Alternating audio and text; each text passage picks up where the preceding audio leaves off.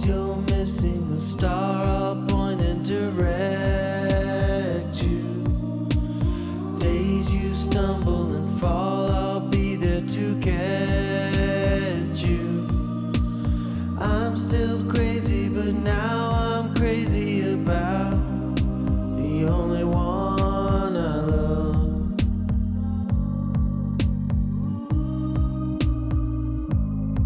So I'm waiting up for you. I'm waiting up for you.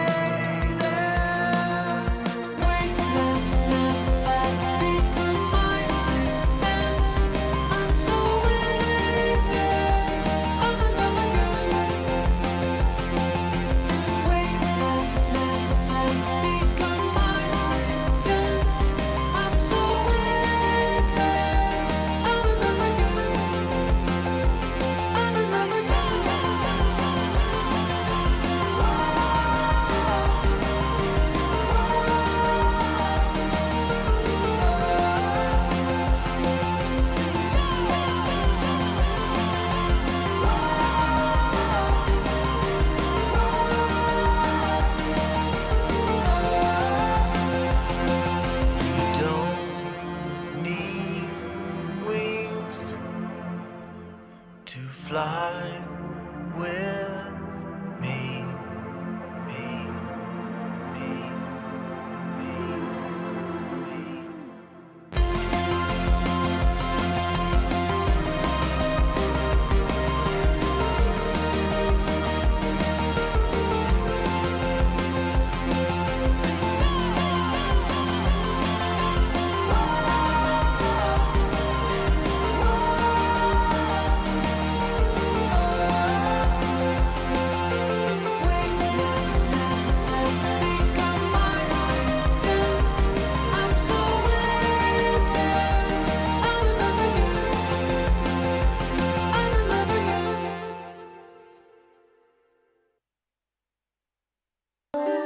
someone that tomorrow I'll be blind. I draw the face, the sun, till my eyes burn dark. Why should I, the final sight, are things that won't abide? Bittersweet memories of blight. Just one more look at you before I let go. I feel something dark's coming tonight.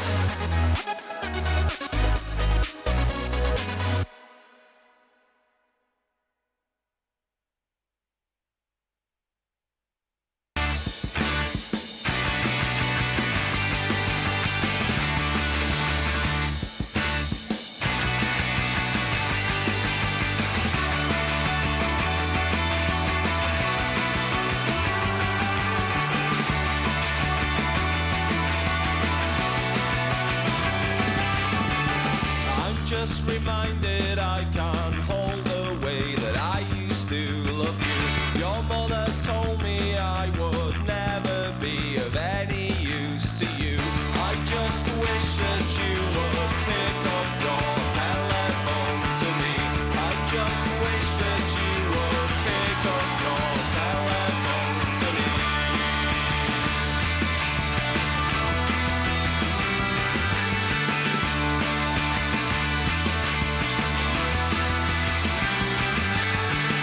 But in the end it all made sense when you said I was always the first. But I don't really care, cause you were always saying those things to me. I just wish that you would pick up your telephone to me. I just wish that you would pick up your telephone to me. Because she's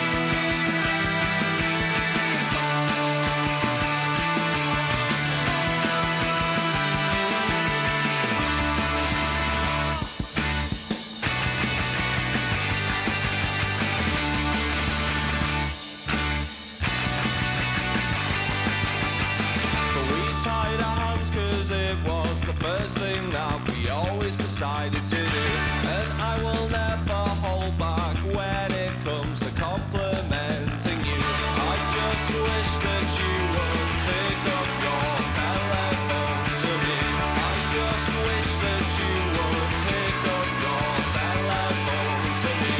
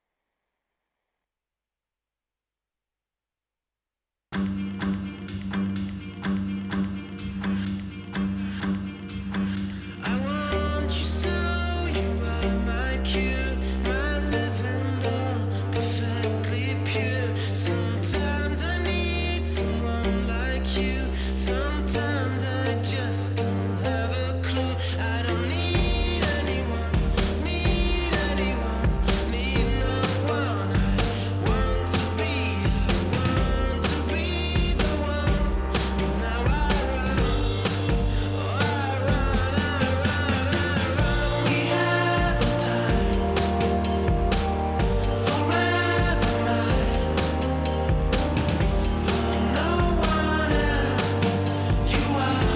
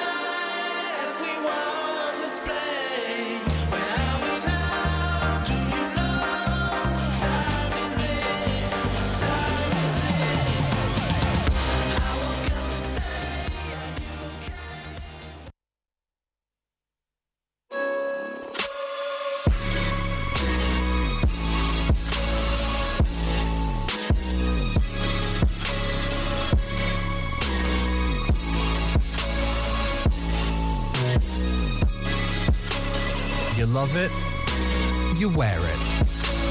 What's your style? Get your merch at shop.eslgaming.com.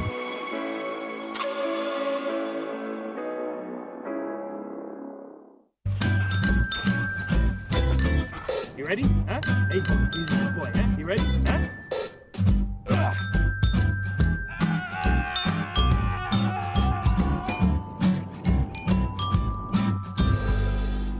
Start your esports career now at play.eslgaming.com. My name is Jordan Gilbert, aka Nothing. Hi, my name is Sue Lee. My handle is Smix. I think it's important for these initiatives to happen. Empathy really, really goes a long way, and it always means so much to us, and I think that's where initiatives like this really help. I encourage everyone in the community, anytime they see bullying, anytime they see someone getting called names, I encourage you to step up and say something. Good luck, have fun. Good luck, have fun.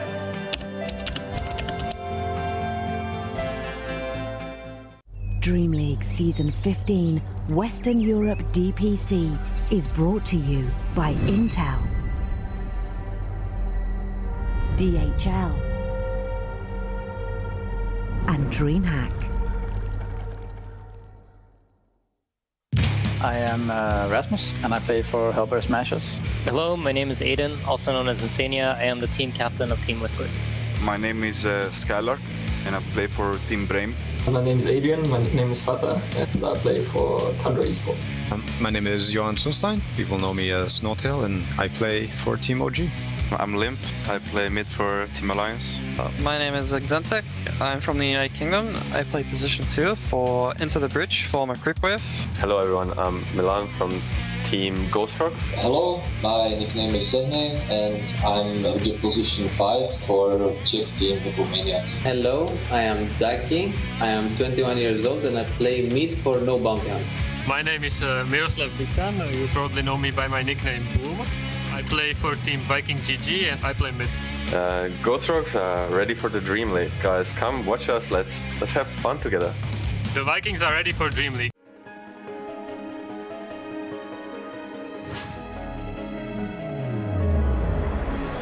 The taunt off though over here. Celery with the cookie trying to just go and stun up. GG Branch is getting dropped, but looks like Excalibur's still going to survive. Oh, Aridus immediately the impale followed up here as Gork now over on the side is going to try to man fight, try to take down Aramis. Is forced to spin away. The rest of the team here immediately steered over here to the side. The follow-up, the dunk comes out. They'll take down Shad. And now again, can they take down this Tidehunter? Yes, they will. They'll be able to find the kill, and Celery trying to teleport out. He can't do it. It's a triple kill. Oh, Boom, you got a little bit too greedy, my friend. He's taunted. The GG Branch gets thrown down. Bam. Oh, that could have been the corner. In the back line, Shad starting poking. Boom, jumping forward immediately, trying to take down Gork fast enough. Is he going to be able to do it? Those questions stop coming out here from KZ. They just cut Gork apart into pieces. Excalibur over on the back lines. Pablo does get cleaned up by Shad. And they do have Dust this time around, so they should be able to go and get the kill over onto KZ. Toss up into the air, though. We just saw something very similar to this early on, as now 5 up will fall immediately. The anti-mage, Boom, is here. He tosses poor Rajix back. Rajix didn't want to be a part of this. Rajix is going to die. It's a triple kill now for Shad. He's going after Gork. Don't have to worry about that. Gork finding himself Kazu here. The spin immediately, though. Shad with the bash hit over on Pablo. They get the con off. Are they going to be able to get? No, Kazu will not have a Ravage for this fight. He has no buyback. Sitting a little bit further back. Celery trying to be in a good position as well as the PA diving back in again. All those daggers coming out. And again, there it is. There's the fight over to the wall. The cookie half forward, though. Buys a little bit more time here for Shad. And that's going to be a dead Aramis. Excalibur also falling, though. It's coming right back up again. Do they have the lockdown? Are they going to be able to do it? Good call coming out now from Excalibur. He fought back for this. Shad, though, just going to town over here on Gork. Can he finish him off is the question. Yes, down he will go. Thanks to Boom. They'll get the kill on Rajix. The dive is coming in hot, too, because they want to take down Excalibur. They know he just fought back. And they should have the damage. Oh, you have to hit him one more time, though, guys. Boom, though. Again, Rajix pinning them away. Hello, everybody. Hope you're all having a great Tuesday. And if you don't, that's okay. We're going to make it great by having some great Dota to watch. That's right. You're watching Dream League Season 15, powered by Intel. We've got 3 series coming your way today. We're going to start in the lower division. We're going to have Into the Breach taking on No Bounty Hunter. Both of those teams are at a 2-3 score right now. So we're going to see which one of those is going to edge up and which one is going to edge down. down of a big potential tiebreaker. And then after that, we're moving to upper division, where we have Brain versus Hellbear Smashers. Can Hellbear Smashers take a first victory of the season?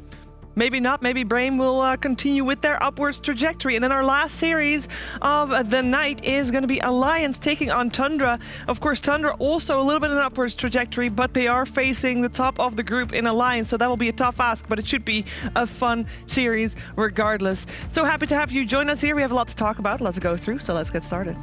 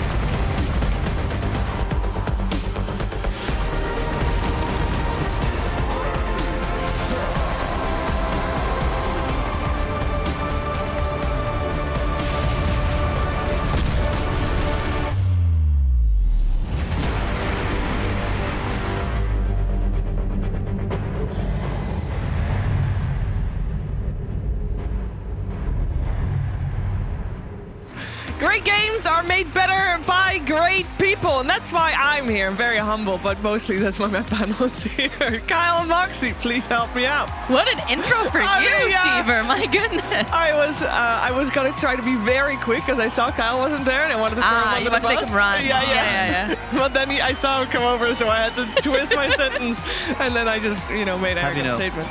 Never missed a day in my life. Never been late for a broadcast in my life. Thank you very much. Intentionally. What do you mean? I mean, in theory, you guys are both a little late. I was already here. We were waiting for you to present us, Jeeves. Nice try, though. This is where we enter. Yes, this is true. That's on the run. We hit our mark. You did. And we are hitting our mark. We are 8 days away from the last day of the Western European region. I think that is very scary for a lot of teams, Moxie. Yeah, it's really coming down to the wire. And, we stress this every single DPC. We say every game counts, but now they really count because you do not want to be the one stuck at the bottom, especially for this lower division. You get nothing in the lower division. You get nothing in... Well, in the lower division, you bottom 2, you get no money. You get a thank you for playing. Participation trophy. But you can't play next season unless you qualify again. Bit of a participation trophy. I'm very excited for potential tiebreaks because I say that there is still 8 days to go, and that's definitely true. But if we're continuing on our trajectory that we're doing right now, we are going to have quite a bit of tiebreakers, both in upper and in lower, and that means we're going to have more games Dota 2 after that, so that's quite exciting. Kyle, do you have a little bit of, in your head, what you think are going to be the tiebreakers? For upper Europe. I have a feeling we're going to see Alliance versus Liquid, one way or another, for the top spot, which is going to be massive. But I think we'll probably also see one between the group and the wildcard. I looked at the Knoxville breakdown. It's almost guaranteed there'll be tiebreakers. I saw someone today being very clever and working some things out on the Reddit. And there is a potential for a 6-way tie. And then you're thinking, okay, you know what? That must be a very unreasonable scenario. And if we look at it, it's not that unreasonable. Ooh, thank you for dark mode.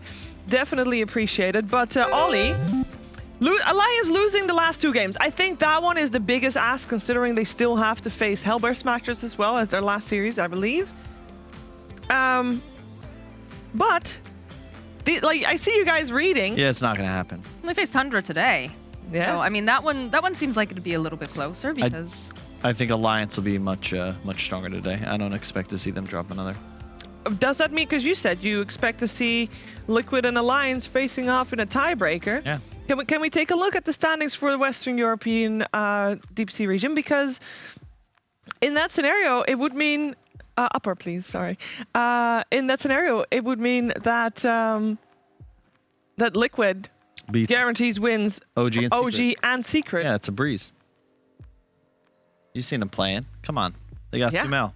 I must stand Sumel on this panel until you guys kick me off of it. But man hasn't lost. I mean, they've got great game 1s and decent game 3s, but game 2, I mean, they fall apart. They can't do that against OG. They are a little wishy-washy at times. It's really interesting because I had the same issue. My dad once ran the stats. He's like, you guys have won 11 game 1s and you're 1-10 in game 2s. It's like, why can't you just win both games? Yeah. But it's, I believe, because Liquid, they're very prep heavy. They're one of the few teams with a coach and an analyst. Yeah.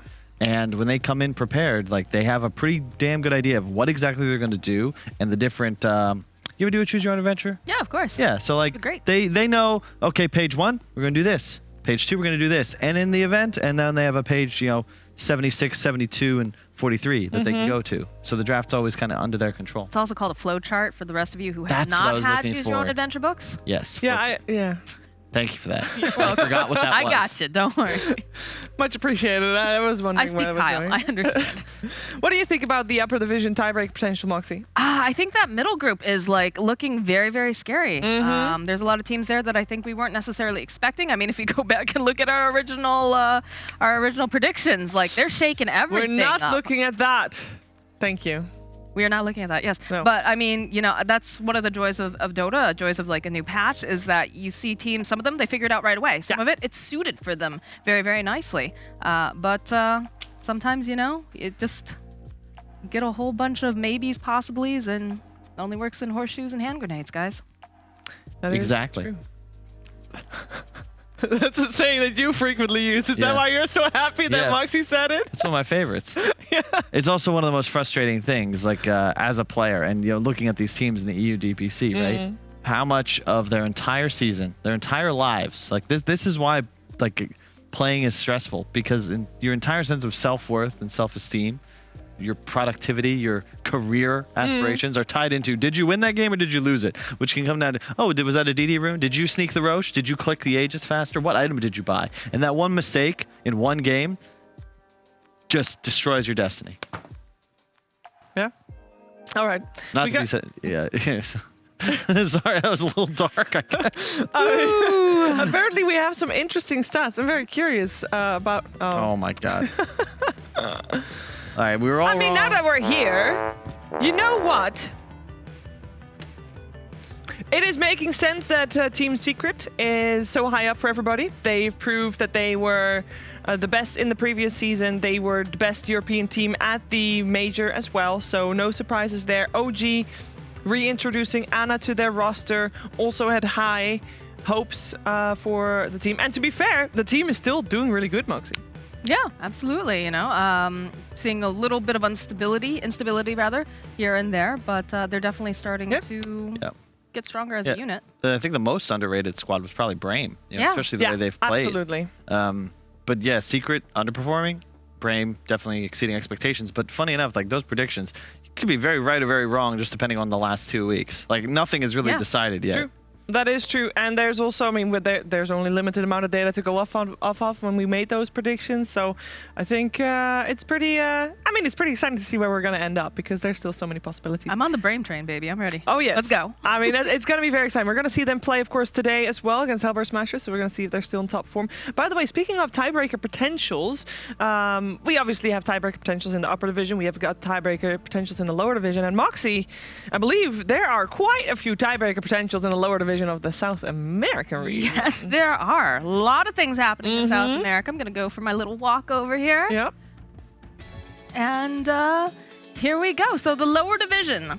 Today, we've been seeing a lot of talk coming out here from Trent, from Bowie, everybody over in that region. I think Gary as well. But we have quite close standings here. They're going to probably have to, it almost feels like they're going to have to redo the entirety of the lower division. Now, thanks to Knoxville, I do have some stats. There is an 85.94% chance of tiebreakers where there's going to be more than the the two teams rather, just going up. We're going to have a lot of tiebreakers here, and 55 of 64 of those outcomes. And then on top of that, there is a 3.12% chance of a 6-way tie. So it's interesting because I know a lot of you guys, you're starting to follow the South American scene, which I really like. A lot of people not quite following this lower division just yet, but you can see all of these teams are so close together and just their capability. So very exciting time for this region, and those casters are going to be casting an awful lot of games. If we go forward here, Oh, we're going over to the upper division, and this has been very interesting as well. So I talked about a lot of you guys, you're becoming fans of South America. You saw what Thunder Predator could do at the Major. Thunder Predator right now sitting at 3rd. Over in the top spot, No Ping, undefeated here. This team looking really good, and I say that they're the Brazilian hope. It is a Brazilian organization. There's only one Brazilian player, that is, of course, HFN, who's playing on that team. But right now, sitting at top, they will have to play Beast Coast at some point, but Beast Coast and Thunder Predator, 2 of those teams that I think a lot of people were expecting to see in the top space. I don't think a lot of people were expecting No Ping, except for T, because I know T has been a big fan of them the entire time, but they're going to have to duke it out, and one of these guys is staying home at this point, which I think is just absolutely wild. There is some possibilities of tiebreakers. They're a little bit unlikely, especially for Beast Coast, but Infamous, these 3 teams here, Beast Coast, Thunder Predator, and Infamous, are usually the meteor top of that sandwich here. So No Ping making it up to first is huge. It's actually very, very excited. I know also a lot of people are very excited. I believe they also have a Bolivian over on No Ping, so, we got the Bolivian pride. If Beast Coast also makes it, got 2 Bolivians showing up there for this major, but they're gonna have to duke it out first. And then I think production says that we can full screen this next shot. Here we go. So the most picked heroes win percentage coming out here for the South American region. We do have that Centaur sitting pretty, 71% here with 14 games. No surprise there. Next follow-up is, of course, the Tiny, 65%, 20 games, and then followed up with the Tusk. So we're seeing kind of these big hulking bruisers, and it makes sense in the South American region because they like to fight. They like to constantly, be fighting one another. And yeah, that's kind of the wrap-up for this week for South America. Series to watch, a lot of them are kind of, I don't think anything's too close, unfortunately. It feels like a lot of the teams are kind of facing the lower division versus the upper half here. So I would say probably, I think Beast Coast is facing off with SG this week. That might be one to watch just for, that pride. If you're a Brazilian, if you're Peruvian, definitely check that out. But yeah, that's about it for this region for this week. Thank you very much. That also means, correct me if I'm wrong, that means that there is a pretty, sorry, I went too far. A pretty high chance. You had a lot of coffee this morning, Sheever. I did. A pretty high chance that I'm thinking ahead here, because with the points that they're getting from the region, I know we should go to break, but give me a second. There's a chance that we will have 3 South American teams at TI, right? There is a possibility. I know there's a lot of clamoring too, saying that SA deserves 3 spots. Yeah. As well. I'm not sure if Valve is listening, but I mean, when you look at these standings, when you see the way that these teams are rising up, especially because we've had a very stable situation now with DPC, that they're constantly playing each other, I think they're putting up a good. Yeah, but I mean, like, just purely based on point, because Beast Coast got 500 points last week, or last season, and then, yeah, okay, well, they're playing us off now. It's very exciting to see who is going forward and who is not, but of course, we're going to look at the lower division first here today. We are going to have a short break, but when we are back, it is No Bounty Hunter talk and Into the Breach talk from us here at DreamLeague Season 15.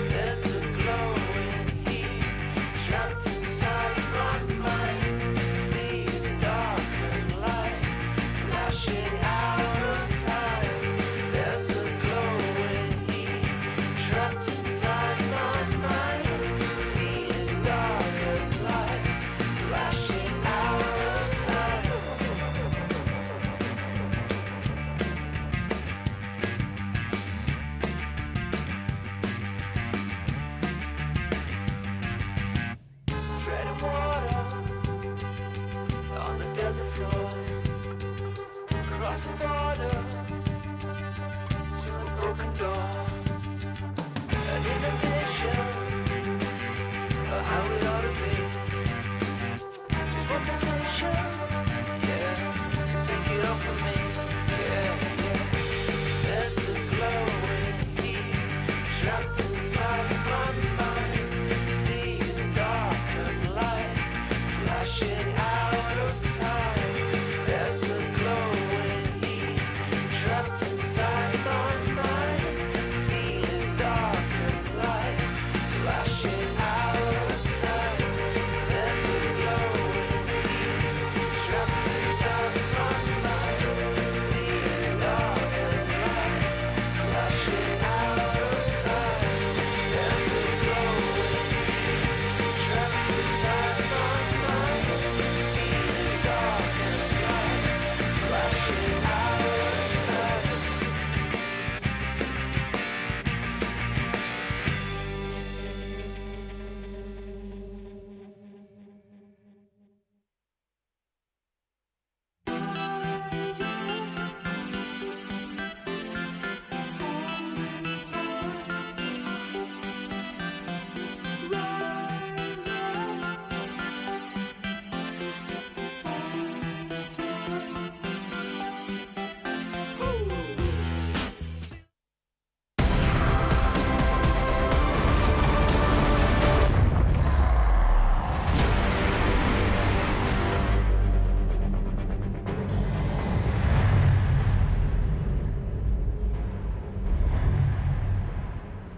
In the lower division of the Western European DPC League, we see No Bounty Hunter going up against Into the Breach here in the best of 3. You're watching Dream League Season 15, powered by Intel, and both of the teams playing right now are 2 and 3 in the rankings. Their chances of making it to top 2, pretty low, but okay, they're not Just there. being a realist. Stop laughing, it's mean. And say that is it just right off the bat, Stever?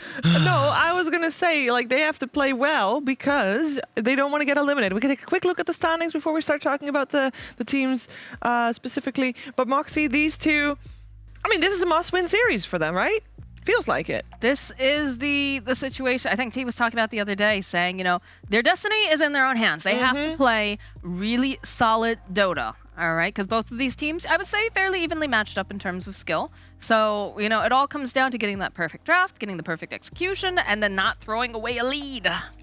There's still, like, some kind of potential that if Level Up lose the rest of their games, then they can get second. They have smoothie power, man. Yeah. They're not dropping anything. That's fair. That is fair. They got RDO, Brazilian sensation. That is fair. Yeah. It's going to be a tough one, but this is definitely an important series. Let's start by talking about No Bounty Hunter, because No Bounty Hunter is playing with a stand-in today, Kyle. Yeah. We're going to have low skill playing instead of Khan. Okay.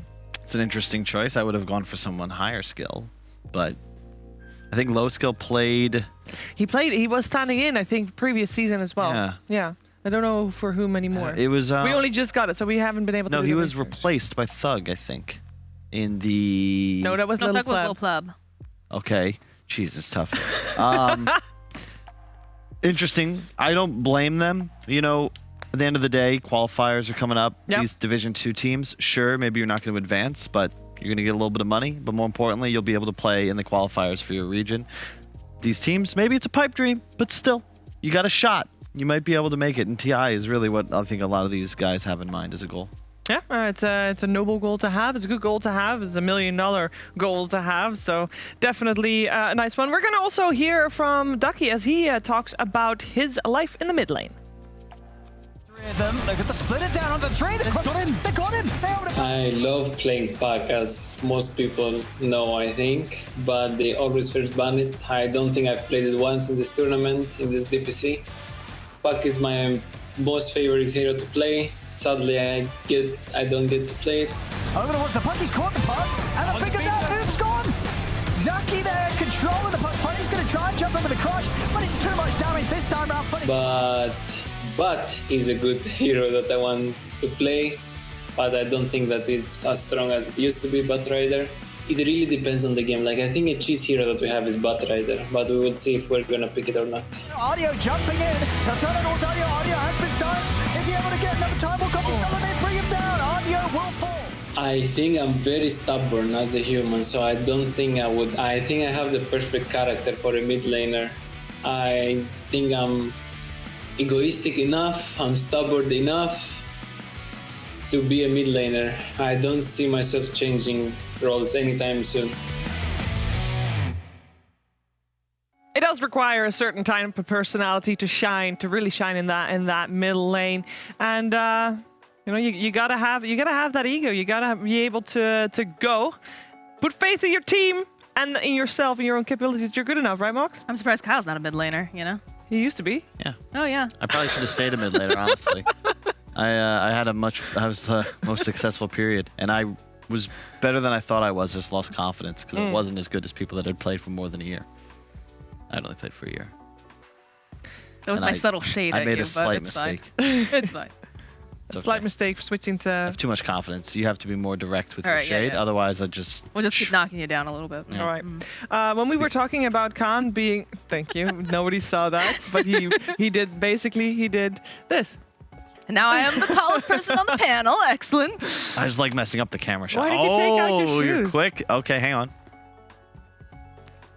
All right, that's all. Why'd you take off your shoes? It's hot in here. Okay, just checking. You're holes in your socks. Yeah, that's why I noticed as well. Yeah. I want to talk about something because we all socks have a hole in them. Otherwise, you wouldn't be able to get you've your got feet in. more than one. You have excessive holes. How in your many? socks. How many holes do a pair of pants have? One at the top. Depends. Do you count the zipper? Do you count the no? Because you wouldn't count that because do you count the pockets? There's no answer. It's a philosophical question. Oh, wow. Great question. Can I talk about Dota? Because we have low skill standing in for Khan, of course, on the side of No Bounty Hunter. But if we're talking about Into the Breach, they also just made a change because they used to have Thug and now they have Little Pleb. Wait, what? Really? Yeah. Are you serious? Yes. Jesus. There's kind of that much Dota on his days For a off. lot of people, last season, you guys will remember Thug at some point said, hey, guys, I don't want to play professional Dota anymore, so I will still play the games that are needed in order for you guys to not get disqualified, but I don't really want to play anymore. So he got replaced by Little Pleb. This season, he's like, yes, I want to play again. Let's go. Let's do it. And he is playing, and apparently he said, don't want to play anymore. And Little Pleb once again. Yeah. Standing in. Shout out. If any of you guys are watching, stop playing with Thug. What are you doing? He didn't want to play. You get okay. That's it. You don't play with him again. Yeah. It doesn't work. And also, oh man, this hits a spot. Yeah. I mean, I can tell you, I can give a little teaser for an interview that we have at the end of the day with S4 that is already done. But he, at that point, talks about how it is so important to recognize people's will to win and to continue trying, no matter the hardships. And that's, well, apparently not Thug, right? The Hippomaniacs, though, they still keep wanting to win. Yes. They're sticking together. Respect. Absolute respect. Even though they keep, I hope they get a win that last match. Is it our last of the division? It should be. I don't know. Don't think so. Don't think so. We don't know. Alas. I'll look it up during the break. But yes, that is right. There will be a break because we are ready for the draft of our first series here today. We got Into the Breach and No Bounty Hunter, and we'll kick it off after this.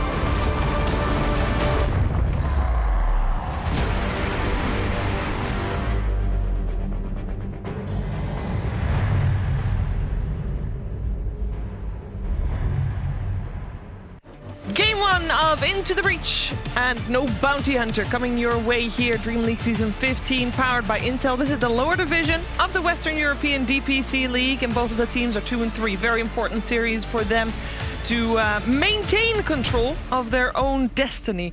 That's right. And we have got a draft already ready for you. I'm here with Kyle. I'm here with Moxie. And we heard Ducky talk about his Puck and how much he loves Puck. Puck hasn't been the most successful hero yet, Kyle, but it keeps getting banned out against them. Yeah, well, if you have somebody, I'm not meant as an offense, but if you're a hero spammer, you should probably expect to have your hero banned out no matter what it is. We've seen that with Broodmothers and Puck. While it's not the strongest, I think that people that play a lot of Puck are different. You know, they're built different. That's so negative. Why not just say, a hero specialist, not like a hero spammer? I guess it's they're the hero same. Spammers. If you specialist, because like if you do were very well with the hero, you can also be very good with the hero and not spam a hero. If you were a specialist, you would not get it banned. You would not get Puck banned against you every game. But a specialist implies you're very good at a bunch of things, but you're especially good at one. No, but you see in like other games and things like that, like Nisha's Morphling will get banned against him, but not necessarily every single time because he's a specialist on the Exactly. hero. He's not a hero spammer. Correct. But that's my point. It's not he plays enough heroes well that you can't just ban out this one every time. Puck is not banned. They didn't pick it. They didn't pick it either. Chiefs, and we're in the draft. Chiefs, this is your narrative, okay? You just set me. We weren't in the draft yet. But we do get an Adzantix Pugna. Oh, yeah. Normally that is banned. Specialist. Yes. Exactly. See, we can still retrieve the strain. We can bet on the tracks. It's a good time. I love Tiny first pick. I mean, man after my own heart. I think you can never go wrong in this patch as long as you're comfortable playing it both mid and as a 4. It's quite nice, really, against both Pugna and Clock. You're not really threatened by a gank. You just toss the Clock away, yeet him, yoink him, whatever it's called. And then Pugna, you have a ton of burst threat. Also, tower taking potential. So when this Tiny, if he's in the mid lane, right? If he is, walking off to other lanes to try to gank, you've got a Pugna, you can just take down that tower. And the middle tower is so incredibly important in the grand scheme of things, especially for that Roshan advantage. So. Yep. The last wins that we saw from Into the Breach when they were playing up against Hippos, we saw Little Pleb shine on the Lifestealer, so it was no surprise to see that banned out. I would imagine that this whole second phase of bans is going to get focused on both Little Pleb and Low Skill. Yeah, be interesting to see how these teams draft. You know, not in the greatest positions in the standings, but obviously trying to avoid elimination. I think it's just a confidence thing, because if I'm not mistaken, you also don't get any money if you come in the bottom two. Correct. No. Probably more, yeah, more at stake here. It's interesting how that functions. You know, these teams are just playing for money, whereas the upper division, money is like, we're all getting pretty much the same. It's the DPC points that are suddenly worth more than gold. Well, I mean, that's why you're seeing so many of these teams playing secondary tournaments as well, because the money is important. You know, it's not everything, but it's obviously important if you want to be a pro and not have to worry about, you know, having a second job or something like that. It's nice to have enough to eat, let me tell you. Having a place to live is, you know, I think some people, you know, players nowadays may be a bit spoiled. Personally, I would play, you know, for a year I was in a van driving around, getting free Wi-Fi from different coffee shops. Then under the bridge, I had to set up 1 year. Didn't actually have a computer then. I just rigged a cardboard setup. Used a touchpad. Still one of the best Heroes of New Earth players at that time. Well, I am very happy that we moved on from those days. They're gonna say, I'm very happy that we're moving on from the story. Yeah, that too. Let's talk a bit about these bans, because we knew that they were going to get core bans, but there's a couple of usual suspects that are still in the pool that I'm surprised about. First of all, in terms of carries, Juggernaut, of course, is a very big one there, but whatever happened to Centaur? Why is it ignored? I thought it big. I thought it good. Into the Breach, it's a possibility, but I don't think people really enjoy playing against Centaur specifically. A Disruptor, that is just a hero we don't see very often. Really like it with Clock, though. A ton of vision control, and rockets into Glimpse are always going to be effective. We're seeing more and more of it, I think, just because of the fact it's usually, if you're seeing something that's like a big tanky offlaner, especially if they're a Vanguard builder, I feel like we've been seeing a lot of like Witch Doctor, we've been seeing a lot of Disruptor, things that can dump out some of that magic damage to really kind of punish that lane, so they don't have as comfortable a time, they don't come online fast enough. And I remember doing an interview with Celery when they picked it as Viking, and it was one of the heroes that we just talked about at that point, because in upper division it's not picked at all. No. And Celery said, well, the only reason that we pick it here, and he made sure to note this is not meant in a disrespectful way, but the only reason we pick it here is because once you get ahead, you get ahead real fast. Like, it's a snowball hero. You're kind of already assuming that you're gonna do well on the lanes because you know you're gonna outclass your opponent. It was always nice when we would, back in the playing days, it guaranteed you had catch. You'd always be able to find kills, and yeah, it really does work a lot better when you're ahead. Disruptor's greatest fear. Your biggest asset is the ability to bring someone who's far away to you. If they're running at you already, Disruptor is relatively worthless. It's one of the more niche heroes too, because you can get that cool glimpse after a TP in, just to create a numbers advantage. Doom, excellent choice. Probably the ideal early BKB, I'm running at the enemy hero. And if you look at what Into the Breach have right now, a BKB Doom just straight up makes the Pugna Disruptor flee. I remember where Low Skill was from. Meta for Pro? Meta for Pro, yep. He was their core player, their position 1. Yeah. That's the nice thing about the hero cams, though. Or not hero cams, but player cams, is that you see a face, you're like, oh, I think I remember. Yeah, you remember seeing it. Yeah, I remember seeing it, and I was like, oh, that's exactly which team's from. Into the Breach, their first overall game of this entire tournament, they went for the Pugna, the Timber, and the Disruptor. They can't pick the Tiny or the Slug that they had with it, but it was successful. They've done this lineup before, so it feels very much a go back to the start type of thing. We still see the Juggernaut coming out as well. It's not a big surprise. That does mean, though, that for both teams, most likely we're looking for the mid laners, because I know that Ducky can definitely play Tiny, and he'll probably be the one playing Tiny. But where do we want to see the Doom as well? I think we kind of want the mid laners at the last. No? You've got some flexibility with the draft because we are seeing mid Doom showing up occasionally as well. But I feel like most likely, I think the Tiny's okay in the mid lane if they want to place it there. Which would kind of put it in a weird position, though, because then you've got the most likely position 4 that still needs to be drafted on the side of no bounty hunter. I think that's what Into the Breach expect, the Lion ban. When you see Disruptor Pugna, it's really all about having the ability to be aggressive. You can't afford to get behind in this sort of game, and Tiny probably just going to trade against Pugna, but really easy to land a kill with any rotation. So I'd love to see them pick up a more active 4. A ranged 4 would be pretty nice here. Yeah, Grimstroke Juggernaut's going to be an excellent lane, even against the Timbersaw Clock. Like, actually, probably built to beat that combo. Might put the Disruptor bottom into the Breach, but I don't know. It's a really spooky situation here for him, because Earth Spirit's solid ban. I think that would have been a really nice pickup. But they get Puck, last pick. All right, so it's a Doom or a Tiny 4. Probably a Tiny 4. And you just, hunt the Pugna. It's actually a pretty tough lane now for Adzantic in mid. The last pick, Puck. What a surprise. Yeah. After we hear Ducky talk about how he loves that hero. Yeah. Now you got a safe laner. You know it's against Doom, so it's almost guaranteed for you. I would love a CK. Any Illusion Core looks really solid here. PL could be a little spooky in lane. PL's banned. Okay. Yeah. Oh, they got rid of it themselves. Yeah, I think Illusion Core is the way to go here. So which Illusion Cores are still in Naga, Terrorblade? Anything else? Because we also still have Troll, and Troll is definitely one of the more comfort zone heroes for this team. It is low pleb, though. Keep in mind that they banned out a lot of his heroes. Yeah, they want to make sure he is as uncomfortable as possible playing with Into the Breach. They got a lot of time to think about it. I think Troll's a safe bet.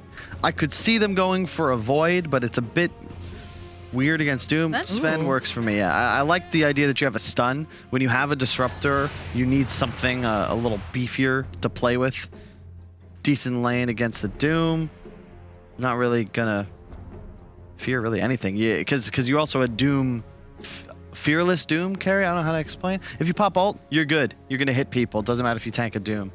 Makes it harder for Blink to play this game. A lot of initiation, though, coming out from the side of no bounty hunter, though. I feel like you've got a little bit more initiation. One could say when you've got a Puck, you've got, a Tiny, you've got, this Grimstroke with the Doom who's eventually going to get a Blink. I think that's the scary bit here for Into the Breach is that, like Kyle said, you get that God Strength off, you're good. You're Gucci. You're not having a great time, but you can at least hit things. But if you don't get it off, you're cannon fodder.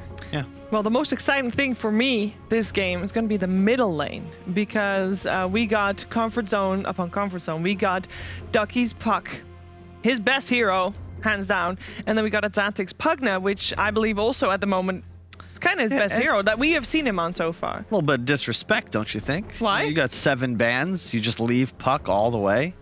Sure. Please take it. Yeah. It's your best hero. How does Puck give it a versus shot. Pugna go mid? I'd say slightly Puck favored. It's more that you can threaten kills a lot easier. You're going to control runes, but Pugna, it's relatively even. It's not like you're going to dominate. Yeah. I guess they just assumed that the Tiny was going to be for Ducky, because he has played it quite a few times, so maybe just a little bit of an oversight. Well, Disrespect. That's pretty well, but I mean, the one thing I want to see, though, I want to see them make rotations actually to the mid lane, because if Ducky's going to be leaving at all, that Puck is going to mow down his tower. Yes, that is definitely true. We're going to find out how that mid lane is going to play itself out, and of course how the game in its entirety is going to play itself out. We're heading over to our commentary duo of OD Pixel and Fogged. Thank you very much, Shiva, and welcome everybody. Indeed, game 1 now ready to go between No Bounty Hunter and Into the Breach. Fogged, what do you reckon? I mean, as the panel quite correctly pointed out, leaving the Puck in to last pick. That's a questionable one. It's a bold move. We've seen really Ducky's Puck, and it really is. It's as good as the stats say. We saw just before the game, he's got like 400 and something wins, only 200 and something losses. He's level 29 on the Puck. He's pretty darn good. He is, and they chose the route to ban the carries instead, right? They banned what I saw was like PL, Morphling, all these kind of obnoxious heroes, because they showed Clockwork and Pugna, so they're going to be limited under Sable Front at the very least there. But then they end up with the Sven as the last pick, so it's like, why did they ban these PLs and stuff like that if they were going to be going for the route of the Sven? Yeah. Does make it a little bit confusing, and yeah, it puts Taki in an excellent place in this game. Yeah. So we'll see what he's able to do on the Puck, as he does have a pretty good lineup to work with it too. Love it. I mean, I'm not a big fan of the 4 Tiny still, but I think with Puck, it's one of the few ways that you can make it work, because you can toss out of the coil early. You can play very early aggressive also, since you see Pugna. If he makes some early rotations mid, Hustler could definitely swing the matchup, because this one, it's fairly even. The Pugna versus Puck is just this constant spam of the two. Sure. And then, I mean, overall, you say still with the fact that they did ban a lot of other carries that Sven might have had the upper hand against, they've still ended up in a situation where the carry matchup it's good for them, right? You know, having Sven against the Jug. Absolutely. It's going to feel pretty nice for Into the Breach when it comes to the fights. You know, fighting against that incredible amount of a buff that Sven's going to be handing out to his teammates when you're trying to come in with the Omni Slashes. It's going to make it hard for the Jug to do the damage. Most definitely. And BKB timing is going to be, later on, of course, but going to be very crucial for Little Pleb. BKB versus that lineup looks pretty devastating. The only thing they're going to have to watch out for, of course, is being soul-binded for Doom. And we're actually going to see Flash die. Early aggressive move from Into the Breach. Flash actually uses his Fairy Fire as well. He was dead for sure. You're getting hit by Clockwork Disrupt. All right. You're going to die. Don't use your Fairy Fire, but he will. Yep, 75 gold down the drain. And we've seen, we actually have so many signature heroes in this game. It's crazy. Like Malik's playing his Timbersaw as well too, right? Like so many of these players just gotten these. I mean, Xantic Pugner, of course. Yeah, they've got their very comfort style come out here, but. Well, yeah, because overall, what would you say? Like, what are you liking most out of these two drafts? Ease of execution, I think, on Radiant, but on Dire, I think that they can just get the beefiness, right? If they get tanky enough on the two frontliners, they're going to be able to make a very good protective line for Pugna. And they have Clockwork, too, which is actually one of my favorite kind of like 5 positions right now. Strength gain is absolutely ridiculous. They're running it more as a 4 this game, but we saw what Saksa was able to do, right? Like this hero, I think, is going to be really on the rise right now with what your capabilities are, even versus something like Jug. That's the thing that I like. Jug, they pick it later in the draft. You do have to be careful as Jug versus Clock at all stages because you can't spin TP. No. There's a Clockwork that comes out of left field. It's going to be able to hook shot you and stop you on some of these split pushes. Oh yeah, definitely makes it a lot trickier in that portion of the game for low skill to play as you normally would want to when you are picking a hero such as the Juggernaut that has that escape. And Xantic is having a bit of a struggle here in the first 2 waves. He does have at least 3 denies, but is behind at least on 2 last hits here. And we're actually seeing Tanner already making an early move. So I guess maybe trying to take advantage of the orb. If it does go down, he can look to swing, but that's a really tough gank. Maybe just securing Rune for his Pugna. This should be a pretty easy lane for the Sven. Disruptor Sven versus double melee. Pretty free for Little Pleb up there. Yeah, I guess if anything, that's a mistake. Easy money. Tanner says, thank you. Healing Ward. Yeah, I guess it was trying to be smart with the Healing Ward micro and keeping away from the Timber, but in doing so, sends it straight underneath the nose of the support. And this looks like it should be a pretty tough lane. Even though it's your Grim Jug, your kill combo, Malik's going to get to the point where he's going to be unkillable. I feel like Tanner can do still a lot if he catches Flash inside of the cogs at a lot of these stages too. And you can also just, put the cogs down and block him from spinning onto your core. This should be a pretty good one for Into the Breach. Because even then, you get your Ink Swell and combos, but there you go. There's so many different ways for them to disengage away from it with these two. Tanner, being kind of bold, but he does have Tranquil Boots, so he's trying to bait them away here, trying to force them to go for a play. Yeah, he's even taunting there with the tips. I like it. He knows he's playing at a distance that they can't quite go on him. He's burning the mana too. He's messing with them quite a lot. Pretty annoying for them. They got good stick charges on it. It is a level 2 spin, so they really need to stay right on the edge of it so they don't get caught out from it. As Hustler, taking a stroll, going for a courier, and he gets it. The one-shot courier, the tiny damage. That'll set up Daki for a pretty. I mean, what's the Xantic got on him? He's at least got the bottle out. That's the big thing. If you're gonna get caught in the mid lane without regen and without a courier, that's when it really starts to go downhill. Look at Tanner. He's running toward the mid lane. I mean, this puck has full mana, so. Is he bottom? Tough move, bottom. Can they finish him off? They can. Yeah, they will. Hustler able to take the kill there with the toss. Quick move from Hustler. Takes the courier mid, runs down bottom. 4 position play on point as usual from Hustler. They're chasing out. Can they kill him here? Well, not quite going to be able to get the glimpse, but they will get the stun. He can't TP either, but they don't. This is quite a lot of time where Little Pleb's running at the Doom and not running at the creeps. So he's got to head back to the lane. Some good damage from this level 2 nuke. The creep's actually turning against him as well. That was actually a little scary, but that's some good harassment here, getting Blink out of the lane. He's totally pushed out. So do you like this, the Urn build? I like Urn. I think the item's just awesome. Yep. Yeah. So, Tiny's not buying it. Grimstroke's not buying it. No. I'm fine with either the Puck or the Doom getting it. Like, anytime. I think you always should have an Urn on your team in every single game, so I don't mind that. Fishman looks like he was trying to go for a snipe here onto Blink behind the tower. Even looks like he's going to try pulling the wave, but Hustler's here with Daki. Oh, they've got the rotation. And an easy kill onto the Disruptor. They were really trying to zone them off of the wave because they have a triple range creep up top, but they're not going to be able to. Hustler is going to be a high-level Tiny early on. Nice. It's 5 minutes in, and he's getting a triple wave up top for him. So going to be soon toward that level 5 very early on, which is scary. You know, they do have this Pugna in the mid lane, which is very susceptible to these type of rotations. Tiny plus Puck.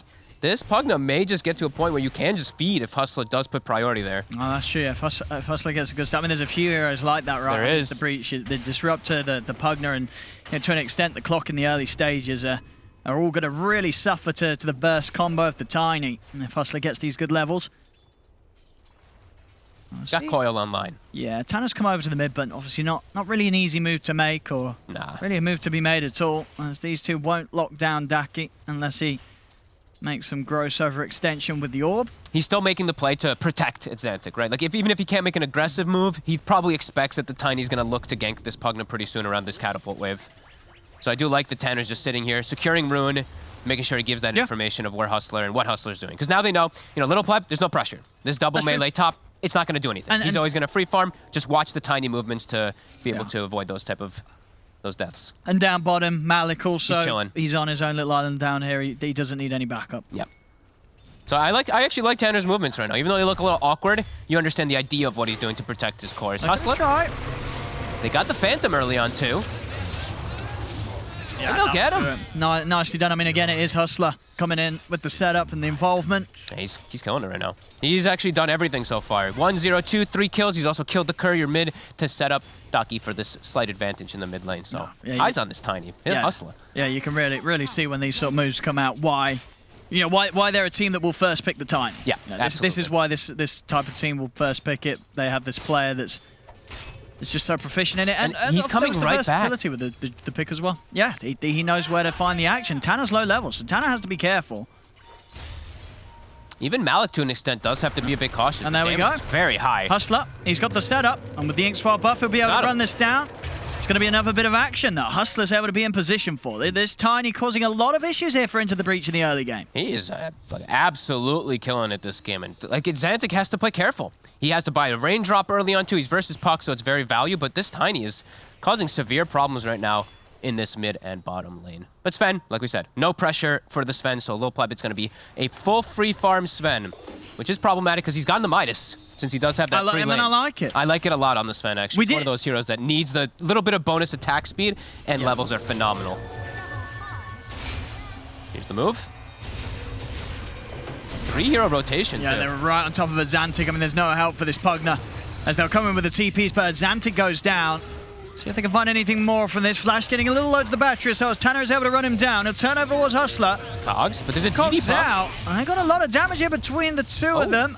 A little off with the combo there. The toss not on target, and neither was the orb. And Hustler just ended up getting cleaned up by Little Pleb there. Daki's having a bit of a clean up himself as well. Uh-oh. The last pick Puck, level 29 Puck, gets himself a nice double kill around this. We have it 2-0-2 Daki, as he's going to be on track for a quick Witchblade. Oh, look at that master tier. He's very close to getting level 30 on it. The 30, yeah. Yeah, really good aggressive move. You can see that both teams were kind of expecting it, but there's not really much that Into the Breach could actually do to prevent it. Nice rotation from both Hustler and the Grimstroke. I love the early Phantom level. Very appropriate this game versus that Timbersaw in particular. Okay, yeah. So faster than the average here on the Midas, but we haven't seen too many Midases on Sven. Only 3 this patch. I feel like the last time we saw Midas Sven, it did lose, right? Do you remember? Wasn't it? I don't know if I saw that one. I believe Nigma played it, and they picked up a Midas on the carry, and it didn't work out. There was a few sort of badly coordinated fights. I think there's a lot of different reasons this game that I like it even more, right? He's playing with a Pugna behind him. I love the Midas I think it's personally. perfect this time I think around. just the win rate's not being too great with it. Yeah. Flash. Will get spotted. Does survive a little bit longer than I think he expected as Xantic. A lovely dream coil here, Daki. There, with the Avalanche coming in from the side, they're going to be able to take down one. Daki, he wants to stick around for a second. They'll be able to get Fishman as well. The kills just continuing to roll in here for no bounty hunters. Some really nice moves being made. I mean, it's sort of, yeah, the flash on the Grim, Hustler on the Tiny, Daki on the Puck. Not to take away from the other two, but I feel like they're the three at the moment that they're making these moves. And, beautiful. And there's nothing matching it on Into the Breach. You look at their lineup, who's coming close to that? You saw at the start, you know, their good intentions with sort of Tanner's positions. What have we got here? Yes, he did. So RTW did indeed lose. Yeah, I remember that game. But again, that wasn't down to the Midas. That was more down to some awkward moves that Nigma made in that match. Fully defensive Doom to push him away. Daki, he gets outside. He's not got the orb though. No, we've already used. He's looking pretty dead. They bring a lot of heroes in to deal with the Daki Puck. Oh, thanks for the glimpse. Okay. All right. See ya. Okay, well, Fishman giving a bit of a helping hand there to Blink. Glimpses him further away from the chase of his team. Malik's still chasing though. And he's able to get in onto Flash, but he's taking tags. Hustler's there with a combo. He's timber chained into his own death. Whoopsie. All right, bit of a symphony of fails there, as they say there from Into the Breach, as they save the Doom and they kill the Timber with the bit of a dive. At least they get the puck. They slow down Taki a little bit, but Witchblade's online. They're smoking. So it's time to get some vision, time to get some information around Triangle. You know where Sven's going to start to play. Do they have a ward on Flash? They do. So they should be able to do... I mean, they should just be able to kill him free. He's quite low HP, too. Yeah, he's just dead. Yeah. If they do find him, do get on top of him. Little pleb. Oh, little. How's his Midas looking? Is he going to die? Taki, he broke. He should know. He knows. There it is. There it is. Oh, no, his Midas as well. No, it's up. His Midas. Oh, no. Oh, that's why it bad. loses. That's why it lost last time. Honestly, that's one of the downsides of buying the Midas, is it just sort of the mental effect, right? If you have a Midas and you die and it's available, it just feels so much worse than any other thing in your adventure that you're looking at. You've got to spend 30 seconds looking at that Midas, and you're dreaming about all the gold that you're losing out on. And that hurts. That hurts. One of the sort of the unwritten downsides of the purchase. Oh, dude, Hustler's level 8 already. And Xantic might just almost get one-shotted. Look how close he was. He nearly did. The raindrop stayed him for a second, but only he's still very dead, and now they've got the Soulbind combo. They got the follow-up. Daki's on his way over him with the silence onto the three of them. Hustler getting burst low, but he's still able to get the toss off. Static Storm is down. Hustler still alive somehow. Gets the avalanche off. They're in with the slash. They take down Malik. They're going to be able to run down Fishman underneath the tower. As they will lose Hustler and Daki, but it's Blink. Oh, Tanner. Oh. Yeah, another own charge there. Blink gets it in. Pleb. Oh, he's low. He's trying to go for this. He's trying to get some return kills. Is he going to be able to get them? Infused Raindrop helping out here for Flash. Flash. He will go down, but so will Little Pleb. As Low Skill's able to sweep across, they get the kill. Xantic trying to take down Blink with the life drain, but Blink, he's out. He's got the movement speed. In fact, thinking about running back in there, maybe. He had Doom back up. He was tempted to go for that with as many heroes that were down on Into the Breach, but he'll back off. He'll play it safe. He's close to the Blink Dagger timing, so doesn't want to do anything too crazy. But a lot of action still, though. No bounty hunter overall coming out on top. Little Pleb is in a good position, though. He's top net worth as the Sven. As you'd expect, though, with the quick Midas timing that he did get this game. Back-to-back deaths, though. That's true. Straight back into the action, he's out. And he wants to play way ahead. That's the thing. Is like as a Sven who had a free lane. That's the thing. It's an absolutely free lane. He wants to be quite a lot ahead of that Jug. Jug will start to catch up pretty decently now that he has the Maelstrom already. So yeah, correct build here from Low Skill. Agreed. We're not huge fans of the Battle Fury Jug anymore. We want to see this Maelstrom S and Y. It seems superior in a lot of ways, especially in a game like this where they're bringing the action as fast as they are. You know, this is the perfect build-up to play this active. And they want to play fast. With their lineup, they don't want this Sven to ever sit back. They just want to keep looking for these kills constantly as they have great combos. As Tanner does find a hook shot. It's just a 5 position, though, so not the biggest loss for no bounty, but we do see Into the Breach at least get the kill. And yep, Into the Breach, you know, when you're the one with a Pugna on your team, you are the one who lost your mid tower. That's got to feel pretty bad. It's some really good moves from no bounty hunters setting the tempo of this game. Which is, as you say, I mean, you got to ask yourself, how surprising is that when they let the puck through? They did. They let the puck through. And they're definitely feeling the repercussions of leaving Daki's puck in the draft. And look at Hustler. He's part of 12 kills so far. His Blink is about to be online. This Pugna, you're no longer safe at all. I'm seeing the itemization from Xantic. He knows that as well. Going for the Glimmer Cape just to try to protect himself versus all this crazy magic damage. Was that smart? Yeah, even with that, he has to be super prepared. Not gonna be easy. Lot of jump that they do have going for them on No Bounty Hunter. So let's see, Lil Pleb. He's got Echo Saber finished up. Obviously has to go for the status resist next. We'll be seeing a lot of that versus the Doom in particular. But, yeah, like you said, he'll still be strong. but they got to watch out for the other two cores. They're just very susceptible to what No Bounty Hunter has set them up for. Like this Doom, he's going to be extremely effective. He almost has BKB online, so he's just got freedom to charge in, pick and choose the Doom targets, and they've got Grim. So if he gets a double Doom off in the fights, it's likely to just be disaster. And I guess, ooh! Hook shot. Do they have the Static Storm? They do. They'll be able to stop him from jumping out the ult, but backup is inbound. It's a bit tanky. See if it's going to be enough to help him survive. He's able to get the phase shift up, but he'll still fall. Does get the Dream Coil off, though, with his dying breath. But looks like there's no follow-up for now, but low skill, he is actually able to get in with the Omni Slash, jumping in off the two of them.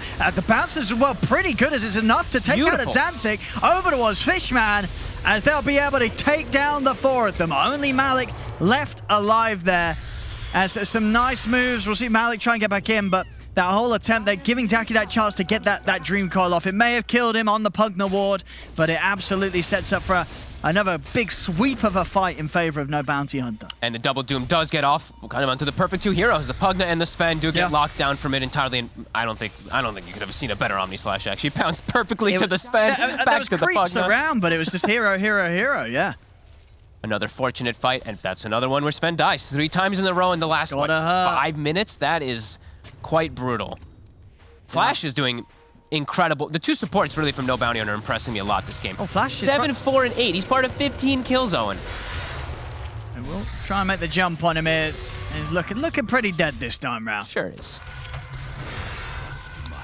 He's part of a lot of kills. He's also part of quite a bit of deaths because he is getting so involved. But that, that's his job, right? So if anyone's gonna die, make it be the Grimstroke. He's already got his items. I believe he already has Aether Lens finished somehow on the 5-position Grim. Level 3 Phantom finished up versus both Pugna and Timbersaw. It's all things going right for No Bounty Hunter. Into the breach, they have to find something to bring themselves together because they're limited on a lot of things until they do have this BKB on the Sven. Their team fight is not matching versus No Bounty Hunter. They tried to smoke up a Daki. Oh! The Static Storm's out. He has been trapped. Have they got the damage with the life drain? They certainly do. And now Hustler should be able to catch him as well here, as they can't get him out. He's into the breach. Strike back. I mean, again, a lot of these moves very much down to the catch here of the Disruptor. And Fishman, if he gets the Static Storm down onto Daki, of course, there'll be no counterplay right now. I mean, to the point, does Daki have to buy something against the Static? Does he have to get a BKB this game, or do you just have to do your best to play around that threat? Maybe eventually. I've seen a lot of players, like, even when they're playing into these silences now, they don't want to itemize. Like, Yule's just not good. People don't like getting it anymore. You want to be more aggressive, so... I mean, he'll pay with it with his life, but that does mean that his Jug is getting all the space in the world when he does eat those Static Storms every time, so whatever. Yeah. Oh, that's true. Yeah, low skill still keeping himself up at the top. Yeah, he's having a great level great 15 game. As well. Very good on the levels. Does he have the full? He has the full S and Y finished. Actually, that is huge, and I believe they saw that. Roche. Yeah, they saw God Strength down. So God Strength down, Static Storm down. They can go straight Roche. There's no team fight really into the breach. It's going to be super hard for them to contest into Coil, double Doom potential. Without the God Strength, I don't know if you can contest at all, really. I mean, you could try for a YOLO hook shot. Do it, Tanner. That's sort of your best bet here. They're going to scout him, though. And Hustler's blocking the path, too. Look at where he's standing. The usual cheeky spot to hook from. Let's see. He's going to spot it pretty low. He might get a good time on this, but Hustler straight in. Oh, he tossed him into it! He tosses him in and he gives it to him! He picks up the Aegis! What the heck? Hustler! Is he if he gets out as well? Tanner. No, he's not. There's no way he gets out. I mean, I get the idea, right? He's like, okay, let's toss him in so we can kill him. He tosses him in, he picks up the blooming Aegis. That's when you're being, you're being too big brain that you actually end up being, not big brain at all. Oh, hey, you're trying to make an Aegis snatch happen? Let me help you with that, sir. As he throws him straight into the pit on top of the roast, he picks up the Aegis. It happens. If he just tosses him in place, all's good. But he's like, hey, guys, we can kill him. But Tanner's like, oh, hello. I mean, the real icing on the cake would have been if that got he got the last hit. No, I guess it would have been the toss damage, so it wouldn't. But if indeed he lands in like a bad, he does right-click it. Tanner's like, got him. All right. Well, there we have it. And I mean, they needed that. They needed the Aegis. They did. So that's gone. Thanks to the joint efforts there of Hustler and Tanner on opposite teams. We'll give him that, though. He's having an excellent game. Yeah, apart from the time that he tossed someone in for an Aegis. You can make 1 or 2 mistakes. Yeah. Well, it happened. Well, it doesn't happen. I mean, that's the only time it's ever happened. I've never seen the tiny toss someone in for a free Aegis snatch. All right, so now Jug, no Aegis. Sven, caught up during that portion. Yeah. Still not as farmed as he'd like to be. He's still ahead of the Jug, of course, but these Fens, you know, these 3 deaths, they hurt. They've slowed him down significantly so far. Oh, I love it. All right, now they can actually play, and it's a totally different game than if no bounty hunter had Aegis, they'd have to be playing much more cautious on the side of Into Breach. They probably couldn't make this aggressive move that they're attempting to right now. So yeah, the whole game will change a little bit because of that move. I mean, that's still in the more comfortable position, but absolutely. You know, it would be kind of funny if that was the catalyst for the comeback. You know, it's like, oh no, oh no. And we did say the big timing for Into the Breach really is when there's the BKB on the Sven. He's getting close, Owen. He is getting quite close. There's another catch. This again. This Static Storm, it destroys Daki. It really does. They're trying to run him for a fight here, no Bounty Hunter. Blink. He's got the BKB, but doesn't want to have to use it, but will. He needs to. It's a lot of damage. Soulbind comes out. They're going to turn. They're going to get the double doom off. It's on the supports, though. And they're backing off. Little Pleb's trying to get in. Oh. But he's being comboed up. Will still get the stun off. He's on top of the Jug. Have they got enough damage to burst? Low skill, they do. Low skill goes down. They get the kill. He tried to Omni. The Nether Ward got him. And now over to the side. Flash is going to get caught on the escape as well. Into the Breach. They've taken out 3.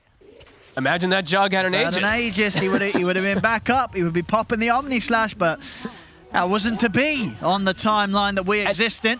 And you know, sometimes this is the one thing about this like Grimstroke and Doom thing, that it sometimes just gets to you. He sees the targets. He's like, oh, Soulbind, it's beautiful. Doom, but it's not the 2 supports. Yeah. You have to be able to try to catch either the Sven or the Pugna or the Timber. You want to get a big core that's in a wrong position there, but yeah, 2 supports don't care. Fishman just buys back, and either way, they devastate the fight anyway without. I mean, absolutely, because in that situation, the fight would have gone a whole lot better, right? If he did get just a single Doom on one of those targets, because that was a situation as well where, like, Disruptor, he'd already used the Static Storm. He had. You're not even saving your teammates from any sort of big ultimates. They'd already been used. So. Hookshot was used too. And literally every single spell was used from the supports already. So. I mean, but you're right though. You know, it's got to be some very big brain play to ignore the soul-bounded targets in the team fight and say, you know what, it looks great, but I'm not going for that. I'm going for someone else. But yeah, definitely something that we'll see Blink have to consider in the next fights. And that was pre-BKB. That's the important. I was a little worried for Little Pleb because he showed up when he was like 500 short. But bam, now he's got BKB. He's in a great fighting stance now versus this mostly magic damage lineup. Just has to watch out a little bit of Omni, but if he has Warcry, he's fine. I mean, and it really is. Anyone that gets caught in that Static Storm it's just going to be food for the Sven. I'm really wondering if we do see the itemization change, because I still see the E-Blade queued up for the puck for Daki, but I think he needs a BKB. Yeah, I think he does. And it feels like it's getting to the stage where it's not really a case of, is he going to be able to dodge it? Because Fishman's been very hot on it. Yes. He's caught him at least 3, maybe even 4 times this game. The Static Storm's just been the death of the puck. Yeah, we'll see this one earlier. Just, you know, there's nothing to do. And they don't struggle with the damage follow-up. If they get the control with Fishman into the Breach, they've got a lot of burst, a lot of ways to take down this puck. And there we have it. Look at that. Excellent replay work. They're getting us all the Static Storms as we were talking about. So thank you very much for that one. You're welcome. Oh, there we have it. What do you mean? You're not doing any of that. Don't take credit for the hard people's work. Blink. BKB. That's a Doom, but it is reflected, but they did get the initial. Okay, I don't think he cares too much about being doomed himself. Nope. Because he's a tanky man with a BKB popped, and here's Little Pleb, though. Okay, well, he's not that tanky when Malik comes across and cuts him down like that. And they need to run. Like, the Omni Splash is already used. Up. Yep. Yeah. I mean, they get the 3 kills, but we'll see him return. Boom. No trouble here from Into the Breach to get a clean-up favoring themselves. Low skill still pushing on. Oh, he's got the TP. So he will make it out, but it's another fight. Little Pleb getting a lot out of this. You're starting to see the difference be shown. He's now 3K ahead of the Jug, which is going to happen when he gets cleanups like that in the fights. 3K ahead and 4 levels ahead as well. More than 4 levels ahead. We saw the XP again from that last fight, just shooting him up. And look, he hits the level 20 talent too, which is a very important talent versus Jug. Sure, lots of magic damage on the Jug, but look at this Warcry armor. Like 25 bonus armor when he pops it. And for how long as well? A long duration. It is. It's 11 seconds. Yeah, that's easily a whole Omni Slash, of course, and more on top of that. Yep. So Into the Breach, they've got themselves out of that worrisome situation, mostly because of them being able to get that fortunate Aegis steal. And now just getting aggressive. Even without God Strength, they're looking for some plays now, which is pretty huge if they're able to find them. Oh, he did take. Oh, I actually didn't even know. He did take the duration as well. That's a good. I've seen most people take the attack speed, but he has minus. So love it. Whoa. Big fan. They're looking to close the gap onto Hustler. Oh. As Tanner's found him. They got the cogs out. Hustler, he's trapped, and there is no escape for this Tiny. There's another kill, and with the creep wave moving in perfectly into the breach, we'll be able to pick up another tower. And Daki switched it, by the way. He did buy a BKB now. He absolutely it feels unplayable against Fishman's Disruptor. I bet there's been a million times where Daki's probably played against loads of Disruptors, right? Yeah. And a lot of the times it probably isn't an issue, but this game, Fishman, his Disruptor play has been completely on point, saving the Static Storm for the puck. And Daki respects that, as you say. It just feels unplayable without BKB this game for him each team fight, because Fishman's always going to catch him. Yeah. And they are absolutely needing those puck spells. Just not even just his spells, just his life a little bit longer. Like a second round he does a lot of damage. Yeah, absolutely. They need his involvement. Doom is back up. Tiny is up. They don't have Omni Slash just yet, but it's about to come back up too. Ducky. He's in. He's in with the two-man coil.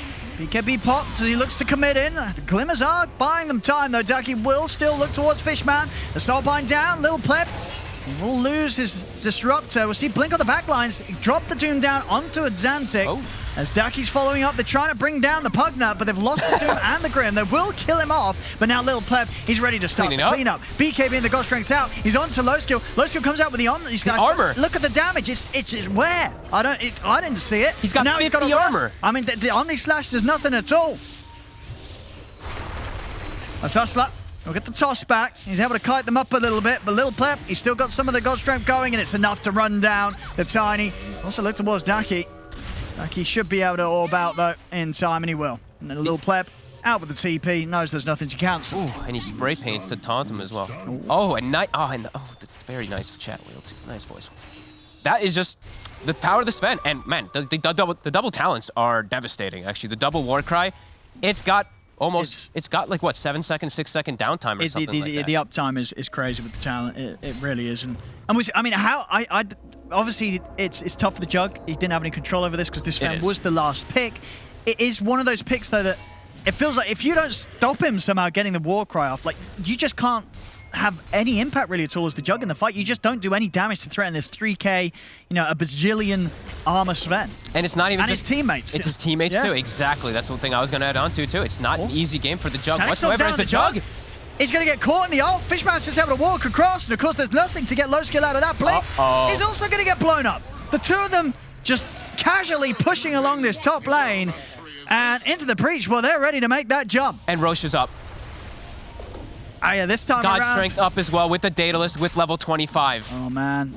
This time around, they won't need to have one of their allies be tossed into the pit to pick it up. They'll be able to just claim it from start to finish themselves. Fishman, he's looking for the glimpse. Oh, and he's got it. Hustler has jumped in to help out. And he's keeping Flash alive. Allows Flash to get off the Soulbind, but Flash will die for this one. And Hustler, he may die as well. Opted to blink back in to try and save his Grim. Daki's still fighting. What's he going in for? He's got to get away. But now he wasted coil. Like, it's a cute play to try to go for it, but now your team is going to respawn. You have no coil. You cannot. I mean, they probably couldn't contest the Roche anyway, but... Maybe you can go for the YOLO steal. On the puck. You got BKB. He could look to steal. He could try for it. It's very hard. Doom up too, but yeah, it's very scary. Doom might just die again if he jumps in. I think they might have to. I think they're going to jump. He's not going to get the chance to. Tanner is in for the side. They blow him up. He can't get the BKB off Blink. He's gone into the pit trying to get the steal. Roshan will go to die. He does get the Aegis steal. So this time round, no Bounty Hunter that wants to come in with a snatch. He will immediately pay with his 2 lives here as there's no escape for him. And what else did he manage to grab? He did manage to grab the shard. Okay. Takes the shard. Cheese still managed to be picked up by Malik. So... well, it's in a couple of snatches already this game. This one, it's nice, but it certainly fills with the momentum that this one's going to have less of an impact on the outcome. As compared to that first one, it really has kind of all been downhill since that first Aegis snatch that Hustler gave Tanner a bit of a helping hand on. And now this Sven is just absolutely enormous, and it really is a kind of a symphony of feed. It feels like from No Bounty Hunter, one by one trickling in for all these kills. Top, they go for like a play, they lose 2 heroes. Doom dies back to back twice. Puck goes in alone. A lot of weird plays coming out for them. A lot of desynchronization. It feels like as a Paladin sword, of course. I mean, when you get this amount of life steal on the amount of damage you're dishing out, we've already said it's hard to kill him now. It's at the point where maybe before it was like, well, if BKB wears out, if we can get him with the Blade Fury, we've got good magic damage. It doesn't matter. You Blade Fury on top of this man, he's just turning and he's life stealing up for much more than the damage you're dealing to him. Yeah, I was gonna say he can go AC, but he can actually just go Satanic on the Sven now, and he probably can just fight through if he is doomed. It doesn't really matter. He can just battle. I mean, that's the thing. When you're on these sort of cores and you get the Paladins, I mean, is that how it works for you? You feel like, oh, I want to get the Satanic, so because it's going to be like this super Satanic with the lifesteal buffed up, or are you saying, well, now I don't need the Satanic because I actually have some lifesteal and I can go for another item? I like it a lot on just strength heroes. I think Satanic is just insane. It's 80 damage on strength hero. I think people do not realize how much it really is. Of course, it has that little dispel function too, but also 80 damage. Like, then God Strength, he doesn't even need it in some of the fights. Like, the Satanic alone gives you... That's what it would do for him, absolutely. So much damage. But yeah, we'll see. He still has the option if he wants to go for AC, if he wants attack speed, and the armor for his overall team. That's probably like an overall, like, more team decision, but I think at this point, you go for your selfish plays. You go for your game as a Sven. Oh, they tried to smoke out here, but Tanner able to clip the edge of that with the Dispel. And look, they just Lotus Orb little pleb, show him up in the front line. How do you go on this, Sven? Need to commit. He needs to be doomed. It's no longer that you can go for a doom onto a Xantic. You have to catch him before the God Strength, the BKB, the everything. Yeah. I was talking about the doom, though. Tanner, he's made the jump on him, and so Blink's going to be held off to the side of the fight. The Dream Core is down, but BKB and the God Strength up. He's ready to go. Turns towards Hustler. Hustler up in the other heels. He's been caught in the Static Storm, though. Low skill. Can he get anything off until the Static Storm does come off to an end? As he's able to get him with the Omni Slash onto Malik. They bring down the Timber, but now Low skill, he's got to run. He's got to run away from this Sven as Little Pleb closes the gap onto Blink. Blink getting taken down by a big old crit as it's a triple kill for Little Pleb. The buybacks are coming out in mass here from No Bounty Hunter. As they are being, they've managed to catch a Xantic here on the way out. Can they get anything more, though? They use, 3 buybacks. 3 buys. To try and keep this fight going. Yes, they get some kills, but still, it's going to hurt in the overall scheme of things. There's still a tier 2 to be taken down in the mid. They've still got fortification. I mean, maybe they can force the buyback out of Malik. We'll see. They've got 50 seconds. Yeah, I was saying overall, like in the earlier stages for No Bounty Hunter, some ease of execution for their team fights, right? But in a couple of these jumps, they're not getting the dooms on the most appropriate. Sure, they got on the Pugna, but the Sven, he already got his God Strength off in the fights. It's pretty tough for them to even attempt to go for him. But they're going to try for this push. This is a risky one. Without these buybacks, there are heroes respawning already. Hustler, he's going to get dragged back into the range of Little Pleb. They're going to commit fully onto the Sven, see if they can bring down Little Pleb. Little Pleb getting burst low with a hook shot in. Little Pleb, he's able to get the BKB off. They're happy so bad, but Little Pleb's off to the side. He's trying to get away. Tanner will be able to close the gap here with a hook shot. Hustler, he's in with a combo. He takes down the 2 of them. Hustler redeeming his earlier moves of tossing Tanner in for the Aegis makes a potential, maybe even a game-winning play. They're diving in and now giving them the space to keep on pushing. Diving from Daki, he's got the damage to take down Fishman, and now over to the side, Malik, he's getting on as well. They're in on top of the Timber Store. Buybacks, they have to come out from Into the Breach, as we'll see him come out from both Little Pleb and Fishman. Now it's No Bounty Hunter's job to get out of there. Flash, he'll be left behind. Get the rest of them out, just Flash and Blink going down. Hustler also able to TP out in time. So big moves, big dives. They don't get the racks, but they do force out 2 buybacks, and of course one of them being that big one, Little Pleb. Now the question is, can Into the Breach push fast enough that minute of downtime for both Grim and Doom is going to hurt No Bounty Hunter? We'll see. I think they can. They've got God Strength. These 2 being dead, I mean, these 2 are very important for the fights. Omni Slash is going to be back up, but that was a crazy sequence right there. No Bounty Hunter somehow finding the kills that they needed, somehow getting to Little Pleb, who had saved so much gold. He had 5,000 gold saved up, hadn't committed. Still is not committing his gold. I was going to say, it's getting to the point where you probably want to sell the Midas. And, you should definitely sell the Midas. I know it's tempting in a game where there's 30 levels, but you could argue that other slot could be doing something even more damaging to the enemy team. They're going to get the jump in. Did they break the coil? Oh, not quite. Little Pleb's able to get the BKB off, turns over towards Hustler. Hustler getting burst down. As it does, they'll take the mid-racks. How much more can they get from this? They're swinging down towards the bottom. Got a lot of time. With the hook shot. They've got the puck. Oh, it's over. It's over. It is over. Catches like that, it doesn't matter. And in retrospect, I guess the diving didn't actually work out at all. They may have got big kills for it, but they missed out on any opportunity to get anything from the mid. And they left themselves in this situation where they were without Flash, they were without Blink, and with 2 men down, they didn't have a team fight to put together. Now Into the Breach, they're getting to clean up pretty much the entire base. They will. Yeah. That's what always happens. It's the risky plays you do when you do go for these buybacks and these dive plays. Into the breach. Soulbound, the Doom. Oh. He's in. Did he get it off? He gets it off now. So if they've got the damage to take down Malik. Malik's still very tanky, but with the Blade Fury, it's enough. They're holding on here. Fishman has been found as well. Blink, he's on top of Azantic. Little Pleb, don't go in. Get out of here. What's he doing? He's sticking around. He's got to flee. Oh my god. I can't believe he was even thinking about going back in for a second. He'll throw himself back and say, go for me instead. Okay, good. But I get a kick back from No Bounty. They may have just lost 2 sets of racks. I had a whole sequence where, they were without Daki, they were without Hustler. It didn't matter. They're still able to get in there and pull it off. The Soulbind, Double Doom coming out in big. As the game will continue, they'll hold on to the base. And back the other way we go. Double Raxes are taken out, though. So they do have a good swing of momentum. So these respawns, they should be able to come in time before they lose anything big. How long do we have on Roche? They've got some good timing still for it, too, on the side of Into the Breach, too.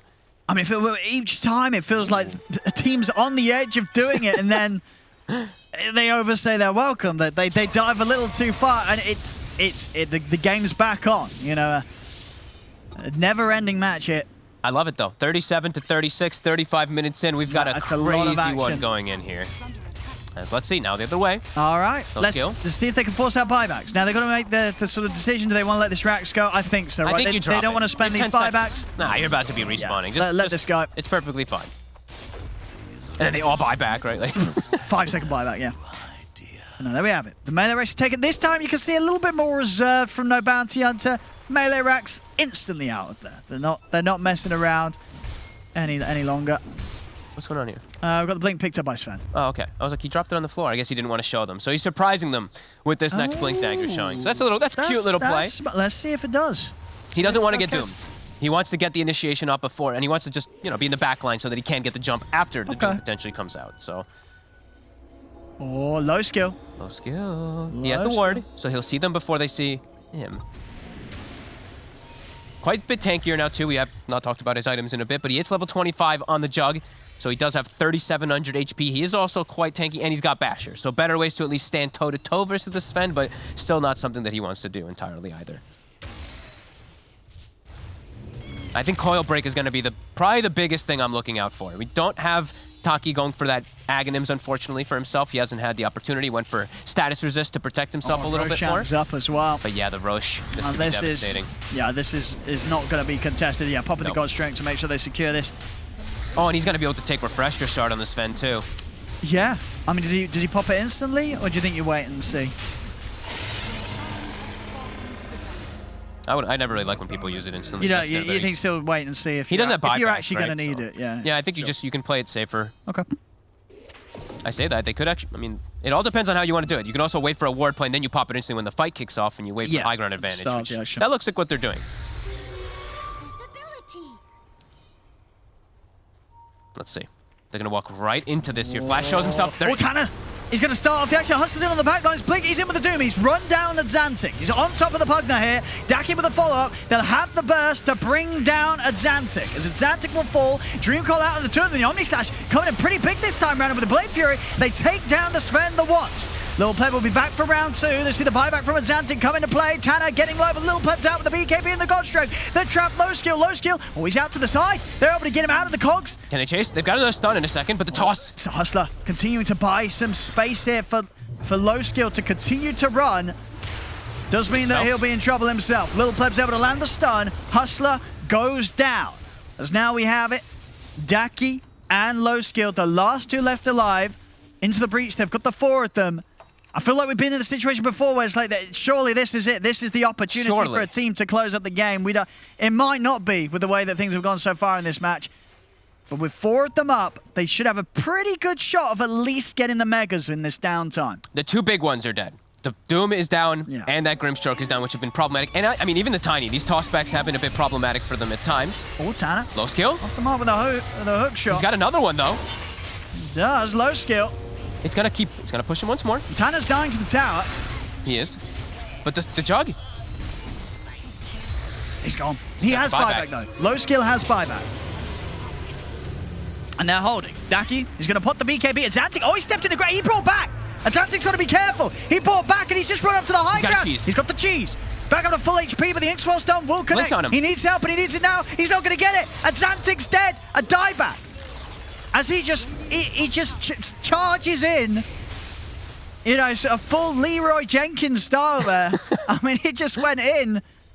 And with him dead, now that's probably got a bit. 100 seconds, no Pugner. They've got the full lineup up on no Bounty Hunter. I love Mistake Gaming. It just makes things I mean, this is going to be one of the games with the most sort of... Oh, they're going to... No, they don't. No, they're not. They're going to win. No. It is a double buyback, so now this is the play where it's, you know, no Bounty Hunter. They could also just lose the game quite quickly off of the next movement. The way this game's going, we're probably going to see no Bounty Hunter lose the advantage, then into the breach pushback, then no Bounty Hunter pushback. And it's just back and forth consistently. There's no end. Big one to point out, though. Fishman has Aghanims. We have an Aghanim Static Storm. AoE Doom. He throws it onto Daki. Oh, and he's got the damage with Little Pleb. He sure does. The Doom comes out, but it's after God Strength. Can they actually focus the Sven, though? They're trying. The lifesteal. Is there enough? Oh, the Lotus! The Lotus! The Lotus is going to save him. It's absolutely going to save him. Little Pleb's still good to go. Little Pleb? They've got the stun control, Little Pleb. He got stunned during Satanic. He couldn't heal. He has buyback, though. And Malik is kind of cleaning up here. Fishman's also available to still help. Another They've buyback. got the catch on a Hustler. Hustler's dead. They've got the Hex. The Hex? They've got the Hex. Stun. They're in. They're going to be able to bring him down low. Low skill trying to run with the blade. Tanner's in with a hook shot. Now they've got 3 dead, no buyback. Flash is trying to get the hook shot. Tanner. He's in. This is the most exciting game ever. With utmost certainty, this game is over. Surely this time Little Pleb's got it. This is it. This is the end. Into the breach. I believe they have finally done it. Go straight down mid. They know there's no buybacks this time. Tier 4 throne. The job's a good one. It's just the Grimstroke. All right, Hustler. Here, let's watch for the big toss place. He's got, toss if for card, no target. If somebody gets tossed into the fountain, I swear, do not step near the fountain. They should be able to get. They got Creep Wave pushing in too. I mean, can Flash and Hustler do this? Oh, Tanner, that's a little close to the fountain, sir. Oh, don't get tossed in the fountain. There's the Static Storm, though. They've got him. They've got him. Hustler goes down. They finally are able to do it, it looks like. And GG. there it is. GG is called. Into the breach will be the victors here of this game 1. But what a game. What an exciting one. A lot of back and forth. And sort of the chaos just began from that moment where Hustler, unfortunately for himself and the team, tossed Tanner into the pit and gave him the Aegis and of course gave that opportunity away from no Bounty Hunter to get anything done with that. And there from out, there may have been some back and forth, but definitely, at the end of the day, into the breach, able to clean up their act that little bit more. Yep. Little Pleb having an excellent time carrying the game here as his Sven. 16, 5, and 19. He really pulled it through at the end. He pulled it together, absolutely. He had the 3 deaths early on where we're like, ooh, those are really costly. Only dies 2 more times after that. Team covered him really well. They ate the Dooms. That was the big thing I noticed. The Sven was never getting doomed pre-God Strength. They were always going for Xantic, and I can see why. Trying to make sure that there's no heals that are coming up from this Pugna and stuff like that, but I think you needed to put a little bit more focus on the Sven because he was just ripping apart the rest of the team, and this was a really hectic one. Both sides making several mistakes, but at the end of the day, I think Into the Breach, just a little bit cleaner execution from the supports, getting on top of those crucial heroes, and Static Storm. I mean, Fishman being pretty devastating with that. Yeah, honestly, you've definitely got to look towards that and say that maybe that could have been thought out as maybe the reason why they did leave the puck in, because they were so confident in Fishman's ability to just really mess with Daki in that mid game. Because you got to imagine, if that wasn't there, Daki would have probably taken over the game to an extent that they wouldn't have had that chance. So a very strong, solid performance from Fishman, slowing down the Daki puck, which I think for the most part in the games we've seen it rarely loses. It does here today though. Into the breach, they take game 1. What an absolute bloodbath of a first game. Can't wait to see the second game. Of course, we're going to break down that game 1 first, but we'll do that after this.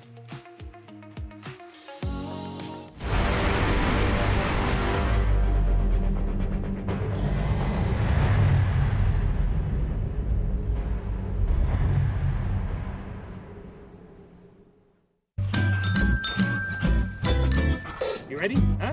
Hey, he's a good boy, huh? You ready? Huh?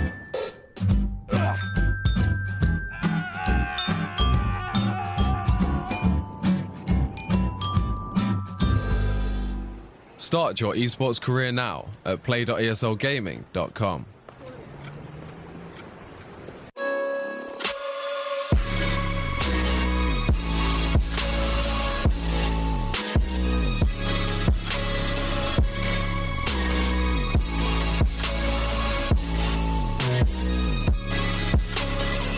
love it, you wear it.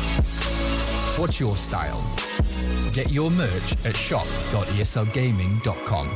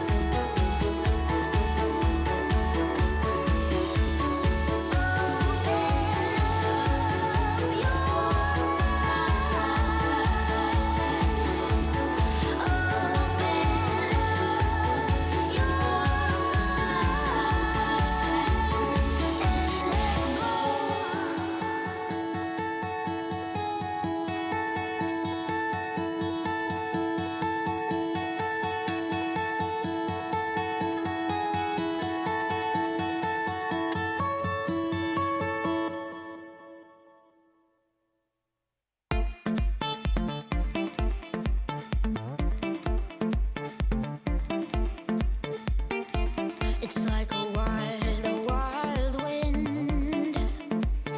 It moves me. Can't hide, cannot escape. You drive me so wild and beautiful. You're strong and wonderful. High in the sky, I feel it in my bones. You.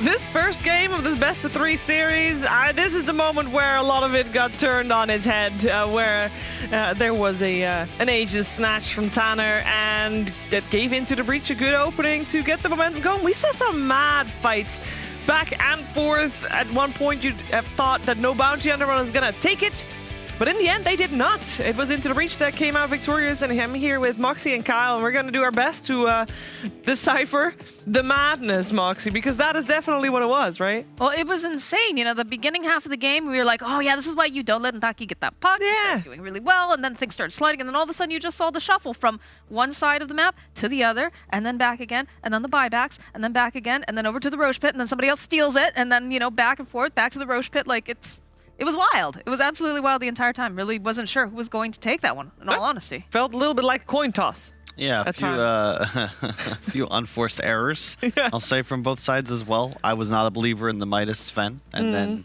there were some interesting maneuvers. Ntaki puck, I think Brian will talk about it later, but my man just needed a BKB. Which played BKB, I think he just can win this game by himself. He fears nothing. Instead, it's just hook, disruptor ult, like glimpse, disruptor ult. And I'm just like, man, how many games have you played? No puck spammer wants to buy BKB, but how many games have you played? Like 400?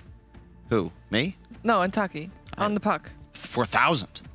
No, I don't think it's 4,000. I think someone looked it up. It was 400 something. In professional play? No. Lifetime? Yeah. Sounds accurate. I'll look it up while we listen to Brian, because he is going to talk about how No Bounty Hunter got an early lead and then how they lost their lead. Thank you, Shiver. So first, I'm going to start my segment with a nice maneuver coming out from No Bounty Hunter. So we're going to see here that you're against the Timbersaw. Once he hits level 6, you're not too happy laning against that Chakram. So Low Skill is going to make a pretty high skill play here by spin TPing, which is going to delay any pressure that the Timbersaw is putting, and he immediately TPs top. And this is going to lead to them getting a tier 1 tower top, and then Blink, you're going to see in this next clip, is going to rotate to connect to his team mid as his team's making something happen. So now we're going to collapse on mid, and all in the meanwhile, the trade that they got top, the tier 1 tower, is attempted to be taken by the Timbersaw, who's also had the Sven rotated into bottom. So if you're wondering where all of Dire is right now, while the Radiant team is diving them, this is what's happening. So this gets them this early tower advantage. So now we're going to fast forward to the next clip, and I just want to talk about map control with you guys really quickly. Once you've taken this tower and this tower, there's really a few options for where you can go. You can invade Triangle, you can invade the enemy primary jungle, or you can take Roche, all of which rely on you to push the mid lane.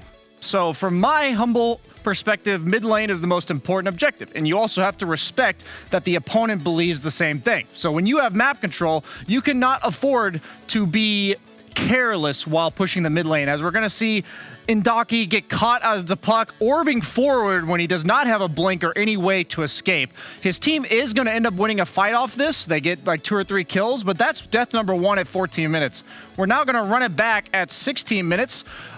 This may look like the same clip, but it is indeed not. He's going to orb forward, and then he's going to be scouted out and go for a rune, but all of Into the Breach knows that he's here, and they're going to catch him with the exact same combo as we saw before. They miss the hook, but they get the Disruptor Static Storm off. Notice how they were up by 2k in the previous clip. They're up by 4k in that clip, and then now, 20 minutes into the game, same area on the map, he has to respect how much Into the Breach knows this mid lane matters to them.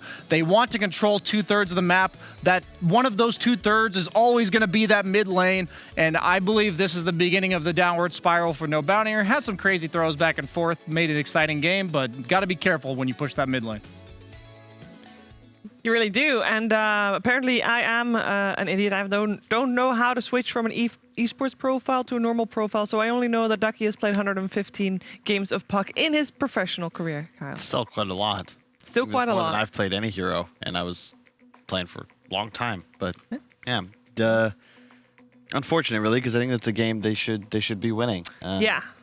They just have to execute a bit better. When the Sven goes Midas, you know, you're going to be on a bit of a clock. Would have loved to see just a little cleaner action, because Clock Disruptor have to kill you. They're not doing anything else. They're looking for you. Yeah, and it wasn't just the puck that dropped the ball a little bit. It was mistakes upon mistakes from both teams, of course, but in the end it is Into the Breach that take the first game. Can they do it again? Will there be a more clean act in game number 2? We're going to find out after the break.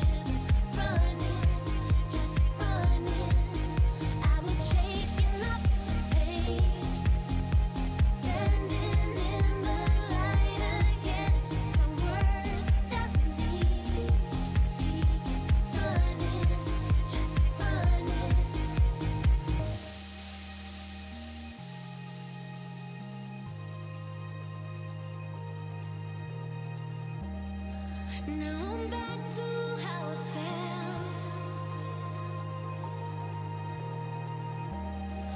and it all feels possible now that you are here. I was running in the night, remembering myself again, moving to my own rhythm, running, just running. I was shaking up the pain, standing in the light again. Some words doesn't mean speak, running, just running.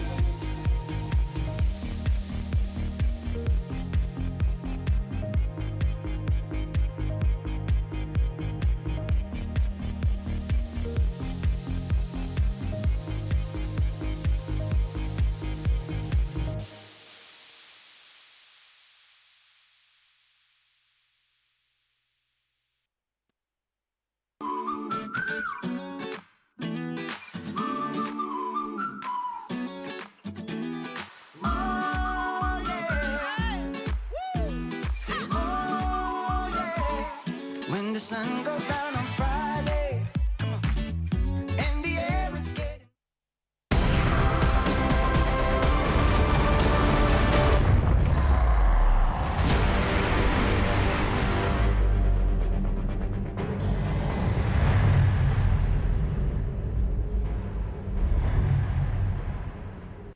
Game 2 of Into the Breach versus No Bounty Hunter coming to your screens right now. DreamLeague Season 15 powered by Intel. It's the lower division of the Western European DPC League. And Into the Breach is 1 game up right now, which means that they are 1 game away from snatching that victory. Also means that they're 1 game away of just being able to be relaxed, because both of these teams are 2 and 3 in the scores right now, meaning if you lose here, you actually have a very big chance of being stuck in tiebreakers for elimination. You don't want to be there. Obviously, you're going to get eliminated, which is not good, but there's also a chance you're not going to get any money, and that's also not good.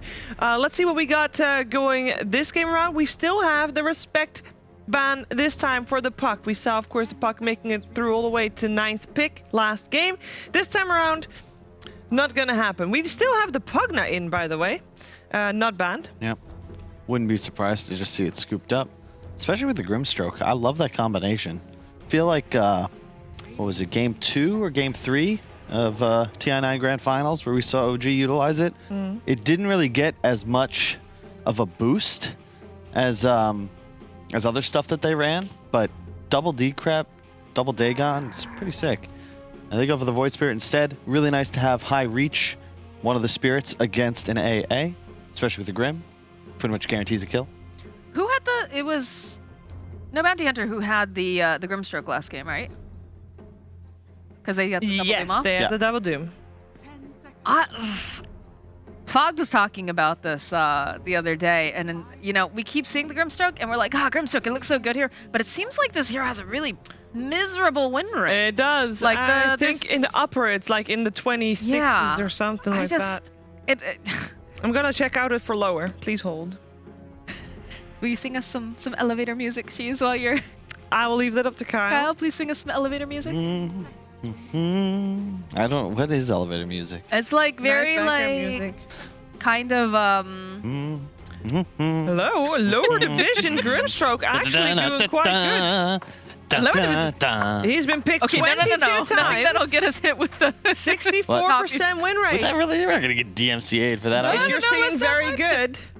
I was certainly in tune. We don't have to worry about that. Ooh. Pretty he has a lovely voice. But it is a 64% win rate over 22 games on Grimstroke in the lower division. But upper division, upper division is atrocious, yeah. It's been dumpster tier, unfortunately. So, I don't know. Interesting. And just think about it, there's so many English words for bad. You know, awful, terrible, atrocious. Yeah. There are also some amazing words for things being good, too. Yeah. There's a lot of different words for a lot of different things. What's your point? That'd be a good red button. Synonyms. Synonyms? We used to play a game with the fam. You had to say a word.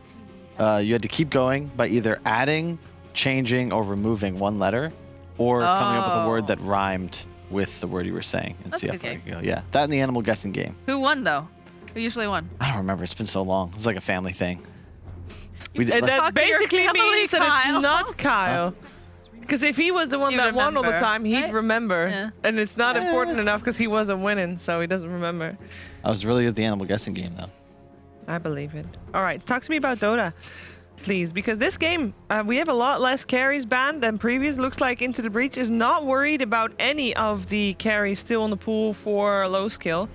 It looks like Hustler gets a chance to redeem himself after tossing in the Aegis Snatcher. They're going to let him possibly play the Tiny. Of course, it could also be Intaki play it again. It was not a bad idea, all right? It just it backfired a little bit, but it was a bonus kill. It's like, hey, we'll give you an Aegis, a hero kill, even more XP. Just didn't function as planned. I'm surprised they didn't ban any of the stunners. You will typically see paired up with an AA. Whenever we see it first two'd in upper, I feel like Wraith King and Sven get immediately removed.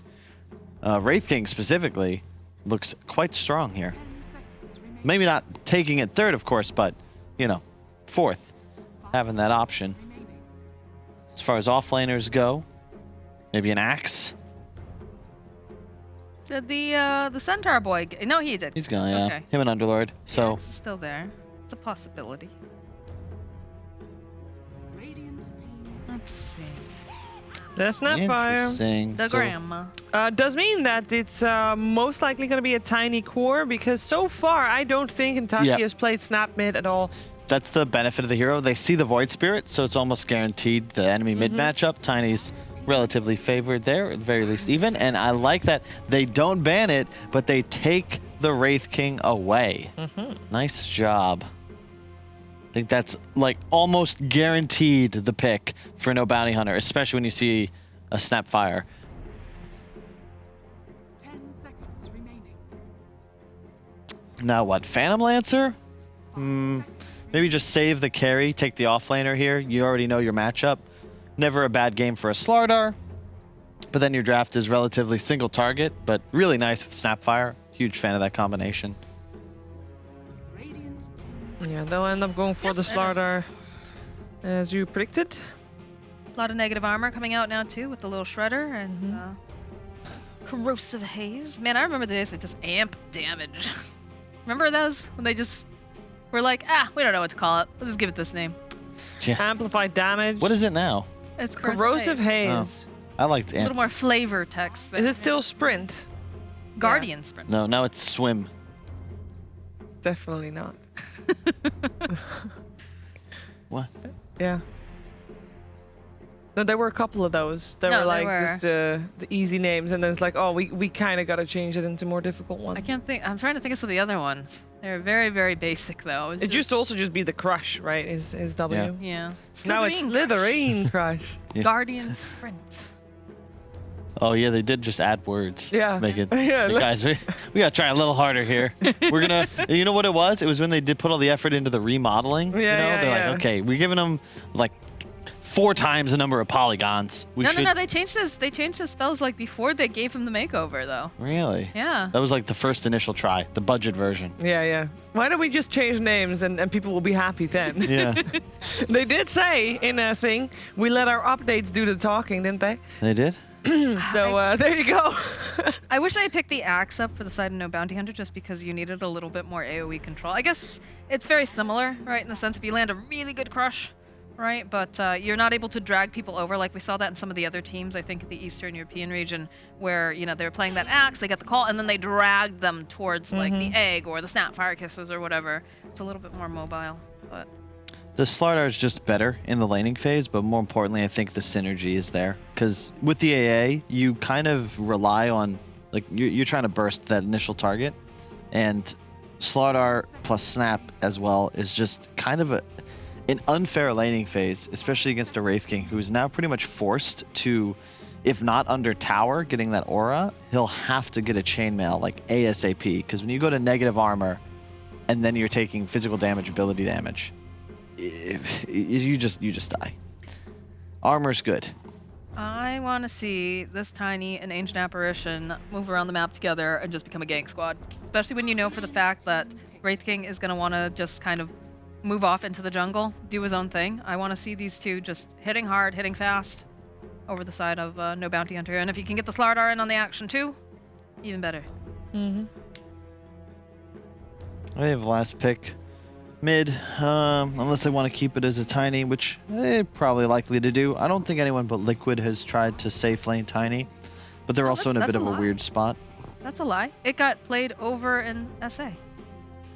They played the core Tiny. MNZ. Okay. Popped off. In the region that we're covering. Okay. We haven't seen put these that teams. qualifier down. We haven't seen teams safe I gotta lane Tiny. rep my boys when they're doing something good over there, you know? It's a, I don't know how to feel about it. I think if you can get free farm, it's typically quite nice. Like when Liquid was running it and Mickey just rocks up with a 10-minute blink dagger treads, definitely feels pretty easy to make moves from there on out. Yeah, but was Mickey playing that as... I'm trying to think what the lineup was there. That wasn't the game where Quaifo was playing Lone Druid, right? No. I can't remember exactly. Wow, that was but I know like fast. they swap their lanes all the time. But yeah, a lot of negative armor coming out for no bounty hunter. Tanner's going to be on the Marana. Good lineup here to set up for those arrows. Now here's the question, because we did see something very similar to this earlier on in the season with a lot of negative armor. Do they go for like a Solar Crest and a Medallion to really just heap on the armor? It's not ever a bad thing. It might be unnecessary because they already just have so much. You're going to be taking people to the negatives, no problem.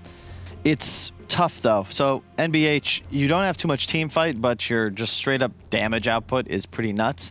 Look for the Wraith King's game, I think, to kind of determine how well this lineup will do. He's going to get the armlet build, maybe just AC immediately after, but the MKB is a natural part of his item progression, so you don't have that guaranteed win like a PA typically does in the late game.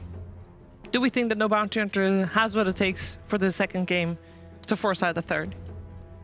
Is the draft good I enough think for so. I think that they've got the potential to play very, very quickly, which I like. I think a lot of it is going to come down to the Wraith King, though. You know, how good of a game does he have? Because they've got the burst damage for one time around, but the second time, as it gets later and he gets those items, especially when you got something like a PA, it's iffy. But if they play fast, I think they could do it. Yeah, you need a really good performance from your Tiny. Void Spirit has a near free game to just wreak havoc on your support. You need to win the lane and then somehow set up for tower kills. That's my big concern. No Bounty Hunter, they just can't take towers, and they thus need more kills in order to actually get objective pressure on the map. A fast Roche could help them, though. They can sneak it very early. And then hopefully it doesn't get stolen. Indeed. Do they have actually steal potential? Not that much. Not as much as last game, I think. Right? Am I missing something? Nah, not as much as last game, unless we have Ducky tossing someone in indeed on the Tiny. We're going to find out how this game 2 is going to play itself out. We're heading over to OD Pixel and Fogged for game 2. Thank you very much, Steve. Yes, game 2 now between Into the Breach and No Bounty Hunter. Fogged, well, what do you make of the drafts? I see one lineup's got a pretty scary minus armor looking strat right. There's PA, Slardar, Snoutfire coming out from the side of No Bounty Hunter. Into the Breach, what do they got going for them here? Not as good as Synergy, it does feel like. Okay. Decent ways to invade. I do like Marana whenever you're playing versus these PAs and stuff like that you know are inevitably, you know, they're going to go Ancients and stuff like that. Really good invasion. I think they do set themselves up for some nice invasive plays. But I really do like what No Bounty Hunter's got. I think they've got the team fight advantage. I think they've got really, really strong lanes. They've got, I mean, AA is like this super counter to most of these carries lately, especially because, you know, I've been hearing from a lot of pros too, just like, what do you itemize versus AA? And I see Wraith King, you rely a bit on your lifesteal. So I do think that that's going to prove to be pretty problematic. I'm seeing a lot of single target on Into the Breach. Axe, Void, like the Wraith King. I'm definitely a little bit concerned for them. But lanes should be decently strong at the very least. 30 seconds to battle. So yeah, maybe they actually get the initial stun, or they actually can go for the arrow. It's still on cooldown, so not going to be the case. Tanner, 10 seconds for his. The stun, Malik. Malik is getting fully focused here. They are able to get him up to the high ground. But he'll be fine. Oh my god, it's a 5v5. This is, I mean, if the last game was anything to tell, this is perfect. And there's the first one. Little Blurb. Blurb will go down. Malik also 2 for 2. Okay. Xantic has been taken down here by Low Skill and Flash. They're actually going to turn towards Flash. They might actually come out on top here Into the Breach. As indeed, they're going to pick up a Warfare Fire. Dodges. Or he's still dead. And he's dead. And the pulse. Oh, even waste the salve. Oh, no. Oh, no, no, no. Well, there we have it. 5 kills in the first 10 seconds of action. Who's got what? Who got which kills? Okay, yeah, I mean, I'm seeing a Xantic turning up to mid. He's 1-0-2. That's pretty scary KDA to be laning against. He has used 3 pulses, though, it looks like. So, Taki, Won't have to deal with that much of the spam, and it's still a pretty good lane for the Tiny anyway with base damage, but you can always work with it as Void Spirit because you have that advantage in the animation. What the hell's PA's Courier doing? Did he notice? I mean, I don't know. Is he sneaking to the Ring of Health? Yes, I think that's what this is in preparation for the Ring of Health purchase. Yeah, I mean, well, that's kind of smart, I guess, unless it dies when it brings it. I mean, he's sending it so early.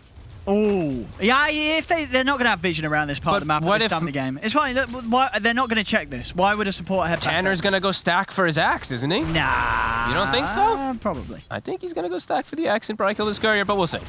Because he's just going to constantly push in. This is what Mirana's doing in these lanes. Like, sure, if you land an arrow on a hero, fantastic. But most of the time, you're all about just getting this lane position. How close is he to the ring, Money? He's still kind kind of a few more waves, a couple of waves away. I think Tanner is going to be able to go for it here. You think blocked. they're going to happen to swing past this and spot it out? I think Tanner's going to go back up and get a stack here in the next 20 seconds. So I think this courier might get killed, but either way, we'll see. We'll see how hot he is on the micro when, Tanner starts to disappear from the lane. If he starts to just take the courier out of that area. Because also, you know what? There's a sentry blocking Tanner's hard camp, so Tanner might actually stick around longer to de-ward that, to open it up. So, yeah, no, maybe Low Skill is able to actually get his Ring of Health and not get it killed. There we go. It's got 3 more creeps and I'll have it here.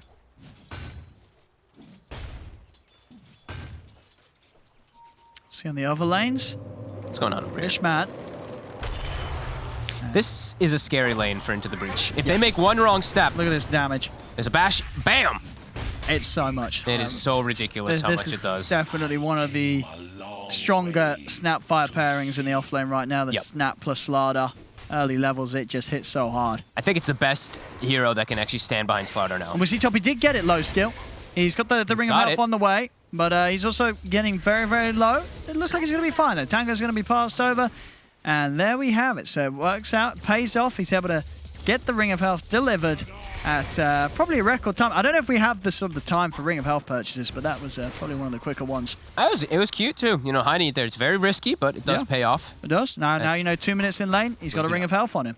We do not. Okay. Thank you. Not the most important stats, I guess. The Ring of Health timing. They can change the game. But it's definitely going to feel pretty good here. Mid lane. Oh, he actually still has the Simulate. Is able to just reset away from the tower. And they are just kind of trading between the two of them in the mid lane. Yeah. I've seen that quite a lot, these Tiny Void Spirit matchups now. But yeah, bottom lane I think is going to be the big problem. Into the Breach, I don't know how they actually ever push Blink out to it. This is why I feel like Slardar feels like one of the best offlaners at the moment. Is top. They get the arrow. They actually get the kill. All right. Tanner with a lovely angle there. Very unexpected. And he did de-ward his pull, but we did see Flash was able to reblock it with a body block, and he does get a nice stack pull off, but his PA does step up a little bit too far. And it's actually PA, actually both carries who are suffering quite a lot in the start of the laning phase.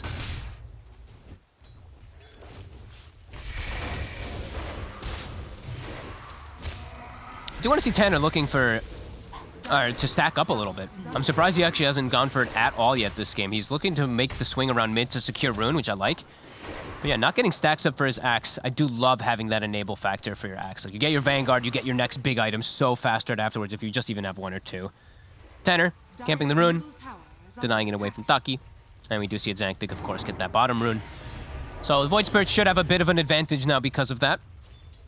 And bottom, look at this. I mean, they're just getting two-shotted. Yeah, this is not a fun lane, especially to play the support into, right? This poor old support hero is just going to get destroyed by Snap Slardar every single time. I really just feel like Lil Pleb almost just has to jungle at this point. I don't know how they actually returned out of this bottom lane. You're just constantly going to feed kills. Even him, like, he has to buy Ring of Protection and a Chainmail to try to deal with all this minus armor. They're going to come back down here, but I really feel like this is going to get too tough too fast. We'll see. I mean, because I don't think, as you said, Lil Pleb's not going to die. It's just, if they try and make any sort of move. Oh no, the Brim! You just returned? He's actually just going to turn for the... He might have actually just been able to kill the Wraith King if he just went for him initially. I think, yeah, you might be right. No, I mean, they just got him anyway. They are going to get him anyway. This lane is just way too strong. Yeah, I was wrong. Yeah, the Wraith King, he's not even safe. A solo kill in the mid... Oh, no, never mind. Tanner was in the mid lane for the rotation, and Xantic will suicide afterwards as top. When they do see Malik left alone for a second to try to take advantage of that, should be able to maybe bring him down eventually. The TP, it's very nice. That's smart. Oh my god, it actually saves him. Alrighty, Malik. What a play. Very, very nicely done. So things might not be going great. Ooh, and Tanner. Down on the bottom, but mid and top into the breach, definitely making some plays themselves. Very nicely done. Tanner too. Arrow and catapults. One of the big jobs of that Mirana. And yeah, we've seen Wraith King's jungling. He has to. I think they know. This lane is impossible. Yeah, Give the Grimstroke the lane. Bottom is done for. So now Hustler has freedom. I want to see this in the mid. He's suicide. In case of them both getting solo. Daki and Azantic. Easy dodge there. Oh! And a regen room for him as well. Astral steps back up. Azantic's away.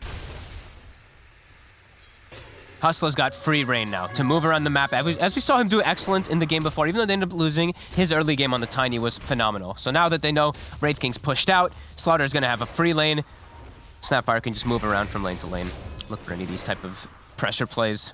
And even can just try to keep tabs of where the Wraith King is. We see a very defensive ward that was placed from Into the Breach. To watch this, they're actually pinging the ward that was just placed down bottom. So they know that ward's there. They're going to be able to de-ward that one soon. But Fishman... Oh, I think Blink actually could have just gone for the kill there. Oh, okay. Easy courier for Malik. Vanguard online. Tower. I mean, I guess now at this stage, can they do too much about Malik doing this? Like, where does Daki go as the Tiny? You know, is he looking to try and shake up Axe, pulling the waves and making the moves on the momentum top, or is he heading down bottom to try and punish that Wraith King and that bottom area of the map even more? You should go top. You've got you got the Ice Vortex too. Yeah, sure, this is kill. a very tanky Axe, but if he steps up too far, Ice Vortex plus Tiny combo is probably going to be more than enough. But it looks like Into the Breach, they're making the move first. They're actually bringing the Void Spirit up top. A very easy kill if they can set up onto him, but they're looking for the PA. They actually show under tower. Oh, it's a nice one as well. They got the chip vest here for Axe. Very nice.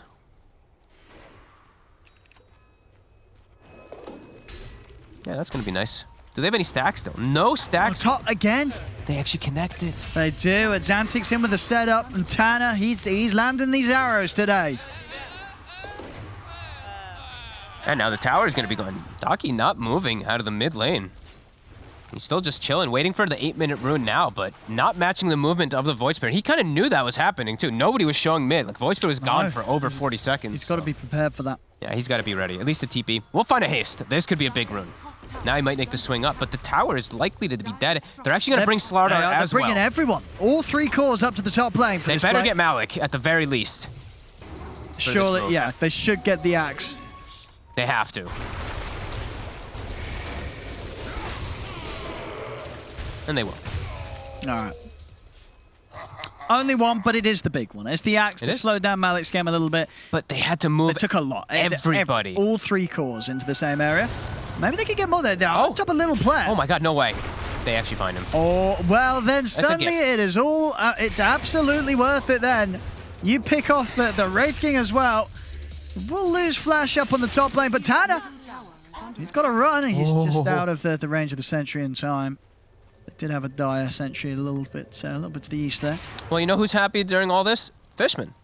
Fishman has just been chilling bottom. He's got Arcane Boots level 6 now, maxing out the stroke for these good ways to de-push off the towers. I think he knows he's gonna need that and some damage to make up for after the laning phase. Probably a little disappointed that his Wraith King died there. Absolutely, that is most definitely true. Definitely a pretty big mistake there by the Wraith King. Oh, casual gloves of haste into the blink. I've been seeing some interesting item choices on a lot of Slardars lately. I know CIS region is big fans of the Mask of Madness lately, even if you are off lane. It's a bit of a funny one, but Blink going the more standard route. Medallion up. All right, Medallion plus Slardar, plus PA. I mean, Let it begin. When you have this sort of lineup, it's nice, right? Because it does mean that low skill can, you know, if he chooses to farm around his team, he can get involved because it's just going to be so much buff up with the physical output that, you know, a crit, even if he's just holding like a Ring of Health or a Perseverance, it will still hurt a lot because of all the... Ooh, does get the Invis rune. Do they get the cookie? Nope. Xantic, he actually goes in. Yeah, I mean, he's trying to dodge the cookie. The arrow, and they get the... Oh, Tanner! Oh, no! He's gone in for this! Oh, oopsie. All right, just leaps into the river. I feel like people do that a lot when they forget about the Void Spirit mark damage. He just popped to it, but he thought they needed the extra damage. Gives his life. 8-9, another very chaotic game. Or mid. Do they have the damage for Daki? Oh, a nice little toss back there. Able to toss him back before the ink swell went off. Getting that silence off of himself in time. I'm loving this aggression right now from both sides. Malik's getting free farm top. He pretty much has his hood done on top of the Vanguard. Not sure if I like the hood after Vanguard complete. We'll talk about that afterwards. As we see the breach making the move bottom, they see PA. Oh, they've got the low skill. Do they have the damage? They do. Low skill just gets caught out down here. Blink. What's he doing down there? He's going to try and run for Tanner, but there's 3 of them here. Blink, he's in trouble. Oh, Ixwell, it catches him. He's pretty tanky here, Blink, but with the Phantom's Embrace coming out. The kisses. Maybe they've got the turnaround here because Daki's come in. The kisses. Oh! That one barely clipped. Yeah, I mean, that was a great kisses from Usla. And that actually is enough to save Blink, push them back, and... Wait, Malik. How did he get here? I mean, he's got the hood and the Vanguard, so he is a little bit tankier, but... He is. And Atlantic's on his way back over. Malik is still alive. Gets the dunk off. Blink, very, very low. But won't be able to chase down Azantic as Azantic's able to get away with that Culling Blade movement speed buff. Okay, well, hood keeps him alive long enough to be able to get, you know, I'm still not crazy about going for these hoods because I think you're going to inevitably die anyway into AA and Snapfire, like all this minus armor. Sure, you're a little bit more resistant to that, but you're delaying your blink. And your team, they are struggling a bit. They do need this blink. Low skill also, though, he keeps coming down here. He really likes it over. Why is he not just hitting some jungle camps? I don't know why he's going down there. He's so crazy. It's a scary place. I mean, no one's farming his triangle, right? He can start hitting some agents. He's got some stacks, too. He does farm them slowly, but... Sure. And it's only level 1 blur, so it's... It is a safe place to be as he's going a little too crazy here again. 3 deaths already for this man. Just like last game. Just likes to get involved early as his carry, but does get punished for it. We'll see Zantic going straight for the Aghanims rush this game. Yep. Very nice. You know, they're all casting the abilities. But look at this. Blink. He's got a blink on the Slardar and the axe. Malik, he bought a hood, so he's going to be quite a ways away. They got the double blink. They've got the double blink. Yeah. Into the Breach is going to be under a lot of pressure here now. These moves are going to come out very fast, and they don't have great ways to counter gank. They're going to have to bring the Void Spirit, have to bring the Mirana. Wraith King can't show up. I mean, and that's the thing as well, you feel that even with like the hood and the Vanguard, if like Slardar and Tiny both jump on the axe with the amp up, they'll kill him. He's absolutely dead. Yeah. This is not your invulnerable axe that he probably wants to go for. You know, this is it's a common thing that I feel like people do here. It's like, oh, I've got this amazing item on timing on all this, but there's an AA with a max Ice Vortex as well, too. So this hood is just gone. You can't build to be unkillable in the early stages of the game. Especially when your team is struggling. Like, your Wraith King is struggling so hard in this game, you want to be making space for him. We do see the Midas is finished. Again, Lil Pleb going for the same item choice. I like it. He needs it. You got to have something that's going to be able to match the farming pace of the PA with the Battle Fury. Does mean he's not going for Armlet, which means his armor is going to be very low versus this. Against thin AA, though, so always the argument's going to be there to dissuade you from that. Very true. Yeah. Does mean he's going to be pretty much he's got to AFK. He's going to die until he has like AC. He can't turn up to. No. He's got to AFK farm until he has like the Radiance and possibly the AC. Exactly. Yeah. He needs a lot of time, a lot of space. The team's giving it to him though. As we'll see, they make the move onto the AA. So they've got enough burst to bring down Blink. Not quite. As Daki's in with the counterplay, comes in with the combo. Zantic trying to split for them, but they're going to get caught out on the way out. As they'll be able to take down the 2 of them. Without the blink, he's just kind of running around inside of the fights. He can't actually get onto these targets that he'd want to. And there, I mean, this is the exact example that we're talking about there, right? Not having a way to counter gank, not having a way to get on top of them. They only get the AA. They probably would get the Slardar too if they did have that extra item there finished up on Malik. And that sort of fight, the low skills have to turn up, giving a bit of a cash boost. That will be the Battle Fury pretty much done. So, oh boy. This PA, it really is a game and a draft that's very much built around just making sure that this PA will always hit hard. And if low skills able to get the farm under his belt at the same pace as the Wraith King, it's going to be hard for the Wraith King to carry into this. Oh, and they've got Solar Crest now done too. What level's Blink? Okay, he's only level 10, but still, this minus armor is going to be devastating. Yeah. Like you said, Wraith King, he has to get 2 items, Radiance and AC before he shows up, or he's just going to die. He's just destroyed by this minus armor, yeah. Tanner does connect with another arrow, making some nice solo plays here, but can't quite finish off the kill. No. How are we doing on Malik? Okay, 200 away. He's close. Desperately like, he's still very fast. He is. You know, there's no doubt about it. He's farming very, very well. But it's been delayed so much. Like, Battle Fury's already done. Now they have to do riskier plays to invade on into the Breach. See bottom of Xantic. Okay, Quite a good grab there onto Blink. Blink was a little low. And Xantic is actually doing such a good job with these Ink Swells. To make it, I mean, maybe to make up for the fact that this Axe doesn't have the Blink, he's being super active with Fishman. And there we go. Blink is online. Now they can go for the full jump at them and just do their best to create safe areas of the map for Little Pleb to go completely unharmed. That is working. You know, other than that little bit of a blunder where he gets caught out when No Bounty Hunter headed into his triangle, he has been getting the spaces, Wraith. He has, yeah. But look, I mean, look at Low Skill. He finishes up a triple Ancient stack, nicely done, and he is just enabled ahead of that Wraith King very quickly, and he's going to continue farming that much faster. As Lil Pleb is still quite a ways away from Radiance.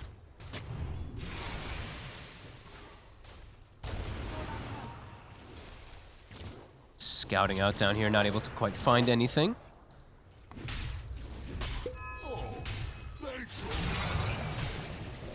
Let's see if they're able to take down this tier 1 bottom. What sort of defense No Bounty Hunter want to come out with? I don't think they can push this. This is too scary.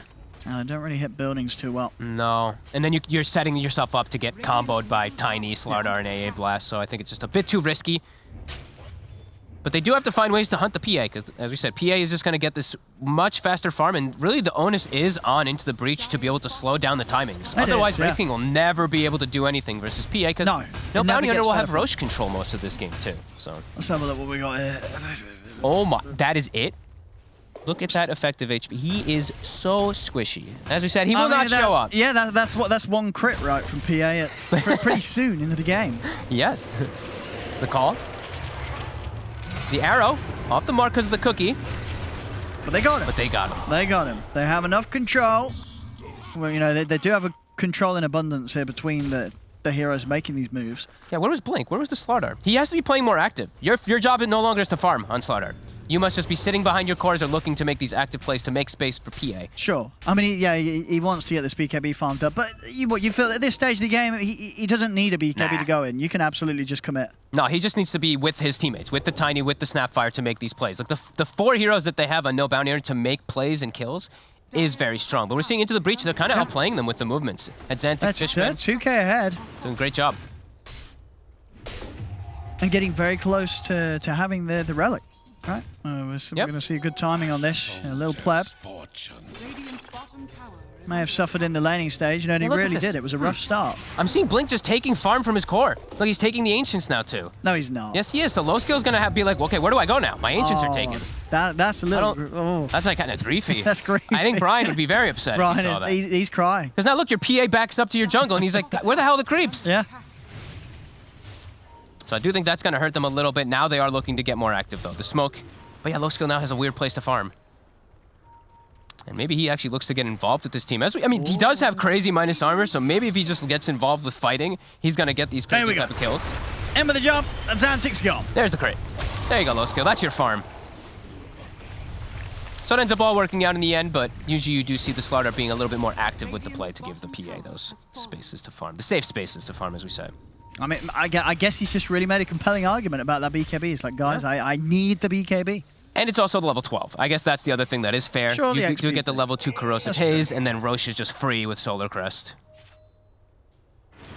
But look, he's even farming the hard camp. Look at this. He's taking the hard camp as Low Skills right here. He's just like, all right, this is mine. He's going to let Low Skill have the Ancients. This time he will. This time round. We'll see him head over and farm one of the Ancients. Farm the Ancients. No, now he's going to... I think now he's fixing it. Wait, look at... Oh. No, he's helping. He's preparing it. He says sorry. There we go. He's letting Low Skill have it this time. Almost deso, so we're going to have... Oh my god. It's a lot of minus armor. All right, new math on the effective... we got to do new math on the effective HP when we have deso, level 2 Corrosive Haze, Solar Crest, and Snapfire. Well, how much minus armor? We can do the maths on the minus armor as well. So, 11, 18, minus 20, 38, right? Minus 38? It's 38 with Snapfire, Solar Crest, Corrosive Haze, and the other one, right? Or it's 33. That's a lot of minus armor. Okay, whatever. They'll figure it out. JJ, you're on it. And how much armor does the Wraith King have? None. 16. 16. Oh, no. He's got that ring of protection, though, helping. But he's going to have evasion. The Radiance dodge chance. That's true. He's going to have that miss chance. Heroes are going to start exploding. Yeah. Support life will be miserable very soon for the side of Into the Breach. Has anyone got Blightstone? Snap, though. Snap got it. Tanner. He's fine. He thinks he's fine, and he is. He's out.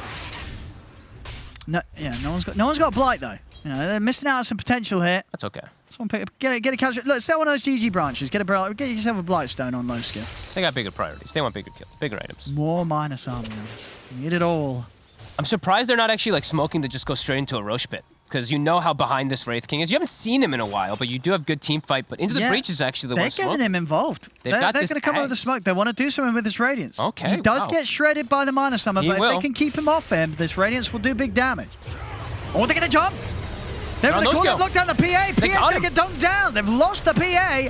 Flash is going to get taken out as well, and now they're going to turn their attention over towards Blink. As this will be Into the Breach, getting 3 heroes. Maybe even more. They're looking towards Hustler. Got any chase from Tanner. Looking for the angle. He's going to have the arrow in a second. Dual Scepter as well, so he will have the catch. He's going to use it to save himself. Malik looks for the jump over towards Daki. One by one. Catch the Tiny. They just got every single one of them. They're playing, I mean, they're just playing way too passively on No Bounty Hunter. The Breach is just like, we're just going to make all the plays on the map. I mean, that's the dream sort of smoke up right with the Radiance from Lil Pleb. It's not an easy game for him to fight into this lineup with just a Radiance and a Midas, but they made it look easy there. They smoke up and they take down the whole team. And it's a 1-by-1 death there, really, from No Bounty Hunters. Into the Breach just looking much more, I mean, much more aggressive, much more keen to actually make moves. And No Bounty Hunters, just everyone just is like, okay, I'm waiting for this next item timing. Next item timing. Slaughter wants BKB, but they got to do something. They have such a good draft when all these timings come together with this minus armor, but they're just not utilizing it. Yeah. So their effective HP is but we've taken his armor into account as well and everything. It's going to be taken down to 489. So there we go. Some fantastic math there from our stats lads. So thank you very much for that. They're the ones hitting Roche. This should almost never happen if you're on the side of No Bounty. With this draft, they know it's going on. Scouted. They've got to head over. They can't if Into the Breach get Roshan, that's going to hurt big time for No Bounty Hunter. They've got to try and put a stop to this. But Malik is in, he gets the jump. The same time they make the move over well onto Daki. Daki's got to run. A buyback will come out straight away from the AA. Been so bad to give the two of them. The Brave Fire Blast comes out. Little Pleb's in. They'll be able to take down Hustler. He's now over towards the PA. PA getting dragged back by the Remnant. Low skill will manage to jump to safety, but Blink dies on the front of it all. They're still running. Low skill, is he actually going to be able to make it away? He's not. Another steps up. They take down the PA. They take down Flash. Daki, he's trying to run, but Xantic's in on top of him, and they got the cat. Ooh. He hits him, though. I think they've still got him. They still got him. They have indeed. They're going to be able to get the team wipe. 6 kills this time, technically, taking down Flash twice. Ultra kill for Little Pleb. I mean, he's just pretty much rolled into 11 kills back-to-back after the Radiance purchase. It seems Little Pleb's been getting active in, and I don't know, it just seems to be completely downhill for No Bounty Hunter. You've just had 2 back-to-back team wipes that you've given up. How on earth do you come back from that? They're just 1-by-1 kind of like just dying, kind of like feeding. The Slardar not making plays. He's playing as if he's the one on the Slardar Blink. I mean, very weird stuff coming out here from them. Is, you know, this is a phrase from Kyle, right? Look at the Radiant team. That's playing to win. Right That's playing to win, baby. The moves that they're making, the team play, it is absolutely there. Dyer's not making the moves. No Bounty Hunters just all split up, not expecting moves, not looking to make the first go either, when they were the team with the double blinks first. And Xantic is the one always leading the charge, always catching every hero. No Bounty Hunter, they've lost Roshan somehow when they have PA, Slardar, Snapfire with Shoulder Crest. How the hell does that happen? Oh, that's going to hurt for them. That's going to hurt. There's no gusto. I'm not seeing the gusto from No Bounty Hunter to actually look to make these aggressive moves. Into the Breach, look, immediate smokes, these Moonlight Shadows. They're always making moves. Low skill's got to be careful. Oh. Look at Xantic. He's just a menace this entire series. And they've got the call. They've got the control. Little Pleb's in. They've absolutely got the damage. Daki's down again. It's just fallen apart. It has. Of course, they are playing under not the ideal circumstances. They are playing with the stand-in No Bounty Hunter. As it definitely seems their team play today Into the Breach have just outdone them by far here. Especially if you witness this last 5 minutes of the game. Low skill. Low skill. I mean, he's probably going to die for this. I think he's definitely going to die for this. Yep. It's completely disjointed here from No Bounty Hunter. They're on completely different pages, completely different books, completely different libraries. everyone's playing for themselves, it looks like, on No Bounty Hunter. Well, into the breach, it's all these beautiful team plays. Hustler and Blink, they try for Little Pleb. He's a lot stronger now, though. He's gotten so much time to get the They can't plate even mail. kill him the once. He's actually going to survive. Ooh, Malik. They can't even get his reincarnate down. And now, I mean, now he's got AC done. In all of the quick spin. Yeah, this is pretty wild. 10k lead, 27-20. 20,000 But experience. Blink finally got his BKB. So he's got that BKB that he's been trying to farm up. Cool. See what sort of a difference the impact he can have now. It's going to be a whole lot harder, though, with how far ahead into the breach are now. They've missed so many big timings that they had together. Just not working well together. I mean, the PA has 6 deaths. It's very rare you see a carry getting hunted this much because he just doesn't have the similar space as the opposing carry, the Wraith King, who's been They set up still for have success. that insane physical burst potential. If they get the jumps, let's see what they can do. Blink jumps over Malik. He's committing with the BKB onto Fishman. Get one. That will get the job done. See the Little Pleb is able to step in. There we go. Now popping the once. As Antic's in with the backup, he's in with the silence as well. They've taken down the AA. They're trying to bring down Little Pleb a second time, but Little Pleb turns, takes down Blink. See Malik running down Hustler as him and Xantic are just pushing back the back lines. The Remnants out. They've grabbed the Tiny. They'll bring down Daki, jump over the Astral Step. That's PA gone as well. It's a triple kill for Xantic as they'll also look to chase down Hustler. Malik giving himself a cheeky whip as he runs in, chases out the Snapfire. They'll take down another. Excellent team play. They lose their Wraith King, but it doesn't matter. It's not only just about the Wraith King. As we've seen from Xantic this game, he's been phenomenal. This Void Spirit, so aggressive. Look at his damage done. Bet you his damage done throughout the game is quite a bit the highest compared to everybody else. He is an absolute killer. Getting a little low. Now wants to get a bit more usage out of the Aegis. He's still got it for 2 more minutes. Look at those damage numbers. Like, he is just a ruthless killer and no bounty hunter. I'm looking at Slardar's damage. You know, he's not really playing that role to sacrifice himself for the PA this game. I mean, it really just fit before the minus armor had it. Blink, he's gone in. But he's kind of alone. No PA and Snapfire. He's done this without his teammates alive, really. And now he's just probably dead.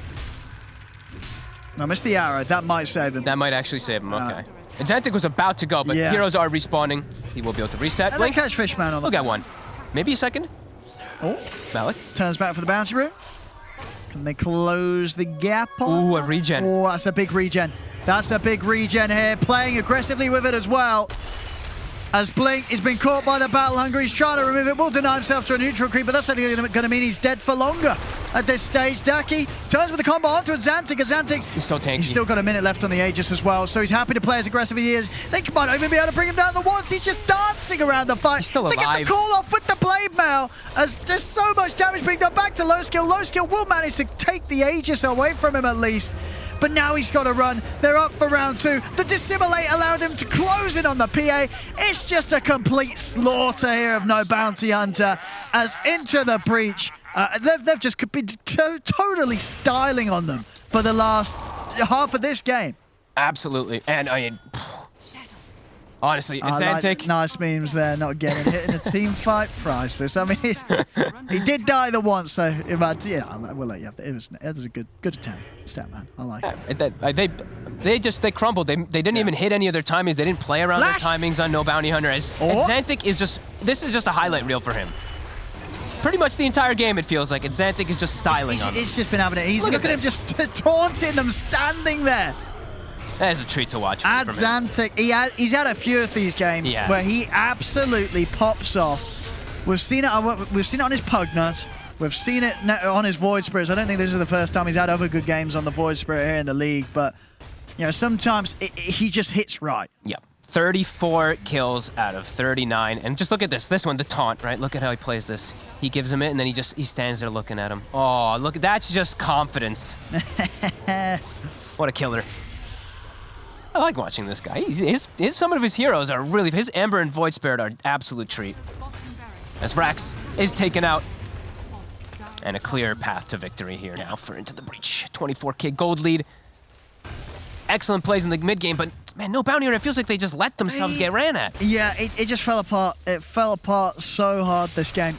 Like this PA had Deathspell Battle Fury. What was the timing? What was our timing on it, on the Deathspell Battle Fury? Because he had it so early. It was very fast. It was absolutely faster than average. You know, it was a faster than average time. Yeah, like 21 minutes, and he still doesn't have BKB 9 minutes later. That kind of tells it all. It's into the breach. Fully dominant map control. They're trying to go on Malik, but he's got a blade mail. Gets called immediately. Low skill jumps in, but immediately gets called by Malik. It's over. Yeah, they'll tap out now. They're done with this one. As into the breach, they just obliterate No Bounty Hunter in this game too. And there he is, the man himself, Azantic. Killer himself. Brilliant series from him. Brilliant game. Yeah, that's definitely one of his best ones here on the Void Spirit, and that's saying something. He has a lot of brilliant games on the Void Spirit. Honestly, a treat to watch from Into the Breach, the way that they did do these aggressive plays.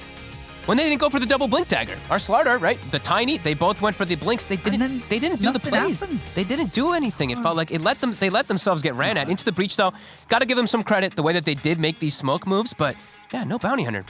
They really just kind of slipped out of control. Yeah. And as we say, No Bounty Hunter, of course, were playing with a stand-in. Sure. They didn't have their main man Khan available for today. I'm not too sure on the reasons, but Low Skill was standing in, so they had to. They weren't playing as the full team. Absolutely. And definitely the team play was where it really came into effect of how much of a difference there was today between these two squads of 5ers. Yeah, Into the Breach. As we're seeing with the league going on, that they really are getting more and more into it. We're really seeing them come together, and performances like this it's just ruthless from them. Yeah, and they enabled their Wraith King very nicely. He didn't have to do much of anything. He shows up with Radiance. Yeah. Maybe thinking that he's going to die because he has, 600 quote-unquote effective HP if he's ever hit by the minus armor, but he didn't get hit by it. He didn't. Ran through, cleaned up. Easy game for Wraith King after a very tough start in the laning phase. Yeah, absolutely. Well, there we go, ladies and gentlemen. With that sort of a victory, there's no doubt about it. Into the Breach coming out on top today. The series, it's theirs. 2-0 here against No Bounty Hunter. I like these teams playing against each other. It is an absolute brawl. We saw it in Game 1, and they just continued right at minute 0. Game 2, love it. We're going to talk about it, and of course, get our hands on one of the winners to do a winner's interview after the break.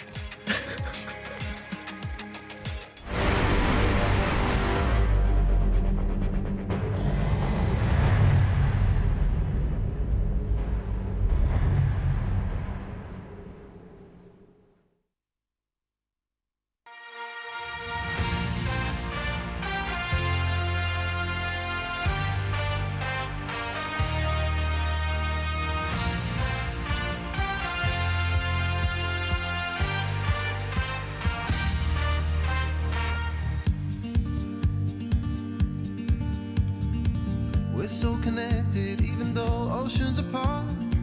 You are the person I call home. Need to be near you to feel closer to your heart.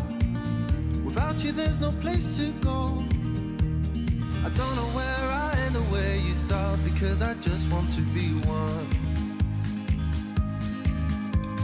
I need for you to know that from the start you weren't alone, cause you're the one. Give me wings to fly, to lift you up and away, to save us from this pain. Oh, let us both be swept away, swept away. Your wings to fly, no more chasing the day. There's some hiding away, and let us both be swept away. Swept away, swept away. I'll always be there even when you fall apart. I'll always help you find your way. When all the lights are gone, I'll be there in the dark. My love for you is here to stay. And every time I feel I want you by my side, so you can feel it too. I want you to see the things I see, and when you smile, I'm smiling too. Give me wings to fly, to lift you up and away, to save us from this pain. Oh, let us both be swept away, swept away. Your wings to fly, no more chasing the day. There's some hiding away, and let us both be swept away, swept away, swept away.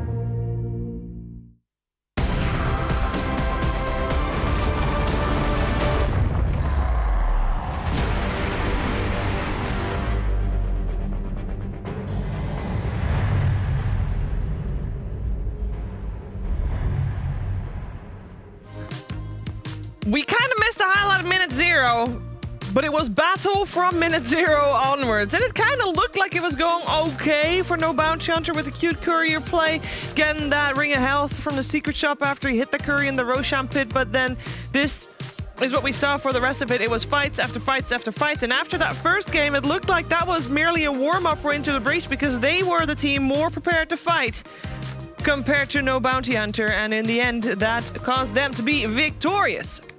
2-0 actually for Into the Breach here over No Bounty Hunter. I'm here with Kyle Moxie. And Kyle, I mean, it was very back and forth. Definitely not as back and forth as game 1, right? There was a clear, better team here. Yeah, definitely. I mean, I don't know how the hell they get away with Midas, Radiance, Wraith King, but a big credit's got to go to Adzantic, who pretty much just played like a beast. He's not just like winning the lane, he's effectively carrying his team in all of their movements. He is the guy making plays. Malik going Vanguard and Hood before Blink on Axe. Still doesn't matter because the Void Spirit's just everywhere at once.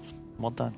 Yeah, well done indeed, Moxie. Were you expecting Into the Breach to come out ahead here today? I was disappointed. I said during the draft, they had a Tiny, they had an Ancient Apparition. I was like, I want to see these guys making moves. I want to see them playing tempo. It looked good, but then they didn't play tempo. They didn't, and all of a sudden it just becomes the ad show. We just see Adzantix just, running away with everything, enabling his whole team to do whatever they wanted to. And then towards the end of the game, it just felt like everyone was, the whole game had fallen apart at that point. It was a pub. It was a little bit of a pub. I believe Brian's also going to be a little critical of some plays here on the drawing board. Some fun things too here, Sheever. Not just all mean comments, but we're going to start a little bit highlighting map distribution. Fog was really talking about how they weren't making the plays on Dire, and I want to highlight exactly what's going on. For Radiant, you have Axe and Mirana together. That's a gank duo. You have Grimstroke and Void Spirit together. That's a gank duo. And then you have a Wraith King farming on his own. On the Dire side, we got a Tiny farming. We got 2 supports farming by themselves. And we got a Slardar with a Blink hanging out with his farming carry, which is not who he wants to be ganking with. So it's just simply inefficient map distribution from No Bounty Hunter in comparison. And Blink, he's just kind of a no man's land over here, just gets caught. And this is going to alleviate so much pressure on the Into Breach's lineup that it's just going to allow them, you see this, this is just one example of many plays that's going to lead to them having a lot more space on the map than you would think when they have a Midas, Radiance, Wraith King. And then we're going to have a little fun clip here where I think we oftentimes watch professional matches and we see things that we think look really stupid. And I just want to highlight, sometimes you have to put on player perspective to learn a lot about what happens in these games. So we're going to watch Adzantic just straight up walk past an enemy ward with his own sentry right there. And then a few seconds later, he's going to die to a very obvious gank that most of us would be like, how does he not see that? So quickly we'll watch the play from his perspective. He's scared. You can clearly tell he knows he's at threat. He's running, and his HUD's going to cover the ward. He has absolutely no idea that that ward is there. The sentry was just recently placed, and I just think it's important that if you do want to learn from professional matches, you do try to look at people's perspective and exactly what they're going to see in the game, because that's what they're using to make their decisions.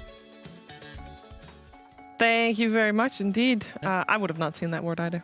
No, I like that point from Brian. That's a cool insight, but specifically when it comes to the map, like where people play on the map is something that it's tough to see from an in-game perspective. Like we're just watching it, but when you actually go in, look at the replay, that's the big issue here with how this Dire lineup played out, because they just simply didn't do things correctly. Like the right heroes need to be playing with the right heroes, the right areas of the map.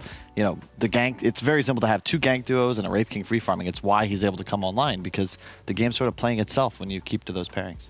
Yeah, it was a strong showing from Into the Breach, and it wasn't necessarily the draft that caused No Bounty Hunter to not win here. It was lack of movement, lack of synergy maybe. I mean, they were playing with the stand-in as well, Moxie. Yeah, it was the execution. The execution, I think. I think the draft looked perfectly fine, in my opinion. I think that they just needed to move tempo. I think they needed to move together, and they weren't making those plays, whereas on the other side, Into the Breach was doing exactly what they needed to do. Indeed, indeed. Aha! Speak of the devil, we get to talk to not one, but 2 people. We have both Fishman and, hope I pronounced it properly, Metpum. Coach Metpum. Yes. We cannot hear you. Uh-oh. Uh-oh. I mean, I can see you guys talking. We can see you. I don't know how you guys' sign languages. Hey, oh, yes. There we go. Hello. Yeah, nice. Hello. Congratulations on the series. Met Trim? Yes. Oh, I guess. Okay. Okay. Hello. Hello. Yeah, we hear both of you now. Great. All right. My first question is for Fishman. I want to know you're a Bane Lich support. In my memory, I've always seen you playing those, and obviously this season it's not really been Bane Lich at all. I want to know what needs to change, especially for Lich, for you to pick it. I don't know. Just need to buff this hero. Like also Bane. This hero just these two. Oh, we lost the audio again. Yeah, team, stop mute me. Yeah. Sorry. Okay, so Bane and Lich just very bad heroes. I think Gaben need to up these two heroes to pick them. But I like Bane a lot with Lich. Yes. Yeah. Actually, last game I was thinking to pick Lich because Slar doesn't fire lane. Yeah, we've discussed Lich. Yeah. Maybe we'll see it in the next series. Who knows? I think not. You think not? No. Well, not that we've talked about it like this. It's gonna get banned, maybe. So I'm not sure how much your coach is actually involved in the whole process of drafting, but I know that Ntaki, his big hero is Puck, and in that first game, you guys didn't give a puck about him. You just let him go through all the way to 9th pick. So what happened with that? Did you guys just forget that, that was a hero that should be taken out? Did you think the Tiny was a mid?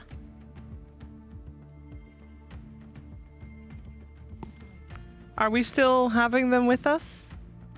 We can't. Oh, we have lost. We've lost them. Yeah, we lost them. Well, they won the game. They did win the game. Yay! Yes. They did win the game, and they looked good doing it. And obviously, they've recently had their swap with Little Pleb stepping in for Thug, and I'm happy to see them do this well, because I remember, Kyle, start of the season, we were very critical on this team. Oh, for sure. And I think that they've found out a good strategy, which is, we're going to first two at Xantix's hero, and then we're going to get the rest of the team together, and we're going to just jump into his backpack. And he'll carry us across the finish line. Because, Lil Pleb, not saying he played poorly, but, my man went Midas into Radiance. Hey, he was preparing to carry if Xantix fell flat. He was preparing for the 60-minute game. Sure, but I'm just saying it takes a little more talent to get 10+ kills in consecutive games versus farm the triangle on rinse repeat with the Midas first item. And if they're going to succeed at a higher level, I think they're going to need to demonstrate that their carry player can get involved in the game earlier. That's also where the coach comes into play. It is Metrum. Now I know how to pronounce it. He's been coaching them only since the first week of this DPC. So I was curious to hear from him also how he felt in. You might remember him for being the coach of Bait at some point as well. All right, yeah. Did that for a little bit. And before that, he was with Creepwave as well. Yeah, working out a little better now, I'd say. I don't want to flame Bait. I love them too much, but they haven't had the most success. Flames. I wanted to know if how involved he is with the actual process. Yeah. Is it more of an analyst position where you're getting all that information, or are you helping out during the drafting? Yeah, Never gonna know now. Never gonna know. Never say never, because obviously they are not done yet. They have now played 6 series. They're standing at a 3-3. We can take a look at the standings. That means they still have to play one more, because you have to play 7 series in a group where there are 8 teams. That is how math works. And I think very important into the breach with this victory. I feel like unless there are some mad tiebreakers that are going to happen, they should be safe, right? They should be out of the bottom 2.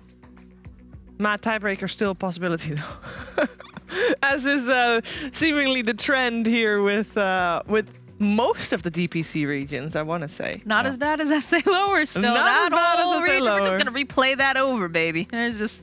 I mean, that would be hilarious. If that's gonna be the case, that would be hilarious. If there's gonna be one region that has to do everything over. I hope they have better tiebreaker rules than that. That's where suddenly it's like, you know what? Let's actually go to time rating. Time rating, that's a great tiebreaker mechanic. No. I think if there's a tiebreakers and let's say 8 teams are involved, it is going to be round robin best of 1.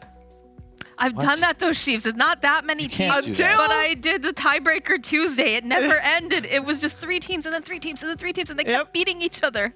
What if you have that with 8 teams? Oh, God. Love it. But we'll obviously see everything getting hashed out in 7 days. We got 7 more days in the Western European DPC League. And we are going to move to the upper division now because lower division will take a little bit of a break. We'll come back to that some more. But upper division is going to be super exciting as well. Our next series is going to be Brame versus Hellbear Smashers. You can see the time in the bottom left. No, bottom right. Good job, Chiefs. It is. Yeah, it is about it. Thank you. Yeah, that's what we said. I had to think. Yeah, I had to think about it for a little bit. Math, geography, not taught in the The Netherlands. time when we'll be back, we'll probably be back in like half an hour or something like that. So make sure you get yourself some refreshments and get ready for some upper division action. We'll be back with DreamLeague Season 15, powered by Intel. After this.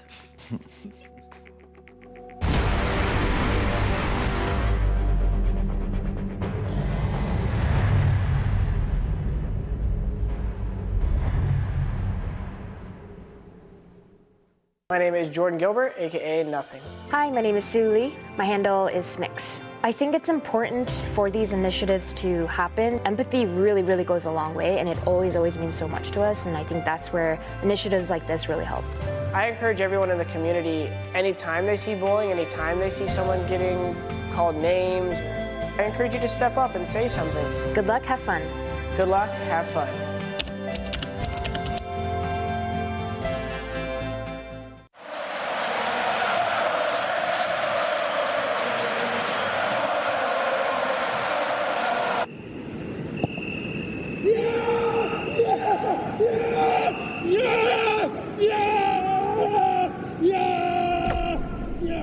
Start your esports career now at play.eslgaming.com.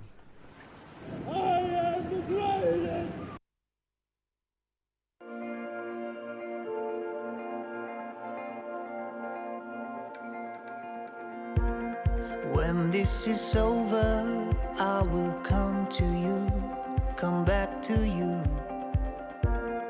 When this is over, we'll be free. When this is over, we will touch just like we did before.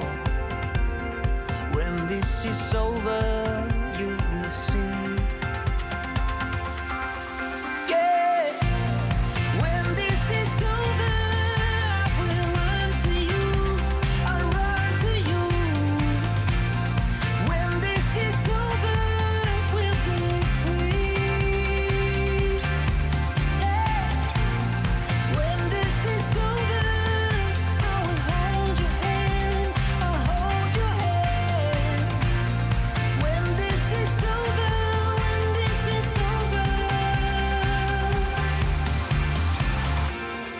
no more hide behind a wall. Can hear the voice of freedom call. When this is over, I will run to you. I'll run to you. When this is over, we'll be free. When this is over, I will hold your hand. I'll hold your hand. When this is over, when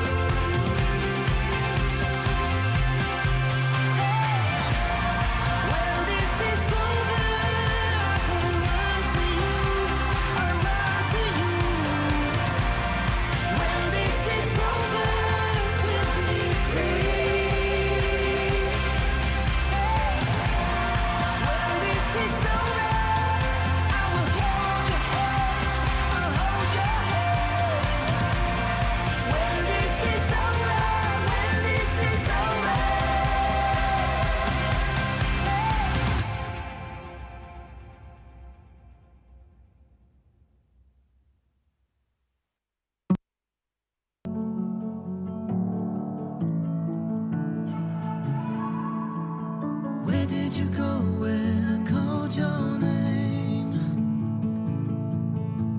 Since you've been gone, it's like I'm insane. I can feel you near and yet so far away. I want you so much more than I can say.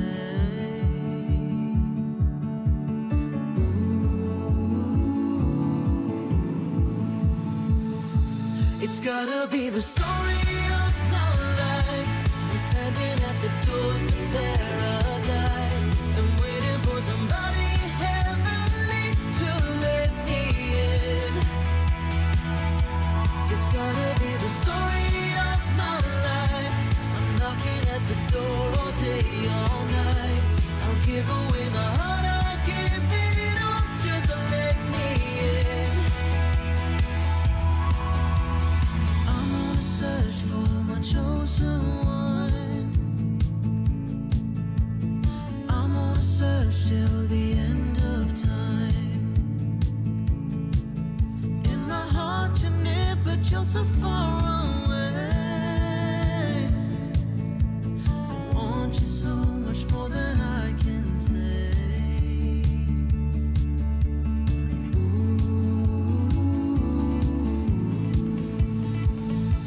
It's gotta be the story of my life. I'm standing at the doors to paradise. I'm waiting for somebody heavenly to let me in. It's gotta be the story of my life. I'm knocking at the door all day, all night. I'll give away my heart, I'll give it all just to let me in. Wherever I go, I'm calling you. Behind every door, I hope there's you. Wherever I go, I'm calling you, calling you. Behind every door, I hope there's you. It's gotta be the story of my life. I'm standing at the doors to paradise. I'm waiting for somebody heavenly to let me in. It's gotta be the story of my life. I'm knocking at the door all day, all night. I'll give away my heart, I'll give it all just to let me in. Oh, to let me in. It's gotta be the story of my life. I'm standing at the doors to paradise. I'm waiting for somebody heavenly to let me in. Oh, just let me in. It's gotta be the story of my life. I'm knocking at the door all day, all night. I'll give away my heart, I'll give it all just to let me in. Oh, to let me in.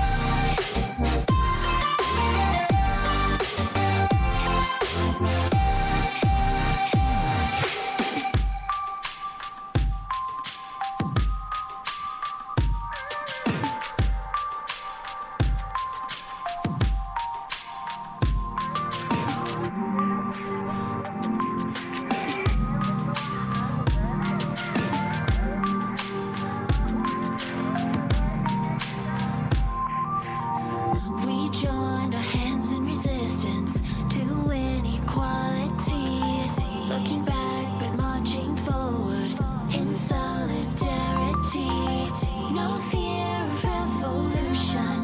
No fear to do what's right.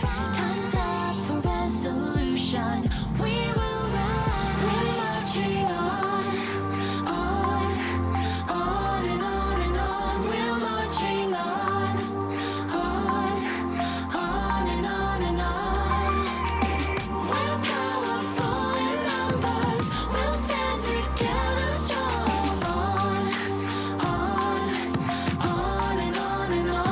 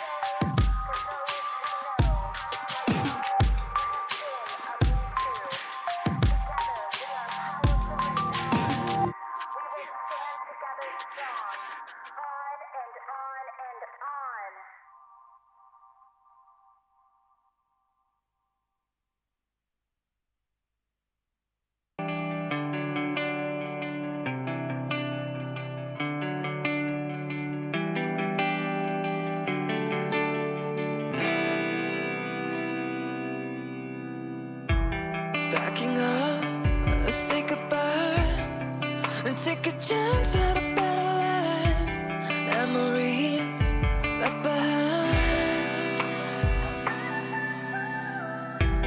Closer now, almost tasted. Hand in hand, we can make it. We risk it all just to survive. Try to build a wall, but we break free. Oh, wow. Shadow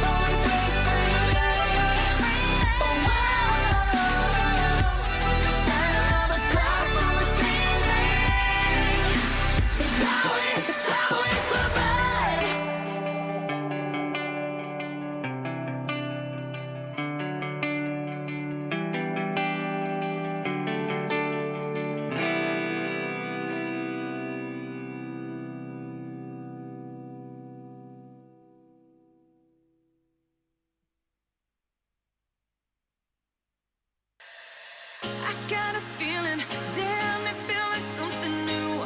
So if you're feeling me, say, because I'm feeling you. I got a feeling, damn it, feeling something new. So if you're feeling me, say, because I'm feeling you. I'll be feeling you, I'll be feeling you. So if you're feeling me, say, because I'm feeling you. I'll be feeling you, I'll be feeling you. So if you're feeling me, say, because I'm feeling you. I got a feeling, damn it, feeling something new. So if you're feeling me, say, because I'm feeling you. I got a feeling, damn it, feeling something new. So if you're feeling me, say, because I'm feeling you. I'll be feeling you, I'll be feeling you. So if you're feeling me, say, because I'm feeling you. I'll be feeling you, I'll be feeling you. So if you're feeling me, say, because I'm feeling you.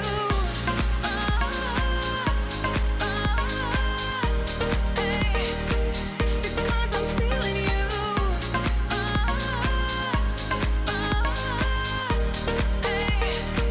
Because I'm feeling you. I got a feeling, damn it, feeling something new. So if you're feeling me, say, because I'm feeling you. I got a feeling, damn it, feeling something new. So if you're feeling me, say, because I'm feeling you. I'll be feeling you, I'll be feeling you. So if you're feeling me, say, because I'm feeling you. I'll be feeling you, I'll be feeling you.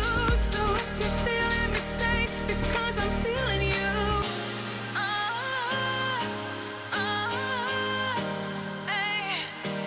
Because I'm feeling you.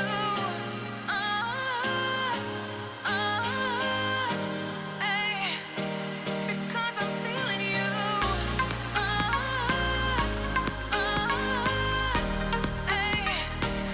Because I'm feeling you.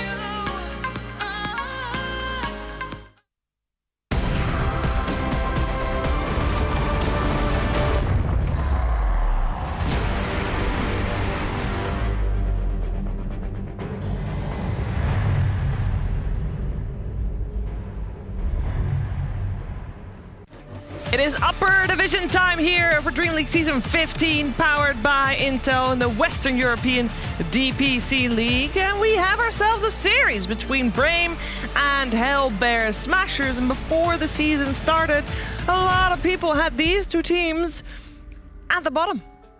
And unfortunately for Hellbear Smashers, they are still there. I didn't know I was going to transition from that one. I'm here with Odie Pixel, I'm here with BSJ, and I mean, it should be a good series though, Brian, right? I really thought you were going to bring them up somehow. I was ready for some inspirational Hellbear Smashers, and then you just crushed them. But I'm looking forward to this series. I think both Hellbear Smashers, they've taken a game on, I think, almost every series except for one. Yeah. Except for two at the moment, yeah. And big ones. They took games off Secret, OG, and Tundra. So, And Brame just beat Alliance. Yeah, so looks like the upward potential of both these teams is pretty high. We can take a quick look at the standings to see how the two teams are looking right now, because Brame still definitely has some potential even to make it to the major. They're 2 and 3 together with Team Secret, so the potential, Owen, for them to make it high, for them to be top 4, very much there. No, absolutely. Yeah, I mean, you can't look past that sort of 2-1 victory against Alliance. That was huge, you know. To that point, Alliance have been unstoppable. Brame's turned up, and they're just hitting that sort of trajectory with playing together as a team in the situation that they've now got set up, and it's just looking fantastic. They're looking better and better. You've just come off a win against Alliance. Hellbear Smashers, even though they have taken games off the big teams, in terms of winning a series, something that they've still yet to be able to achieve, it's a big ask, I think, against Brame. Brame's going to be a very scary team to play against in this is best of 3. It really will be. Let's start by talking about Hellbear Smashers, because you're saying, you know what, they took a game off of everybody at the start, and they did. And it was at that point that Tiga, the former coach, says, you know what, I think Hellbear Smashers has it in them to be able to take a game off of everybody they face, probably not win a series. And since we said that on air, that was after those 3 series, they lost 2 series 0-2, Brian. They're on a downward trajectory. I think they're just too predictable. Yeah? I think their hero pools are too small, and they draft Stormstormer's hero very early on, and it's not exactly like the same meta picks that we've seen of a lot of other teams, so it really could be as simple as we have an idea of what we think we're best at in this meta, and it just turns out that it's not as good as what other people are doing, and they don't seem to want to veer away from it at all. They do not, and they obviously are also playing in other tournaments at the moment, Owen. And I don't know if you have been keeping up with that, but they were doing good against the Eastern European teams. In which case, Brian's point, being more predictable might be the reason for them not being aware what Hellbear Smash is going to play. But they did lose to Chicken Fighters yesterday. 0-2. That's rough. And of course, we've seen in the season, Chicken Fighters, they've been having rough times themselves. Yeah. They've also been on a bit of a downward trend from what we saw previously when they're up the higher half of things in the top season. So yeah, who knows? They've got to really pull it together against Brame. And as I say, Brame, they're looking great. And I think the potential of a squad like Brame is very high. Like, this absolutely is a lineup of players that when they're on the same page, they'll absolutely challenge the best teams in the world. And as we see, they took down Alliance. I think if they'd had that a little bit more time, a little bit more preparation, maybe more of a run-up tournament into this, they would have been, they wouldn't have dropped the series that they have done so far. Like, Brame is absolutely a team to watch. And it's going to be incredibly hard for Smashers. Yeah, and of course they are on boot camp as well, and that makes a bit of a difference as well. On the side of Hellbear Smashers, their position 1 player is Ace, and you might remember in the past there was also a player called Link, and they were brothers. And we're going to hear Ace shine a little bit of a light on that dynamic. As long as they're just patient with it, they could just poke away at the tower. Nice Manta dodge. My big brother, he was also carry player. But he was definitely like way better than me, and like he was like in the pro scene back then, and I was like trying to get into the pro scene, you could say. I think no matter what, he will always be like decent at least in Dota, because he's pretty good at everything, like games and stuff. He doesn't really play anymore. Like, he would play very rarely. If we maybe go out with me to a net cafe or something, play for fun. He sadly doesn't play anymore, really. He's too busy. We're out here, and he's going to be slowed down by Scotty, hit by the Medusa Snake as well. I don't think he's going to be able to make it through with the laser. Oh god, the laser does a lot of damage. Rasmus, the last heat-seeking missile, he may have to blink that one out. Gyrocopter does go down. I truly believe that people who are like the smaller brother to the bigger brother, they usually become like better and quite good in sports. It's something I believe in, or like I've seen it a lot of times, because the little brother, he wants to be better than his big brother, and the big brother is just better always. So you just have to like work harder all the time to beat him. And I definitely think that something like that has given me like a lot of motivation. Yeah, there's a lot of brother dynamics in Dota 2, or actually surprisingly quite a few anyway. We got Chessie and Limp, obviously Kyle and Z-Freak at some point as well, and for a long time all of those were on the same team as well. You are Sumail. You are Sumail, yes, and also obviously it's Sumail that's the younger brother, right? Yeah. So the younger brother triumphing older brother seems to be a little bit the younger brother too, right? Yeah, I think so too. Yes. Yeah, so it seems to be the young gun. Yeah, Arteezy and Nico Baby. No, Nico Baby's on the up.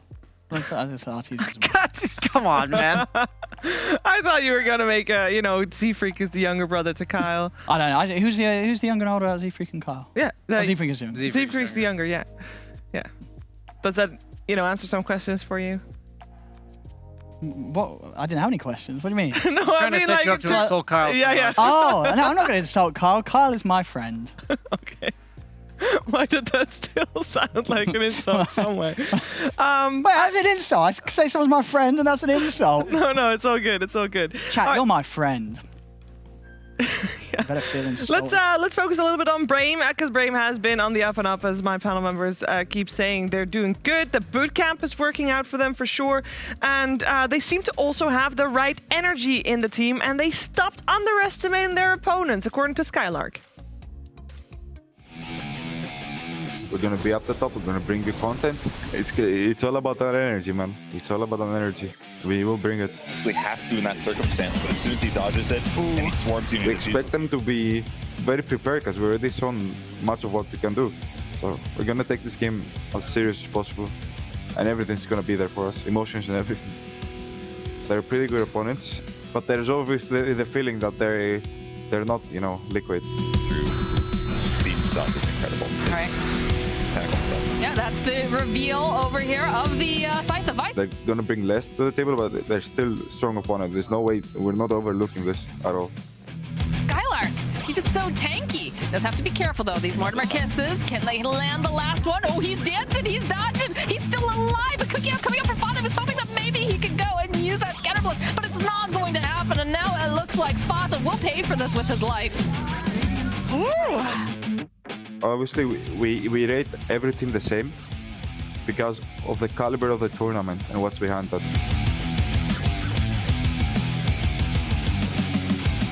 Yeah, this is a team that, of course, has come from the lower division from the first season. And the very first game, the very first European DPC game actually featured Brame.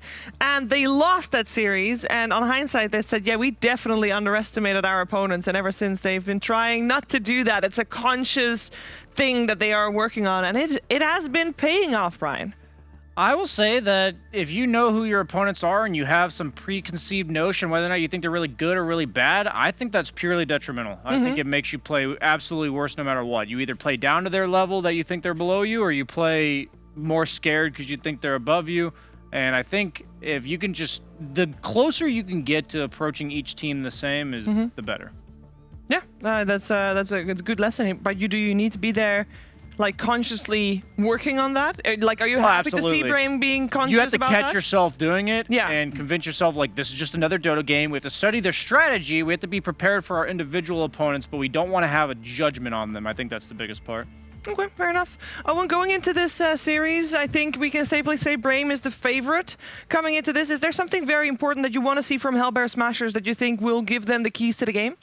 I think maybe sort of just go with that sort of strat that has sort of got them the wins against the bigger team. It seems to very much, get something big for Ace and then just try and stall the game. You get him on something like the Deucer or some sort of 4 protect 1. It's not necessarily going to be the thing that beats the enemy, but it's going to be the thing that maybe the enemy loses to. They overextend, they're not able to close the game in time, you're able to avoid a good number of the ganks that are being thrown at you, and you're able to carry it through to the late game, capitalize on those mistakes. So I think that seems to be what works for them, what has managed them to get them the wins against these bigger squads. I think if they just try and go for some full aggro running at Brame, I think Brame they'll win every time, because the skirmishing of a team like Brame, I just would value as a much superior in comparison to that helps Bear Smashers are able to play. Yeah, we've sometimes been mentioning Brame as the OG light, Brian, in terms of play style. I mean, they're Captain Spartan. So I don't know how many people at home know exactly what that means, but if you've watched this guy play and the way his energy is, even during the interviews after our games, you know exactly what type of tempo of Dota you're getting. I think a lot of people will be remembering at Finham, Boston Major, that was the same team Spartan was on, and that energy that he and his team had, I mean, it's still there, right? It didn't just go away after them losing to OG in that final. That is his energy, I would say. His teammates probably get elevated. Maybe he'll have a teammate like that every now and then, but I would say it's probably better he doesn't have teammates like that. Yeah. A little too much of that can go the wrong way. Yeah, and we also, we say that it's good that they're talking about not wanting to underestimate their opponent, so on. They are also very much aware, and they have spoken about maybe Spartan being a little bit too emotional at times, because obviously if it lifts you up, if it elevates you that much when things are going well, how do you deal with when things are not going so well? Sure. I mean, it's got its ups and downs, and I think it's something that's going to be controlled much more than the fact that they are on boot camp. Sure, they're going to ride the highs, these wins to an extent, but at the same time, they're going to be there for one another to really talk through the issues they have after a loss at a level that you just can't do when you're playing online from different parts all over the world. They're going to have that edge, and they're going to have that ability to make sure that the things that bring them down as a team aren't going to be as big of an issue as maybe they have been in the past. All right, so expectations. Obviously, we have Hellbear Smashers being the more predictable team.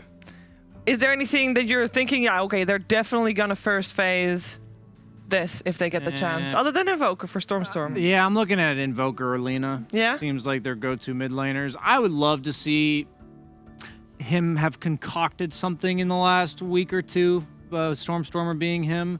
I believe you can learn a lot playing a hero 40 to 50 times in a new patch. And when I say that, I mainly mean to mid laners. I think mid laners and fours are the most specialized. And if you just play a bunch of Storm, I feel like just roll with it. I don't know.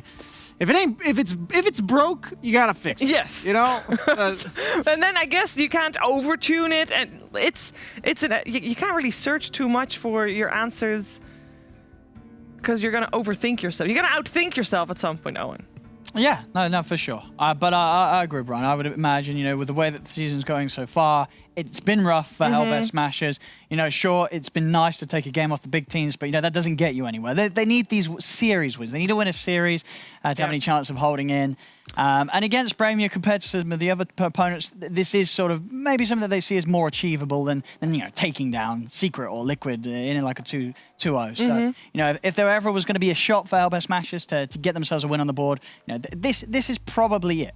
Yeah, because the other team that they're still having to face after this is Alliance. Yeah. So that's going to be a tough one regardless. And again, I mean, they're 0-5, and that means that their fate is not in their own hands anymore, and they need to win this. So the chances that they have to still not get eliminated or relegated to the lower division next season round is if they win this, they win versus Alliance, and then they gotta hope that Secret loses their remaining of their matches. And Secret getting relegated.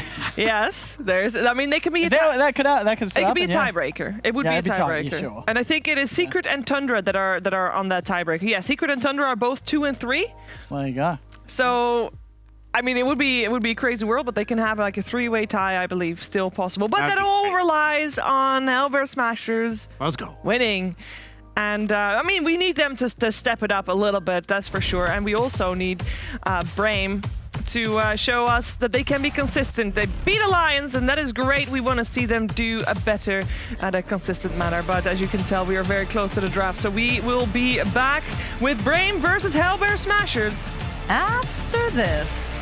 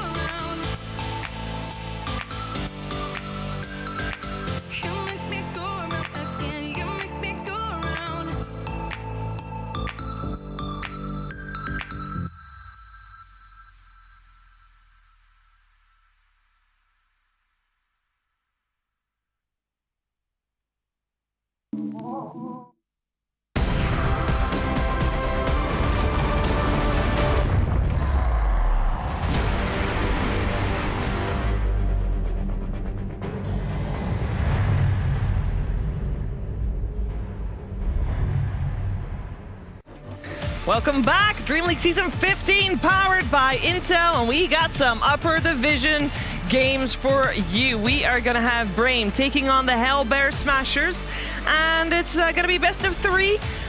Very, very, very important for Hellbear Smashers if they want to have a chance of a tie for not getting relegated down. Very important for Brame as well, because their chances to go to the major still on the line as well, and they need to win their remaining games and then hope for a tiebreaker, potentially. A lot on the line, trust me on this one. I'm here with Odie Pixel and with BSJ, and I believe we can show you the draft already. Apparently not yet. Okay, well that's okay, because apparently, according to Brian, Smashers is very predictable, so he can predict step by step what's going to happen while we're not watching. We're going to see some weird Veno pick. We're going to see a Lina. Then we're going to see a Wraith King. Maybe a Grimstroke to go with the Wraith King. Maybe an AA. And that's about it. Okay, well, great. Why would we need to see the draft anymore? We don't. We don't, indeed. Owen, what do you think? What are you going to look for in this game? I just want to see what the ace hero is. Yeah. See what the ace hero is for Hellbear Smashers. Medusa. That, yeah, probably. Medusa or Wraith King, yeah. That is what you expect. Maybe they hit us with something nice and different. Yeah. But that's probably the safer bet for them in terms of what they've been coming out with and what they feel the most comfortable on. Yeah. Just something big for ace. Yeah, I think that's the way that they'd have the best shot here. I just want to see Spartan play Willow. I think that was a lot of fun, and I think that hero fits him a lot. He needs a hero that has a get out of jail free card, which he goes to jail a lot. He goes to jail a lot, yeah. So pressing W at the right time definitely has saved him a bunch when he was having that hero when he was playing up against Alliance. But we'll see. We got an Elder Titan and Alina banned out against Brame, and Brame themselves, they ban out the Enchantress, leaving Invoker for now still in the pool. That is a hero that Hellbear Smashers will first phase, because Stormstormer is that comfortable on it. And actually, it's Wraith King that they ban out. So we'll see if indeed Hellbear Smashers wants to go for that one. I will say I'm a bit biased going in this series. I'm rooting for Brame. Why? I think that if they win this series, we're going to have a crazy last week, and that last series for Brame is going to be hype AF. You want to see more tiebreaker action this Yeah. We can see these big names maybe not make it to the major. Yeah, Brame's a legit contender, guys. They're in the group of people that are 2 and 3, and I believe there's also 2 teams that are 3 and 2. So if they go 4 and 3, they're almost certainly in a tiebreaker. Sure. And it's a team as well that you look at a team like Brame and you say, if they get to like the international stage, they are a team that could shake up, teams from all around the world. Spicy, man. Yeah. And they thrive on the stage. We saw that when Spartan was leading the Adfinum squad. We know that they can deal with the pressure coming their way if they are playing on a stage, if they are playing on a LAN. And we've seen them constantly improve, and it is a lot of fun to see a team go from, like both of these teams come from lower division, right? And what a difference though between the results of the 2 squads and the way they play. It's almost like Brame, did their part in the lower division and then proceeded to actually have more than 5 heroes per player. That is a crazy concept that I believe Hellbear Smashers... I mean, what they're picking second. I'm just disappointed, man. Come on. You didn't want to see this Invoker. First pick Invoker strategy, this has gotten you 0 and 5. Yeah. Like, why? This bothers me, because, what do you have to lose at this point? I know they still have a chance to make it to, not getting relegated, but, is this really how you want to go out? Going 0 and 7, potentially, doing the same thing every game? We do have, of the games that Hellbear Smashers has played so far in this DPC region, 4 of the games were Invoker. 2 of those games were wins. Out of the 3 games that they've had, Stormstormer has won 2 of them on the Invoker. I take it back. This is their one opportunity to go 2 and 5 and close out the season with a couple No, wins. I get where you come from. I just want to throw some stats there, too. That's relevant. If one of their limited strategies is working, then, if they want to go with it for the first game, why not? I think Nyx is kind of a bait here. Willow, you're most likely going to get your spells off before he stuns you, and you also have a reactionary button if he goes for the Vendetta hit. And then Centaur, it's not the easiest hero to gank with Nyx. Yes, you can spike Carapace the Retaliate proc, which is kind of nice when you hit him, but It doesn't scream to me like, hey, it's an amazing Nyx game. There's no specific heroes that... I guess it's like removing the Medusa potentially, but then Brame just bans it out themselves. You don't mind picking the pucks in the world against the Nyx. All these instant silences. They're probably going to go like Void Spirit or Storm. They already ban out the Lifestealer. I guess if they have a few bans in mind to cover these two picks, Brood, Lifestealer makes sense. Maybe a Juggernaut on top of that. It's just weird. I think Nyx is a counter pick nowadays, not a block pick. Like previous patch when he was really strong, we'd see him picked first, and you'd be like, okay, now that we have a Nyx, you can't pick from this pool of 50 heroes. I don't think he's like that anymore. We've got a Brood ban, Lifestealer ban coming out as well. I mean, when we're talking about predictability on the side of Hellbear Smashers, I feel like Brame do play a lot of different strategies. They do. And actually, the time that we saw them play Brood when they were playing up against Alliance, it was not the game that they ended up winning. Yeah, that wasn't exactly the potent Brood we've seen from a few teams. Brood's really a dud or a stud, is what I've noticed in all these games. It's annoying to play against in pubs. Yeah. Oh man, I hate you European players. There's only like 2 Broodmother spammers in NA, so if I just like see monkeys in my game, I know I gotta monkeys forever. I gotta ban out that Brood. But in EU, I don't know these players. Just suddenly a gotta Brood play pick. more. It's just suddenly Brood pick out of nowhere, and I've lost almost every game against it. Okay, I've got a question. Last game that we saw Brame play, they got the Willow, they got the Centaur. They won versus it with it versus Alliance. They also had a Shadow Demon, a Pugna, and a Morphling. Normally, when you see a team having a performance like that, wouldn't you normally target some of the bans on the heroes that they've had success with? I mean, sure, but they've had a few wins, and I think that the TA ban is very respectable because we've seen Wish he wins sort of unwinnable games with his TA. So, completely understandable why you want to take that away from them. It's a good matchup versus Invoker in mid. Yeah. The Rubik, they're solid. Anytime you're playing against these heroes like the Nyx Assassin, you want something to be able to disrupt him or catch him without, setting off the self-stun from the Spike Carapace, and Telekinesis is absolutely that. Just having that straight up means that if you're able to play with vision out and the map sentries down, it's going to be very hard for this Nyx to ever really get the jump on you, as you'll always have a good way to respond. Multiple ways, in fact, of course, as you'd imagine. Heroes like the Willow are going to be getting the Yules online. So all in all, one of the reasons why we don't really see Nyx being picked that much, and if anything this early, because there's just a lot of good heroes that stop a lot of what Nyx wants to achieve. That's the first Crystal Maiden in the upper division. And it hopefully will be the last, because that hero is terrible. Okay. They're going to pick Jug. The good old CM Jug. I was actually thinking, okay, they're going to pick Jug on 8th, so what's the support that goes with it? Grimstroke was the other option, but... Sure. I think...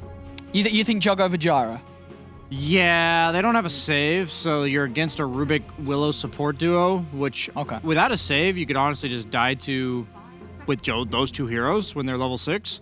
So I would want a carry that doesn't die with no help. Since you have very much playmaking potential, but you don't have any protection potential, if you have a carry that relies on that safety net, sure, I think you're just going to get picked off a lot. And Ace, he likes to farm. I'd be upset if they were to pick like a PA or like a ranged hero, like a Drow or something. I think that'd be really dangerous for them to do that. Whatever happened to heroes like Bristleback? Now, where's Bristleback nowadays? Like, would this not be a good game? I for see him all Hellbears the to pick time in the Bristle? mid. I'd be down for. If they get Bristle here, I feel like you could. These 4 heroes probably don't kill you if you're a Bristle with a couple of items, right? I could see that. Bristle's been plaguing the pubs actually, and we've seen Gork play Bristle yesterday. Yes. They're gonna go the way of the Monkey King. I mean, a hero that's obviously gonna have that ability to hit the Centaur in lane. You'll get the stacks up, but still a hero that's, I don't know, not really in a great spot. I mean, did you see this hero win many games, Brian? Yeah, this hero needs to be protected, man. The support duos I get when I see Monkey Kings is, I think Liquid's one of the best Monkey King playing teams. Absolutely. They have an Oracle. They have an Abaddon. That's the kind of support you get with a Monkey King. And I feel like previous season as well, one of the things that we're seeing Hellbear Smashers have success with was they would open with like Oracle Monkey King. And it was good. You can't counter the Monkey King because... Yeah. because he's got a save behind. All the things that deal with Monkey King are instant initiation, jumping him before he jumps off the tree or before he uses his ult. And they don't have anything to enable him. So the only thing that will change my mind about Hellbear Smasher's draft is they have a ton of follow-up. Even Monkey King I would consider to be a follow-up hero. Who goes in first? They need some hero that I can't think of because I never see the heroes in front of me. They need some hero which I look at the fights and I say, that guy's going to go first. And then Invoker's going to be a clean tornado follow-up. And then we got the Wukong's Boundless. What about, it's still in the pool here for the offlane. What about Slardar then? Slardar would be okay. Okay. I think that would be fine. Yeah. Something like Slardar, that's a good archetype. Let's see, what else is there? Sand King, not a big fan with the Nyx though. Like, Nyx Sand King sounds like a pretty Still tries lane. to play a bit of Beastmaster here and there, but... I think it can't be Beastmaster. I think it has to be a hero that actually goes in. It can't just be a hero that disables them. Like Underlord? But if you're asking, like, what has Rasmus played, for example, it's none of those. Well, he has played Underlord. But other than that, it's like the Vano, the Axe here and there. I would be so upset if they picked Vano. He played Enigma and Dazzle.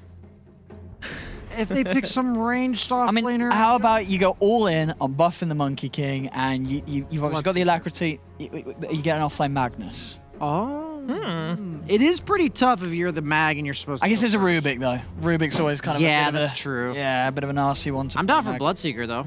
Okay. Against Centaur Willow. Just something that makes this Monkey King look at Braham's bans. It makes sense. Like, the way they're drafting, they're like, okay, they need a guy that goes in. Yeah. Tied Axe. You know, like that's exactly what they're looking for. I think Slardar is the best option out of all the things I've seen so far. I think, like, Sand King would struggle in lane because Nyx Sand King are both kind of countered by the same things. I think Slardar or Bristle. Some of that heads in. Bristle would enable the fight, not by disabling, but he would certainly Because you've got disable from your first three heroes, right? Nyx, CM, Invoker, they're going to be able to control people. Okay, you need someone you to just live. need some distraction here. Yeah. Okay, I wouldn't hate Bristle. Necro? I mean, he waddles in, like, really slowly. But Willow can solo kill Necro. Yeah. I want to remind you guys that Alliance also 9th or 10th picked Necro into Spartan's Willow. Yeah. And S4 fed. Yeah. A lot. It wasn't great. It's not something you can play around because your survivability tool is Ghost Shroud and the Sprite. Bedlam. It's called. Bedlam from Willow. It's an attack, but it's not considered like a physical attack. So it's actually just amped up. It's like 600 damage level 1 amped up by the Ghost Shroud. You plus one other hero will just kill Necro. I think that's a very questionable pick. They could just go really any strong safe laner like Troll. They could go a survivable guy like Jug. Troll's nice for the lane. Oh yeah, both of those are. Yeah, you're going to be able to lane pretty safely. Yeah, they got There's a some time to think lot about of it still. control for Troll, though. I think Troll's going to be hard. You put the battle chance, until you have a BKB, it's going to be very hard to fight. It's meant to enable the lane, not necessarily win the game for you, because you do have pretty well scaling cores in the DK and in the Centaur. So if you're a hero that can buy an early BKB, I think you're content as long as the lane's supposed to be good. They also play quite a few games of Gyrocopter. It's scary. Against the Nyx and stuff, it's too scary. No save with a lot of burst. They have a lot of burst. And I think you don't want to present an easy target, because right now their strategy has been to pick Centaur DK, all of which would require 3 to 4 spells of volley. Go ahead. It's not a great hero, but what about the anti-mage? It's a good AM game, isn't it? It is a nice anti-mage game. It might struggle in lane. I think Jug's the best pick. I do think it's the safe option, right? Yeah. You never go wrong with a Jug, and it's a happy Jug game. You can't die in spin, right? You're actually invulnerable when you're in spin. They have literally no damage. Monkey King needs like 4 or 5 items before he's ever a threat to you. Yeah. I always look at these type of games and I say that both teams have a lot of active heroes. One carry dies to literally any combination of 2 heroes, and the other carry doesn't die to 5 as long as he pushes 1 button. So I always favor the team with ease of execution in regards to how they play the map, and I will give that advantage to Bray. Okay, very well laid out. Easier to execute for Brain. What about you, Owen? I got to agree. I think not only the carry's unkillable, but I'm seeing this, the Centaur and the Dragon Knight. I think all 3 cores are going to be very difficult for Hellbear Smasher to take down, if at all. This could even be a game where they just don't die. We'll see a few supports here and there on the deaths on the supports, but these cores seem almost impossible for Hellbear Smashers to kill. I think they're gonna have real struggles with that. And with the first phase pick Invoker, this has worked for Hellbear Smashers in the past. Is it simply a case of like it has to be Stormer to pop off if they want to win this game or want to have a shot this game, Brian? Yeah, if they get past the first 15 minutes, Monkey King has no deaths, Invoker has a couple kills, I think they very well win the late game. I'm just concerned about never getting there. Place, yeah. All right, so it's about lanes for you. Yes. It's more like the mid game, like right after the lanes. Right after the lanes. Okay. Should be an exciting game. Though, if they were going to have maybe a little bit of pressure coming out from Hellbear Smashers, they're going to try to force Brame into the late game. Let's see if they can do that together with Cap and Kyle. That's right, 5% chance for Hellbear Smashers to stay out of relegation. Meanwhile, on the other side, the other promoted team of Brame, Kyle, they've been doing fantastic. They're actually sitting at about 20% chance, according to Knoxville, of being able to at least get into tiebreakers or the major itself. Okay, I was going to say 20% just to stay in the league. That can't be right. But yeah, they have a good shot at actually making it out. And oh, yeah. I got to say, this to me, biggest surprise of this upper division European DPC. Not a single one of the talent had Brame in the top 6, let alone making it to the major. And so far, the only squad to take a series off of Alliance, and in general, just playing, I think, a lot more solid Dota than we expected. Yeah, I'll be honest. I did a coin flip. Of Hellbear Smash. I was like, all right, one of these promoted teams, they're going to do an upset. I did a coin flip. I was like, all right, Hellbear Smashers or Brame. And it ended up Hellbear Smashers. I would have looked like a genius. You would have? If it ended up being heads instead of tails. But yeah, if only you'd done the same about whether or not you should go into Dogecoin. True. 3 months ago. There is still 18% chance that Brame gets automatically relegated due to their score. 18%? Yeah, 18%. They've got about a 33% chance to end up in relegation tiebreakers. This is all, of course, thanks to Knoxville, who put out a tweet yesterday with weighted probabilities for all the teams and their placements as of yesterday. Yeah, a lot of it has to do with their performance here today. So Hellbear Smashers, a pipe dream of staying in the upper division, but yeah, altogether, they pretty much have to beat Brame, and then they have to go on and beat Secret. I mean, Secret is not looking great, but unfortunately for the Smashers, they're looking worse. Indeed, and I think a big part of that, you can even see the change with Stormer getting his hero first pick overall in the draft, Invoker.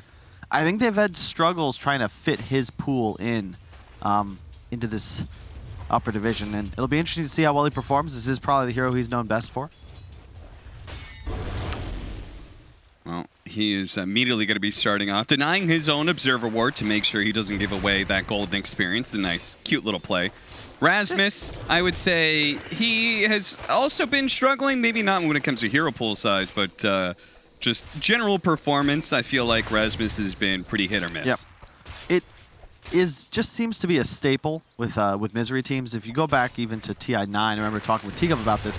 Chaos, they got eliminated. Oh, he's dead. No, he's very dead. He's got a fairy fire, but I'm not sure that keeps him alive, and it doesn't. Honestly, decent timing there from Gilger to try and hit him off of the spin, but didn't matter. And that TI, even though they were eliminated from groups, they still ended the tournament with, I believe, top 3 heroes played, or most heroes, most unique heroes played, and they lost almost all of their games. It's kind of the same here with the Smashers. They just don't really have that identity formed. Rasmus specifically, I've seen like the Tide Hunter from the other day, the last time we saw them. Now a Necrophos.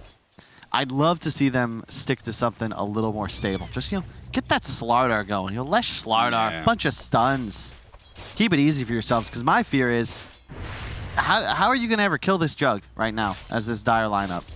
What's your play? Yeah. You have nothing to interrupt a Spin TB with the exception of the Scythe. And your damage output in general is relatively low. Yeah, your damage output is really bad if you're using the Scythe on a Magic Immune target. Yeah. So that is definitely going to be a constant problem for them. Right now, it looks like, to me anyway, that Gilger is going to have to, catch the Juggernaut off of those Vendetta Impales. And they're going to have really good follow-up off of that. And that just seems insanely unlikely. Yeah. Meanwhile, one of the last picks of the Smashers is this Necrophos, which you've been talking about. It's a tank meta. Necrophos, it naturally goes in a cycle. If a bunch of tank heroes are being picked, percentage-based damage is going to be good. But we still haven't seen that much of it. And it's only in games that are really good. And I'm not even sure if this game is that good for Necrophos. I'm not so sure either, Cap. I'd love to see, we saw it in, I think, a lower division game the other day. I'm surprised more teams aren't picking up Veil. I know the stats were pretty heavily nerfed, but if you're running a hero like Necro, Invoker, you think about all these heroes, the spell damage amp is pretty significant. I don't believe it functions with Heartstopper. I'd want to test that. It used to be health removal, but now it's health decay % based. So if that were to function with Veil, I think that would be that combination that would make this viable, but I'm not 100% certain. I think I'd have to test it because they changed the way that this functioned, but you said heal tank meta, 2.4% of somebody's max HP is pretty damn ridiculous. Yeah, and then especially if you were to add in, it's not a common item being picked up right now, but the Aghanim Scepter, increasing that Heartstopper aura even further combined with a Veil, it would be a pretty interesting combination. But yeah, this combo down here is part of the reason why it's not a good Necrophos game, is because there is so much magic damage. Spin, and then Dark Willow is a huge amount of magic damage, as we're going to watch Rasmus die. And a lot of offensive purge also continuously getting picked up. When AA is in the meta, Oracle as well. Even Warlock can be really annoying for Necro to play because you're just so slow. Yeah. You're so slow.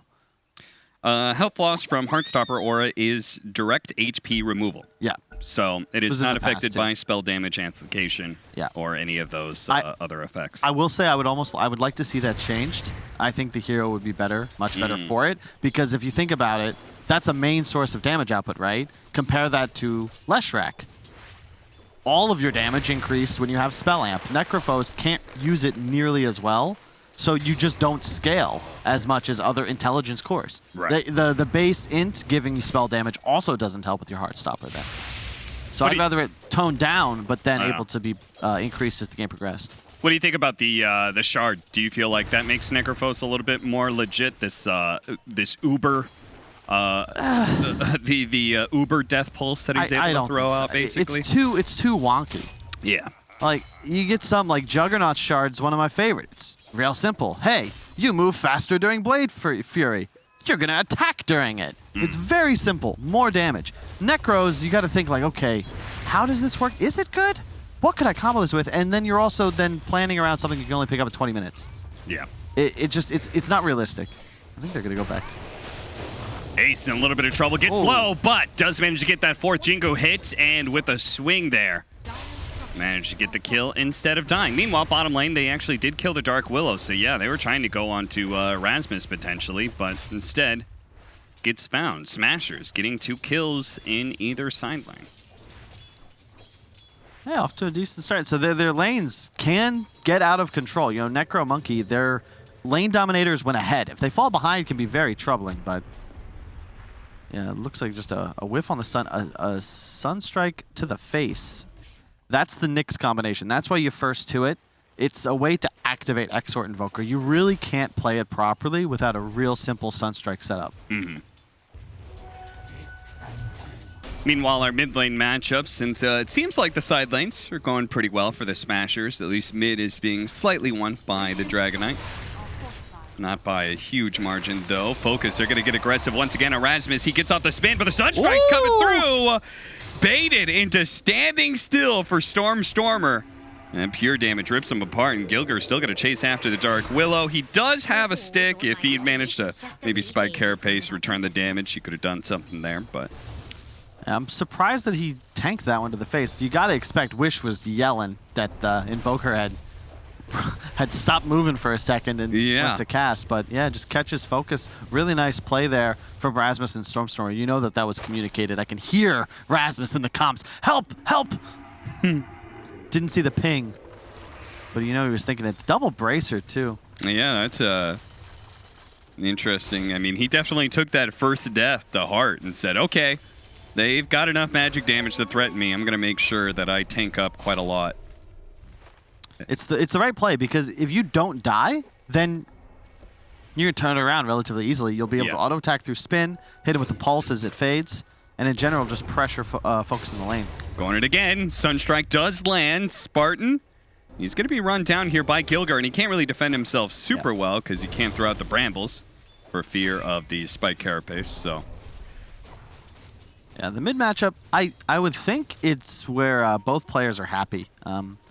From an analyst perspective, I think Invoker doesn't really love to play against DK, but you can get away with a pretty easy Exort game when you know that there's just going to be this guy constantly shoving your wave into tower. Yeah, I mean, it helps that you're able to have a global impact while still sitting in front of your tower, making sure that DK doesn't take it, unlike like a Puck who needs to rotate lanes. Yeah, you just farm your easy camp, farm the lane. It's really no sweat. I like the build. He's going for the old school OG Miracle. Spartan caught again. This time the Sunstrike is off the mark, but he's still kind of in trouble here. He's going to turn around, throw out the Cursed Crown. Is going to be blocked by Gilger, but there is Dominant in here. They bring a third hero to the mix with a Telekinesis. They're going to just do okay. Yeah, Rasmus left him behind, and maybe it's because he got the call that Wish was TPing in too. Jeez. That's a good point. They had a ward mid, so I'm pretty sure they saw that. And very odd rotation, to be honest. DK was unnecessary. There's no real way you're going to get a bonus kill unless Rasmus were to step way out of position. But yeah, the OG Miracle, if you remember it. He would go treads, drums, oftentimes Ags right after, and just play super high tempo, always in the enemy off lane.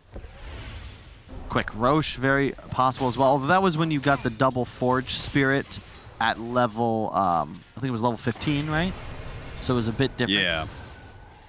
Now that doesn't exist.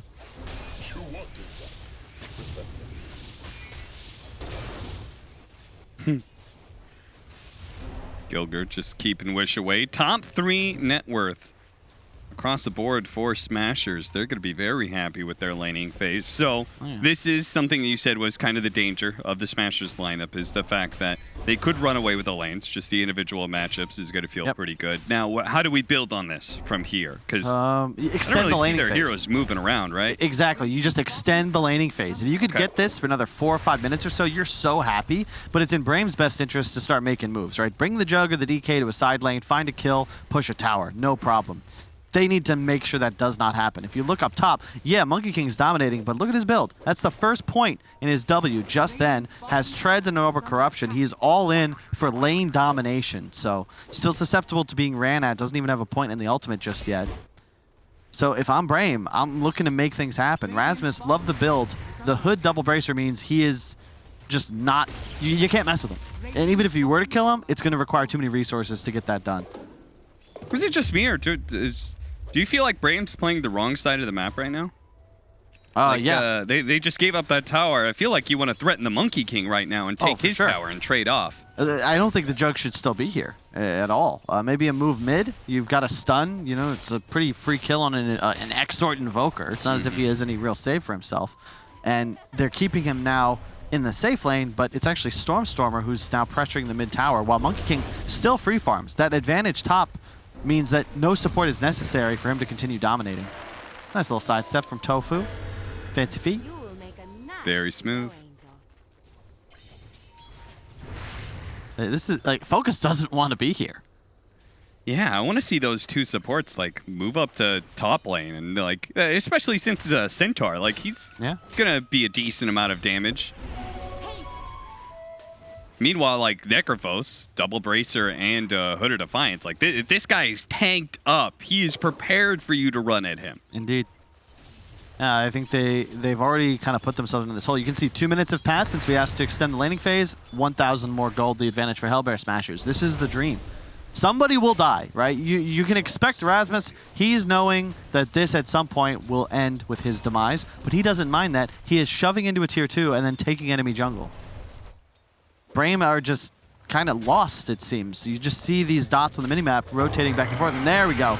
Finally, the move comes up to the top lane. They're going to go for the Monkey King. The Monkey going to try and get off those Shingu stacks, but it doesn't really matter. They bring the full force of Braim's lineup to this top lane. Glad they did that, but level 7.5 Centaur.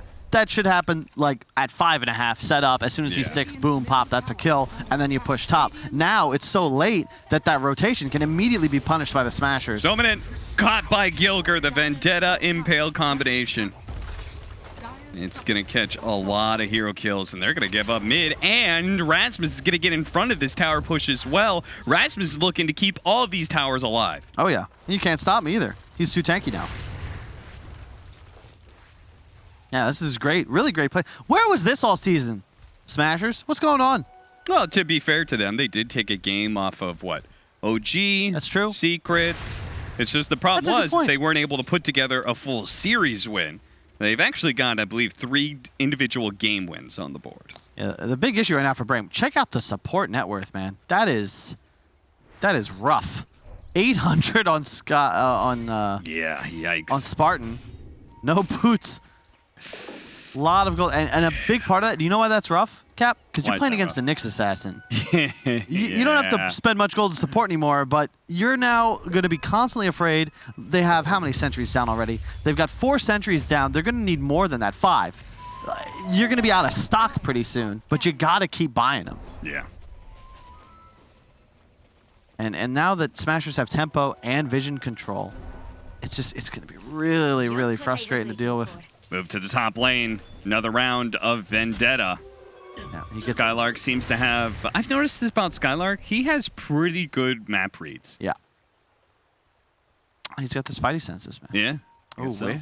Does Ace have the spidey senses? Oh, okay. That was smart. He knows he can't be seen by the tower there, so that means that somebody was giving the vision to the tower, and that would be a Monkey King in the trees. And he's got a real quick blink on the DK, but trying to get... They're going to terrorize him, knock him out of the trees, see if they can land the brambles on them. They do. They go for the magic damage now. Stominen on the side as well to be able to pull him back in. They do a decent amount, but it's not quite enough by itself, and that will be a Monkey King living. Ace is going to be fine. Stormer was able to prevent the rest of Smashers from pushing in. They're immediately going to move to the other side of the map, though. Stampede runs him over. They catch up to Rasmus now, and Rasmus, he may be as tanky as all hell, but 3 different cores on top of him with no help from his allies is a surefire way to die. Ace, you gotta please be careful, my friend. They have a lot of magical burst for you. Is he really gonna set this up? They have healing ward. I don't think this is worth. Yeah, I feel like this is one of those moves where you just leapt into a centaur. Oh my. Yeah, that was close. I think you gotta just give that one to Brain. Be like, okay, good job. You kind of outmaneuvered us there, and just keep farming, you know? But Ace, trying to recover everything and protect his captain, loses out on a bit of farming time. That was on Rasmus, honestly. He had pushed it into the tier 1. That's his job. You gotta get out there. You know that counterplay is likely gonna come in. And so far, you know, Hellbear Smasher, they had a lead, but it's tough for them to expand upon it if they can't control the enemy Ancient Triangle, because there's a Battle Fury Jug. He's very content now to just farm, catch waves as they hit his towers. And Smashers, they didn't really go for the scaling. You know, it's a Drum's Blink on the Invoker. It's a Hood on the Necro. So they have the lead, but it's not expanding like they might want. Would you have liked to see a more farming build for the Monkey King? Because that would be the biggest difference, right? It's the Monkey's going for a Deso compared to the Jug with the Battle Fury. I don't think you can go for the laning skill build and the Deso. You have to continue to fight at all times. Hey, we disable his Terrorize. Not able to get it off in time. Yeah, it's like, it's one or the other, you know? And Ace, you know, he had a great start, but look at his net worth. Like, he's behind the DK now. He's in 5th place, and he had utter free farm from 5 minutes onwards. Yeah. The Deso's going to be nice, but they're going to need to play mistake-free, pretty much, the Smashers. Like, one fight lost, and they're going to be in some trouble. Nice Sunstrike gives them a little information. They know now that Wish is going to be jumping in here, and with that stun, you should be able to get the kill on Gilger, but still, it's a dragon form to defend a tower and get a support kill. That's not bad for Smashers at all. The thing is, they brought 5 there. Like, they're 5 heroes pushing in that tier 2, and they immediately flee. Notice Focus, as we look at our little picture-in-picture, still farming the same triangle with his Battle Fury. Stats going up. Rasmus, going to be the next one targeted here, but Spartan Sunstrike, that's going to blow him up for sure, and I don't think they could really deal with Rasmus right now. In fact, they got to be careful of that Reaper Scythe. Look at them, 20 Magic Wand charges. They telekinesis, pull them back into the Brambles, but again, they know better than to try and go for this kill. Ace sneaking up the side here. Stominen, he's going to be caught by the stun, the bound, the strike. They realize they don't even need the ultimate here. This is a halfway commitment by Brame, so they don't need to blow ultimates to defend. This is big. I like that they forced for the tier 2 here. I hope they would have done that, you know, before that 1 death on Gilger. Oh, what a stack. Focus, got to be careful though. See how quick he is on the spin. As Gilger has missed his opportunity to go for the spike carapace stun. He's got this. Focus is going to be fine. And I'm not sure if he has the damage by himself anyway, even with the Sunstrike. Yeah, it's good. They got to control the outpost now, though, if that's possible. Just slow down the XP gain for this Brame side. Man, first item BKB Ace? Yeah, he was going for Deso earlier, and now he's made it even more conservative in a BKB build-up instead. It's just that, like, I wouldn't mind it, but, you know, Rasmus also went for more of, like, the offlaner style, you know, a hood into a Yules. So, yes, Stormstormer is going to scale better than a lot of mid players, but it just feels like the 3-2 position coming out. Dodge by Spartan. They're really going to go for this one. The Terrorize, it does go off just before the Tornado, and that's enough to be able to blow up Rasmus. Ace comes in, but the Wukong's command is too late. Brame has gotten the kill and gotten out. Skylark now charging forward. Maybe looking to catch another hero. He's a little bit skittish, though. Wish he's going to charge forward, though. Instead, Focus is come losing in. They actually have the stolen Wukong's command from the Rubik. That's not too scary. As Ace turns around, managed to get up the Jingu stacks. Still in decent fighting shape here. Telekinesis pullback, though. They can continue to go for the supports if they want, but they don't have any detection on the two cores. Gilger sneaks away just in time. Man, Brame's just ready. Their team fight, it's going to be a lot better than the Smashers. They're great at getting the pickoffs, but this is my my big concern with the item build, Cap, because they're going for the team fight. They're trying to say, we want to take fights and win them now, but that isn't what their draft is really engineered to do. They should be playing corners, you know, hunting, killing with good rotations from a Nyx or a Monkey in the Trees with the addition of a Sunstrike or a Scythe. The pit will be the play. I don't know if you can contest this if you're Brame. Yeah, it's not looking good for them, especially as they've got illusions to be able to scout out. No heroes in the triangle right now, so this is going to be an Aegis for Ace, I'm guessing. I guess one upside to this BKB build is that a decent amount of his damage is going to come from Alacrity. So he does have that little bit of an extra steroid for him. I just would have loved even just a Maelstrom first. Yeah. You know, then his net worth is going to be more similar to the Juggernauts, and it wouldn't feel like they were on as much of a clock. Still, look, they're playing a great game. They're up 4 towers once this one falls. They lost control of bot outpost, but they can grab that back as they desire, and they are still protecting their side. Mid tower, though. Will you fight this? Brame is certainly set up. They have a sentry. They might spot this Nyx. They're just going to back away, okay. I like this. Stormstormer stays top lane and continues to pressure that tier 2. Gotta be careful. As long as he doesn't get caught, it's fine. But oh no, he went back in. He blinks away, but now the supports, they're routing him. And if they have detection, they've certainly got him. They're going to use the Terrorize just to make sure. This is a big, big kill, and they'll have it too. Managed to steal the Ghost Walk for Stomanen as well, so he's got another way to initiate. That was a mega kill streak as well. Ooh. That hurts. Mid lane, though, Skylark has the hood. Is this the target you want, guys? They're going to try for it, but they miss the Impale right away. The Reaper's Scythe. That's a lot of damage. Level 2 Reaper's Scythe, and he's gone for a full minute. Now, Ace is going to be caught by the Brambles. Without a Centaur. Rather ambitious to try and take this fight. They throw him back into the Brambles once again. They go actually on the slash. Gilger, he didn't have Vendetta to be able to get away from that. Tofu's going to be run down by Focus as well. He's trying to juke away. He slips into the trees as best as possible. A Yule Scepter will buy the support a little bit of time here. Ace managed to get out the Wukong's command. Boundless Strike onto 2. The magic damage is coming in from the spin, but he can't stand and fight Ace. Ace is going to be caught by the Brambles' Cursed Crown. Magic damage flowing in. He's life-stealing off of the creep to be able to stay alive, and Ace, he does it. He stays alive ever so barely against the assault from Spartan, and now Wish. He's going to be chased down by Ace up next. They're going to throw out the EMP to burn Wish out. Ace gets another Jingu stack so he can go ahead and heal himself up. Nicely played by Hellbear Smashers. That was sick. I did not expect that fight to go so well for them. Really well done by Ace. I was the trigger discipline to not use BKB. I was just yelling in my head. Just, no, really? You're just gonna keep it? Yeah. If he dies there to Skylark, that is a totally different fight. Or not Skylark, but Spartan. I keep getting them confused. Either way, they're going to find the jug here, but he should wait until spins back up. There it is. I don't think he's going to get caught. I like the decision to go for the Ags. It's very nice against Nyx and CM. Get both the positioning and the free damage off. Focus. Careful, my friend. He is going to be able to just TP away. This Cataclysm does do a lot of damage, though. He's going to have to keep that in mind for the future.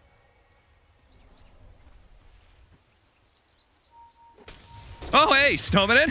What are you doing here? All right, Gilger finds a freebie as a bit of a pause. Not sure what Snowman was doing doorbell there. got caught. And this is, there's the Necro factor. Even with the hood, wasn't popped, nor was the Essence Ring. Maybe that fight goes a little differently if so. But you can see the concern. It's all about keeping your supports alive if you're Smashers. Your cores can handle themselves. Nice Yules there from Rasmus to protect Tofu. Got him before the spin came out. Yeah, that was a great boundless strike from Ace. Otherwise, Brain might have been able to just continue rolling over them. Looks like they're going to be able to catch Tornado into the Meteor Smash. They're going to jump in and just make sure that Spartan is indeed dead. Deso now for the Monkey King. Spartan is, I love him. He's just face-checking the high grounds. That's his role on the team. Yeah, it really is. Spartan heroes are a certain breed, you know? Yeah. You got to get your Undyings, your Dark Willows, your Spirit Breakers. And look at that, a healthy half of his team's deaths. It's the role of a good 5. The issue is they're losing a lot of structures, and they've yet to even threaten this dire tier 1 middle. Makes the map much harder for them to control. Now down, still 3 towers. Only 5k, but it does feel like Smashers are getting to a pretty solid spot. I think that their team fight now is formidable solely because their cores just don't seem to die. Yeah. And if you can't kill them off in an Omni/stun combo, I just don't know how they'll die. And the minus armor for the Monkey is pretty significant with the benefit of that Alacrity as well. I've noticed this whenever, like, the net worth can be even when you take all the enemy tier 1 towers. Like, sometimes they just outfarm efficiency you or whatever, but it's when the tier 2s start falling that net worth really starts plummeting, because it just represents, like, okay, it's a decent amount of gold from the tier 2s themselves, but the map control you're getting, if you've taken tier 2s, the enemy is very limited on farming, and so we can kind of see that windfall beginning to the favor of Smashers. Setting up on Wish right now. He does have a BKB. Oh, nice setup, able to get the chain stun combination with the Cataclysm over the top. That is all Stormstormer. He's baiting the Forge Spirit. It's like half HP. It's calling out to be killed by a Fire Breath. And your typical reaction is like, oh, he must have forgot to micro it. Nope. There is a Gilgernix there. He is waiting in the wings, and that is a freebie. There's the Ags from the Invoker. The Cataclysm is so busted, especially in a game like this where you have the Nyx. It's just double Sunstrike. Like, come on. 100% guaranteed to hit unless there's a force away. I expect somebody to be buying one ASAP. No, but it'll be a blink on the Rubik. No, nobody's going for it, man. You need a Force Staff in this game. Another reason why. Dodging the meatball. Yeah, the Spartan once again fulfilling his duty. TP. Oh, tried to force it out. Ace almost getting caught there. Managed to get off his BKB just before the stomp. He's going to leap away. Wish is desperate to be able to catch somebody here because they forced Hellbear Smashers to split and a TP up to the top lane, but they couldn't quite catch them. Nice now they've move, used Dragon Form for nothing. The moment they saw the TP came out top, they pounced, but well done by Smashers. They're very prepared. And now, Smashers might just go back in. Dragon Form's still up for about half its duration, but no rush. I mean, at this point, the way they're controlling up the map, this is going to become a single core Juggernaut carry, you know? Like, he's going to have to do it all. Yep. And it's tough for both the DK and the Centaur here because the Necro factor. Invoker also out-leveling, out-farming pretty much the whole enemy side. All right, they've got the Aghanim Scepter on the Juggernaut, so it's probably smoke time for Brain. Yeah. No DK form, though. Yeah, that give it a little suck. time.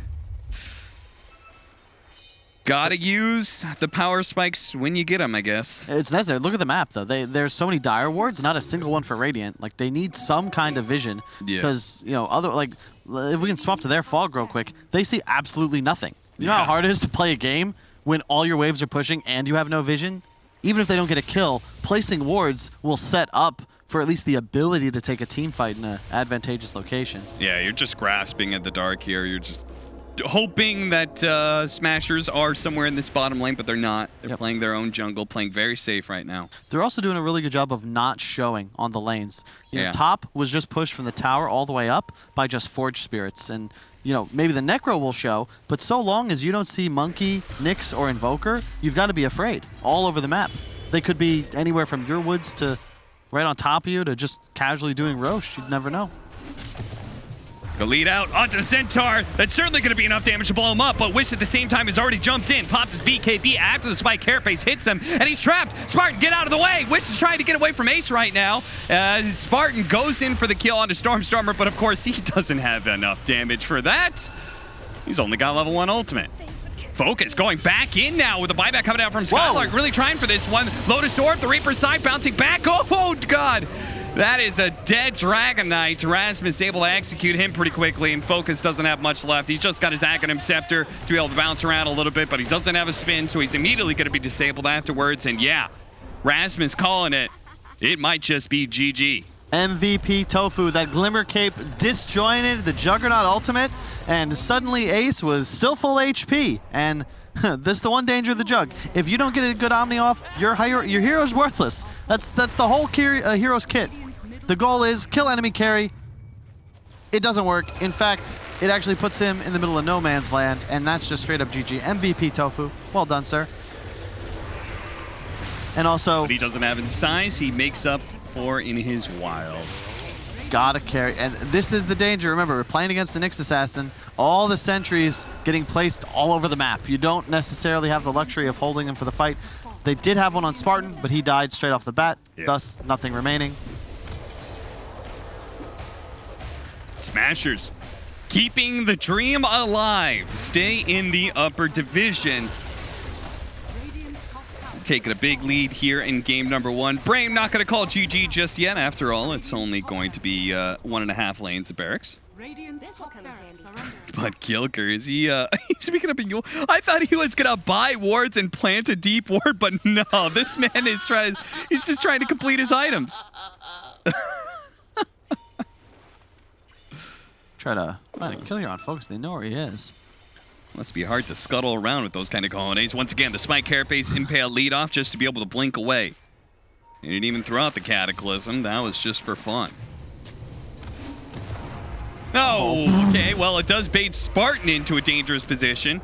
Going to be covered by Focus here. Throws out the Omnislash onto the Lotus Orb. Actually, just the Aghanim Scepter, and he bounced over onto Ace, who's stunned up, but they didn't have the chain stun follow-up. Now they're going to turn back on Rasmus, but quickly realize he's a bit too tanky to go for. BKB, Centaur ultimate going off. Smashers, they're trying to keep up right now. Looks like Ace may have dove in a little bit too deep, and they don't have the damage. Never mind. Dragon Knight caught just on the edge of the Wukong's command, so Ace is able to go to town right now with that alacrity, plus the Jingu stacks.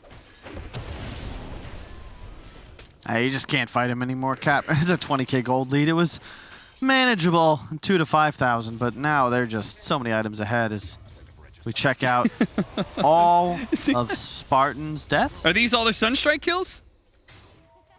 It is. It is all the Sunstrike kills. As we do head back into the game, I believe we had another Sunstrike kill, a Cataclysm kill. Is that on the DK? It looks like Skylark, yeah.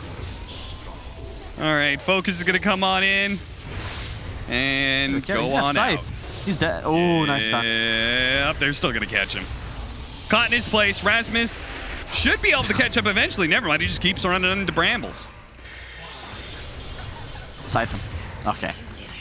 That would have been a typical Rasmus move. You know, get to Spartan, thank him for his numerous deaths. Now in the double digits, 1, 12, and 6. And if keep in mind, any man who could actually recreate a Milk Ward, it's definitely Spartan. Oh, for sure. and also, you know, don't forget, Cap, by the transitive property. Yeah. Alliance. They beat OG, Secret, Nigma, Liquid. Right. Brame they beat Alliance. Hellbear Smashers, they beat Brame. Maybe they're 1-5, but you can make an argument they're the best team in this division. It's well argued. Thank you, Kyle. Well argued. And it is it is really annoying. I think we've also seen, and I want to give credit to the support too of Smashers, really, because Gilger, we saw a lot of Sunstrike kills. The key there, Nyx Assassin, Vendetta into the stun, and in addition, numerous times getting a stun with the Carapace to start, so the Vendetta hit is guaranteed, into the stun guaranteeing the Cataclysm. Makes your burst damage just dramatically improve. And, just gonna fight. Screw the Roche. Oh, guess what? It's, no, not you again. No, no. Oh, Spartan. Dear Spartan. Oh, he's coming back. He wants another round. Brame holding out hope that they can contest this Roshan and turn this game around. Roshan about 3,000 HP right now. But it's hard to see how the fights could change. They haven't had a fresh item pickup in quite some time. You could see Focus still on that same Aghanim Scepter. The best that's happened for him is the level 20 talent. Spartan apparently not caring that he's bought back already. Is now going to be caught. Oh, they jumped into the pit. Nobody's there. It was all a ruse. Spartan, he is going to be dying before he gets off anything. Cataclysm, that's a 4-man with the Reaper's Scythe. That's sick. Bye-bye, Focus. 100 seconds for you, sir. And Wish with the Stampede can't even get out. That's so satisfying. Oh my god. That is, yeah. You know, that's just a respect GG out. You hit me. My carry goes from 100 to 0 in less than 2 seconds. Yeah, you're cheesing. He's feeling himself. I don't need more than 64 pixels to see that Stormstormer is happy to get his first pick Invoker. He absolutely is. Razzus is just never happy. Yeah, that's... Well, he's a man who was formerly named Misery. That's true. But as a whole, Hellbear Smashers knocking it out of the park for this game. But that has sort of been Hellbear Smashers' MO. Not even a smile. Single game victories. I mean, that's the captain right now. He knows. It's like, look, guys, we don't have a problem winning games. We have a problem winning series. Yeah. No time to celebrate just yet. It's always fun to see the distinction between esport veteran and esport rookie. You know, Stormer. He's just happy. He's on stage. He's happy to be here. He's happy to get his signature hero and pop off. Rasmus is like, look, you know, we got goals. I got a 401k I'm trying to manage, and right now TI looks very far away. Yeah, reminder team, you may have won this game, but we can still be relegated. In fact, that is a high probability for Hellbear Smashers unless they manage to make a miracle run that starts right here. But can they continue it? Can they actually close out a series? That's a question for our panel. They'll definitely have a really good shot if they manage to get the Invoker for Stormer Game 2 as well. But we're obviously going to break down Game 1 first and talk about why Brame didn't get off the ground. After the break!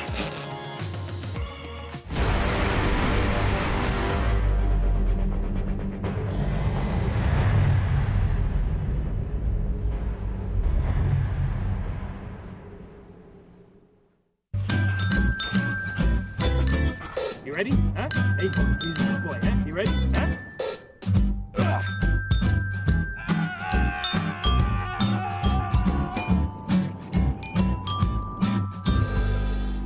Start your esports career now at play.eslgaming.com.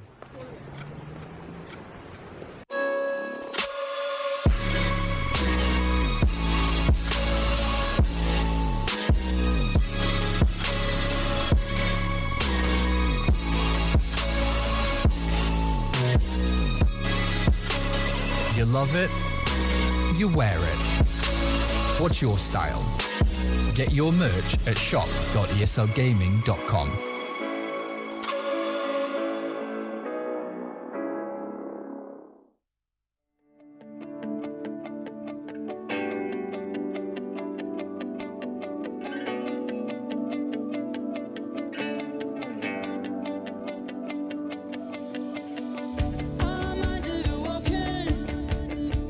Just bodies in motion. You can't make it stop, gonna get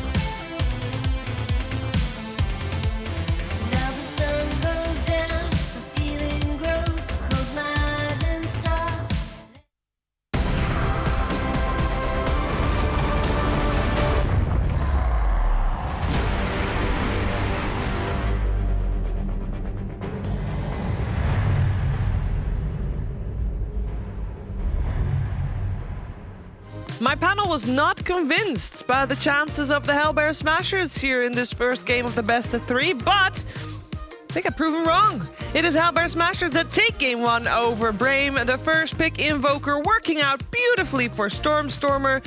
And overall, Hellbear Smashers look to be on a level like that we were expecting them to be at the start of the season. Now, they have not won a single series yet. They've taken games off of teams.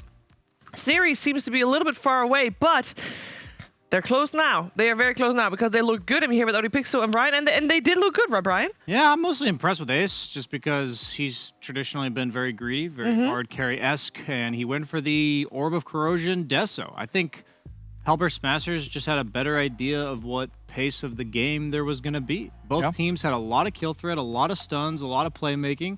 And one carry built Battle Fury, and the other one went Deso. Like, well, he got the BKB first. Yeah. Oh yeah. It was that much of a, when you're going BKB first on Monkey King, that tells you something, right? You are going all in on that portion of the game, and yeah, as you said, following up with that, it paid off. Like this was some of the most aggro we've seen Ace playing in quite a few series, I feel. Yeah, and that's why Jug's up here, and then it's 3 people from Hellbear Smashers, and Hellbear Smashers have like the perfect screw you one guy lineup. Yeah.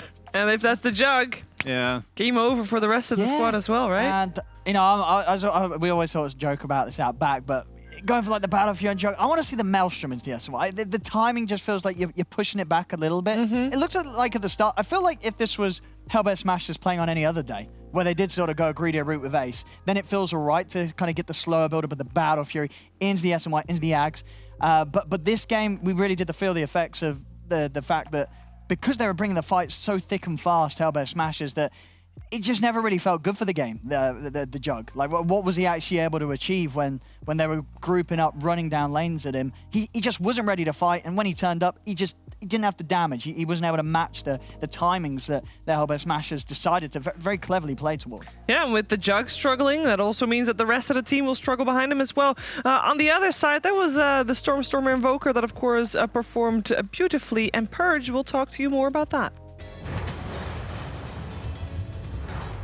Thanks, Cheever. Yeah, the Exort Invoker was something we almost never see from Invokers right now. It's a lot of Quaswex in multiple regions here, but what the Exort gives you is a better lane stability without having to leave your lane. So even though you don't necessarily win your lane super hard, just being able to contribute to getting these side lane kills is really, really beneficial towards winning your lanes. And the other cool thing is that with just some stun setups, it makes it easy for him to contribute in these ways. Monkey King as a core is obviously a good lane winner hero, but the fact that he can move around getting setup kills, as can Nyx, made Stormer feel so much more useful. And the other cool thing that Exort Invoker provides is a lot of physical damage, which makes it so he can actually push. He pressures towers easily, still contributing to Sunstrike kills with the supports if those utility or if those setup heroes end up finding them. So he got a lot of value out of his hero. Here he is, 12 minutes in. Look how dangerous Centaur has to play.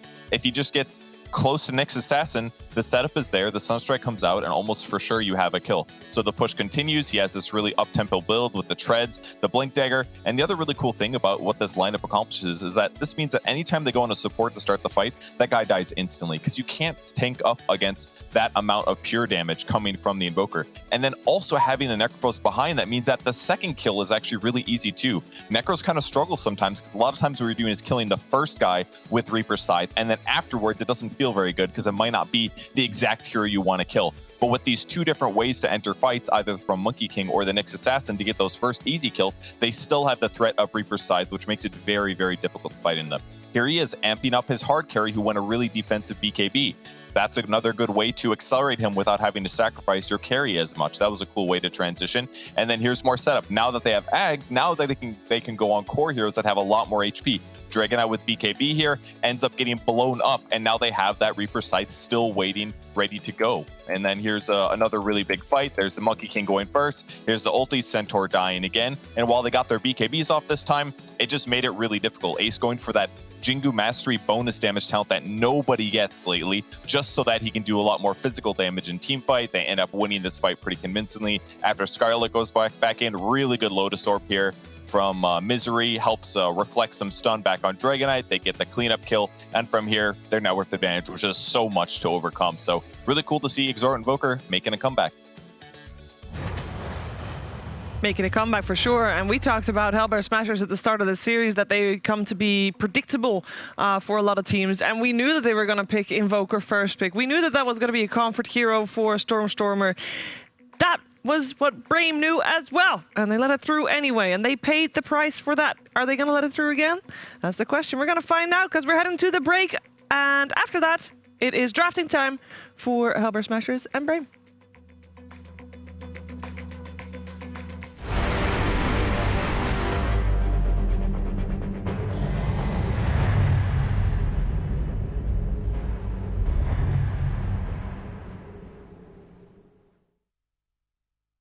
Way my feeling about you.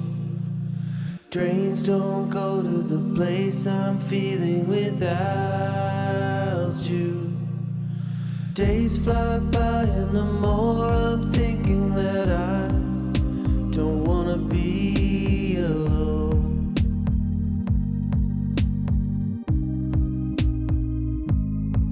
And I wait for something new. I wait for something new. Hey, I really want you. I want you again. Hey, I really want you. I want you again. I'll be the somebody when there's nobody. Say the words that I never say. Hey, I really want you. I want you again. Hey, I really want you. I want you again. Hey, I really want you. I want you again. I'll be the somebody when there's nobody. Say the words that I never say. Hey, I really want you. I want you again.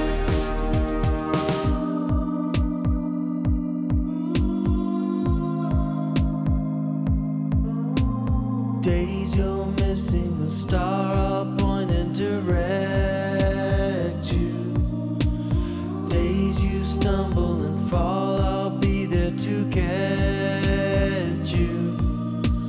I'm still crazy, but now I'm crazy about the only one I love.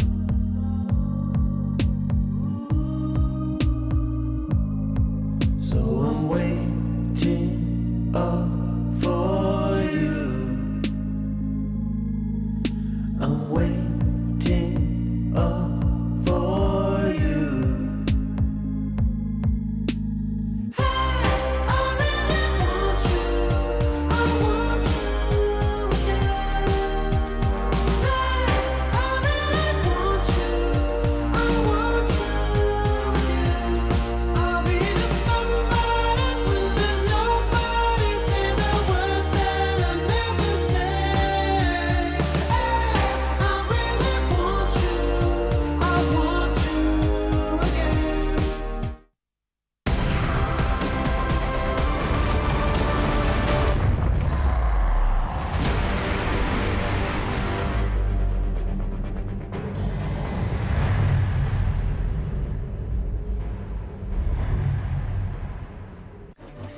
Game 2 with Brame versus Hellbear Smashers. Both of the teams come from the lower division from last season, and here they are in the upper division. Quite the difference in results, though, as Brame is sitting on a 2-3, while Hellbear Smashers 0-5 here in the upper division of the Western European DPC League, and Hellbear Smashers is 1 game up. And that means that they are 1 game away from taking their first series in this league. Very important. They still have a shot of making it out of elimination. It's a small chance. It's a tough ask, but it's there. We're going to find out if they can get a victory here on the board. Brame, on the other hand, they might have overestimated or underestimated rather the Invoker, but they're not going to do so now, Brian. They banned it. Yeah, this Button's not working, and it's just making me sad. 'Cause I wanted to hear T-Guff scream, "We have a game too." Yeah, why is it not working? Does the rest work? No, I don't. We've got draft! Oh, okay, yeah. Yeah, it's just that button. We got game 2. It's not working. Yeah. Well, We've got game 1! there we go. It's just a 1. Yeah, just act like that's a 2 that Cap said there. I will say. We've got game 2! Oh, there we go. Okay, phew, I feel better now. All right. Thank you.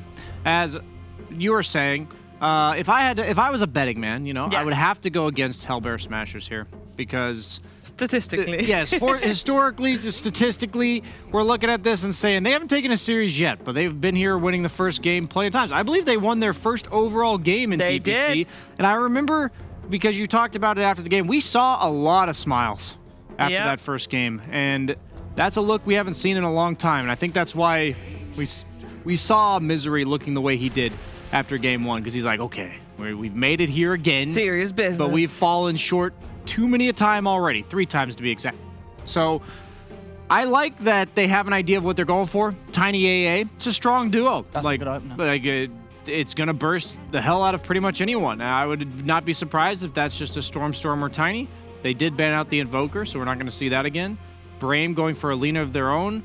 Probably a deny pick, to be frank. Yeah, I think something that was also banned out very early last draft. And they're coming in with the big picks here to open. They'll put it out there. TA, it doesn't matter when it's Brame, when it's picked, because you can pick the counters. He'll still have a good game. We've seen it come out in drafts where it's like, well, this is like a terrible TA game, and it wasn't for him. So they can get away with this. He is that good on this hero. I want to see some Drow. You know why? Because I picked Drow and Pubs 3 times yesterday, and all my 10th pick mids picked TA. And TA with 60 free agility at like 20 minutes in the game is a sight to behold, Owen. That is a lot of damage, a lot of attack speed. I was like, wow, I don't even have to hit people. The TA just 3-shots them. It's a lot of range squishes then, but you're right. As long as you've got like a good frontliner, if heroes like Tiny AA, if they're not getting the jump on like the Drow, they're just gonna get pelted down with arrows. TA kind of is a frontliner. You're cool with the TA just going in, or mid game, in the right game. Meaning if they ban out the Vipers, the Bat Riders, the Venos, these type of things, then TA can absolutely go in first. And AA is a support that is completely vulnerable to just getting blinked onto and dying. Yep. And there's really he can cold feed you, but that's about it. And you're going to die in the duration that the cold feed takes to proc. So they are revealing this is Alina support right away, which I think was probably the intention all along.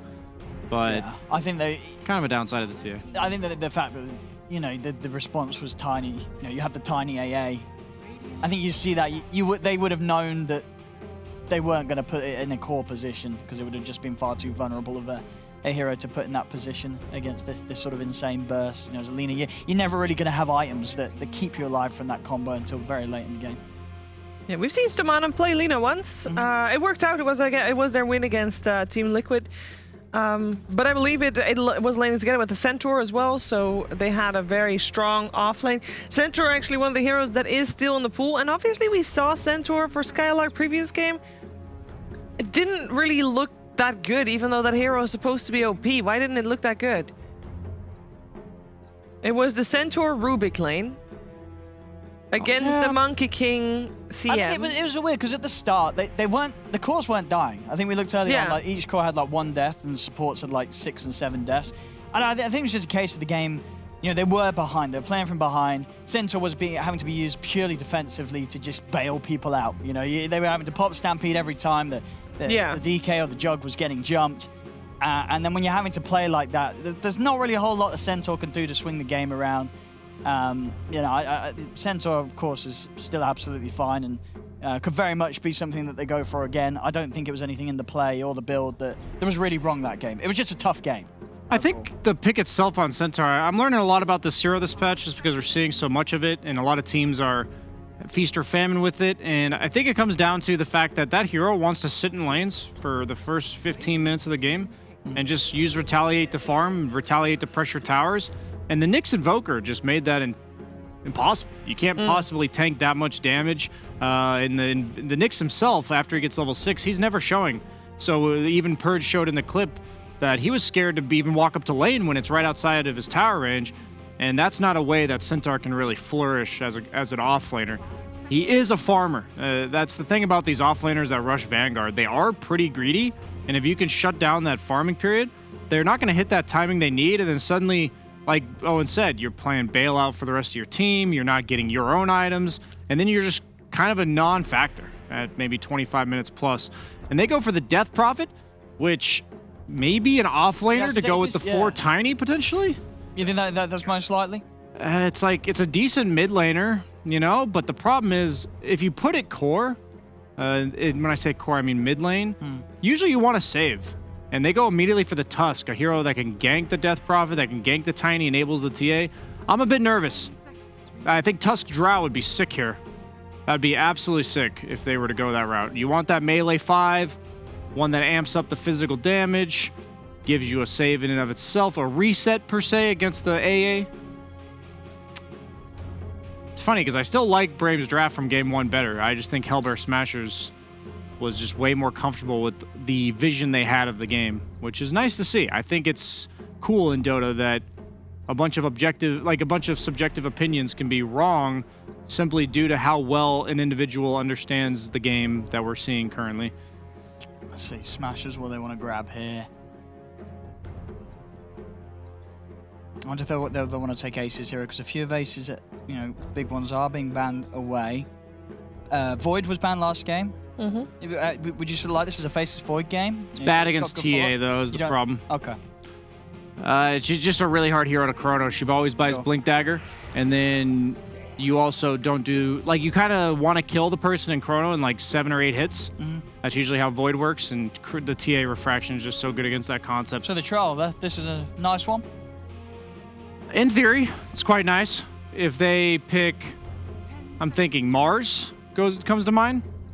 Mars Lina against Troll would be a bit scary. Just a stun into the stun, Sand King. I think Troll's underrated this patch. I would be curious to see if Ace goes for a Diffusal build. See a lot of that in China on the Ursas, the Trolls, the Jugs. There's still an Axe in the pool. Is that strong against Troll as a counter that you want to grab? Nah, Troll counters Axe. That's a meme. The fact that you can dunk him is like a meme. He's a ranged carry that isn't really diveable, can easily remove Battle Hunger with throwing axes. Okay. Yeah. The lane's just too rough to play. We'll be still the center. I like it better against what Hellbear Smashers has this game, but I think the lane will be a bit rough. Troll's a pretty scary lane in the first place. I think Troll's the strongest lane and carry in the game by a large margin right now. Now, for Hellbear Smashers, the last time they picked the Death Prophet, which was only like once in the last month or so, they did play it mid. They did have Stormstormer play it. How does it do up against a TA? The Spirit Siphon's nice against the refraction charges, but you die to the traps is kind of the problem. Okay. If the Tusk makes his way mid at any point, traps plus Tusk would be enough. So I'm not like a huge fan of it. It's really snowball-y. It's whichever 4 makes a move on mid first. If you have Exorcism, the TA will 100% go down with the Tiny Toss, and vice versa with the Tusk, so definitely momentum based. Wouldn't be super excited to pick it, but I've seen it dominate TAs early enough where if you take his mid tower with that first Exorcism, suddenly you're invading his Ancients, TAs slow down a lot. And then we're also still looking for a hero for Focused, and obviously the Juggernaut didn't work out previous game. But we still have his Morphling in the pool if we want to give that a shot. Could be risky against AI. Yeah, too risky? It's such a nice Drow game. You still want to go for the Drow? No, never Oh, mind. they ban it. I'm actually surprised they didn't pick it on 4th because it's really good against Troll too. The silence is annoying for Troll to deal with in the mid game. Most carries don't offer a silence. Seem to be like you're on the right wavelength though. So what other heroes other than Drow would this draft be good for? Just don't pick Luna. Fingers crossed. You have ranged carries come to mind, Luna. just not Luna. No, Luna, please. Nah, they won't pick Luna. Famous last words. They're not the kind of team to 5th pick a Luna. That's kind of why I'm surprised they didn't pick the Drow, because when I look at Tusk 5, I think of ranged carries that right-click. So Drow, Luna, Troll Warlord would be a perfect example. There's not very many of them, though. Medusa's already banned out. So because they already picked the Troll and the options are Luna or heroes that are banned, I would have picked Drow. But we'll see what their backup option is. I mean, what kind of carry matchups fare well into Troll? I'd say non-committal heroes. Like, you don't want Ursas against Troll. You want heroes that can play around the Troll's ability usage, and once he pops his abilities, you're out. You know, you don't want to be in the fight committed once he pops his ultimate. So Drow's a great example. What else comes to mind? Heroes like Slark can be annoying, but you're not going to pick that into AA. Ricky. Just mobile heroes. Nice, actually. We don't see a lot of it in pictures to carry, but you're right. The Cloud is going to really mess with all of these heroes. We've seen Ace play Ricky once, but not Focus yet. Not Focus, okay. I'm pretty sure they're going to go Pierre. Now that I'm thinking about it, with Tusk, it's... Oh, but there's so much better. It feels hard. Oh, no! They fifth pick Luna. They are a fifth pick Luna. Why? I'm like, there's nothing left. Just don't pick Luna. Well, it's the only one left. Lena. Love it. Oh, true. That's good. Good synergy there. Great synergy. But we have seen Luna also win a game. A game. I mean, that's not fair. That was Gork playing it, and that's true. That's not fair comparison to everyone else. You can't model yourself after him expecting to win the way he does. He was the only not fair man to yourself. that's been able to do it here. So who's the pressure is then on Wish? Yes. They have a very greedy lineup on Brame. All three cores need to farm. There's going to be so much based on the momentum of mid lane. I already mentioned like how volatile this matchup can be, snowbally one way or the other, no pun intended, with the Tusk. So I actually favor Smasher's draft here. I just hate Luna. I'll go with the statistics and say that if I predict against Luna, I'm going to be like 70% of the time I'll be correct. So, well, if you're going with the statistics. Well, this then Smashers, yikes! Yeah, it's a tough one. It's conflicting for sure. You gotta go for one way. Okay, you go for the Smashers. I go with the Smashers. They will win their first series according to BSJ. Brame will beat Alliance and flop against Hellbear Smashers. What are you thinking, Owen? Personally, I've got to go. I've got to go with Brame. I've got to go. They've got Wish on TA. Like I find it very difficult to go against Wish's TA. He has literally won games where like the mid matchup's been impossible, and he is that good on TA. I think he's going to have a pretty easy mid lane. I think it doesn't really matter what else happens because I think Wish is going to carry this. For me, at the moment, this is basically Wish versus Smashers. I think Wish is going to win. He's on his TA. And you're thinking that it doesn't matter what Focus plays in a game like this. No, anything will be fine. Wish's TA. He's giving him 35 damage. Yeah, he's giving him 35. It's true. Everybody buffing up the TA will carry him to victory. Okay, well, let's see. Can Hellbear Smashers take their first series, their first victory, or will Brame force out the third game of the series? We're heading over to Cap and Cal to find out. That's quite a lot of confidence from Owen. He's just saying one guy taking on a whole team, and he's going to come out on top. Do you agree with that, Kyle? You feel like his TA is going to carry Brame to victory? I don't know. I feel like my man hasn't seen the final Avengers, because typically one man versus the world does not work out so well. However, there is not a hard TA counter. It's annoying to play against Death Prophet and Darkseer and Troll, but they're more complicated. You know, a Bat Rider, just, hey, gotcha, lasso, dead. That's one of those scenarios where nothing you really do can prevent that from killing you. In this case, Stormstormer specifically, who is running into trouble. Oh, hey.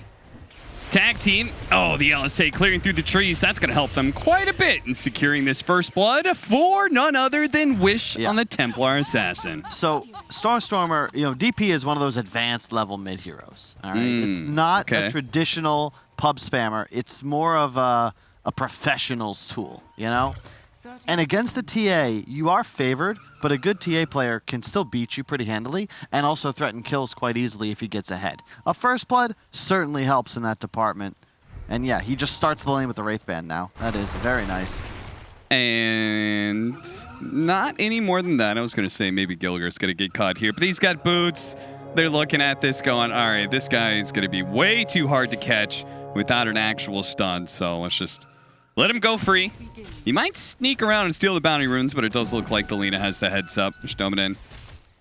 He's going to grab that before the Tiny can get there, but the Tiny... Where's my Tiny? Gilger? I thought he was going to circle around and catch Skylark there, but apparently not. That was I was a like, free okay, kill. that's Wait, a kill what? right there. Yeah, I was like, oh, he's on rating. No, he was on Dire. That's Yeah. a free. Yeah, that's 100% a kill. I don't know.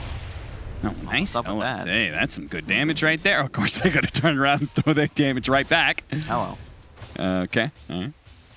Yeah, so I'm with Brian. Luna, especially into AA. Is it really the pick? You know, it's a lot like Gyro. You kind of need lifesteal to sustain within fights, and it's just going to be a really tough game for Focus. But I think we were talking about it on the ride over. You know, 18 minutes in, you start pushing. That was the Drow, but Luna functions the same way with the TA. And then you give him Look at that aggression. Spartan. He knows that Gilger doesn't have any mana, so twice he kind of poked his head out because he knew they were going to try and go for the pull, and they actually managed to kill Gilger as a result. Nice job. That was nicely done, and also managed to get it range creep denied on the neutrals, so.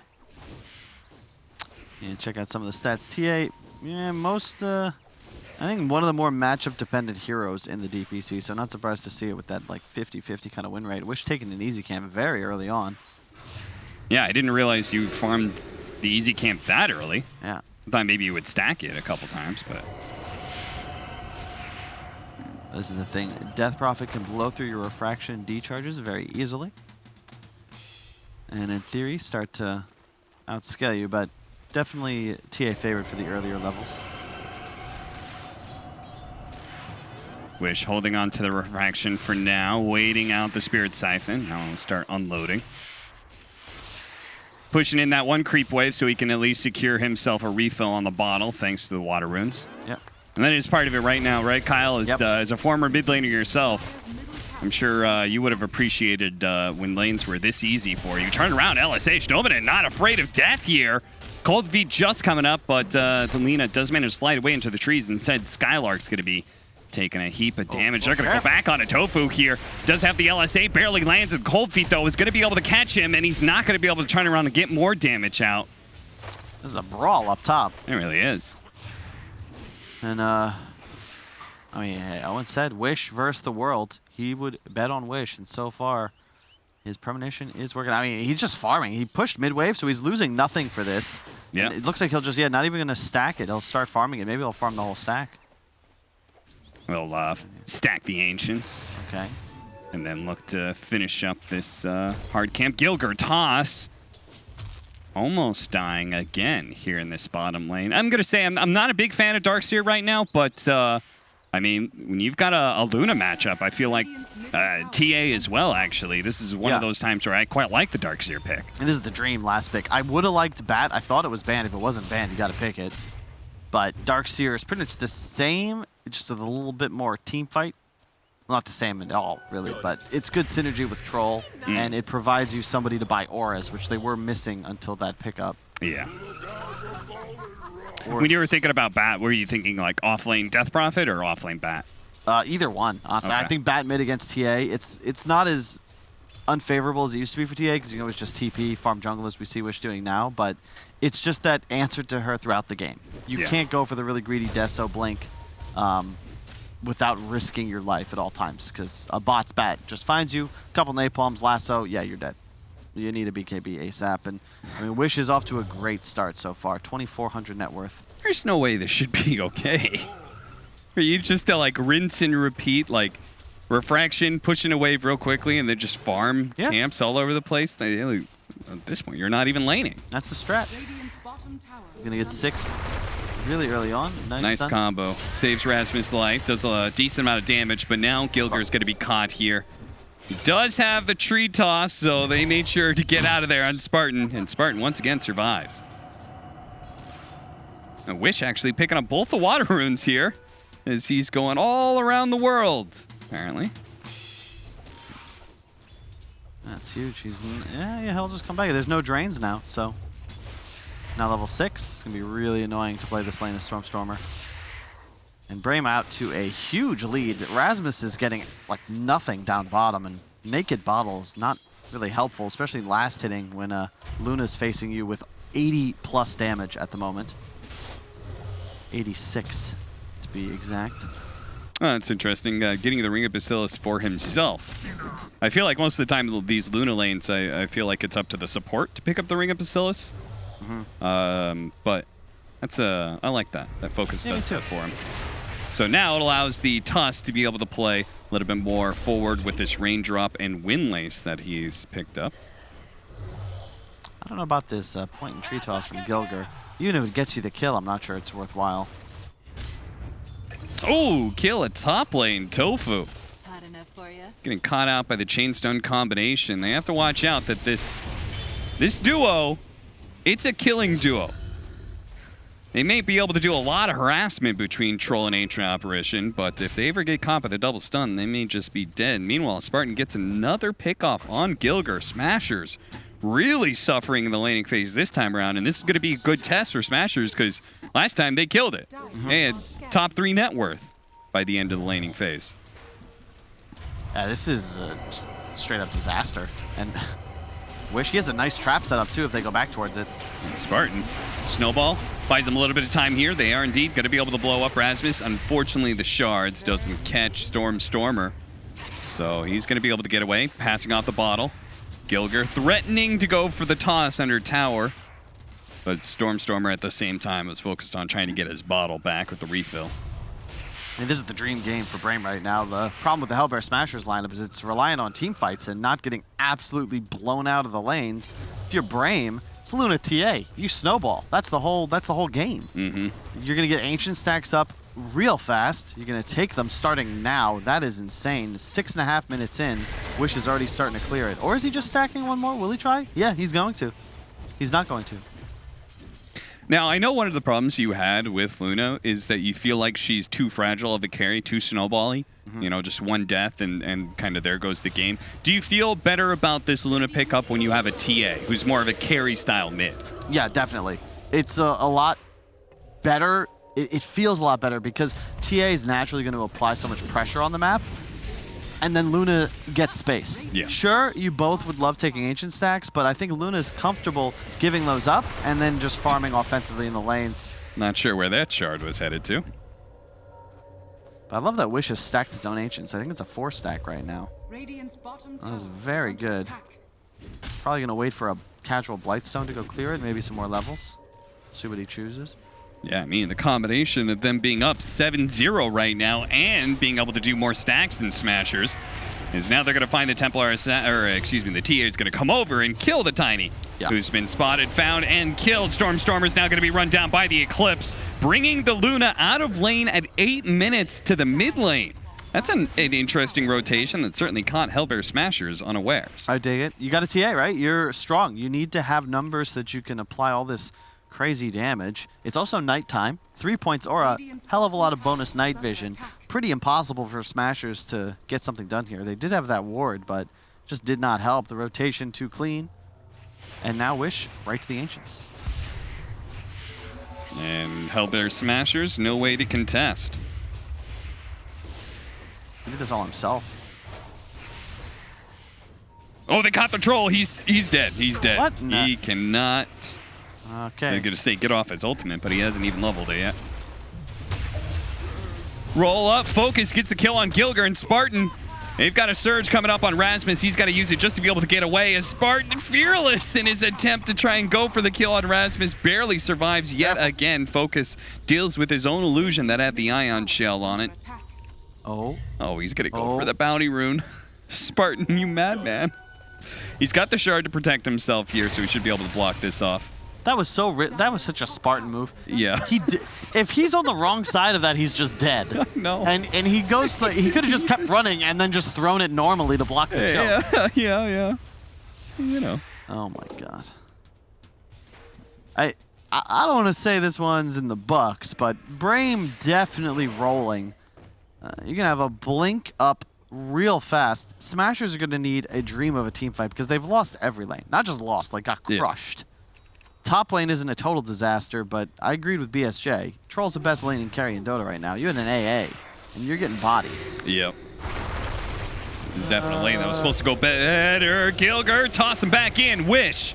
Kind of stuck here. The cold feed. Is they going to catch it? They're barely enough damage. They do manage to get their turnaround kill on a Stormer. Meanwhile, Gilger trying to get out of here. Oh, another rotation by the Luna. They're going to be able to run down Tofu underneath this tower. And it looks like Gilger is Skylark actually fast enough? They're going to go for it. The turnaround to Avalanche will actually stop Stoneman for a second here.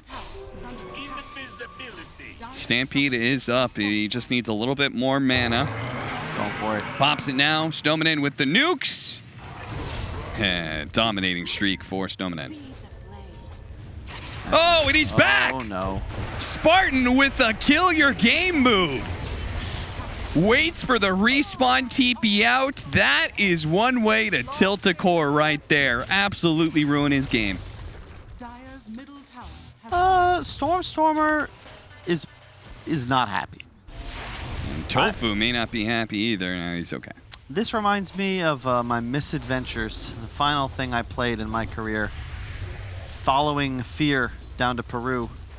We scrimmed against, at the time, VGJ Storm, now Quincy Crew. Mm-hmm. We lost 3 games in a combined 37 minutes. Ooh. That's a confidence killer. Jesus. Yeah, tell me. Yeah, we didn't. Yeah, I don't even. It was rough. It was about as rough as this game, Captain. Obviously, it's not a scrim, so you're not going to GG out right away. Hey, that's why he did that move earlier. He's getting practice for the moments that really matter. Smooth by Spartan. Still has a chance to survive here. Ace is diving in pretty deep to try and go for this kill and can't even hit the wall. Spartan, come on, man. You're digging up. What is that? What is that nonsense? It's a bait. Rasmus does trade away his life for that kill on Spartan, who max efficiency tried to shuffle mid-escape. Gilger going to be run down as well. 19-5 now, a 7,000 net worth, and it seems like Owen's confidence has been well placed in Brame. They have come back with a vengeance in Game 2. Indeed. I love Wish, the build. He goes for the Blink Rush, but he's only got the 2-point side blade, so many points in meld makes him a straight-up assassin. And Spartan... What? What you doing, man? Well, what could have possibly spawned that helps him there? A health potion, I guess? Maybe that saves his life somehow? No, I mean, he's still got Ion Shell on him. Oh, God. I mean, you gotta love, like, players like Spartan who are so wholly unique in their playstyle. Like, I can't see anybody else making the move that he just did, you know? No. He just the man plays with no fear. Yeah. The Spartan does not fear death. It's 19-2, 8,000 net worth lead for Brame right now.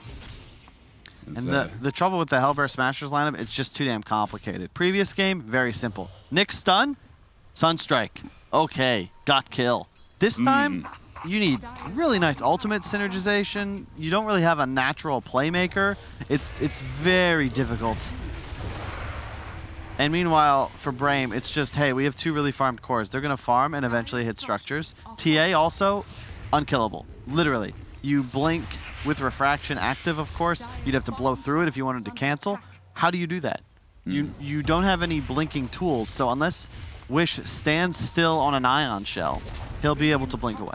Yeah, they really needed that bottom lane to go better, right? Because they needed the blink tagger on Gilger's. Tofu gets snagged by Spartan and his Ice Shard. Skylark's now going to pop the Stampede to make sure he doesn't get tossed by Gilger, and it will save his life. Oh, they're on a trap. Be very careful.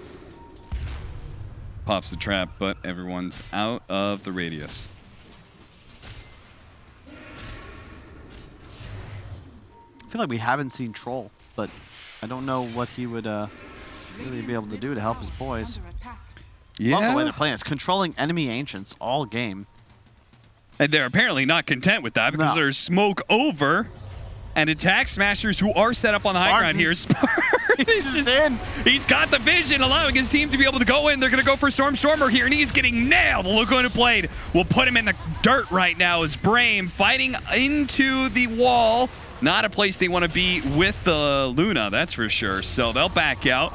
Wish is able to run down Tofu at the same time. He throws out the Ice Blast, but apparently didn't even hit. You just can't fight. Like, Lena's free casting with an Aeon, or an Aether Lance, and he's dead. 100-0? It is. Ace. But it's all Skylark. Shard. Ooh. God, I keep saying Skylark. It's all Spartan. Spartan, The man with the plan. Follow me. You know, there's the big difference, Cap, between a leader and a boss, okay?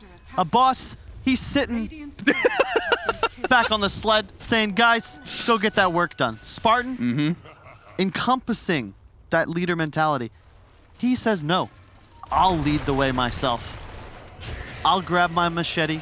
Just imagine. I'll run up that high ground. Come on, boys. Do you want to live forever? Spartan certainly doesn't. No, he does not. The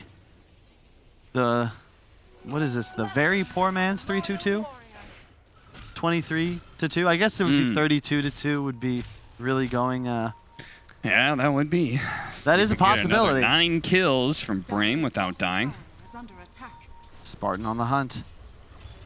He's got him. Rasmus already been hit by the Lucent Beam. That'll be enough time for the snowball to get there. Monster kill streak for Focus as this Luna is very large. You can't play Dota anymore, especially at nighttime. Look at the vision that Focus has as he walks through the map. Like, he will always find you first. You're threatened by the Tusk and the TA.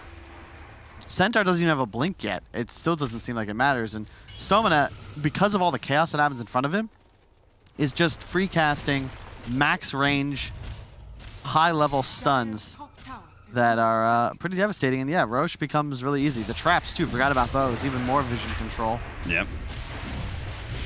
Gets the double meld hit in, so that'll make Roshan shredded. All right, yeah, the A+ not even close to on time. You're going to be banning TA first 2 next game, 100%. Owen was right, as he often is. And they're going to go collect some tier 2 towers. And Dragonlance coming out. Love it from Wish. Helps to position properly. You'll be able to juke the troll axes, even if you're attacking him, in the event he gets stunned out. Yeah, remember when last game I was talking about and how in a lot of these professional matches, you take the tier 1 towers, but you don't actually get a big net worth lead? Yeah. Brame have got a 13,000 net worth lead without taking the tier 2s. It's only going to get worse from here. Well, it's just a product of the Smashers lineup. In an even game, it's not bad. But right now, what's their answer other than just push lanes? Yeah. You can't initiate on anybody. You don't have a stun that can actually get to the back line. Death Prophet ultimate would be stampeded away. And even, oh, look at this. The Ags build on Focus. He's just going to put it on Wish, turn him into a true Death Star. Yeah, keep pushing, guys. Go for tier 3s here. At least force them back. There's no glyph. You got this. Even a few seconds is a lot of damage on tier 3. Stubbing it. Oh! The juke! A little too far with the LSA, but may still be able to juke it out until he gets vacuumed back in. Tossed back into the rest of the team, but he's dying so slowly that the rest of the team, they might be able to punish here. As now Skylark, he's there. Catches Gilger. Now a snowball through Gilger, catching up to the Death Prophet, who's going to be slowed down by the traps as well. It's a 2-for-1. Unless Gilger TP's out. They're not going to expect this. The stomp is too slow. He does manage to TP out. Nice play by Gilger. And they are on the board, increasing the number of kills by 50% in that one play. Impressive. Attack range from Wish with the talent, along with the Dragonlance. It does mean they are losing more and more of their towers, though. Second tier 2 to fall. So, Cap, how Yes, do they Kyle. get back into this game? I wanted to ask I mean, they you still before have you asked Wombo me. combo, right? True. It's the problem being that TA has an Aegis and the Luna has BKB, so those heroes can't be Wombo comboed. Popped. Oh, Stomina? I mean, he might turn this around. His team's coming. You got to TP away.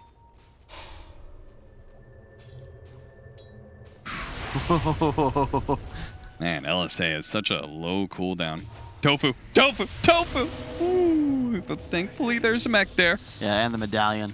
It's rule number 1, playing Ancient Apparition against all this minus armor. You must have plus. Even at 10, that meld strike with the Deso reduction brings him down to -5. It's pretty much a necessity that at some point, if you were to win this game as Smashers, everyone on your team needs 20 armor plus. It's a little silly, but it is kind of true. In some ways, the Luna gets stronger, so does the Wall of Replica. True. Right? That's a good point, Cap. So that's the...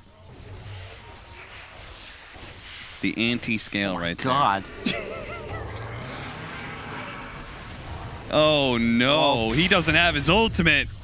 Ace dead for 30 seconds here. Is that because he's got it's the TA Dragonlance? Yep. The side blades amplifying the range. So if you get any attack range increase and the side blade starts getting pretty crazy, you can see Stormstormer keeps on getting nailed by that fact. Aghanim Scepter now down for the Luna. Here we go. No BKBs yet off the Eclipse. It comes in. Stormstormer, he'll come back down to his death. They do manage to get a wall out right next to the tier 4s. It's kind of sticky position for Brame. The Ice Blast does manage to nail 2. Wish trying to get a kill on his way out. That's life number 1. Life number 2, immediately on top of the wall. See if he can get the Refraction Blink away. Oh, Gilger gets one shot by the meld. Brame diving in way too deep there. It wouldn't be a Brame game if they didn't make at least one of those. You can see the draft concept there too. Wish, even though he is enormous, he just straight up dies as he comes up in the middle of a wall with some Dark Seer ions around him. Unfortunately, they are very far behind, but you can see how the draft concept should have worked had they not gotten blown out in lanes. I don't know about this initiative. I mean, they just dropped Luna ult and prayed. They do force the buyback on the DP, but maybe not the ideal dive? Yeah, I mean, not even taking the tier 3 yet. Felt like Focus just really wanted to use his fancy new Aghanim Scepter, you know? Yep. I mean, the Emperor made the same mistake when he, Oh, what was the planet? I'm embarrassed to know. I don't remember. What reference was that? When he blew up Leia's homeworld. You know, that arguably set the stage for the entire testing saga. your new firepower. Yeah. I see. Well, much like the people of, what was it, Organa? Alderaan. That's what it was. Princess Organa of Alderaan. Much like the people of Alderaan, Ace is also very dead. You just can't do anything. It feels way later in the game than 22 minutes, doesn't it? Looking at the items popped out for Radiant. Yeah. Oh, hey, they've caught Ace again. Oh, God, Ace is doing a lot of damage. Thankfully, they kill him fast. Stominen trying to get a counter kill. So not lucky enough there. Carry for carry traded, basically. You can see the issue. Wish has been itemizing purely for damage, which is not a bad thing. But no BKB means now that the Blink's up on Tiny, him plus an Ion Shell can do a significant chunk of his health. AA, of course, multiplying. It was fine when you had an Aegis. Yes. But then you threw away that Aegis. Yes, you did. And now you haven't quite hit your BKB timing. So there's an awkward window in Templar Assassin's growth here. Spartan. He ain't gonna stop. He knows no chill. Just keeps it rolling, baby. 29-6, even though we have seen Hellbear Smashers double their kills over the last few minutes, they haven't managed to shrink that net worth. And is currently growing more and more for Brame. It's tough when you get this far behind against heroes like Luna, TA, Centaur, because they can all farm with no fear, and it's so much faster than your heroes. You know, Death Prophet, he's nuking creeps. TA, 2 strikes, and that's an entire creep wave gone with the side blades. And he's already moving on to the next neutral camp. Indeed. The next one. Wish has said, this is my land. You guys go find out. Oh, caught him just before the TP can complete. Skylark very, very far away from his team. Now, he still has the Stampede, but that's not going to be coming up anytime soon. Smashers continue to find pickoffs. That is stalling the game for them. But pickoffs is one thing. They need a good team fight if they have a hope to contest Roshan, and I think that's what Brame's kind of waiting on here. Yeah. That and the BKB TA, which will be coming out in just a recipe. Should make things much easier for them. Smashers, though, they're doing well. You know, I respect that they're hanging with it. It's a pretty significant disadvantage, but let's see. Troll, he has the Battle Fury closing on his BKB, so at some point he will become a real threat. Takes some time, sure, but Luna and TA, not really late game carries, and they both went for, I don't want to say memes, but Luna specifically not going for the hard carry build. Yeah, not going for, say, like a butterfly build, because you know the troll isn't going to have MKB, and it would help you as well against your own illusion. Yeah. it's tough to itemize against Darkseer. In a lot of ways, Rasmus is actually the hard carry for his team. If he can get the TA plus the Luna in a wall, like, that doubles his team's damage output. Yeah. He's going to get a pipe, which will help deal with the Eclipse E-Blade build that the Luna is currently going on.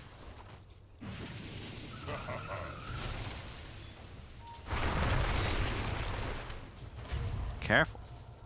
Look at the warding. Radiant, total control of this top part of the map. Even still have wards inside the base. Would have been nice to use those, huh? With that Aegis they had earlier. Alas. True. Notice we haven't seen a Luna ulti used since then. A little more hesitant with that, with the power. Well, they are going to be able to go for that second Roshan. You ever play with Jack and Merlini? And, well, I guess this is, I don't know if this is a story to spread, but the real reason Merlini quit Dota was because of Jack Chen and his Death Star Wisp build. Yes. Also, Jack's sleep deprivation. Oh, he was falling asleep during the games? Yeah. Well, Death Star Wisp, just FYI. I was in that room when that happened. I was not playing with them. I understood that there was not a time to play with my fellow talents. They were it's a good way to lose some Dota. In many ways, I have him to thank because, you know, Merlini left and I started getting hired. It's true. Sleeper Agent Jack. Yeah. Taking that title a little too liberal at times. Literal, rather. Hey, got a courier. It's, these traps. Bit of a problem for Gilger. And just to clarify, the Death Star Luna, or Wisp, is you reload in, a Luna puts ulti on you, refreshes, does it again. And in theory, you can kill enemies even inside their own fountain. Yes. You need an Ags on the Wisp for the max ball damage as well. It was Jack Chen's obsession. And a meme that turned into an actual strategy. It did? After it got buffed up enough times. Yeah. Orb of Destruction, that's ideal for a troll. Whoa. You know, another obsession of his was Jungle Venomancer. And that, too, turned into a reality eventually. That's a good point. Problem is, visionary. Jack Chen is just too ahead of the meta. He gets it before it's actually buffed to a point where it's actually valid. And as many people have learned this year, being early, even if you end up being right, eventually is the same, unfortunately, as being wrong. Being late, I think is the term, right? No, being early is the same as being wrong. Okay. Depends. Where were you going? I'm saying I thought the phrase was... Well, maybe it's different phrases, different industries. It doesn't matter. Brame, they're currently dealing damage to the Hellbear Smashers industries. Oh, nice tossback. Does have the BKB, so he's going to be okay, and it is going to cost Gilger perhaps life. A Laguna plate, but they do manage to get a really nice wall out. Couple illusions, but a nice jump forward from Spartan. You see that one. Using the shards to hop over the base walls there. Folks is still going to be caught here. He does have the cheese. Turns on the Eclipse. Stormstormer, he's got the BKB, and with the Spirit Siphon, he's trying to stay alive against Wish. Wish, who's stuck in the trees right now, does manage to actually get the kill before his first life falls. Meanwhile, the Troll is caught here. He's going to be kited around pretty heavily. Spartan rolling through the enemy, catches Rasmus as well as Gilger, and that's going to be 4 dead on the side of Hellbear Smashers with only 2 buybacks. I have a feeling they may have to use them if Brame just go for the tier 4s here. Luna being one of the best heroes to do so as well. There it is. Buyback, 3-shot. Nope. It needs another one. He finally gets it. Wish catches him out. No snowball for Spartan here, so he may be in some trouble. His team's going to try and help out with the E-Blade. Vacuum back into his death, though. 1 tier 4 remaining. And once the throne's exposed, then you're going to have those bouncing glaives with the side blades coming in from Wish. GG is called. Hellbear Smashers admit defeat in Game 2. And this series will go the full distance. I mean, just straight up a shellacking from the laning phase on. And that point, Brame pretty much forcing us to just buy time and wait for them to claim their inevitable victory. Yeah. Well done. Looked like perhaps Smashers, they had a shot in that last fight. But you kill Wish, trade your Death Prophet ulti and life for it, it's never going to work out. And if I'm Smashers here, simplify the game a bit. I love what Brame did. Just straight up brawl, run at you, Dota. no cooldowns to worry about, easy to find efficient farming patterns. That seems to be one of their strengths. And a trend for both of these games is the laning phase seems to matter a lot. So something for us to keep an eye on as we're going to look at Game 3's draft perhaps with a different lens. It's all about the laning phase when it comes to these two teams. And who will come out on top in Game 3 for that? That's for the panel to discuss. Thank you. Yes, it's going to come down to the laning stage, and it seems like so far it's also come down to comfort. On the mid lane, we got Wish's TA absolutely popping off, of course, in that second game. And in the first game, we saw the Invoker by Smashers. Where are you standing? Because I'm almost as tall as you guys now. No! Owen! Oh, God. Okay, well, of course, we're going to discuss Game 2 and prepare for Game 3 after the break!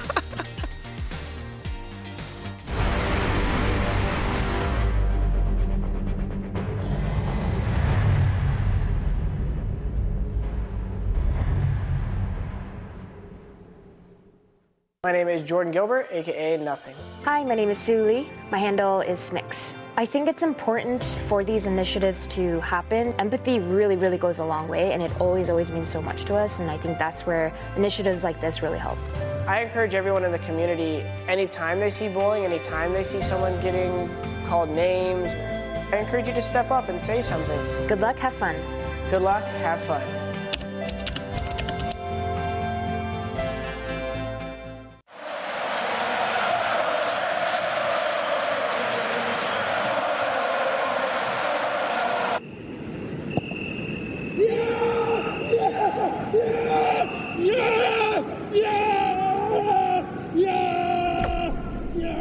Start your esports career now at play.eslgaming.com.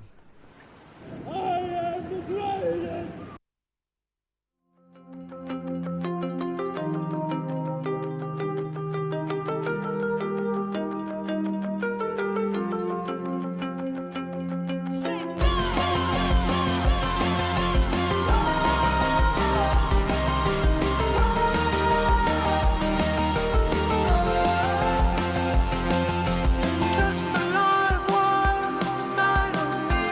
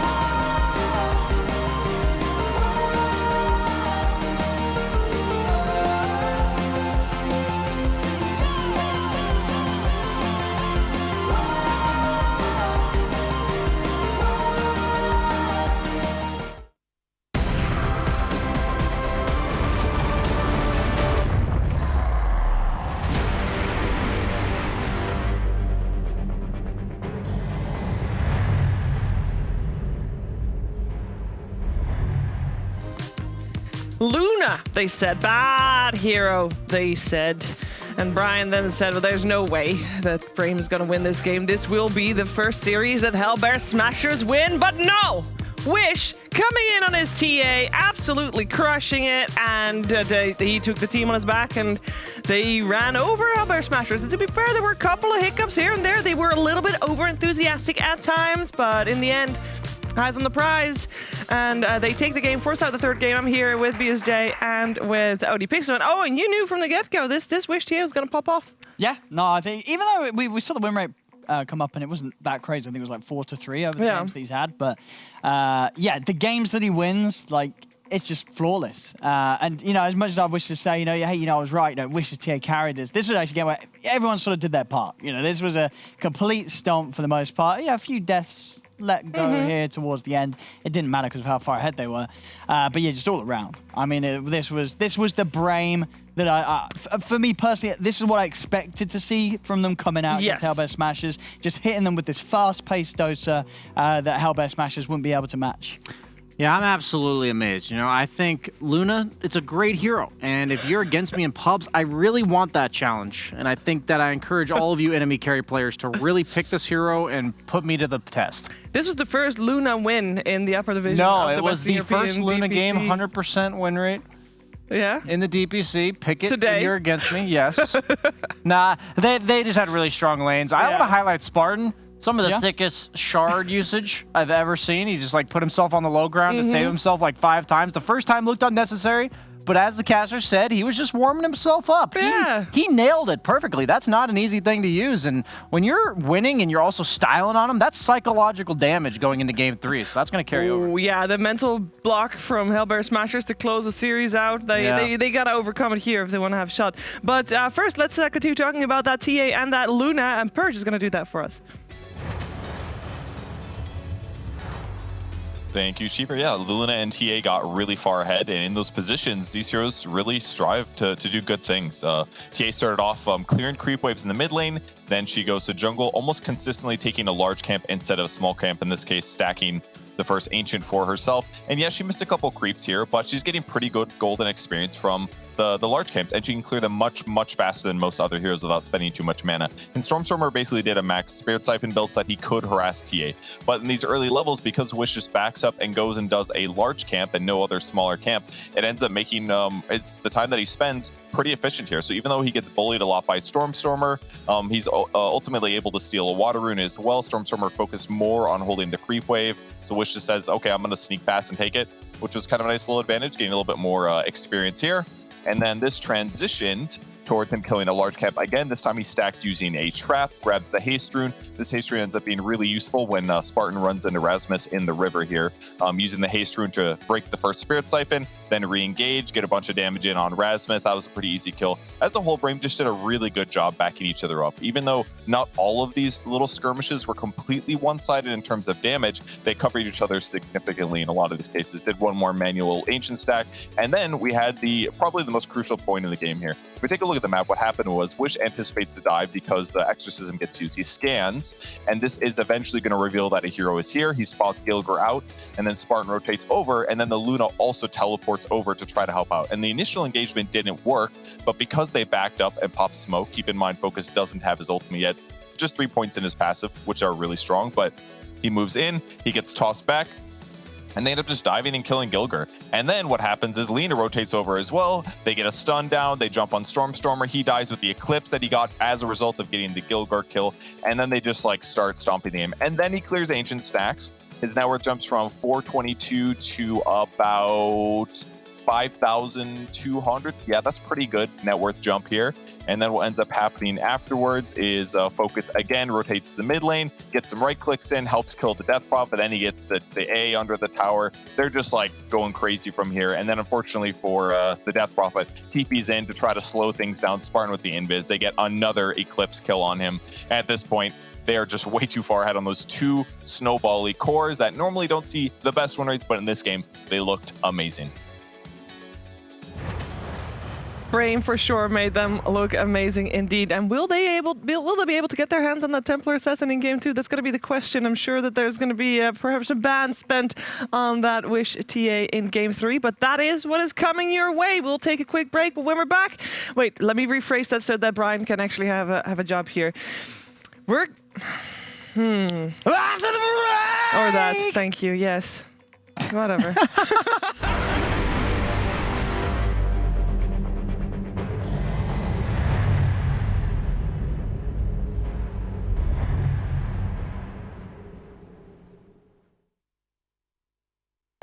By someone that tomorrow I'll be blind. I draw the face, the sun till my eyes burn dark. Why should I refine a sight of things that won't abide? Bittersweet memories of blight. Just one more look at you before I let go. I feel something dark's coming tonight. Spirits are out to claim back their lives. The dark nights with them browsing the night. Do we get to meet him before he strikes? Hell's released the thick smell in the sky, turning us soul mortals to look in the eyes of the dead.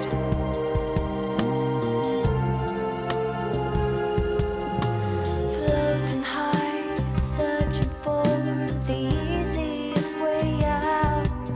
I wouldn't turn myself in and skip a fight.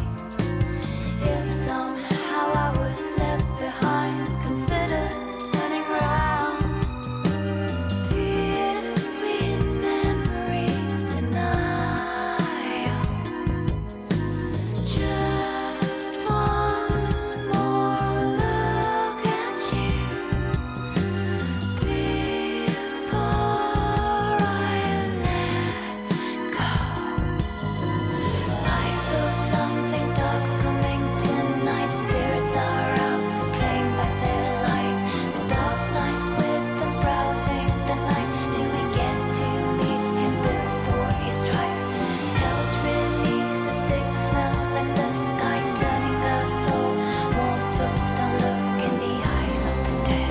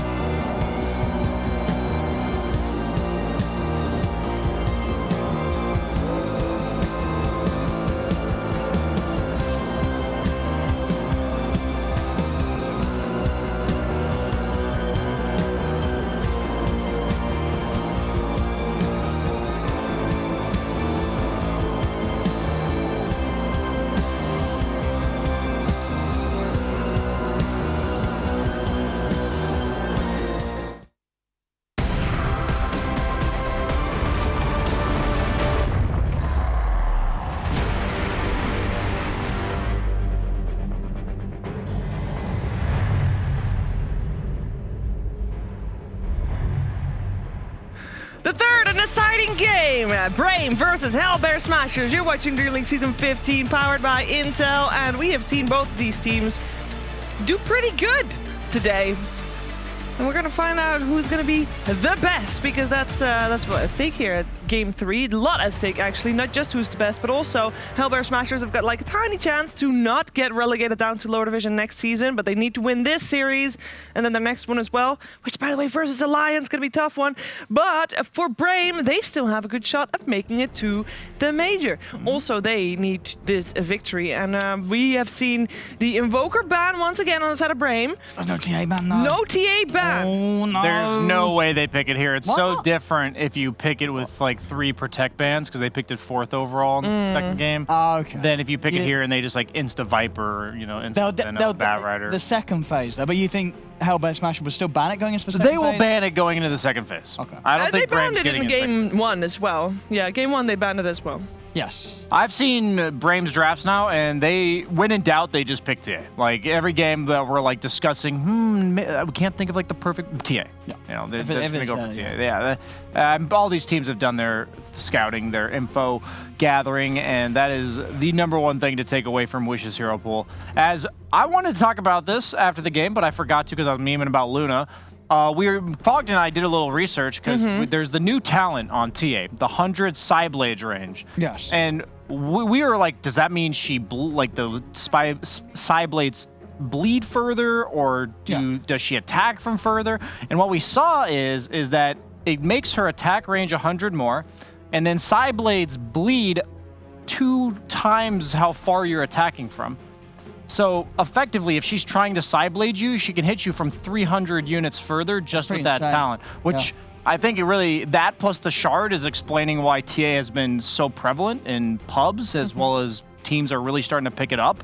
Like we've apparently Arteezy's been spamming safe lane TA. No, that sounds pretty high. Yeah, it's like you're trying to find these ranged carries that work with the melee 5s, and TA, if she's given that much of a mid-game power spike with that level 10 talent, then that could be a game changer for whether or not it could be run in the carry role. But last game, we also saw a lot of plus damage from Braim, which percentage-based stuff scales really well, while plus damage stuff hits this really hard power spike. The Luna plus Tusk, everyone's hitting for a bonus 135 damage, and then Refraction makes you hit for an extra 80. So TA's just got 215 bonus damage. As you so well stated, they're going to own this draft, and I followed you through. I understood entirely. But not anything like that this game. A lot of magic casters. Coddle tiny. Haven't seen Coddle very much. No, we're not seeing Coddle really at all, it feels like, in this region. Yeah, we have seen it. I remember doing an interview of a Position 4 player that kept playing Coddle, and I asked him about it because he was the only one doing it, but I forgot which one it was. But he said... You sure that wasn't lower division? No, I don't know if that was lower or upper. Okay. He just said it was very strong, so he liked it a lot. The recall is in the shard now, right? I don't know. I know it's not built in. It's either the Ags or the shard. Ags, right? Yeah, you have to get the Ags to change. Yeah, it's one of the two. I can't remember anymore. The recall. Yeah, that was too broken of a mechanic. I'm glad they did what they did to it. Because late game, cool. Like, you have a little tool, but you're using it at 9 minutes in to pull your carry out of the safe lane, and then you can TP right back. Are you happy that they banned out the Luna? Yeah, I mean, that hero looked really strong. What can you do? I think that's a really weird ban because the reason why Luna made sense last game was it had a Tusk 5. You had a melee 5 that was beefing up for you, and I have to assume this is probably a Coddle 5. I guess it could be Coddle 4. Maybe they know something I don't. Generally, though, when they pick the Tiny, I do believe the Tiny is normally played by Stormanen. So, that being said, they haven't played Tiny yet this season on Stormanen. Must have been mid. It has not been picked. No, I think it will be stolen. I don't think it'll be Wishes here, unless the matchup's good. The game's good for a position too tiny to pop off. So they'll wait and see.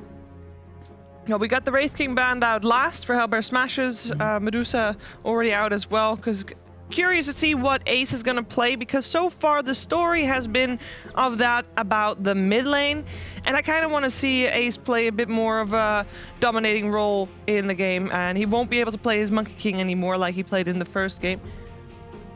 And there's not that many left in that he is very comfortable on.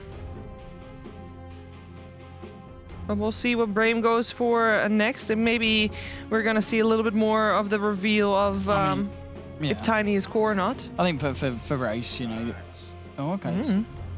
I have to assume this is a Tiny mid then. Are you really running Axe Tiny off lane? That seems a little bit weird.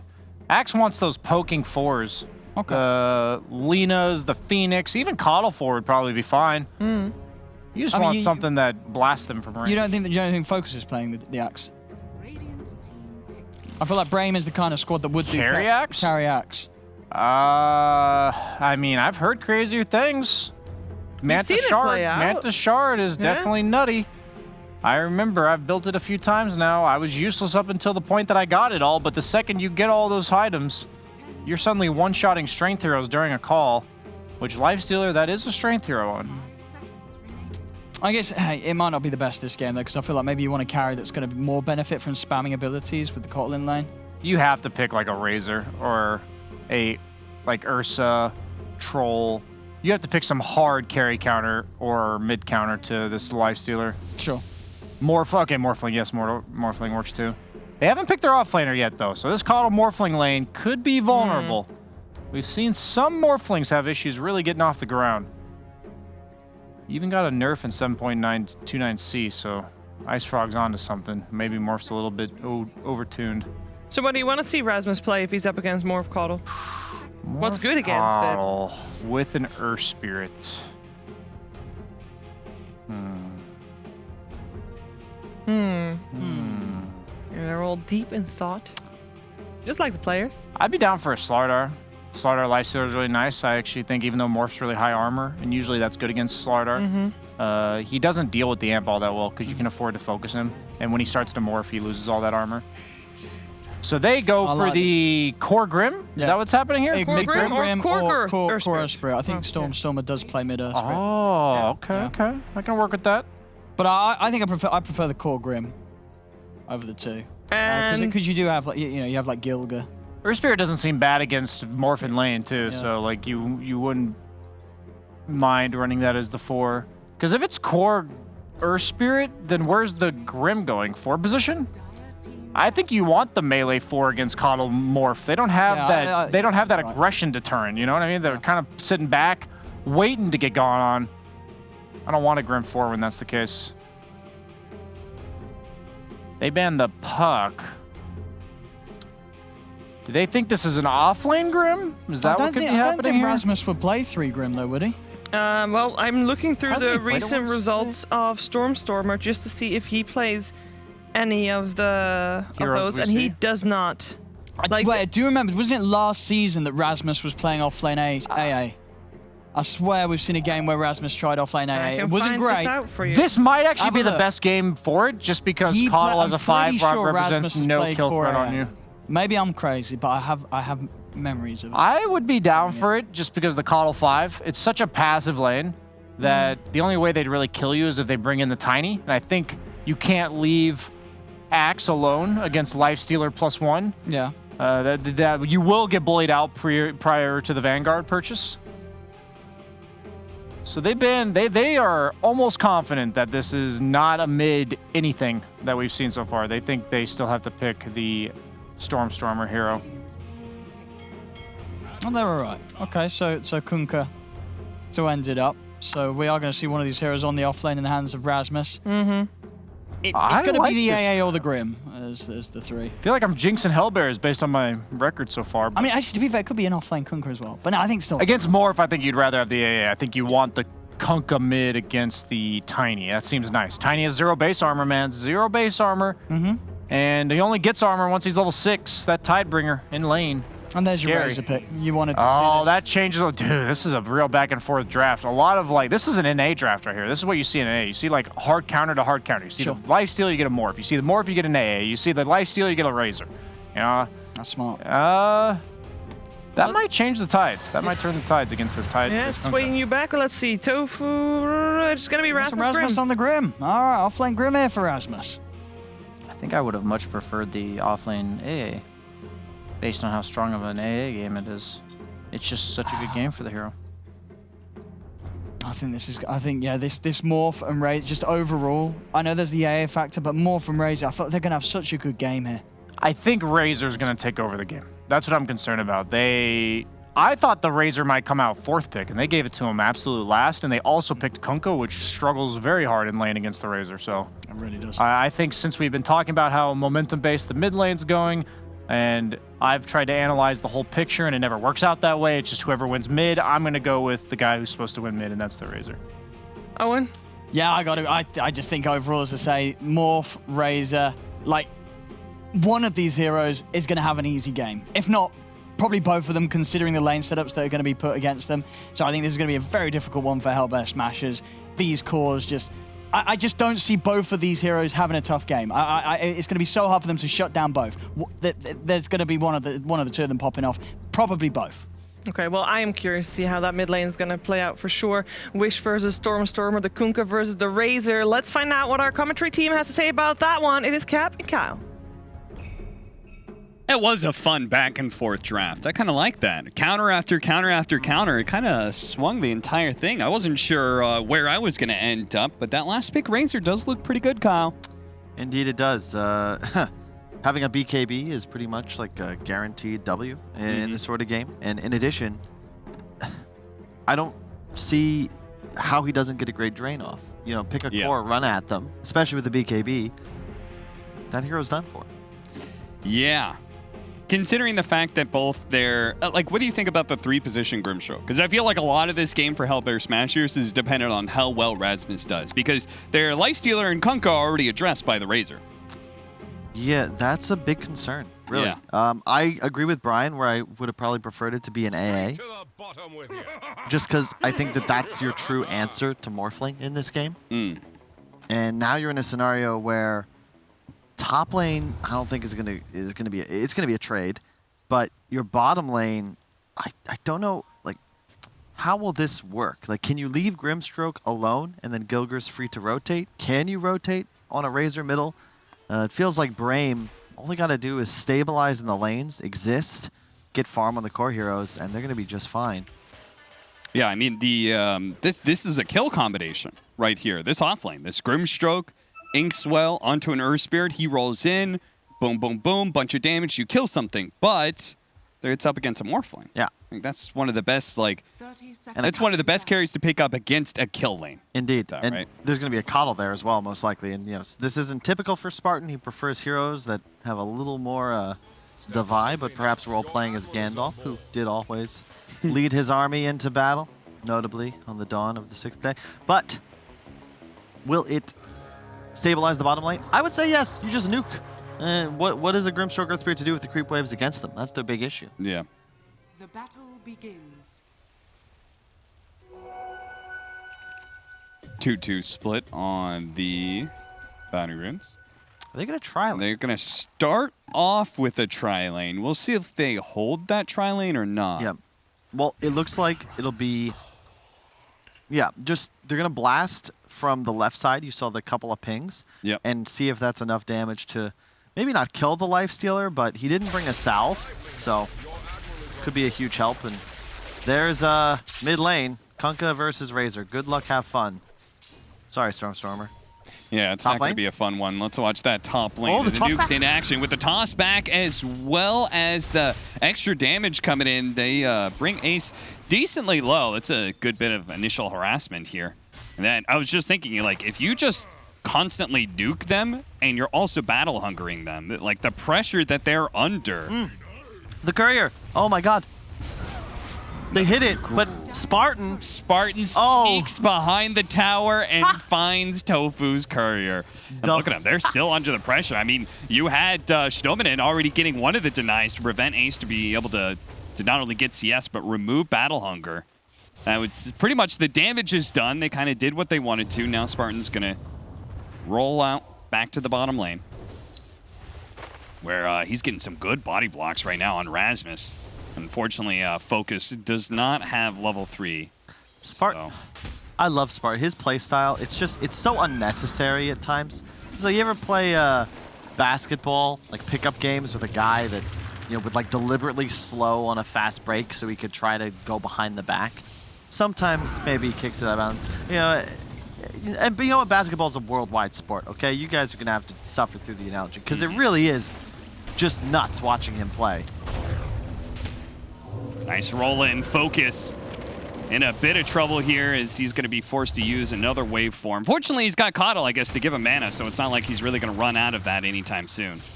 The health regen, though, is a different story. There's the stuff. Oh, that was... I would have probably waited for him to get a little more agility morphed before health potting, but Spartan wanting to save time. Made the main mid lane matchup. 11-4, 10-0, so early deny lead for the Razor is kind of expected. Our Kunkka can still get last hits, but it's mostly with Tidebringer. Yep. Definitely not an easy lane, but it's manageable. You're not going to get crushed completely. You'll just lose.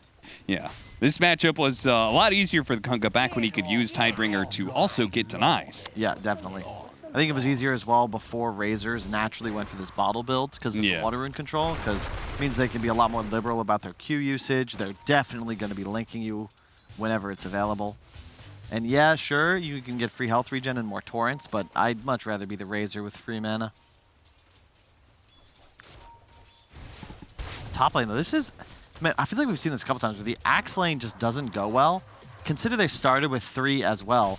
But I really feel like they play too aggressive. Like, what does an AA do to stop Axe Tiny from backlaning, right? Instead, they've been trying to contest. Toss him over way out of the range of the tower. Nice catch by Stomanen. Nice job. That's going to be your first blood. Yeah, that's what I want to see them do. Like, Lifestealer can't help. When you're in a matchup as an offlaner against something that you can't ever really trade with, just deny him the ability to play the lane. Make him just hit creeps under tower. You play back here with your Tiny. AA Is he going to reveal out. his positioning? Gilger doesn't go for the kill on the courier, but does try and complete this gank. They're going to go for Stomanen, who, with his boots, is trying to pull the creep wave on out here, but he's going to be rolled on, body blocked until the cold feet eventually lands, but it looks like he was still able to get out of range, at least make them go for a little bit of a run around here for a bit, but eventually he'll die. That's well done, though. That extra bit of time should keep them out of XP range for 1, maybe even 2 creeps on the tower, so still a pretty worthwhile trade. I think Axe also stole that creep wave, so a job well done for a 4 position. Step lively now. Your admiral is on board. Never. Morphling the big problem, though. Definitely outlaning bottom, but not really much you can do with Scrimstroke. Like, they have kill threat, but that's about it. Now Rasmus in some trouble. Slowing him down a bunch. The TP comes in, but he's too slow to be able to catch up with the Inkswell, and very easily gets swept up by the focused Morphling. I was so sure he was in tower range there. Yeah, JJ was thinking the same. Can't believe that he, I guess, just skirted on the outside move. There was no vision behind the tree, but it's daytime. You'd figure they would have seen. So it must have just been out. Maybe 20 units at most. Yeah, I mean, they look at it, and initially I think the same, which is like, okay, it's a Coddle. There's not much he can really do when it comes to kill threat. So Grimstroke might be okay solo laning for a bit. But Solar Bind is a really annoying ability when the lane is very long. And Rasmus, you could see, he slows down to near crawl by the time he gets back to his tower range, which is more than enough time for Focus to be able to get the damage put together to get another Rasmus kill. Nice toss back by Stomanen with the avalanche onto 2 as well. That's going to be a double kill for Wish looking at this. Yeah, Brame have come alive. The laning phase, I think they recognize the issue from that first game. Have better lanes, and so far, so good. That Solar Bound also, the increased magic resistance. There aren't many tools in Dota that provide that. I think it's a little bit undervalued by a lot of teams. I still see people skip that ability entirely. Yeah, I don't know why. It's so valued. It's so valued, just the 1 point. I mean, effectively, they did a good job because it has effectively the same impact as the old Mana Leak, where it keeps you in place just without the super obnoxious mana burning aspect of it. That was so silly. Yeah, that was a broken ability for quite some time. And it's in part because of the tri-lane, also the catch on the Ancient Apparition, the way they're backlaning. This Axe is going to have a fine time on his Vanguard. So this is the only lane that could have gone a little bit bad for them. And it's still going good enough. After all, he's only 200 behind Kunkka. Yep, this is the danger of picking Earth Spirit. You, sure, can get a lot done, find a lot of kills, and they'll find one here on Stomanen who wanders into death. Yeah, he's going to be dead to the combo for sure. Wish is going to try and go for a punish here. Steals a little bit of damage from Stormstormer, turns back for the kill on a Gilger. So the issue is you're in a scenario where your mid lane is outmatched. You can't gank a Morphling, we've discussed why. You can't really gank the Razor, and Axe has a Vanguard. So suddenly, you're in a scenario where Bramer's super down to just continue the laning phase. All 3 cores will keep playing their lanes, they'll relax, and build a net worth advantage, plus they have the late game. You could argue. Yeah, AA against Morph somewhat equalizes things, but the Razor against Lifestealer, I think, removes that as a potential win condition. Yeah, I mean, the possibility of Razor just being a non-factor is pretty high, right? Just because Rasmus slowed down again, focus. That is so good. Oh, Gilger. He's going to try and look for the roll away, but toss.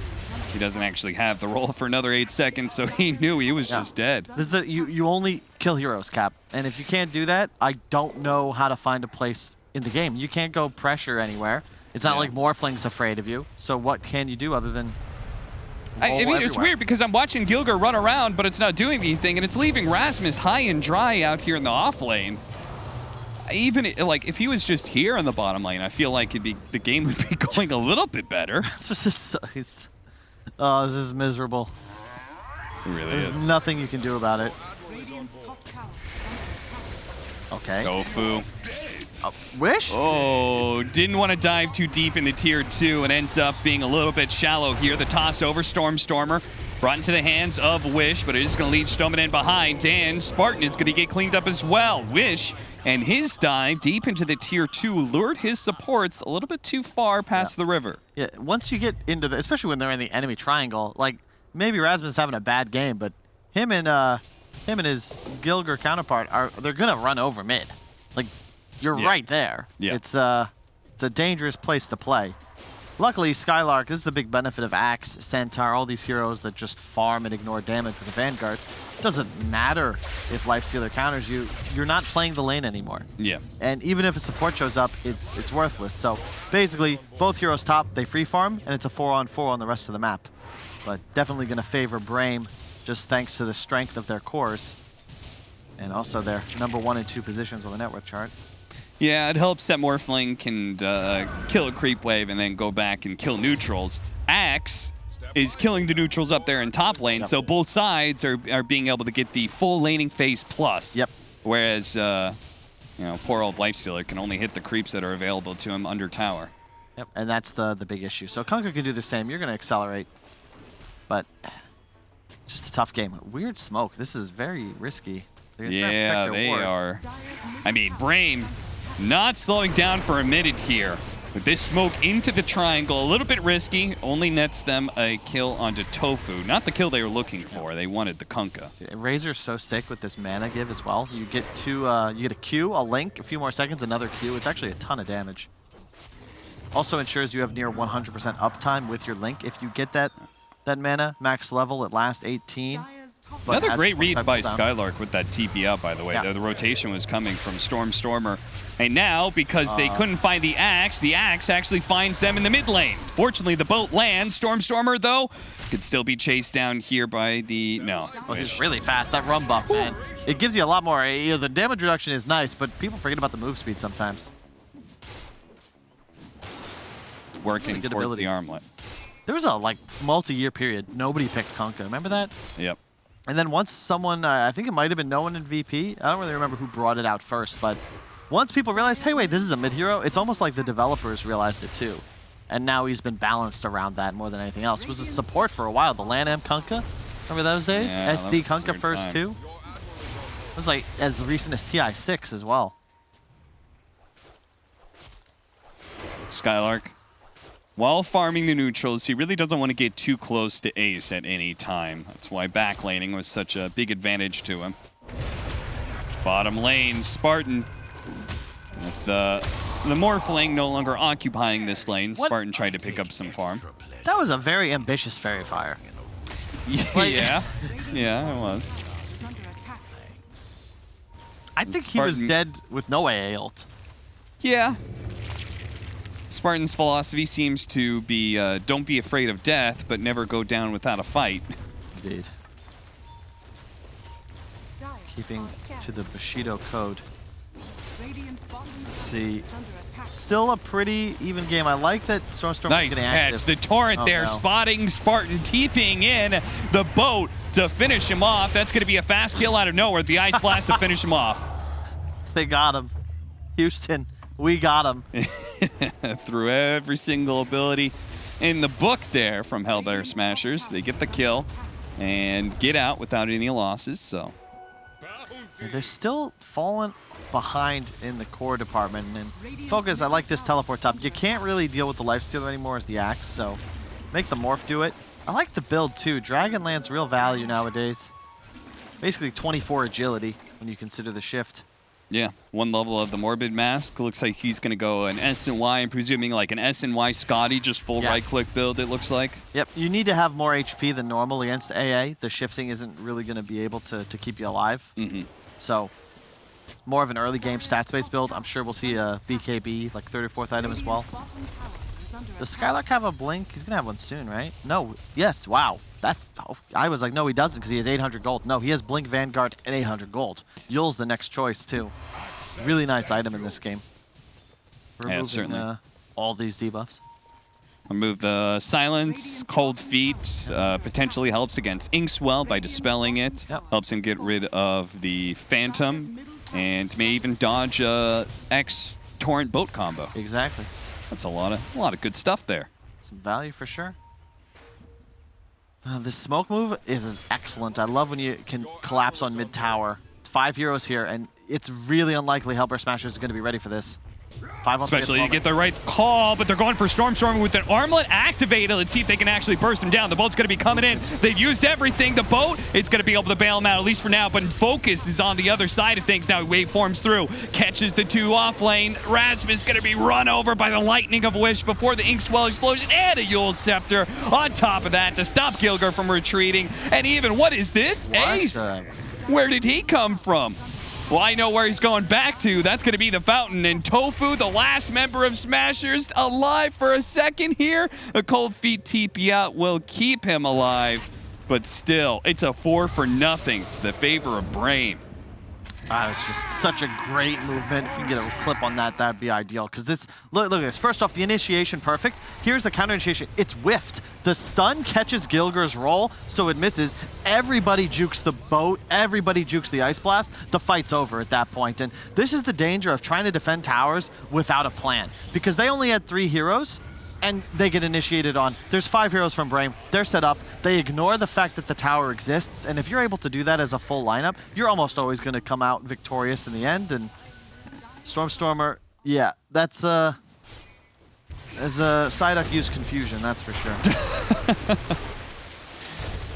Gilger looks like an axe. Catches him, and Wish gets another kill. I like how they always do the extra, too. You saw Skylark not attacking, ensuring his Razor would grab the kill. Yeah. It's the little things. It's a huge, huge fight. Not just a win there, but they place a ward and a sentry. They get the tower. It's just a dream. I mean, Wish gets BKB. Like, he's going to be unstoppable in these team fights. He outruns the Lifestealer, and everything else is magic damage. Yep. And that'll be the plan. Drain one of the cores, and then immediately find the back line. And unfortunately for Rasmus, he feels like a third support. That wasn't the X they wanted. I'm not sure what they wanted here, but it's going to be Brame getting everything they desire. As they're going to be able to run down Rasmus pretty easily. Soulbind, okay. It's just an ability on cooldown at this point. See the discipline from Wish there? Not linking. He's never going to go for a link on a hero that isn't the Lifestealer or the Kunkka, and that's the right move here.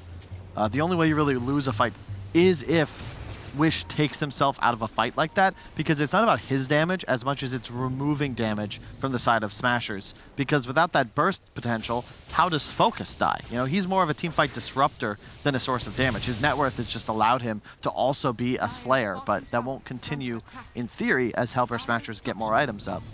I like the term anti-carry for these sort of situations, you know? Like, he's less so about pumping damage out, more so about just ruining the carries That game. used to be something we heard all the time. That phrasing is just falling out of favor, huh? Because that was really common back in the day. Yeah. You know who made it common? Who?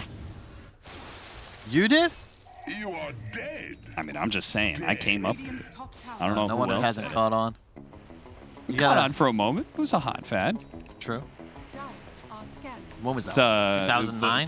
Blitz came in with win conditions. That was his contribution. Yeah. Stole that one from Hearthstone, which was popular at the time. They really like the term win conditions, and fits. It does. 6,000 net worth lead for Brame, 14-7. Double the kills at 17 minutes, and not looking great for the Smashers, but they're not being totally overrun, at least. They're in an okay spot. Okay. Maybe not okay. Yeah, look at Ace's farm, and I'm like, uh-oh.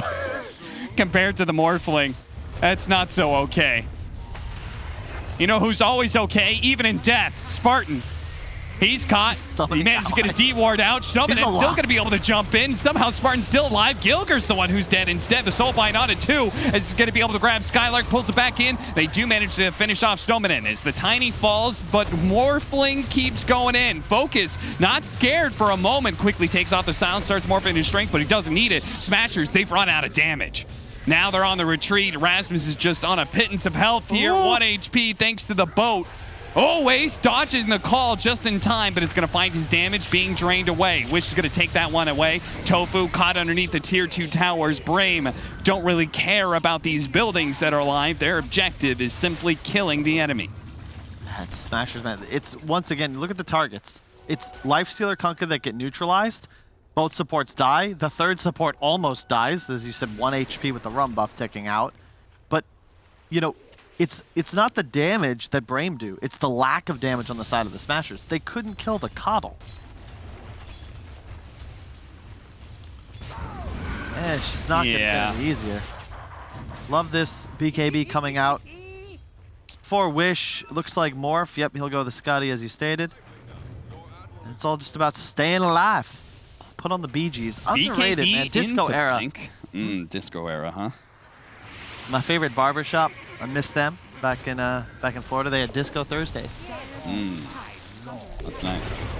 Call on 2. Skylark finds the opening for Wish, and it's fresh BKB to go to work. He's already drained away the damage from Stormstormer, but it does cost Skylark his life, and Wish is still struggling to be able to run them down thanks to the Coco's buff. Now, Tofu, he's going to die. Soulbind onto 2 here as Ace is trying to go to work on the back line, but Snowman catches them. A nice combination. Ace gets a little bit low. The carries trying to catch up, but they're being slowed down by Gilger as he rolls in with the Inkswell. Fortunately, Wish had the Yule Scepter to be able to disjoint. Ace on the run. A toss over. Ace looking to be able to infest, but it was on 1 second cooldown. Oh, that hurts. They're so close.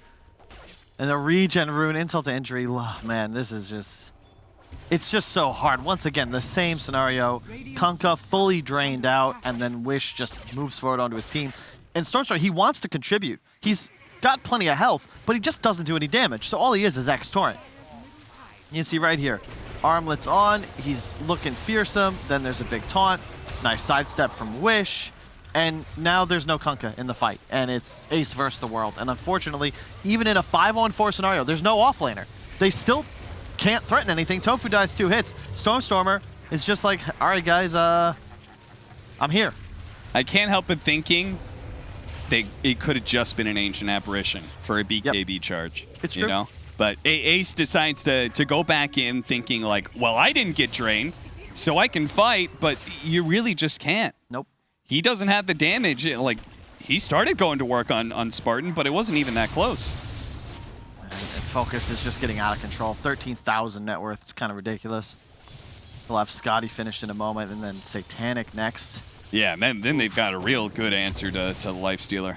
Yeah, that's the thing about the Morph Lifestealer matchup. It's not just that later in the game, Morph outscales. It's how you farm just straight up faster. And there's no real way for a Lifestealer to keep up unless you're dominating a game, or I don't even know, you go Midas Radiance or something crazy, but even then, I don't think you outpace.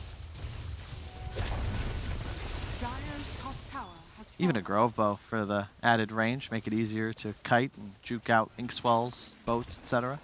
Right. Increase the damage of your Adaptive Strike nuke as well. Oh, that's true. Just a little extra help him out. It may not be an E-Blade combo, but he doesn't necessarily need it. Smashers, they're the ones who need something to change the game. A 5-man smoke from them. With a 9,000 deficit is what they're looking at. They really, really need this smoke to be successful. And they may have just found Brame in a decent spot. Focus alone inside of the Roshan pit. The rest of Brame on the low ground here. Spartan breaking it with the Glimmer Cape is going to be caught first. He's quickly killed. Dead? No buyback either, but here comes Wish. He's already stolen onto Stormstormer. He's going to work right now, but Ace is doing a decent amount of work onto the Axe. The toss over from Stoneman may have just kept Skylark alive, while Stormstormer still is going to be Wish's food. Stoneman trying to run away. The call in. Skylark trying to save the Tiny, almost costing him his own life, but Ace doesn't have a way out of this one. Buybacks coming in from Brame, the advantage of a net worth lead like this. Both the supports able to buy back and make sure they can still take Roshan. I think Spartan got a touch of assist gold, which pushed him over the precipice of a buyback. Immediately using, I'm imagining him just spamming the cooldown. And he gets the glimmer off on Skylark. I will say, maybe they dropped that first game, but it's Brame are demonstrating why they were the one team to be able to beat Alliance so far. Like, they are a solid Dota 2 team. The coordination is definitely there. And the team house, the boot camp, the grind certainly paying off, you know? Yeah. Individual skill, sure. You can look at the players like Miracle and Sumail. It's a very stacked region, but coordination and cohesion-wise, it definitely looks like they stack up. Yeah, so he needs the 100 gold, but he hit everybody there, so I believe once either the Kunkka or the they're going to get the die. kill on the Kunkka in a second. Beautiful toss back by Stominen. But yeah, we're going to watch the Kunkka die, and soon as he does, boom. Coddle's got the enough. He buys back. Try and help Stominen out. Instead, is able to save Skylark's life. And we're seeing the power of a Scotty Morphling against Lifestealer. Yep. Oh no, even worse. If the BKB comes up on Skylark, I mean, he's the only one who's been dying in these team fights with his initiation. If he gets a BKB, I don't think he's falling anytime soon. Rasmus trying to poke at heroes. Fortunately, Stominen was out of range to be able to get the toss over to the Axe. Still gets the call, though, stopping the TP away. And Rasmus is very dead. He really would love that Hex. You know, that's one of the answers if you do get the BKBs up. Oh, hang on. Going over. Focus turns into Lifestealer just in time. So, added HP there will certainly help him out. Slowing down Gilger. Can he actually catch up? I don't think so. Roll away. Gilger. He's going to be fine. Wish catching up. They should be able to take the rest of this Ancient stack at least. Wish still locked on to kill Stormstormer here. The Scotty slowing him down. The boat's going to be coming in, but it's not going to give him the buff, and he's very dead. Wish was correct. They can chase as far as they want, it looks like, all the way past the tier 3s. And Spartan, they're taunting Hellbear Smashers into tier 4s now, even. What? As Focus says, there's not a damn thing you can do about me right now. They don't have tier 2s in bottom or mid, and they're near the fountain. Oh my god, just adding insult to injury. I don't want to say GG out, but that's the sort of play. It's a combination of asserting dominance and just, I don't even know what to call it. It's more than confidence. Focus, great game for him. Ancient Apparition counter is there. Still no deaths there. 13-0 for him as well as Wish. The last pick, Razor, really coming out clutch here. Beautiful stuff from the core. Stominen almost finding another opening here. Maybe caught inside of the base right now as they don't have a Force Staff to get him down, it looks like. The Ice Blast, they're just nuking him from afar, making sure they don't overcommit. And Stominen will die a very slow and painful death for his hubris. He keeps going for that cheeky little toss back. I like the play, but maybe somebody needs to wait a little bit longer. Force Staff would be great. I don't see one queued up just yet, but probably also don't feel like they need one necessarily. Just everybody stacking Yules. Now it's just retreating to the jungle. The Greek Freak going to farm up. Regen nearly to full thanks to the massive auto attack damage and just a simple Mask of Death. No, Morbid Mask. It used to be Mask of Death, right? Why is that in my head? It used to be what? Mask of Death, right? Yes, that was Warcraft 3. Okay. I'm not sure if it was ever that in Dota 2, but I could be wrong. And easy towers to fall. What was it in Han? I don't remember. That might be where it was. That's possible. Well, time to make your mark, Hellbear Smashers. You keep getting the series, or the game. You need the series. Can you do it? This is the fight. That's not the start. This is no longer the fight.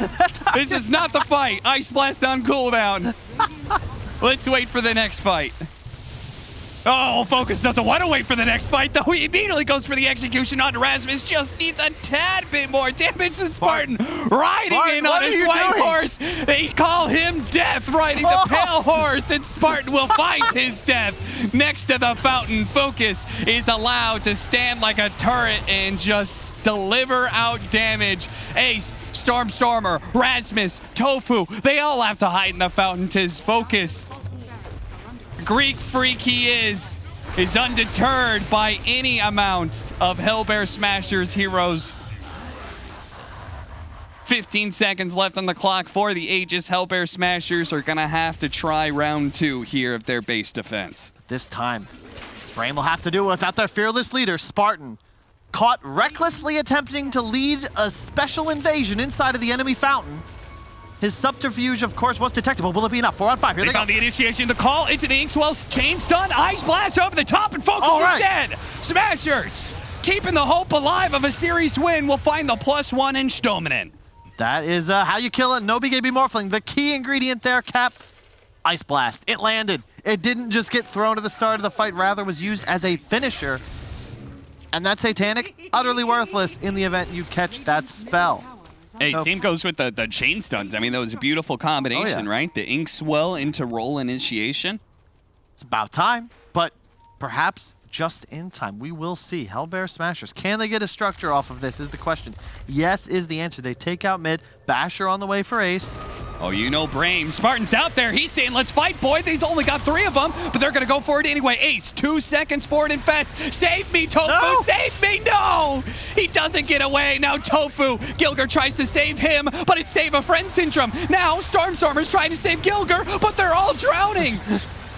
No. No, one by one, they'll fall, and Stormstormer, the last one, the only man who knew how to swim, will get away. Oh, God, there's no lifeguard on duty. Rasmus, he wasn't even there to get caught in the Riptide. Fortunately, the attack speed of Storm... Oh, no, it went away just in time. Rasmus is caught as well. Hellbear Smashers. They may just be saying goodbye to their one shot at being able to stay in upper division. Watch Spartan. Although, I feel like Indian... You don't need to see his mouth to know he is smiling and laughing at that one. I love Spartan. I'm so happy he's in the upper division. BKB just now coming up. Maybe just when he needs it most. Stominen does manage to get the toss back onto Tofu. It seems these two are omnivores. Hey, it's the last time I get to use a line like that, is Tofu's going to be going down to lower division soon. Oh. It's sad, but it's true. Love watching the squad. They've definitely improved. They keep stealing games, but they just can't complete a series. Definitely one of the more draft-dependent lineups, or squads, rather, in this Division 1. But Brame, man, they have come alive. And, again, they're not just fighting to stay in the DPC. They walk away with a win here. They will be fighting for an upper bracket spot, a playoff spot, a chance to go to the major. All they have to do, I believe, would be beat Team Secret. Yeah, if they beat Team Secret, they're in. They are, I believe, almost guaranteed. They'd at least be in a tiebreaker. Managed to get the cold feet, but immediately Ace finds himself latched by Wish. The dog leading the bone is, oh dear. Stormstormer, he's caught.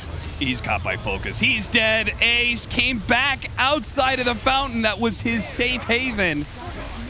And it seems like all the cores will find themselves making that same blunder, as they will all die, and the Hellbear Smashers call it here.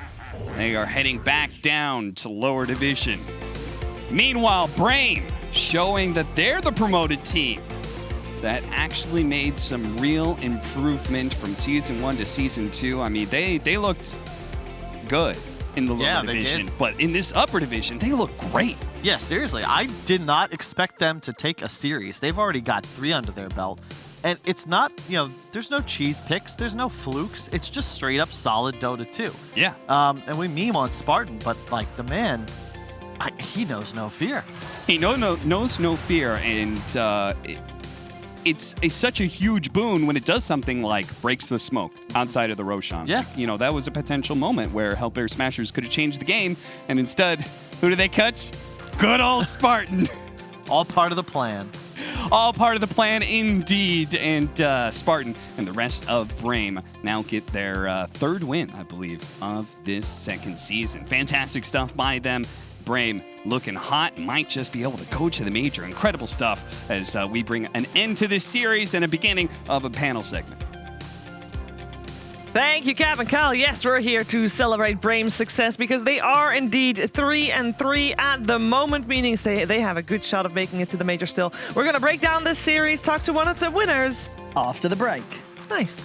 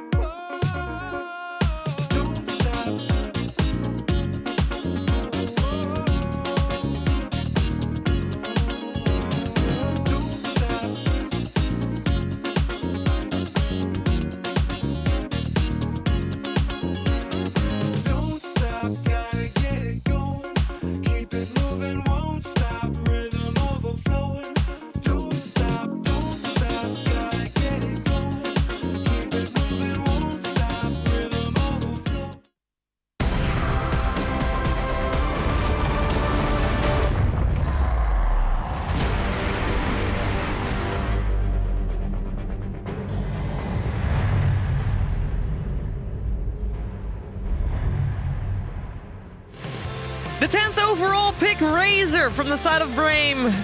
We already saw that being a troublemaker for the Hellbear Smashers, and indeed, it turned out they did not have an answer. Not to the Razor, but also not to Focus's Morphling. Brame took this game 3 convincingly, and Hellbear Smashers, unfortunately for them, still don't have a single win on the board as they lose this series to Brame 1-2. And Brame, I mean, you're seeing them celebrate. That is deserved celebration because they are now 3-3, meaning they have a good shot at still making it to the major. And I mean, they still have to face, tiny little team, Secret. But if they play like that, if they don't underestimate their opponents, I think they got a good chance here. And Brian, this third game, they're just a better team. They look great. Yeah, convincingly so. Yeah. I think they've displayed it throughout the course of this entire thing. They've been able to finish these series. Unlike Hellbear Smashers, I hate to say it, Smashers, but you just can't prove to us you can string together 2 good games out of 3. But Brame, I'm ready. That series against Secret may very well decide which one goes to the major. And that itself, if you told me at the beginning of the season, Brame's going to play Secret last week and winner goes to the major. I would not have believed you. Yeah, I would not have believed you. I mean, it's looking very good for them, right, Owen? It is, yeah. I think, the 2 wins that we've had from them, just a fantastic grasp on the draft, really, I feel like, especially towards the end of this series in this game 3. There was just no contest from what Hellbear Smashers were doing. The ending of Hellbear Smashers draft just was infinitely underwhelming compared to what Brame saw the opportunity to get through. So some just really smart approaches, and just sort of as a team, it's just really coming together. We saw sort of signs of this at the beginning of the league, and, even coming back from their performance last season, and it's just getting better and better. This is a team. Some of the players, of course, have played together in previous rosters, and they've reached very high peaks. This is a team with players that have tasted success in the past, and you can really just tell that they've got the drive to be able to hit new heights here. I also find it interesting that sometimes we talk about a team and then we say, okay, you know what, this is a team. When, for example, yesterday we were talking about Viking. This is a team that plays down to the level of their opponent. I feel like Brame is the team that does that, but then plays up to the level of their opponents. Like when they feel like their opponent's good, after, for example, a game 1 like we had today, then they're like, okay, you know what? We got to really try, Brian. Yeah, they're not going to get that first game of the day, though, excuse against Secret. I think if you hand a free one to Secret, you're not going to take that series. So I hope they only play up. I just want to see a good series. I don't have any bias towards which team I want to make it. I always root for the underdog. I just want it to be close. I want us to go to that late game. I have a little bit of a bias. Well, what's your bias? How cool would it be if Brian makes it to the major? We know Secret already probably going to TI, and if they don't make it major, meaning they get 5th, meaning they still get 50 points or something, they get a little bit of points, and they're still doing.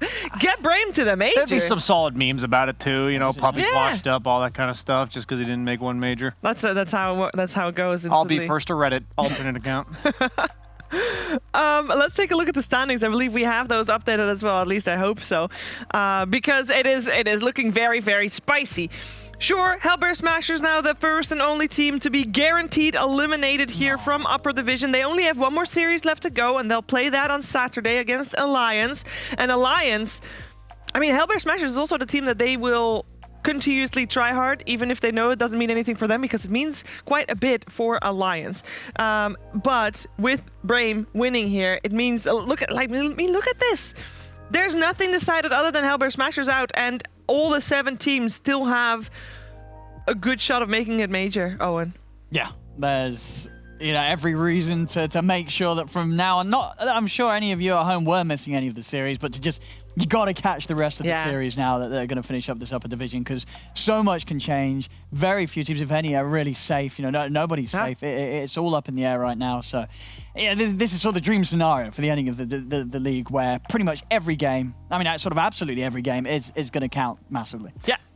Theoretically, is it possible to go 7 teams 4-3? Like, if we have 4-3s and then 0-7, like, mathematically that's possible, but we should check the future matchups.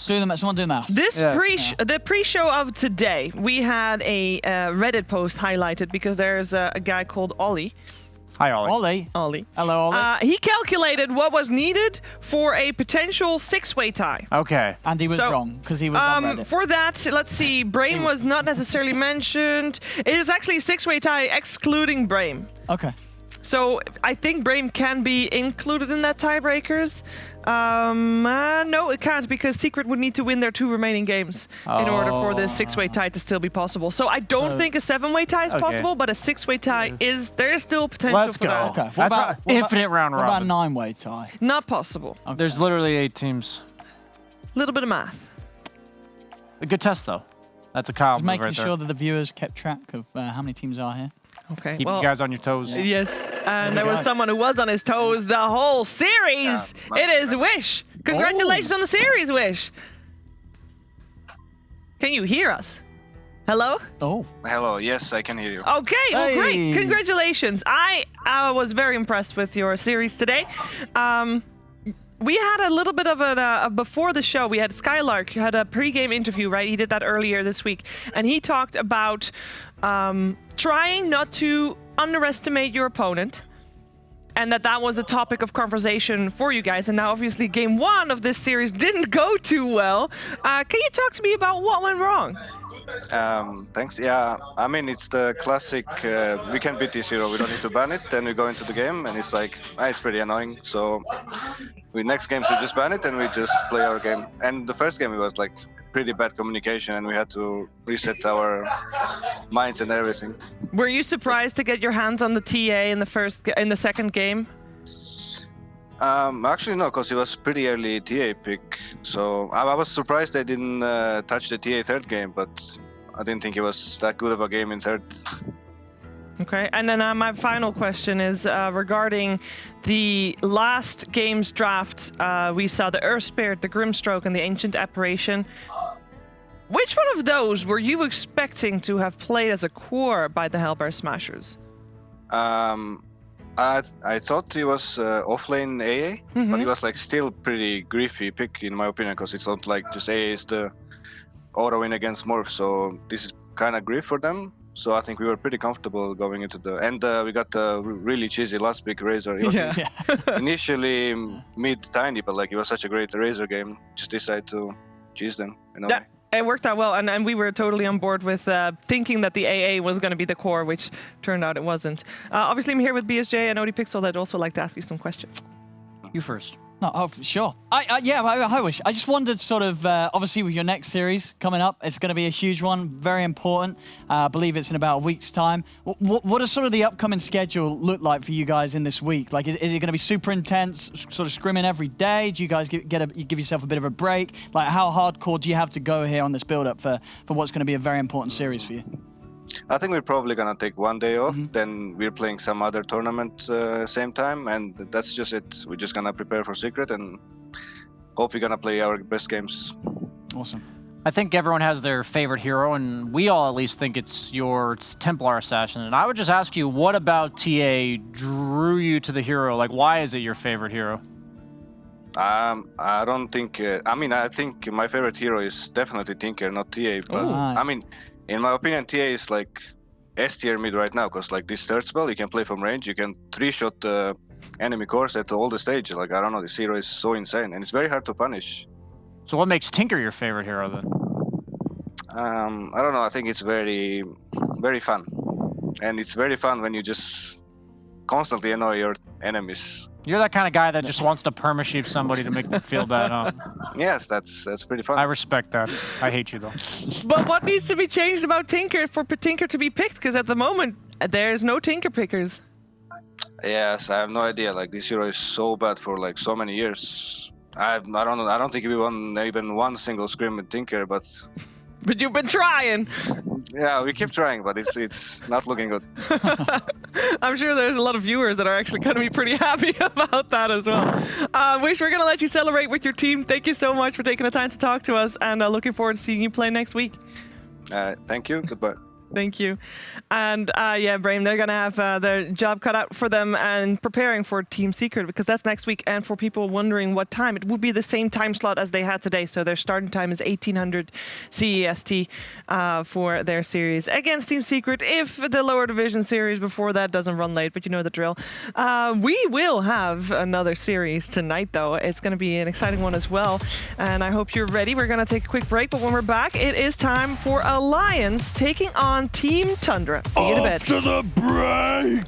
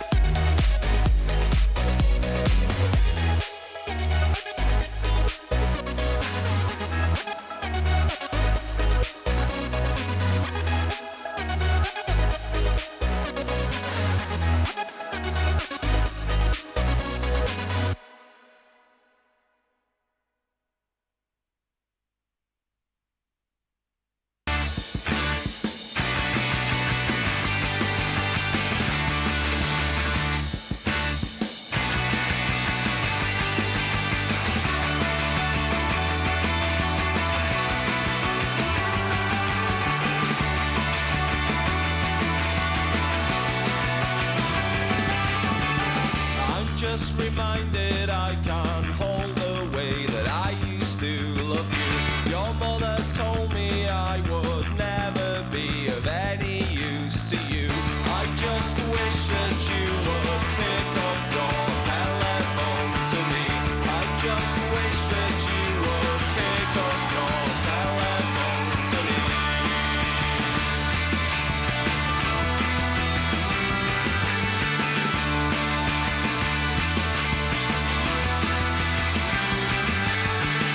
But in the end it all made sense when you said I was always the first. But I don't really care cause you were always saying those things to me. I just wish that you would pick up your telephone to me. I just wish that you would pick up your telephone to me.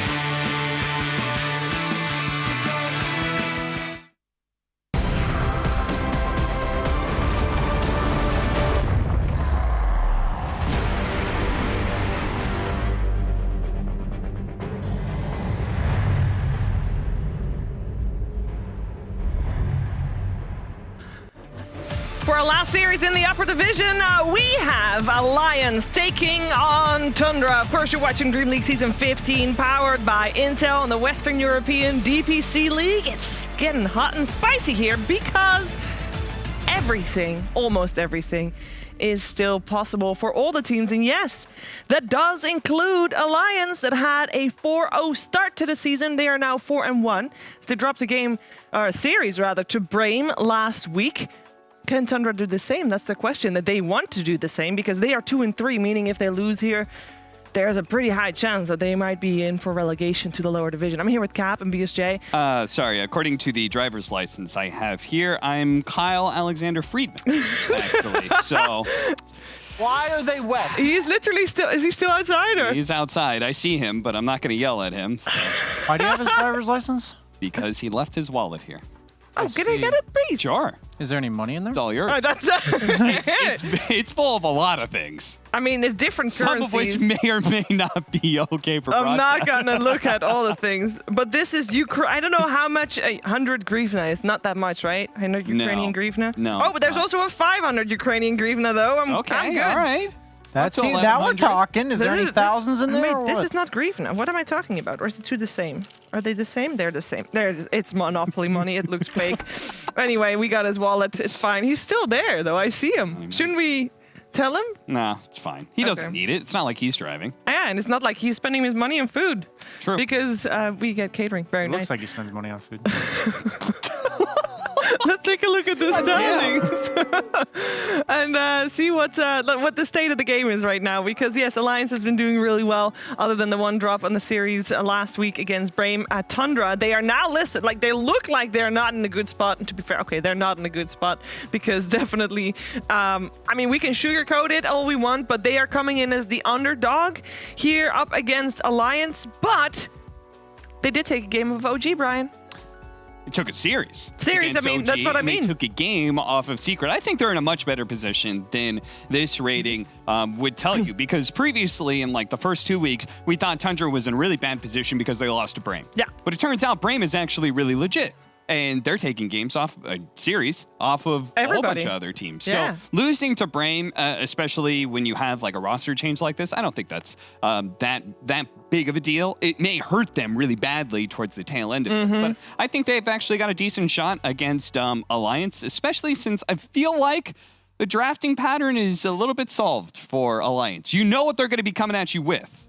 Whether or not you could beat is something to question. Yeah, Go ahead. Go for it. I was just going to say that I really want Alliance to lose this series because this is the first step towards that 5 or 6 way tiebreaker. I'm sorry, Alliance. Nothing against you guys. That is true. Alliance needs to lose the remaining 2 series. Games of tiebreaker. Loda, if you're watching, they're a bit of distance away from me and Brian. If you guys were 2 and 3, I would root for you. Yeah, I would root for you guys. Nothing to do with who it is. All right, let's start by talking about Tundra first. Actually, we are mostly talking about 9 when we're talking about Tundra because we sat down with him earlier, and he has said some interesting stuff and very important stuff about mindset. He's trying the best he can. Right now we're in a tough spot in the Dream League.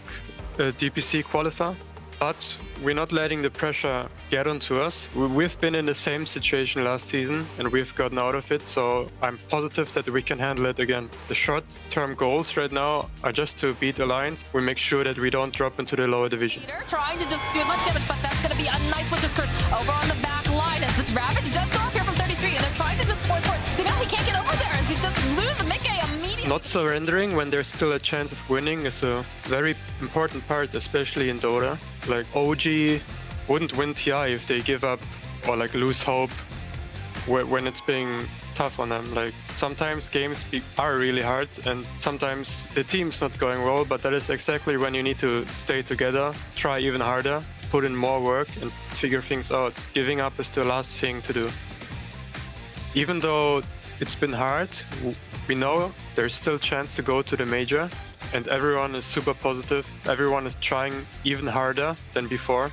So we want to take that chance and we don't want to just fall back. I think it's something that we don't talk about enough, about that mindset that you never give up. Even if everybody on the internet hates your guts. Hey, I can say that. That's not a rude word. It's fine. Even though everybody can say like, oh, they don't stand a chance, you know, you gotta believe in yourself, and that self-belief is what pushes you forward and what gets you in position to eventually do well and maybe take the Aegis at some point. You never say never, and I think it's good to hear Nine talk about that, Brian. Yeah, I think one of the best lessons I've learned in the last year of Dota is that the perspective of why is a hard game so miserable for most people. We were actually talking about this earlier on the way to the studio. I think hard games should be more enjoyable. It's like a challenge. You're trying to figure out instead of having a million ways you could win the game, there's only like 10 or 1 or specific plays that need to be made. And that's the creativity part. I think what I've seen teams like OG really show and what a lot of other teams are embracing is let's be happy like that we still can come up with some way to play this game. Let's not worry about the current state we're in. And it's honestly, it makes Dota more enjoyable. It makes the games better to see these crazy fights come back and forth, like OG winning from 20k down against Secret. Anything can happen in a game of Dota. The other team can mess up just as well as you could have in the early game, right, Cap? Yeah, I'm just imagining Brian on his stream with like this forced smile and game's really challenging right now, guys. Sure is challenging. Go team. What a great game. I haven't gotten the whole like tone of voice down yet, so I usually don't say too much. I just do. I mean, it helps her Tundra specifically for their playstyle because their most successful strategies are big team fight. They are. Those are big comeback mechanisms, right? The Enigma, the Tidehunter, those are the most successful heroes so far. Yeah. And as Nine said, you got to always believe in yourself. On the other side, on Alliance, we talked to S4, and he is talking about something somewhat similar, about how to recognize the drive to win in people. My first journey into Tier 1 Dota is the no Tidehunter days when Loda and Ake kind of approached me out of nowhere, kind of. That's where I got to get a lot of experience from these players who's been in the scene for such a long time, Dota 1, etc. I think that time, 2012, 2013, gave me so much experience that I might have missed if I never got the opportunity. That team was super important for my journey in the future. In their home country of Sweden, we'll take DreamHack. Well, back then, in 2015, I feel like maybe everyone wasn't hungry enough to win. Sometimes you can see the potential in players by how much they want something, how much they want to win. And I think right now in this team, I kind of saw a lot of that in the team. That's one of the main reasons I joined. Not just because it's Alliance, not because my old friend Loda. It's the potential is there in the players.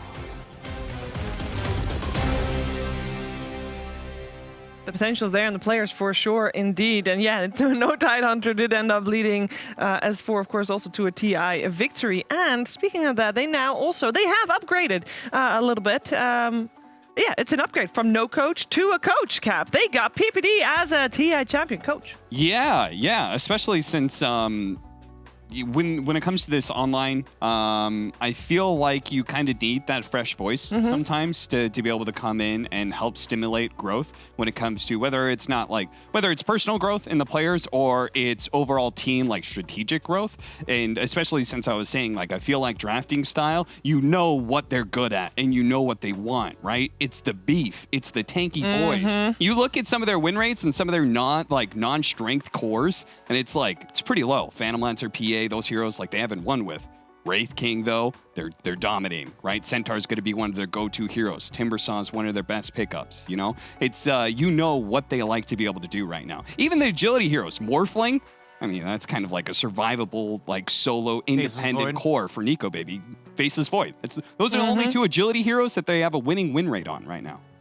Yeah, they look good on it. The question is, how much can you diversify? Obviously, that has worked for them, right? They got figured out a little bit last week by Brame. I'm sure that also Tundra took their time to study what they've been doing, and they now also will have an answer to that style. Like, how much can you really change on that in just a week, Brian? I don't think you can change too much. I've actually been thinking about it a lot. I wonder how much of EG S4 has carried with him to this team, because I think EG is the famous team for being like the best at what they do, and eventually by the end of the tournament, people figuring out what they do, and that's why they always get second or third. And I want to see Alliance get past that. You know, I don't know how much. I don't think you can do it in a week. I think somebody like PPD can influence it. I think like you want to stick to what you're good at, but I don't want to be able to predict that you're going to pick DK on the third game of a best of 3 every single series. On the contrary, though, that's for TI. Right? For right now, being the best in the world at what you do is going to be able to get you second, first, and when it comes to the DPC. That'll get you to majors. That'll get you to points. That'll get you to TI. And I think it's fair enough that they can focus on just their own strengths right now, because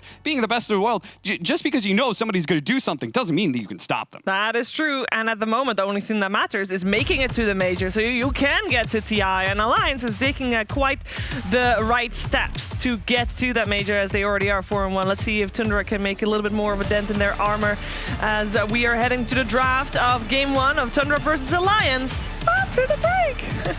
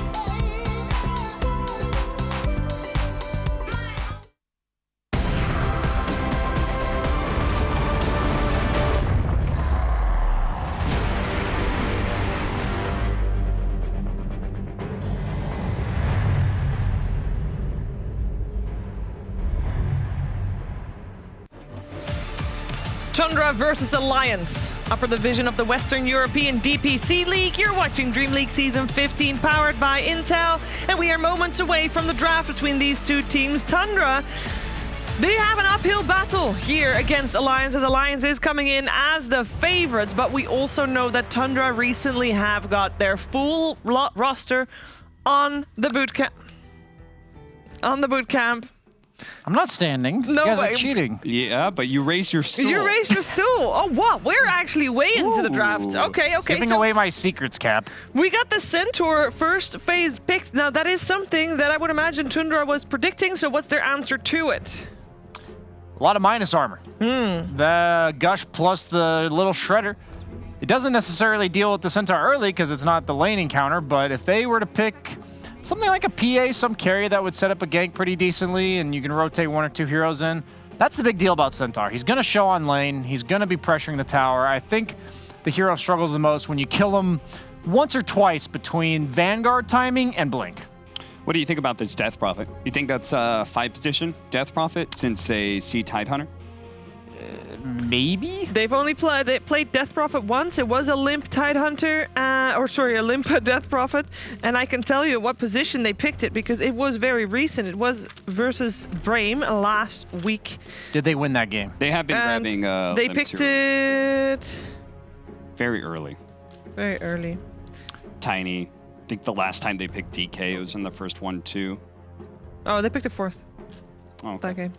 Anyway, I just think that's a possibility. I think that's an option. Meanwhile, Tundra, I feel like this Tidehunter, I think, is kind of important for them, but I actually feel like the Enigma is something that could be key for them winning the series against Alliance. And everything that I said about Alliance and their drafting, it also applies to Tundra. Because I feel like this team is very telegraphed in what they have been successful with so far. It's big team fight. It's how they beat Secret. It's how they beat OG. It's like every single time you look at their lineup, if it's a W, it's got a superior team fight to the enemy.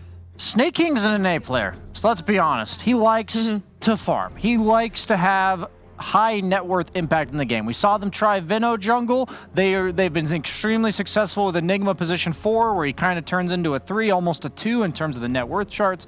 And I think they should buy into that. I think they kind of have already, and keep leaning into it. Snake King will have high impact. He's like the NA Yapster. He's trying to get a lot of farm. He's a little bit greedier.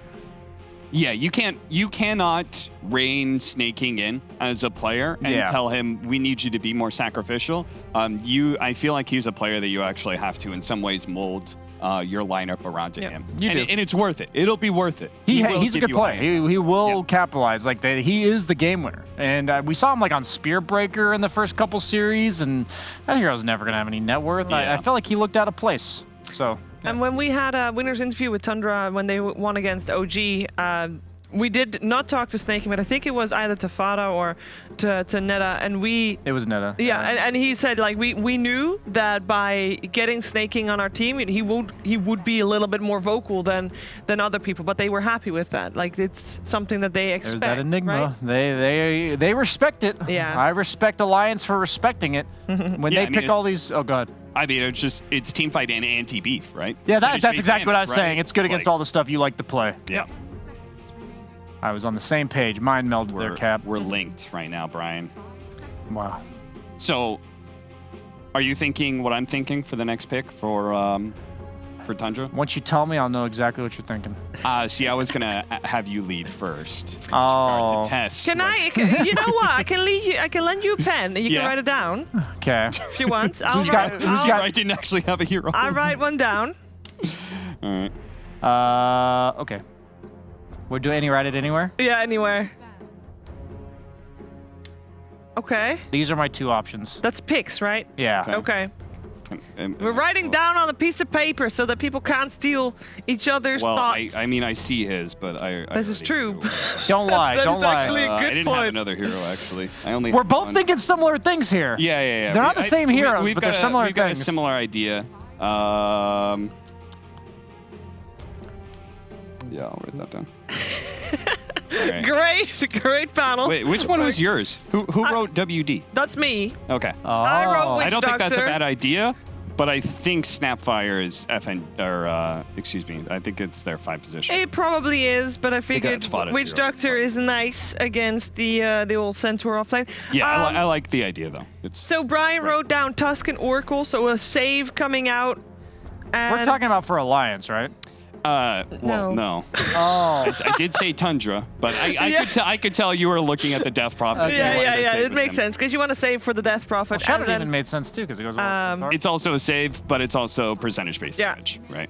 Yeah, because Cap says Shadow Demon and Leshrac. I like Marana for Tundra. Oh yeah, that's a good one. It's Always really good like disengage here. Marana Tide. It's a good combo. You want Snake King's Marana? Yeah, I think that's a very high impact 4 position. At least in my pubs, they always arrow the range creep. They say, oops, I missed the carry, as I proceed to arrow every single range creep. Isn't that what they're supposed to do? Secure the range creep. There are times, there are absolutely times to do it, and then there are times to not do it. And it's okay to not have to discern between those two. Just arrow that range group, guys. They're taking a long time to decide their last ban here. Is there any tanky boy that they should be wary of? They banned out the Oracle, actually, that you mentioned. They don't want to have that save. Oracle and Tusk were my #1 picks for Alliance.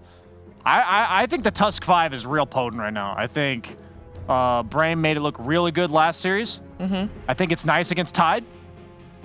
Any ranged carry loves playing with Tusk, and Tide will struggle against tag team plus ranged carry.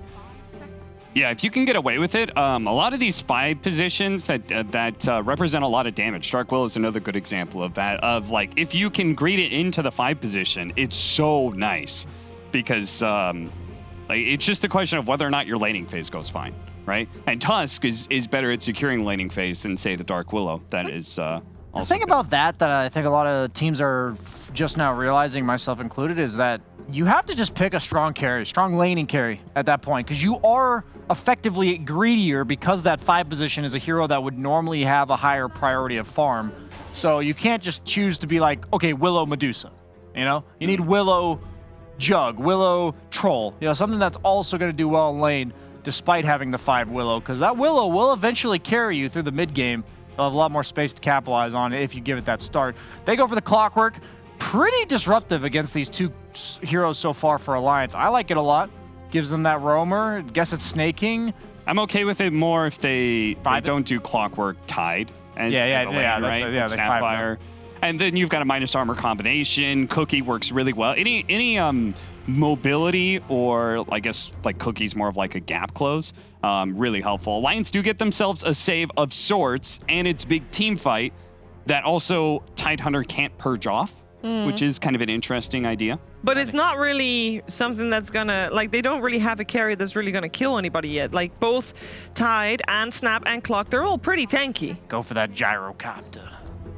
Gyrocopter. Yeah, they do need some. You got the melee Clockwork, ranged carry. You want it to be magical because of the Wyvern, mixed damage cores. Just don't pick Luna. Yeah, please. Medusa? I heard Medusa. Okay, there you go. Next to our Clockwork in the safe lane with a ranged hero. I don't mind it. Medusa is one of the most boring heroes in Dota, but it's interesting to see in a competitive match because at the end of the day, you got like this team of 4 that's tasked with hold the door for the first 15, 20 minutes. And there's a lot of momentum coming out from Alliance so far. Death Prophet's looking to apply pressure. Centaur's going to apply that early pressure. I think Snake King's move, whether or not he's on the Snapfire or the Clock, assuming he's on the Snapfire based on lane duos making more sense, really needs to have high impact in shutting this down. They go for the Slark. Okay. You don't seem to like that very much. You know, it's a pride issue. I've tried Slark like three times this patch, and I think I'm good at Slark, and then I just lose miserably. It's very good against Tide Medusa cores. Surprisingly bad against Clockwork, just because he's very good at kiting you and just like burning your mana, disrupting the fight that you're trying to suck the essence shift from these guys while you're ultied and stuff. So it's not perfect, but he should have a good start.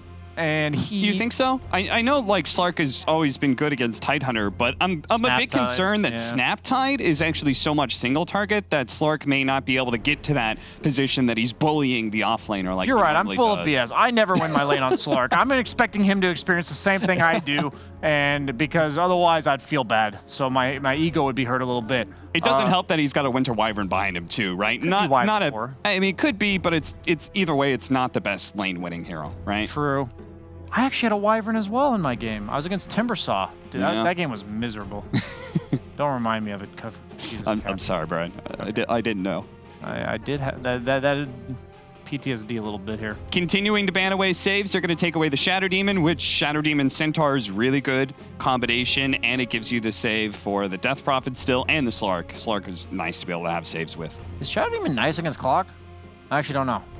Is this like a really good Rubik game? I think it's fair enough. Like, you've got... so what you can do, right, is he ever hooks you and stuff, you disrupt him, get out, like, you hit the cog once, and then you disrupt him, hit the cog again, and then you can walk out. You're okay. I see. This is an insanely good Rubik game for Alliance, isn't it? Rubik against Clock and Lane. You got the Lift. You got Rubik against Tide, Snapfire. Pretty good spells. Pretty easy to steal. Yeah. Gives Rubik Centaur is a nice combo. Is that hero just bad or something? I mean, we saw Hanskin play Rubik against OG win the victory for Alliance. There you go. Any other supports? Like if you did a Wyvern 4 like you were talking about. Is there any 5s? Because Oracle's Warlock. gone, so I don't They really banned think Grim. I think that would have been a good option. Warlock seems to have fallen off. I thought it was the up-and-comer. I'm down for Warlock. But Warlock is good-ish against these big tanky I don't like it heroes against with Deuce Fatal Miss. Bond. I think you need more constant damage. Don't want to be too cooldown dependent. Yeah, I was going to say you want to operate somebody to run around with a Slark. You don't really have that yet. No, it will be the Rubik, as you said. There you Good go. call, Brian. Good call. What's our mid, though? Leshrac is going to be banned. You're against Death Prophet. It's looking like a nice Queen of Pain game. Oh. That's a 9 hero if I've ever heard of one. What are other 9 heroes? Pango. But you're against Winter Wyvern. They don't have any early saves for this Death Prophet. I think you want something that's meant to be aggressive on that Death Prophet. Super early. Like, we're talking, you get a +1 Clockwork roaming in. You got that Dagger Slow coming in hot. Kunkka. Nah, not Kunkka. They are running out of time. They got like 3 seconds. They go for the Void Spirit in the end. I feel like that's like, it's like the same idea, but it usually loses lane to Death Prophet, I think. And then Void Spirit, it's weird, but it's hard to explain, but you're a hero that has to be right on top of the creep wave to clear it. And Death Prophet's usually really good against those type of heroes, because you come up, she's just going to Soul Siphon you and bully you away. Usually the heroes that are good against her in terms of defending are like the Pucks and the Quaps, because you can nuke the wave pretty reliably and burst her down. So Single target instant disables are also good against Void Spirit if you have the follow-up. And that's what Death Prophet really provides with her silence. So you go like Winter Wyvern, Winter Curse, or Telekinesis, and then you're silenced afterwards, and then your Void Spirit's just dead. Yeah. He's caught by 2 disables most of the time. He's just gone. I'm really looking towards Nico Baby for this game, though. I'm pretty confident Limp will have a pretty good start, and I'm also pretty confident Centaur will have a good start. So it all comes down to whether or not the Slark becomes a liability, because we are a bit concerned against the Tide plus Snapfire. I'm going to hit you guys with the stat. Hit me. So we all know that Tundra has 2 and 3 at the moment, right? Yep. And they've gone 3-game series, most of their series. Every single time, game 1, Tundra lose. Then I'm going for a lot, baby. Stats. Yeah, but then you're backing a Slark. Yeah, you know what? If I can't win with Slark, Nico Baby can win. Easy enough. In the end, always appeal to Brian's ego. It'll always win. Well, then I'm going to go Alliance. Tricked you, Brian. Got him. It's wamboozled. All right. So, okay, well, you know, we're going to find out who's going to take this first game. As said, there's a lot on the line. Alliance, of course, want to remain at the top here in the Western European DPC League. And Tundra, they don't want to just be in the top. They will also want to avoid elimination here if they lose the series. There's definitely a chance for them to get relegated down to the lower bracket, and I do not want to have that happen. So a lot is riding on this series, and we're going to find out what's going to happen together with Moxie and Fogged. All right, this is looking like it's going to be a great series here, Fog. I'm not sure if I fully agree with what our panel's saying. You know, they talked about the stats, saying that Tundra typically, you know, they'll lose game number 1, but I'm seeing some nice things coming out from their draft. Yep, lots of different forms of team fight, very aggressive kind of style. However, pushing buildings is going to be kind of a tough thing for them to do. I feel like Alliance, they do have that department, which is really nice for Limp with the opener, and I feel like that can actually set the tempo pretty nicely versus Medusa. But we do have to look at some, you know, these specific lanes. Winter Wyvern Slark can be a bit of a weak one. You can take advantage, of course, of that Tidehunter, but we've seen a lot of these times, like with these Snapfires, they can pose a bit of a threat. And Slark has been having some trouble here. We're seeing smoke on smoke action. I love it. I love seeing this action coming out very early on in the game. Of course, everyone trying to place that vision. Do have a nice ward over there placed by the side of Tundra. They're going to know. Alliance saw the Medusa for a second actually inside the river, so I think they expect that that ward's going to be up there. That's probably instantly dewarded. Yep, let's look at him go. Hanskin, easy money. Easy, easy. Boop.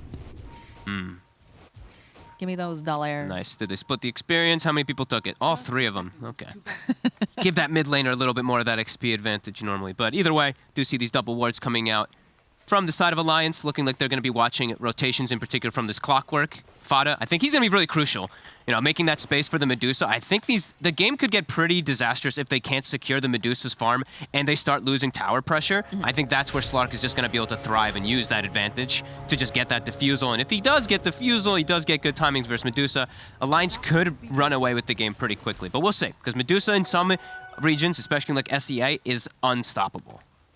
I think a lot of it comes down to, you know, the tempo that Alliance is able to create here. You know, all the eyes are on Nico Baby. You heard them all talking about, oh, Slark, you know, how does Slark going to work out in this? But again, you have Limp on this Death Prophet who's going to put pressure on those towers early. You can take fights early. And that is something that Medusa doesn't want to show up for, right? So there's so much pressure on Tundra to make sure they make that space so that way she can farm without any sort of problems. But I don't think Alliance is going to want to give them that breathing room. No, I don't think so either. And when I do look at the Tundra draft, their D-push, it's not the greatest. Just to like pull those creep aggro and all that kind of stuff that we talk about, you know, your Linas, your, you know, just any type of like wave clear, it's harder. Snaking is probably the best one for it, and that can be a little awkward versus a Death Prophet. I do think Alliance can definitely set that tempo, but yeah, eyes on Fada. I think this is a big one, a really important one to see how much he's able to do actually to slow down this Centaur Rubik, this very strong kill lane. And it's also just a good lane versus Medusa, the little things mattering. Centaur's massive base damage, and then Rubik Fade Bolt damage reduction. Medusa might struggle down here. That's why you see Skeeter starting out this Quelling Blade, because that base damage differential. I think it'll also be very important, the amount of stacks that we see created in this game, especially for this Medusa. And we also did talk about, you know, you're putting a lot of pressure over on Fada on this Clockwork. Typically, you know, with this team, we see, well, maybe not with this team, but with the players at least, you know, we typically see Fada wanting to play the Snapfire, and usually Snaking will play the Clock. But in this particular lineup, you said it makes the most sense here to lane it down here with Medusa. Yeah, they don't want to have a double melee versus Slark up top, and then also you have a ranged carry, so that's where you want to usually have one of those melee 5 positions to just secure you the farm. Looks like range creep's going to get slightly denied. I did see Tundra also get one as well. So bottom's actually going fairly even at the moment here. Centaur falling slightly behind, at least in last hits, but good way that they're positioning the lane themselves. As top, we're seeing kind of a similar kind of thing, even out. And 9 is doing a good job in mid lane. So the sustain war is okay for him, and he is going to be important to make sure that Limp doesn't get out of control this game, because I do think towers, you know, objectives, those are going to be huge to enable Alliance's lineup. So is this a situation that once we get those 6 online, are we going to see a movement like going over to that mid lane? Are they going to try to fight over the towers, or are we going to see them move to one of the other lanes to put pressure on the cores? I think Alliance would like to make the move mid and just go for that tower as early as possible, yeah. Bottom, this lane is tough. You know, the Centaur, you see a couple last hits not going his way, but that's because they're going for they're threatening constantly. Like Skeeter, low on mana, they're constantly kind of going for him whenever Fada makes his move away from the lane.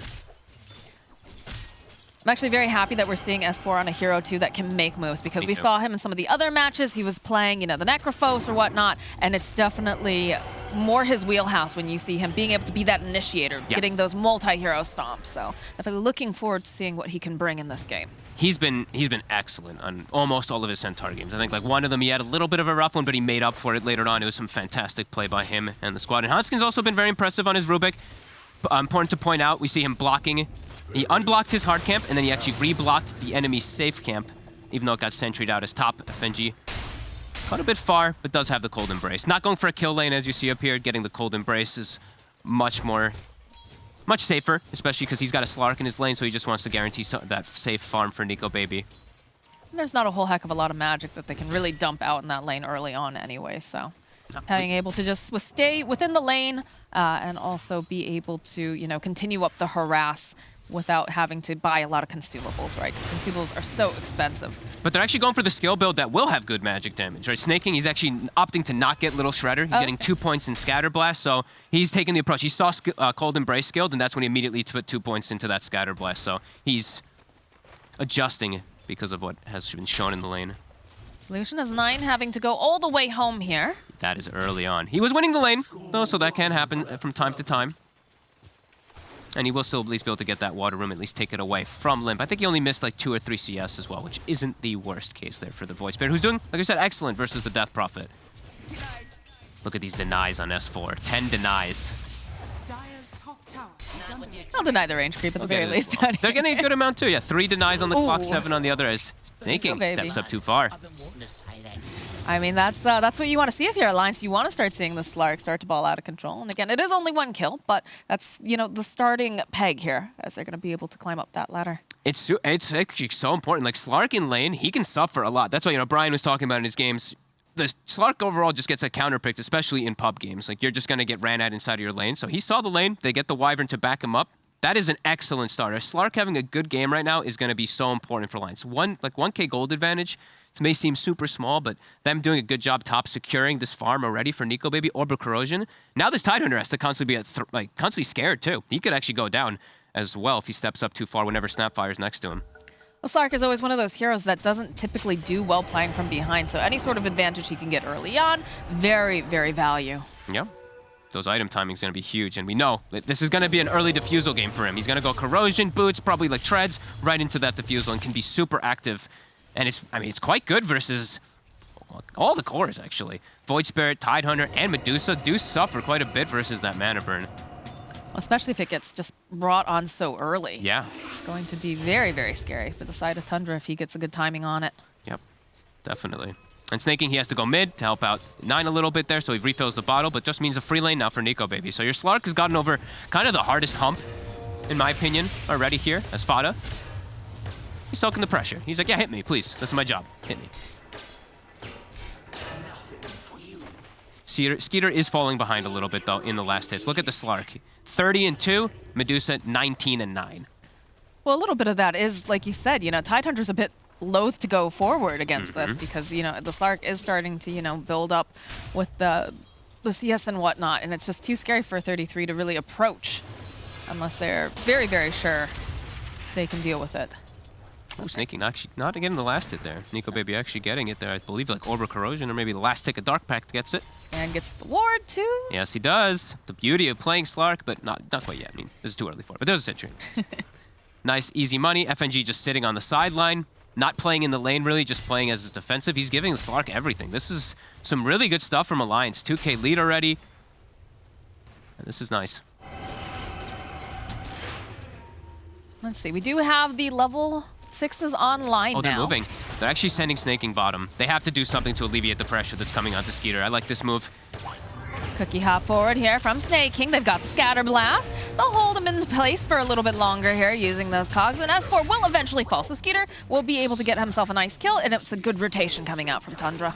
Very nice and very needed. Yeah, these lanes are already quite devastating. This Slark, as you said, absolute free farm, so they have to slow down Skeeter. Now, rotation mid. FNG comes, they pop the Exorcism. 9 is going to get pushed completely away here. Limp is even chasing him down a little bit. Don't think they have the vision over here, so it's just going to go right back. 33 making his own rotation, doesn't really have any mana. They'll keep the Cardi alive using the Cold Embrace. Oh, 33 has to and 33 has to yeah, he does. He can't deal with it. And they're making a lot of rotations over to this mid lane now, trying to deal with this Exorcism. 9 over on the back line is just going to fight here with the Wyvern. Limp chasing down Snaking. Cookie Snide, they have enough damage? No, not quite. Snaking barely going to be able to walk away. As Limp, and you know, he didn't get that much tower damage on, but he got so many rotations and the TP out here from that Tidehunter. I mean, that's huge. But they have to do this on Tundra. If they lose this mid tower early on, this game is just going to be so difficult for them to play because the Medusa is going to constantly get invaded on, and they don't have the ways, as we said. The D push, it's not really there on their lineup, so they have to just go for those type of fight plays and just manipulate the waves. But I think the lanes are all going to start getting broken on the side of Tundra. I feel like Alliance has just kind of smashed them. Like, Mosquito is going to be in quite a dangerous position down here. As soon as S4 hits level 6, they can stampede and get on top of him and go for the kills. And your Nico Baby Slark has an absolute free game on the Slark. Gonna feel very happy about that. 9 over here in the mid lane. Some harass is coming out. And they get another D ward, a secondary one. Do. 9 though, gonna go grab up the illusion rune. Limp is here though. FNG is gonna sidestep around here. Does have that cold embrace. 9. I think he's going to survive here. Goes pops the illusion rune. So chase is on over on the back lines. 9 getting spirit siphon down. He's gonna survive with almost no hit points here again as Limp here is forced to just taunt himself away back to safety over in the river. But again, look at the way that Tundra is forced to react every time. While Nico Baby just allowed to do whatever he wants, hit these creeps. The pressure is on Tundra right now. It absolutely is. And they have to do these rotations as a reaction. The reason we're seeing Alliance make the rotations is because it's easy for them. Because their Slark, he's independent in the lane, doesn't need help. Centaur doesn't need help bottom, so they can just play around their Death Prophet. Super nice with these two supports to try to pressure the tower. Tundra does keep it alive, but the next Exorcism is coming in 10 seconds, so they have to have a plan prepared already to set up for that next tower defense. Because as we said, mid-tower, they lose this, they lose access to these ancient stacks and these hard camp stacks that they do have set up for the Medusa later on, that Alliance can absolutely steal. So what's the play here? How do you defer this? They got to just be ready with the supports. The supports need to just be sitting around mid with 9. I don't think 9 can actually make rotations to alleviate pressure from Skeeter. I think Skeeter just has to kind of resort to just go to the jungle at this point, and they have to bring the two supports mid pretty early on. Limp actually making the move bottom. Looks like he wants to pressure this one here, but looks like S4's kind of taking it on himself. Yeah, I mean, the beauty of being a Centaur here is you can just tank some of these shots. It's not a big deal. Fada is going to try to push them back just a little bit. He's trying to soak some of these levels, only sitting at level 4. Limp is here, though. Could get themselves a nice pick off here. Yep, stomp, everything just lined up perfectly. And honestly, they don't need to use the Exorcism. No. They can just go right back mid and apply the pressure there. Yep, just swing over. I think both supports as well as Limp and even S4. I think S4 can even make the rotation over. And now you bring like the +1 and then that's where you really threaten Tundra, where it's like, oh God, we need to respond. And Nico Baby, he snuck in. He stole the whole entire hard camp stack here. And they spotted that the ancient camp is also stacked. So he's going to want to go back for more. You know he is. He can't really kill Ancients that effectively, S-Lark. They might actually have to use like an Exorcism, but if they bring the whole team, yeah, maybe. I mean, the way that they're playing right now, yes, Nico Baby's having the space, but eventually that mid tower is going to go down and they can just sweep on in and just start to invade. And Alliance being a little bit more, they're just being some efficient plays right now, giving the Wyvern the mid lane so he can get level 6. Limp taking jungle, so he's getting good levels as this Death Prophet, and Hanskin gonna start rotating over to And we see this collapse. Look at Centaur's positioning. They're aware of it on Tundra though. They have the wards, they gotta know that this big move is coming, so they have to prepare for it. Can they though? Can they even set up for the defense is the question. I think it's too hard. Tidehunter goes in there, Exorcism is just gonna rip you to shreds, but they just might have to do that so they don't lose that mid tower. They're trying to put some pressure here on the top tower at the very least. C9, there's going to be the gush. But you have to be careful, though, that they don't dive too hard. As over here in the middle lane, you've got the supports. Over it with Snake King. Skeeter's trying to get some of this damage out as S4 finds himself a Snake King. So stomp off. The Exorcism coming in. They'll even go and use the Stampede. They're just going to chase down Snake King. They want to get rid of him as fast as possible, and they'll be able to find it. But they do teleport over here. We've got 33. Does have the Ravage necessary. The step forward here over onto S4. Try to save him a little bit longer. FNG probably going to die for this. They follow up with the Winter's Curse, just holding him in place. They bring the whole team to defend this tower, while Nico Baby thriving in the bottom lane, getting all the farm in the world. S4 may have stepped up a bit too far here. Yeah, I'm not sure exactly why he's still there, but he does get taunted back, so they'll pick off this S4. But again, this little fishy in the bottom lane is pretty happy just hitting these creeps. Okay, and he goes for the Echo Saber, so the mana, the mana regeneration is going to be very effective on him to keep his farm up. Then I'd imagine it would be the Diffusal. He's playing versus Medusa and all that, so super effective. Now he's so tanky. This is looking like such a hard game for Tundra. Locking down a Slark as well with their lineup is going to be quite a challenge. They don't really have the easiest stuns to set up onto him. Yeah, you just have to try to chain stun nonstop. And if you're chain stunning just the Slark, the rest of the team is just going to be able to run around and focus down whoever they want. So definitely a bit of an issue here for the side of Tundra. And you have to always get into the backlines, right? There's a Wyvern there. So if you blow everything onto a Slark, Wyvern is likely going to be able to save us another D-ward. And this time it is the beauty of the Slark. The Shadow Dance is going to be able to reveal it this time. I hate playing against Slarks and Zeus, man. They just rip down all my wards. It is quite miserable, especially when you start getting behind. You just have no vision to actually get out on the map. As it's 3-3, Alliance keeping up that 3K advantage. Same thing for Experience, about 2K advantage there too. And that is something that, we've talked about in some of the other series, is just how important vision is, especially when you have a hero like Medusa that needs to be out there on the map. She needs to be farming. But if all your wards are getting taken down, you never know where they're going to be if they're not showing on the map. And that's so scary, which means you have to babysit this Medusa, and you're not allowed to have the freedom to make the space. It's, do you protect or do you try to make moves? I mean, for them, it's all about protection. It's a Medusa game. You kind of have to play that style. 33 started working on Ancients, and they will be able to at least defend the tower long enough. 13 minutes, pretty decent job by Tundra to defend mid when they didn't even have like Snapfire 6 at that point. Not a bad defense, but Alliance, they're getting more out of the map. I think it's just the fact they've been allowed to be aggressive, and Tundra has to play very reactionary. You just don't get that efficiency when you're playing like that. Let's see what they can do now, though. They do have 9 up top pushing aggressively. They do have Ravage as well as the Kisses, as well the hook shot. So it can be quite strong here if they do get a good grab. I do see S4 here. They'll go for the hook shot over on the Centaur. Hold them into place. They'll follow up with these Mortimer Kisses. And they should have enough damage to take down S4, but they do get off that curse as well. So they'll hold Fata into place. Oh, the Fade Bolt doesn't bounce. That was so close. Fata actually likely would have died if it did. Perfect grab. That's the exact kill they're going for.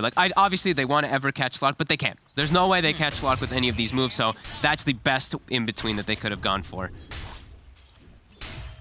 He does hold the Stampede, though. That's the important thing, is S4 doesn't panic. He kind of just accepts his death. He keeps the Stampede for the next situation. Oh, that was a brutal death there of the little kobold. But the other thing, though, too, they don't use the Ravage. They don't, So they still have that threat of the Ravage that Alliance has to be very cognizant of. Damage will be an issue to throw inside the Ravage without Kisses this early on, as they just really have the Medusa and the Void Spirit to rely on that damage. But, yeah, good moves. It'll be back up soon, about 50-something seconds. But they do have to be afraid of that Exorcism, though, because the Exorcism is back up, and the way that Alliance is playing is they're getting as much efficiency out of it every time that they can. Yule's completed 2 for Limp. It's going to be hard. And level 12. So he's got level 2 Exorcism now, too. He's got Faded Brooch. They might actually look to perhaps smoke and make a play soon here to wrap around onto the tower. Now that they know Kisses are still down, they do have a bit of a window. Nico Baby's about to have Diffusal Blade. This is coming out so early on. Medusa is also having a pretty decent time based on what ended up happening from earlier, but Nico Baby, he's gonna be ready to fight, and Medusa, she's gonna be able to fight, but she doesn't want to just yet. Fata does get spotted out over here by the ward. He's gonna go and chop it down, though, thanks to that sentry. Yep, we have both offlaners kind of duking it out in the mid lane. One's got a Vanguard and a Hood, the other one's got a Hood. S4, happy when he's able to just chill out and get some time to farm that Blink Dagger after this Hood. And that's going to be very important for a lot of these engagements, that he gets in and makes those perfect initiations. But some movement coming over here to the mid tower. You can see also Skeeter is nearby. Diffusal's coming. It's Alliance's time to hit hard onto Tundra right now. And Tundra, let's see how they prepare for it. Montez completed now for Skeeter as well. A good job of continuously stalling this tower, keeping it alive as long as possible. Another D-Ward. I don't think they want to go and engage on this, though. Not without... I mean, they're making the spaces. In the bottom lane, they pounce. They get the leash up here. And that's just a dead Fata. Shadow Dance does get used by Nico Baby while this is going on, but... Well worth it. A nice pick off. This tower's sitting very low. And look at the way Alliance is posturing here. They're buying so much time. Look at Nico Baby, too. He's a killer. He's just snaking. Going after snaking. Oh, my goodness. The pounce is up to the high ground, though. Nico Baby will respect that. Stampede coming out, though. He's going to start building up those Essence stacks over here on 33. The slow coming out from FNG. They go and they use the Ravage. They jump back around. The Mortimer Kisses coming out. Should be able to connect over into FNG. Not going to be able to stay alive. Hop forward Nico here Baby. from the little Slark. But did he go perhaps too far? Yes, he did. Snaking will find the revenge kill. They tried to make the move onto the Medusa as Nico Baby was making the swoop around with all that information, but Stone Gaze got popped. That movement speed, the increased movement speed you do get, plus Manta, he's speedy. Skeeter actually just runs away from them even though they're stampeded trying to get on him. And yeah, Nico Baby maybe getting a little bit too aggressive. Tower will go down, but he pays with his life. 9 is going to get just pulled right into the Remnant here. And the Cookie hop forward, a little bit off the mark, though. Perhaps not expecting it. So Hanskin, he's going to survive this. It's a double damage rune over here on Limp. They see Fata, S4, getting into position. Does have that Blink Dagger. He's looking for the opening here. Does get taunted in by the Remnant. So it looks like maybe they'll have to settle themselves for Fata, unless he can break some ankles here. Can he do it? Now there's the Stomp, the Double Edge, and a couple plinks over here. S4 will collect a kill. Still quite impressed with the way that Tundra is handling the situations when they have this Medusa. They're keeping calm. They're not panicking. They're not just going crazy around these tower defenses. They don't mind ravaging in those type of situations because of how slow the pace of the game is. Yeah, some really good stuff. Even though Alliance hit a very big timing there, they're able to keep themselves alive for now. Alliance on the hunt though with the blink, still looking for these plays, looking to utilize this exorcism. A little bit of the invasion here going on into the triangle. Snaking is showing up, though, for the rune. Immediately, the stomp forward here coming out from S4. Double edge. Remnant will draw the Death Prophet back, but of course, S4, he's just going to chop him into pieces. Time while Ravage is down.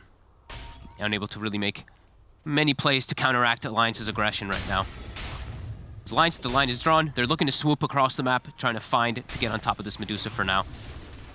Yeah, Limp unable to find any good utilizations of these last few exorcism in some time. He's just been holding it for the last 6+ minutes or so.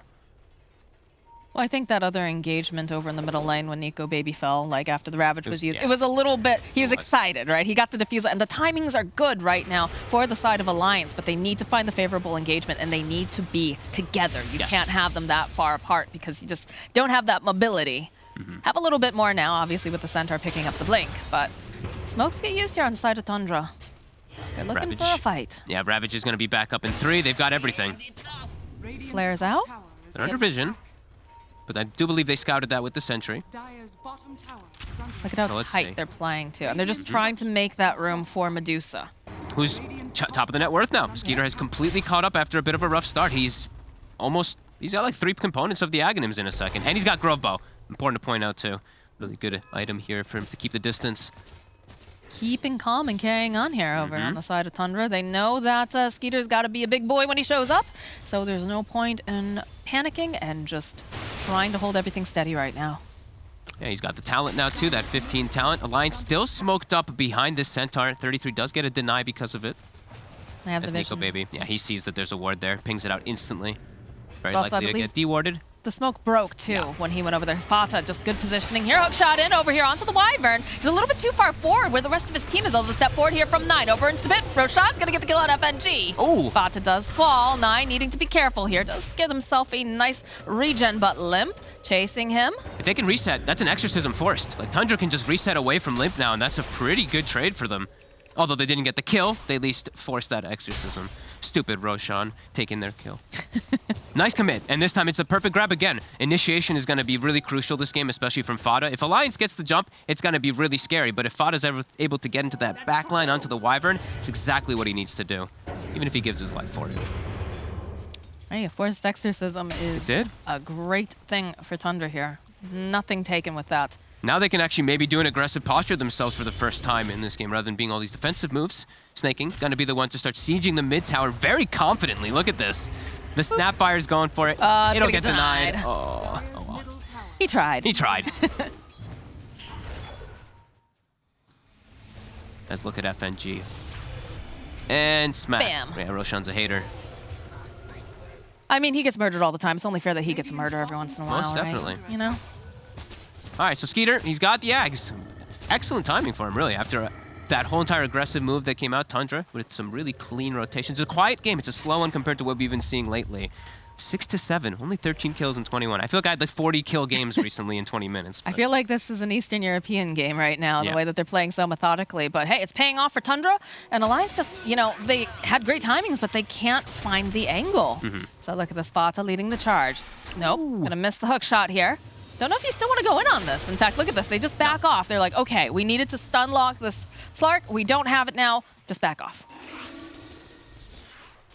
No, they need absolutely every tool in this game. They were really trying to take advantage of the fact that Exorcism was still down. Exorcism up in 30 Alliance. They're looking for the swing. They see Skeeter. Yeah, they're going.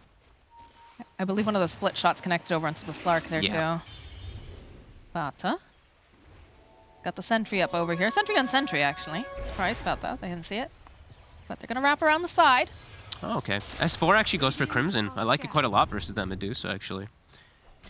A lot of times would prefer the halberd, but I think this is also a good pickup because it's fitting around their timings. They do want to look to be really aggressive around like double BKBs when Limp and Nico Baby have it. They still can play really well versus Ravage in particular when they do have those magic immunities. As FNG again. Jules gets lined up. He was going for that D ward. Finishes to go grab and use that Winter's Curse. Fly away. It's a step down here from 9 chasing FNG this time. Roche is not going to help him. Hook shot over on the back lines over here onto Slark, but do they have enough to lock him down the entire time as the Exorcism is coming out? And they're still just dancing around, trying to find this opening. They'll taunt over here onto Limp.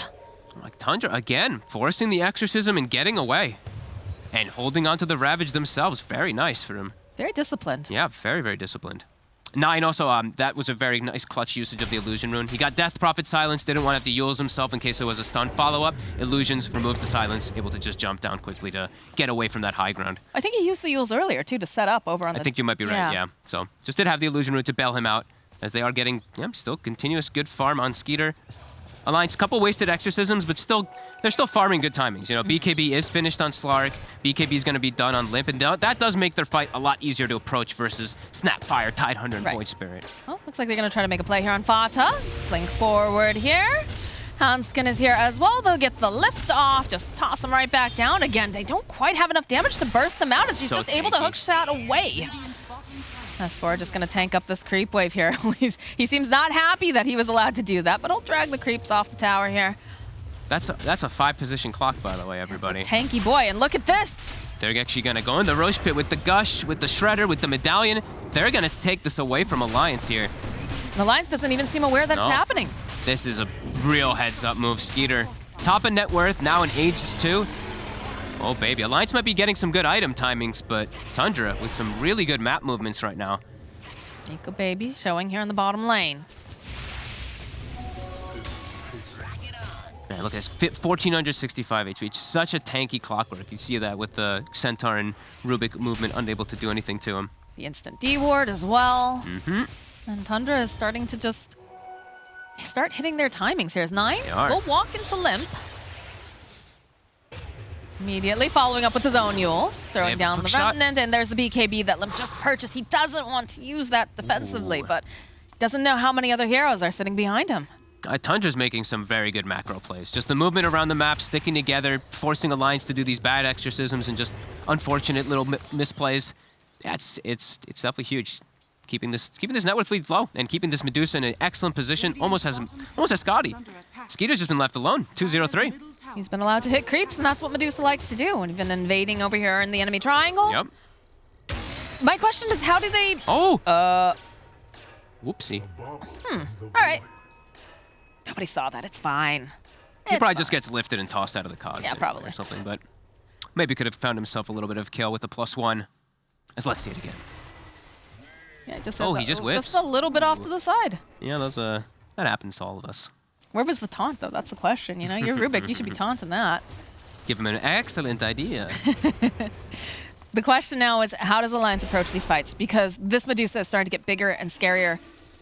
Is that the Scotty coming out right now? I think it is, yeah. Oh my God. He's massive. Like, he's starting to outscale the Slark too hard. Like, if he gets the next timing, then Slark is going to be a full item behind, and he's not going to be able to get that MKB to be able to deal with all that evasion. This is just really nice moves. Alliance, I feel like for them, they still have to just be a little careful, maybe wait for Aegis, but they can still look to take a fight if Tundra makes a misplay, but Tundra's just not making misplays right now. They're not getting out of position, not feeding kills to the Slark, not feeding Essence shifts for those long-duration fights at all. Let's see if they can find anything. Do they have any information on the map right now? Quite limited. And they see Skeeter over here. Nico Baby. Smoke breaks. He does. He's going to try to make the moves here. There's Snake King and Fata nearby. The cogs pushing back immediately, just having to pounce away. It's getting kited quite a bit. There's a blink now on the Tidehunter and an Aghanims on the Void Spirit. Tundra, really, now they're going to smoke because they still have Aegis. Alliance, they got to be a little cautious here. They smoke underneath that ward. Did that catch that? I think it just caught the edge of it. It was very close. The way that they're moving, though, it implies... I can see Skeeter on the wave here. Fata.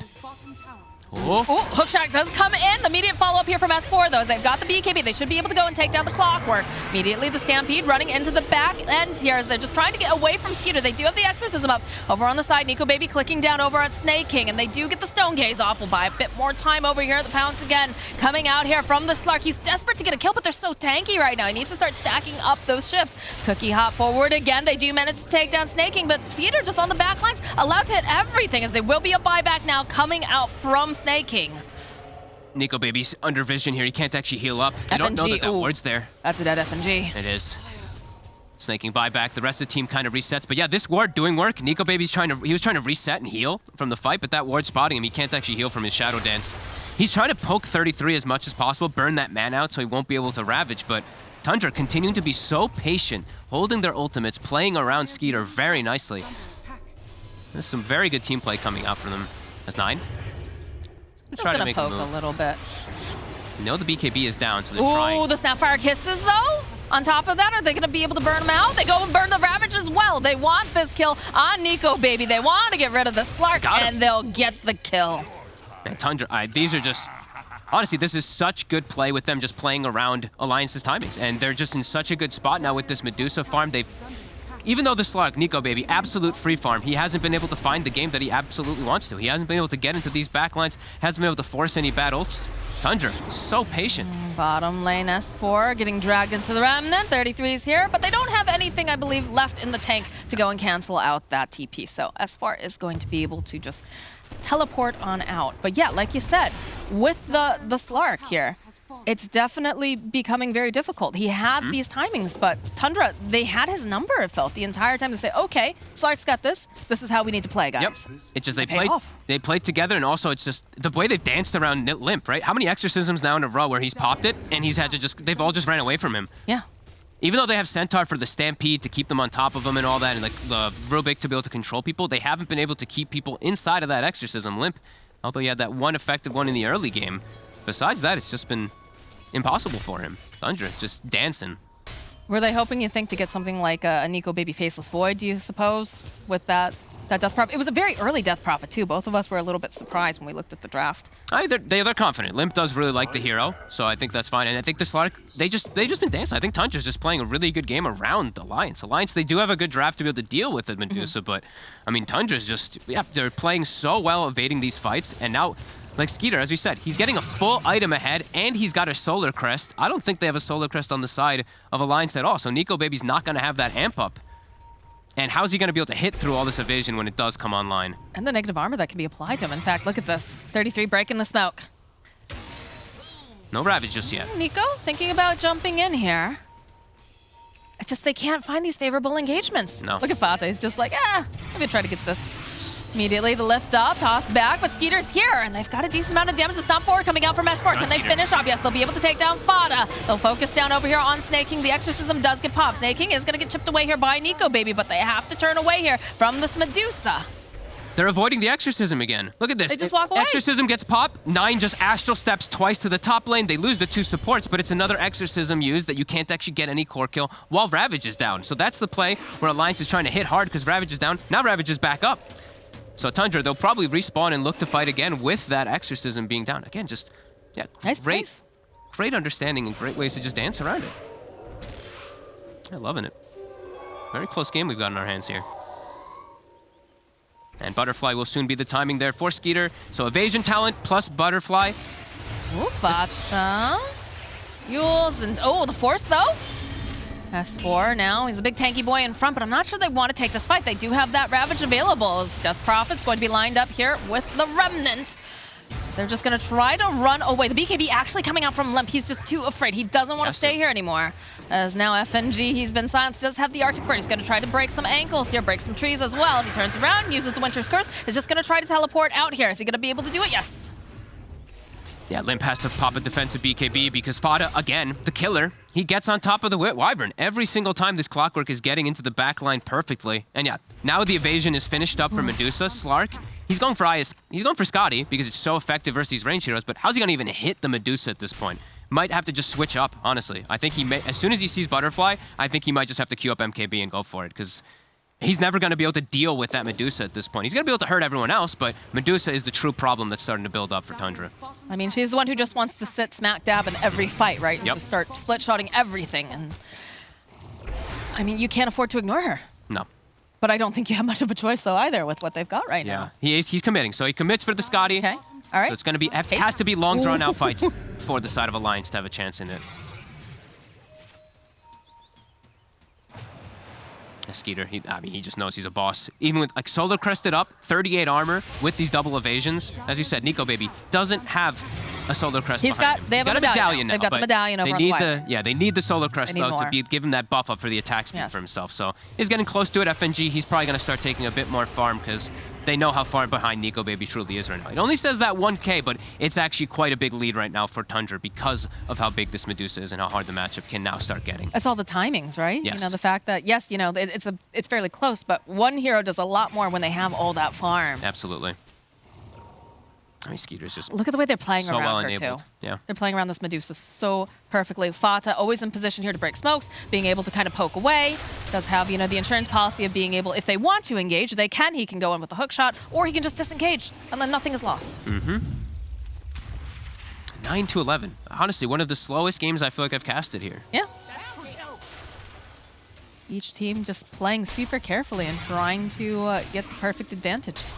But of course, Tundra, they know they've got the time. They do. They have such a great scaling lineup with this Medusa, and they also have like crazy potentials of later on where Tidehunter can get like Aghanims from minus armor and all that. They have a really good draft versus this Alliance one that will start falling off. You know, Death Prophet is strong, but can't do it on her own when Slark is just getting kited so much. They use the Stampede because they want Fata. Stomp does connect, but immediately the teleports are out. Fata with the hook shot buys just a little bit more time. He will fall, but over on the back lines, they're trying to just erase Handskin. They do manage to find the BKB popped here from Nico Baby as they use the Stone Gaze. He's got to just try to swim away. Goes even using that Shadow Dance here. The silence coming out. They get a nice Winter's Curse off. They should be able to go and just burst down 9. Oh nice play here from FNG. So he's got to try to just teleport out here. Should be able to, no problem. Good positioning. That was huge. Beautiful one from that Roche Pit to catch them a bit off guard there. That's Nine's first slip up in the game, and FNG finally able to get a setup where he's able to get a good curse, and he gets the kill, which means Solar Crest. Yay! So now we got our Slark. Bit more enabled, still a bit behind as we see he's queuing up MKB. Needs it. Luckily, we did see the Slark. He got a quiver, so he does at least have that True Strike hit to at least pierce through that evasion a little bit on. But time and time again in Alliance, they keep finding Fata, which is not the target they want. No. Fata's doing an excellent job of soaking that pressure. And Fata's absolutely fine with taking that pressure. Sure is. 5 Clockwork. It's a dream. It's their job. I thought you were going to do something clever with Fata and 5 and Clockwork there. I'm not Lacoste. I can't wait. I can't think of these witty puns in the moment. I'm sure Lacoste will message you one later when he watches this. He'll think of something. MKB is completed for the Medusa. So far ahead. He's got the butterfly, he's got everything. Oh my goodness. She's just full slotted already at this point. It's only 35 minutes in. 500 CS on Skeeter. Look at this Nico Baby. He's just, all right, the stomp coming out from S4. Can they do this though is the question. They do have the exorcism this time around. They've got the silence. Can they burst him away though? It's not looking good enough as the Stampede does indeed come out. They're gonna chase after Skeeter, but they've got the Stone Gaze. Spots falling on the back lines. Over here as well, Nico Baby is just being healed up. They got to disengage on the side of Tundra. Skeeter's out of mana. He didn't even have a single, not even one Mystic Snake. They burned out the whole mana pool. Is there a Roche up? There is. They do. And they have the Exorcism going. This is big. Skeeter's not ready to fight. He's completely out of mana. They can't, I don't think they can go into this. I mean, they could try to go in there with a Ravage, but it's suspect. I don't know. That's how you get your Medusa killed. She has literal 0 mana. They have to just give this up now. Yeah, look at them. They're turning away. And the silences get tossed out by Limp just in case, you know, they decide to do anything a little cheeky there. But also get the Depth Shroud picked up here for Slark with that Shard. Very nice. One of the better shards on these carries that we've seen, at least to protect your teammates. As a big hit Alliance.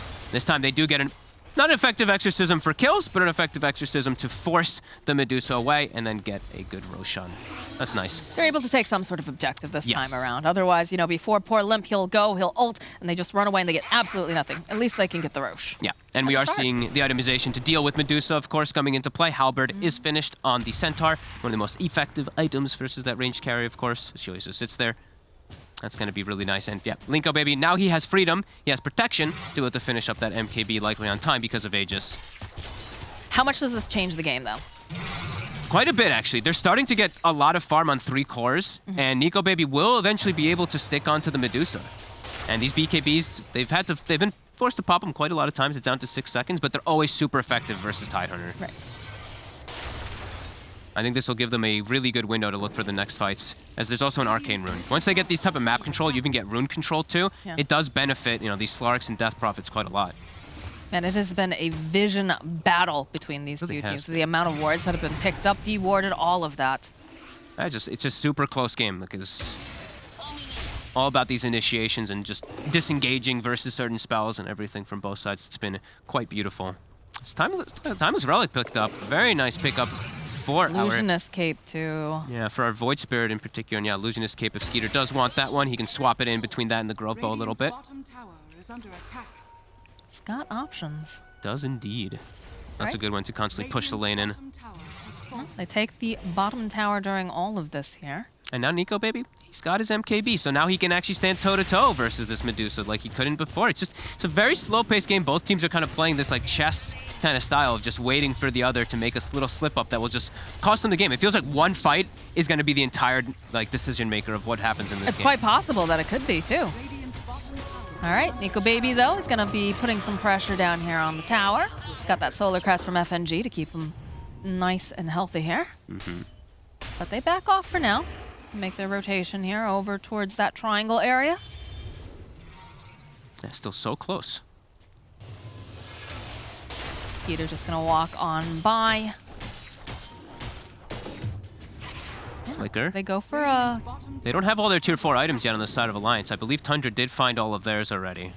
Nico. It's immediately going to turn back around. He is stoned. Ow. It's gonna have to flip-flop out here. Again, the rest of the team smoked up behind him except for Limp.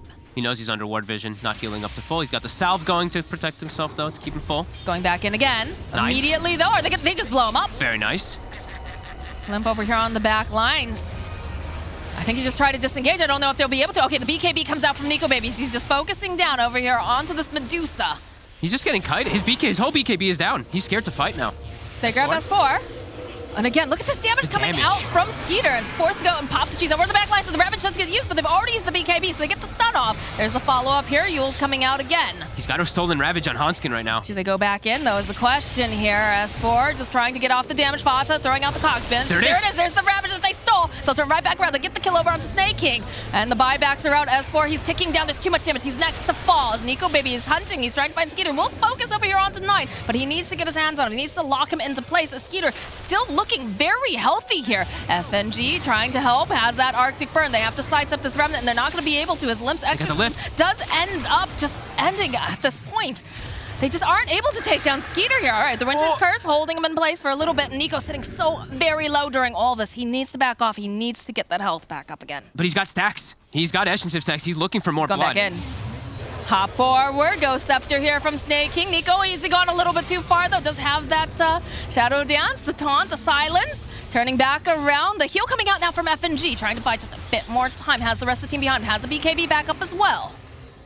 God, the fight lasts so long, the BKB does come back off cooldown. He's able to disengage. Oh, the Hookshot though, Fata. Fata! He grabs up Nico Baby. They just blow up Hanskin and Nico Baby. All right, FNG, he's trying. He's done everything he can to try to save the boss, but he's not going to be able to as he gets used up into the air. Nico Baby over here on the side might be able to get down Snakey, but he has a Ghost Step. He's TPing out. They don't have the vision. They don't have any way to stun him out. Nico Baby. Oh my God. He is an escape artist. You know, we hear a Slarks, you know, escaping Dark Reef Prison, but this time around, this is very impressive. Oh, I'm so stressed out for Nico Baby actually in this game. It's like there's so many things that are tripping him up. Sure, he's got Dark Pact to be able to remove stuff and all that, but there is just so many different forms of little disables that are tripping him up. Mystic Snake, the silence coming out from the Void Spirit, Scatter Blast, knockback with Snaking with the Shard. It's not an easy game for the Slark to stick on these targets, and Alliance, even though they hit hard with the way that they've been pushing forward, Tundra still show that they can fight back even though they don't have the Ravage during all this situation, and they're fighting into the Slark, who has all these Essence Shift stacks. God, look at that hook shot. I thought for sure, Fata. Oh my God, Fata. He's on fire this game. Even though he's like 0-9 or 0-10, he's on fire this game. He's doing his job. Yep. And he's doing it nicely. Yeah, it's more than half the deaths for his team, but he's doing excellent so far. Nico Baby. Someone's got to take those ganks, man. Yeah, lucky to survive, it does feel like there. 33's just trying to break all those trees. He's like, where is he? He looks so calm, though. Cool Oh as my a God, cucumber. I'm more stressed than he is. This is I great. think both of us are watching this game, man. It's just, it is so tight here. It is. Any little slip-ups can just cost it, as Medusa getting to some crazy points in net worth in the game. I think we might start seeing some rapiers at some point soon. While we see 9, he's going for all damage. He's seeing this Slark keeps getting away, very low HP. He's going Daggons. He's also got that Timeless Relic, as we said before. He's got the Spell Lamp talent too on this Void Spirit. Yeah, it's going to be quite effective. I mean, FNG has come in clutch with some of these Cold Embraces. He's even got the Holy Locket, too. Like, he's really making sure that he is enabling Nico Baby to stay alive until, you know, the BKB is up, until he's got his Shadow Dance up. Like, just very nice play coming out from this Wyvern. Yeah, it is pretty crazy how much it actually does heal, especially with that Holy Locket. Seeing it a couple times now. I always get so nervous because I'm like, oh my God, they're going to nuke him down. He's stuck in the base. Oh, God. I'm going to get him killed. Oh, no. As But now, no. Daedalus now for Skeeter. So he was already hitting hard. He is getting to the point of just absolute maximum items. Yeah, this is still a very scary point here for Alliance. Like we said, it's one little slip up on these fights and it can just cost everything. Limp finds himself Spell Prism and another Arcane Rune, so he's going to be strong in the next fight. I just feel like they're dancing circles around Limp.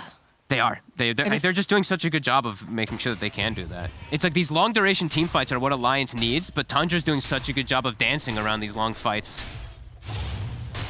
Looking at that shard as the next item here for the Limp, because the Spirit Siphons have been working out for him at the very least. He's able to get those off.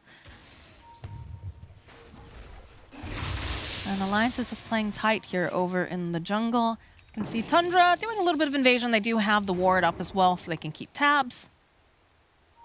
Skeeter just leading the charge. So strong. Every single one of these snakes are just like full mana restoring him. As he also, of course, you know, we've been pointed out too much, but he has a shard, so all these like, Rubik spells will be able to give him extra mana if he does get Callous casted on. The Wrap. Nico Baby. He wants to build up stacks. He wants a long fight. He wants to find the Tidehunter in particular and start getting those stacks. Well, he's found him, but now they have to go up into the high ground here. Yeah, it's a bit risky. They don't have the vision. No, they got to take a different approach. FNG will put a ward down for it. Ooh, immediately 9, the step. Nope. Follow up with a good stomp here. Can they initiate? Can they get this down? Limp using that Exorcism. You see the Snapfire. Look at the Ravage on top of it. All this magic damage. They can't go and they can't get those BKBs up for anything here. Buybacks coming out now from the side of Alliance as Limp. He's got his own BKB up, but they've got so much damage. They should be able to just burst him down. He's over here. Fata blocking him off over on the side. FNG trying to stay alive. It's a triple kill now for Snake King. And they should be able to clean up here on FNG. It's going to take a little while, because he does have all that healing, but the Remnant, no. FNG breaking some ankles. Do they have anything to cancel out this tape? No. They do not. And but my God, the positioning from Tundra just so advantageous. A perfect Ravage, and as we said, there's so many little things that are tripping up Nico Baby. He gets hit by a snake, he gets stoned for a second, bam, Ravage comes out, kisses fly over. They just wipe them out, and he's forced to buy back, trying to jump back into the fight. Now they're in such a dangerous position on the side of Alliance. DD Slark, but no buyback on him or the Centaur. You have to play so carefully now. I don't think you can take any sort of engagements if you're Alliance. No. Maybe if one kind of wanders across your path, but Tundra, they're playing together so well. Look at that. Nice initiation with the stomp, but... Look at the snake. It stones him, and then wha-bam! The Ravage and the silence, everything comes in perfectly from Tundra. It's just beautiful execution as they've done, for the most part in this game. It's just very disciplined and very good coordination. Nico Baby? Nico Baby, he's deep. He's got the BKB, though. He should be able to go and just get out. Does have his TP off cooldown. He just needs to get some distance first. And look at this. S4 waiting for him. Says, don't worry, boss. I got you. Trying to take advantage of DD, but almost does get punished for it. Be so careful, though, in this game, Fogged. One slip up, especially when you've already used your buyback, could be so costly. I've been wondering what he does, actually, to get into the back. Like, it's just time and time again that they're not able to just get on top of these heroes of Tundra. Tundra's just having such good positioning, perfect initiations time and time again, and now Medusa. It's a whole new timing with all these modifiers, with all these different items, and he's gonna have Satanic done too with all the modifiers as well. Like, how do you kill Skeeter? Unless he's completely isolated, it's starting to get to the points of just unkillable levels. He's 3-0-9, Fog. No one has managed to slay this Medusa yet. Yeah, She is truly a powerful Gorgon. And they're doing such a good job here. Pressure gonna go over here to 33, and the moves are on. I don't know, Alliance. How do you slow this down? It has to just be it has to be some super long team fight. Nico Baby needs, I actually feel like he needs like 40 stacks in the fight for him to be able to somehow get into this Medusa, somehow get this kill. Now into Aegis. That's a whole nother difference of problems. Oh, FNG goes for a deep ward, but he's spotted. Yeah, this is not looking great for our friend here. It does force a couple people home at the very least. But, yeah, that Dagon level 2. Pew! And now level 3. More Lasers. burst. I don't know how much damage it does. Oof, 870 with all the spell amp that he's got right now. Yeah, and that Cold Embrace is not going to save you when you got a Dagon level 3 pointed at your face. No, and Slark's BKB, you know, everyone's BKB is so low. This, I mean, it's always going to be relevant in the fights, how much he's able to actually do with it. Nico Baby, he's got an AC now to protect himself. I mean, it's also like, it's so many things that are disrupting, as we said, and just so much damage. Look at Skeeter. He has absolutely no fear here. He's just kind of pretty much by himself. He's got one person to back him up, and that's it. Nico going to try to get a couple of these hits off. He has to stack up as much as possible. Can they? Yeah, immediately the follow-up here. They have to be careful with that silence.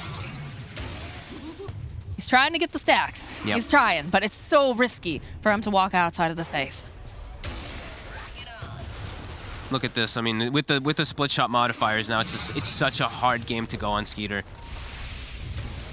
Another stomp here. Hook shot coming in from Fata. So quick. Cookie hop forward here, over immediately. And they do get the silence off. Well, are they going to be able to take down S4? Yes, he's going to fall. Oh my God. Yeah, Skeeter's No buyback so on hard. him. 100 seconds, no S4. This is...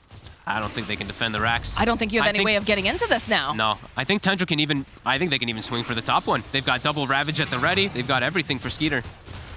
He's got the leveler online. Look at this damage. Oh my God. Vlad's Solar Crest leveler, living the dream. He has literally been allowed to do whatever he wants this game. Yep. Skeeter has had such a free game.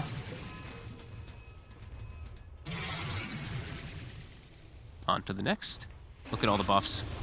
Super ready. Nico Baby starts poking. He's got to immediately back off though, because look at this damage. Immediately Oh my force God. staffing forward. That hook shot was so close. Yep, that's a very likely kill if he does connect. That 33 will blink Ravage immediately if it does connect there. As he knows there's no buyback. This is the only life here for our Slark. Another poke. It just tickles the entire time trying to get those stack ups, but it just... Yeah, they're losing. I mean, they can't defend without the Centaur. It's impossible. It's a slow bleed. It is.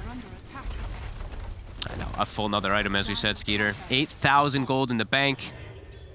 700. I mean, that's one of the highest CS I've seen at 49 minutes. Not versus a Broodmother. Right. That Pango was something else that game. You get the axe completed now for Rubik. So they've got another item at least to go into this next fight, but it is an uphill battle here for Alliance. No, it doesn't feel like it's going to be the difference maker at all. I think he's going to get rapier territory for sure for Nico Baby, but even then, it's he doesn't. Yeah, he needs like these crazy long outdrawn fights, but Tundra, yeah, they're just not giving them the chances. And I mean, we talked about the fact that they have to get all of their stuns just perfectly set up, right, to hold down the Slark. But now it just feels like, Fata has been so on point with all these hook shots, and then you've got, the Snake doing the stone on everybody as well. You've got Stone Gaze. You've got so many things that just make it so hard for the Slark to even go forward. And now another thing too. Yeah, Satanic on the Medusa and level 25 Void Spirit. So another stun that's like targeted, ground targeted that Slark is going to be tripped up by. There's just so many things for poor Nico Baby to deal with in this one. As Tundra, they're just going for the last racks. Why not? Everyone. Might as well. You're just getting more powerful by the moment. Yep.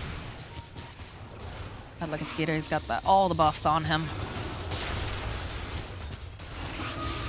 And he just stands his ground. They're going to have to just make some crazy go. Aegis is gone in 50 seconds, but they don't have that time. I don't think so, especially when you have 9 just immediately stepping in. S4 looking for the stop. They get the Winter's Curse off. Okay, building up stacks. All right.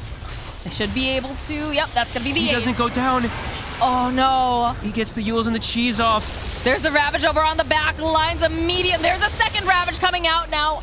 From 33, they'll take down FNG. Limp has got that BKB going, but it doesn't really seem to matter as Rubik does manage to steal the Ravage, but they just don't have the follow-up damage here. No, Nico Baby's zoned out of the fights. Now he's starting to get in, but he's stoned instantly. They've got a bit deep here over on the side of Tundra, but they're doing so much damage. Are they going to be able to take down this Slark? Again, the heal coming out from FNG should buy a little bit more time. FNG getting chased down. Though over on the back line, this is the Medusa gets tossed up into the air. Skeeter's still alive, still healthy, as he is just chasing around, trying to find his target. He wants the Slark, and again, the stone coming out. They do manage to take down 9 during all of this. Nice silence again coming out from Limp. 33 is sitting a bit low. He's going to fall, but Nico Baby, the hook shot coming in from Fata. Snaking is here, and the buybacks are coming out in mass now from Tundra. They realize that they're very, very strong right now. There is no Nico Baby to have to deal with.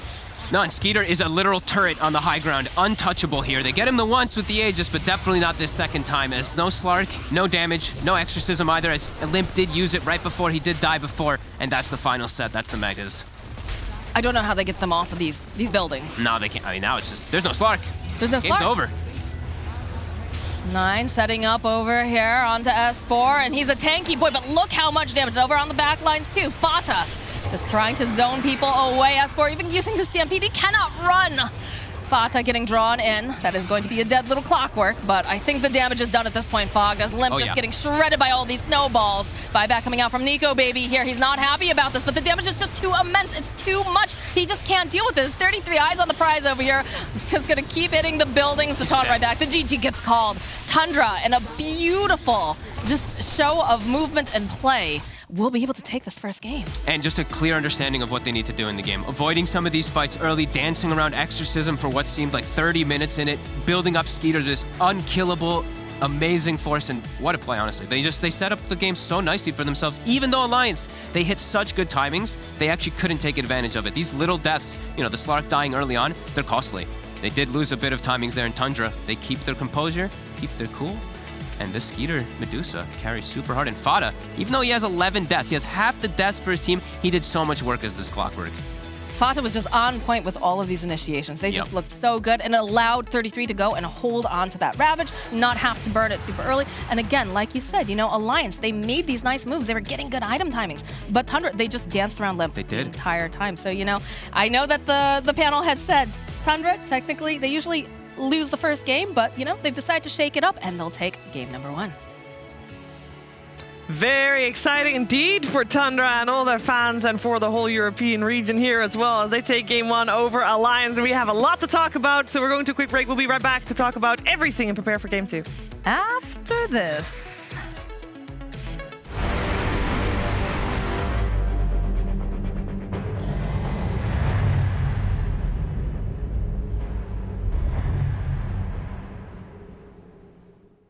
My name is Jordan Gilbert, aka Nothing. Hi, my name is Sue Lee. My handle is Smix. I think it's important for these initiatives to happen. Empathy really, really goes a long way, and it always means so much to us, and I think that's where initiatives like this really help.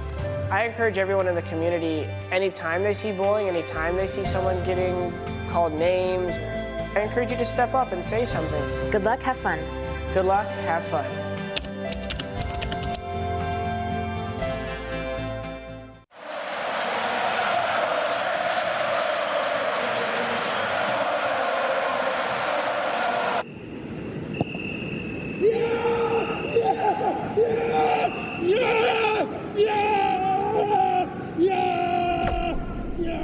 Start your esports career now at play.eslgaming.com.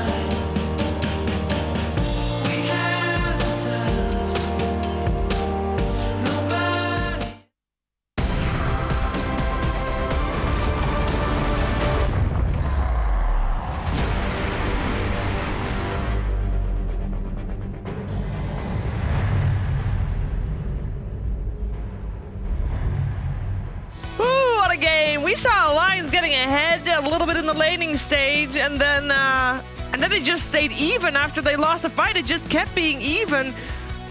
And in the end, it's Tundra to take game 1 here in this best of 3. I'm here with BSJ and with Cap, and this was one of the more brilliant fights coming out from Tundra. But there were a lot of fights. And Cap, we talked about it before the series, that these two teams, both of the teams, they prefer this late game fighting style, right? That's what they draft for. Yeah, absolutely. I mean, Tundra, they drafted their big late game team fight like we like. At the same time, Alliance went for those naturally tanky, more forgiving cores, right? The S4 Centaur. I would say Slurk kind of fits into that same mentality of like something that is a bit more forgiving and independent. I think Nico Baby really works well with that style. The Morphlings, the Faceless Voids, the Slarks, and then any of the strength cores. But not today. Not today, but it was close. It was super close. It was super close. My ego is intact. I cannot win with Slark, guys. I've said it multiple times on panel. I'm like, I can't win with this hero. This hero sucks. And I think Nico Baby is probably the best, if not one of the best, if not the best Slark in the world. And they just bought Force Staffs, and he was not killing people fast enough. Like, Medusa's the one killing people faster than you are. He played super well in this game. Like, Nico Baby was trying so hard to carry so this hard, team. and it's such a good Slark game. Yeah, it was such a hard game for him still. Like, that one play where he pounced away when he got caught in the triangle, that was a sick move. That was a sick lot of sick plays from both teams. There were a lot of sick play from both teams. We also had Fata trying to channel his inner Saxa, which at times worked out. Of course, he was able to kill the Slark at the end, and he had a great hook shot that didn't actually lead to a kill. There were a lot of great moments, and there were a lot of great fights. And there were also a lot of times where Limp popped his exorcism, and then everybody on the side of Tundra was just like, okay, you know what? Let's not fight into this. And Purge is going to talk to us more about disengaging from fights for Tundra. Thank you, Shiva. Yeah, Tundra did a really, really good job this game anticipating and playing against Limp's Death Prophet. Here's the first exorcism at a little bit past 6 minutes. FNG rotates in.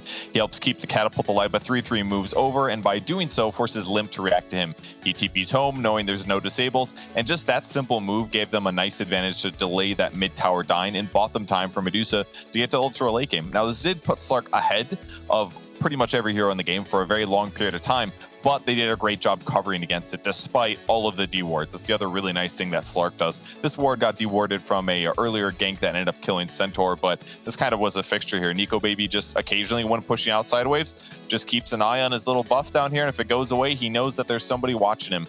They use this to D-ward wards consistently throughout the game, time and time again. But most importantly, it all came down to the initiations as they defend wards. FNG was playing for this really cool heal build where he could basically heal like 30% of somebody's raw HP if they got gone on. That's a really cool idea, but I feel like we barely got to see it in action because Tundra was so good at getting these pickoffs. It always started with Fata hookshotting in usually, and then they blow up one guy and then they leave because they have to commit hard to make Limp think that it's a full team fight so that he pops Exorcism. But they just did such a good job disengaging routinely because of this. Here's another one. FNG going to spot or check for the D ward here. They jump in, they catch him, and normally Alliance might just say, okay, well, he's definitely dead, we're not going to go in. But it wasn't until they started lining things up and FNG bought some time that they actually felt like it was a decent initiation. And once this hoof stomp comes out, Limp says, okay, this is the fight, we're going in for sure. He pops it, he runs in, Force Staffs get used. Fata once again puts himself in danger to give them a good situation. And in fact, he just still gets Force Staffed on the low ground by another ally. So once again, Exorcism is just wasted. Because of that, they get Aegis on Medusa, and that finally put Tundra in a position where they're like, okay, let's take a real fight, guys. It's time for sure to engage in this. So similar situations, they start a hook shot, they go on Limp if possible. He gets Exorcism off momentarily when he's like, okay, there's an actual fight as well. They stop baiting each other for once. But the problem is that Skeeter is just going to stand in the middle of the fight. This makes it really difficult for them to fight. And he's got Scotty at this point as well. So it just makes the timing really tough. Tide's in trouble. What's going to happen? He gets forced away. There's his BKB timing completely wasted. Here's another force. Then they go in. Then they buy more time. He does get a kill. But this is like so much contribution. And they even try to kill Skeeter as well, but he still has Aegis, and the amount of damage he's taking is just not high enough unless they get the Slark on top of Skeeter. So they bought so much time from the Medusa. It gave them time to make Skeeter a huge menace, very difficult to kill, and eventually Tundra pulls out the win. they did pull out the win, and that means that Alliance is 1 game down, but they are no stranger to that. So far, every single series of Alliance has gone to a 3rd game, and a couple of those they did also lose game 1 and then came back with the rest of the games of the series. They, of course, will have the chance to force out game 3 here again as well. And the draft of that game 2 is very, very close, so stay tuned. We'll be right back. Now you can press it. After the break. Thank you.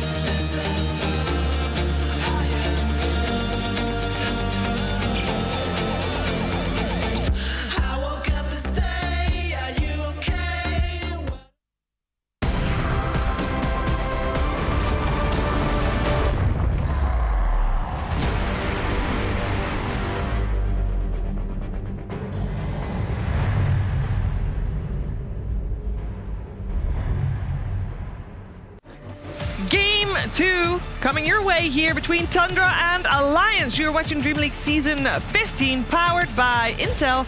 And Game 1 was taken by Tundra. Yes, that's right, a little bit of an upset, but they looked great doing it. And we're going to find out if they can, for the first time ever, 2-0 an opponent here in the league. Also would be the first time that Alliance loses in a 2-game series, but I'm sure that Alliance will have something to say about that. We're in the draft. Alliance's Radiant side this time around, Dire side for Tundra. I'm here with BSJ and Cap.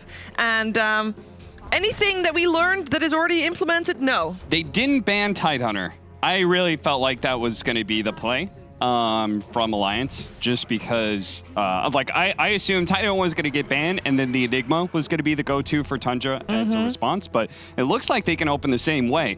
Meanwhile, Alliance, a Shadow Demon change up as opposed to the Rubik that they had before, which I do agree is the better 4 position right now.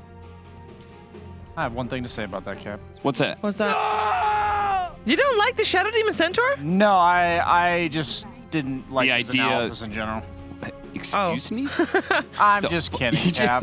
Yeah, I know I you're have kidding, to. I have to try to. You don't have a set mean bone in your body. You win against me last game. I said Tundra all the way, and you said You no, mean Alliance. you fell into my trap? I tricked I got you baited into going being tricked into Tundra. calling the right team. It is what it is, Cap. Tomatoes, tomatoes. As we see, I do like Shadow Demon a lot more. It is just a really strong hero because all of his abilities are not dispellable. We're seeing so many like Mantas, BKBs, Lotus Orbs.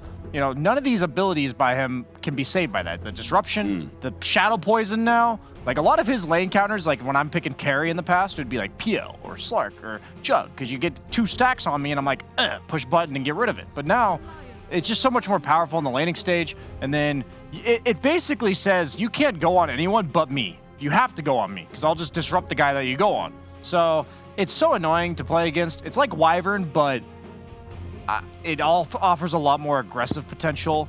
The burst damage, the purge makes it so you can't pick Yule's-based heroes. You can't pick certain heroes that are based like there's so many carries I just can't pick into Shadow Demon. In the previous game, we saw Puck being first phase banned by Alliance. This time, Tundra, of course, pick it up now that it's not banned. But I'm a little bit surprised about that because, yes, we have seen Nine's Puck, and it's not bad. He had moment. He's played 6 games on it so far, this DPC League. Only 3 of them were wins. It's not like it's some kind of miraculous end-all be-all for the team. And it's comfort. If you can pick a core early in the draft, And I guess they've got the ideas of the bands. It's great versus Centaur to make them stop from running away. And it jumps Shadow Demon. Yeah, exactly. I like the fact you cannot allow Shadow Demon to play his game in team fights. He outputs way too much damage. Like, don't let him feel comfortable getting a Disruption, Soul Catcher off, and pumping a bunch of Shadow Poisons in there. So, I think it gives them the kind of team fight that they also like. I think one of the things, I didn't like the clockwork like a ton in that last game, but it works to Tundra's style a lot. Fata played it well, and he was getting some form of initiation feels really important for them. Like, it just adds to their overwhelming team fight that they have later on if they have a low-risk initiation, right? Something that you can throw out there, potentially go in, like they forced out the Exorcism so many times off of that very idea.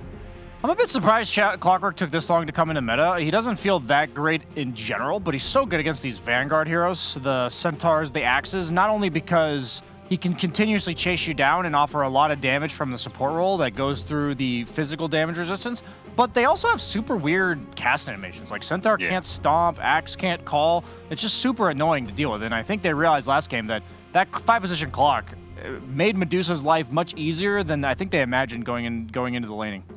Yeah, for sure. They needed, like, both the hookshot and the cogs allowed the Deuce's game to be so much better. I would also add in that the Deuce Aghanim Scepter is such a big boon to her because it adds this significant timing that you have. Your team fight potential is like really high once you have the Aghanim's second item, as opposed to your previous timing, which is more based around like almost Divine Rapier type, like peak in power, you better end the game now. Now it feels like a more gradual slope upwards where you get stronger and stronger. Speaking of Divine Rapier heroes, Medusa is still in the pool. Is actually not one of the heroes that got banned this time around. Shadow Demon Centaur, I think, would be so scary.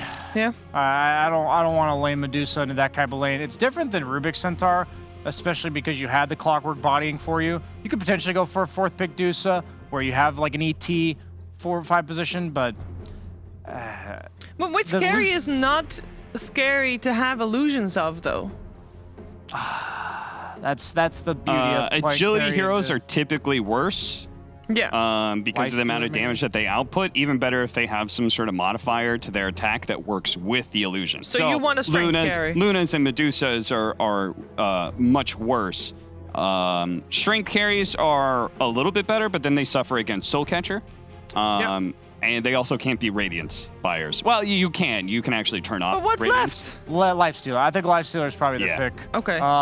It's just good against all 3 of these heroes. They're probably going to save it for 4th, just because you don't want to open yourself up to like a Razor or something of that nature 4th. It's one of those instances where, Brian, you talked about the Lifestealer difference before and after. Now that like Lifestealer wants to hold on to his Infest rather than use it as an Infest bomb before. That actually works to his advantage against Shadow Demon because your biggest problem before was Purge and being kited around, but now you always hold on to your Infest so you can use it as a counter to Purge.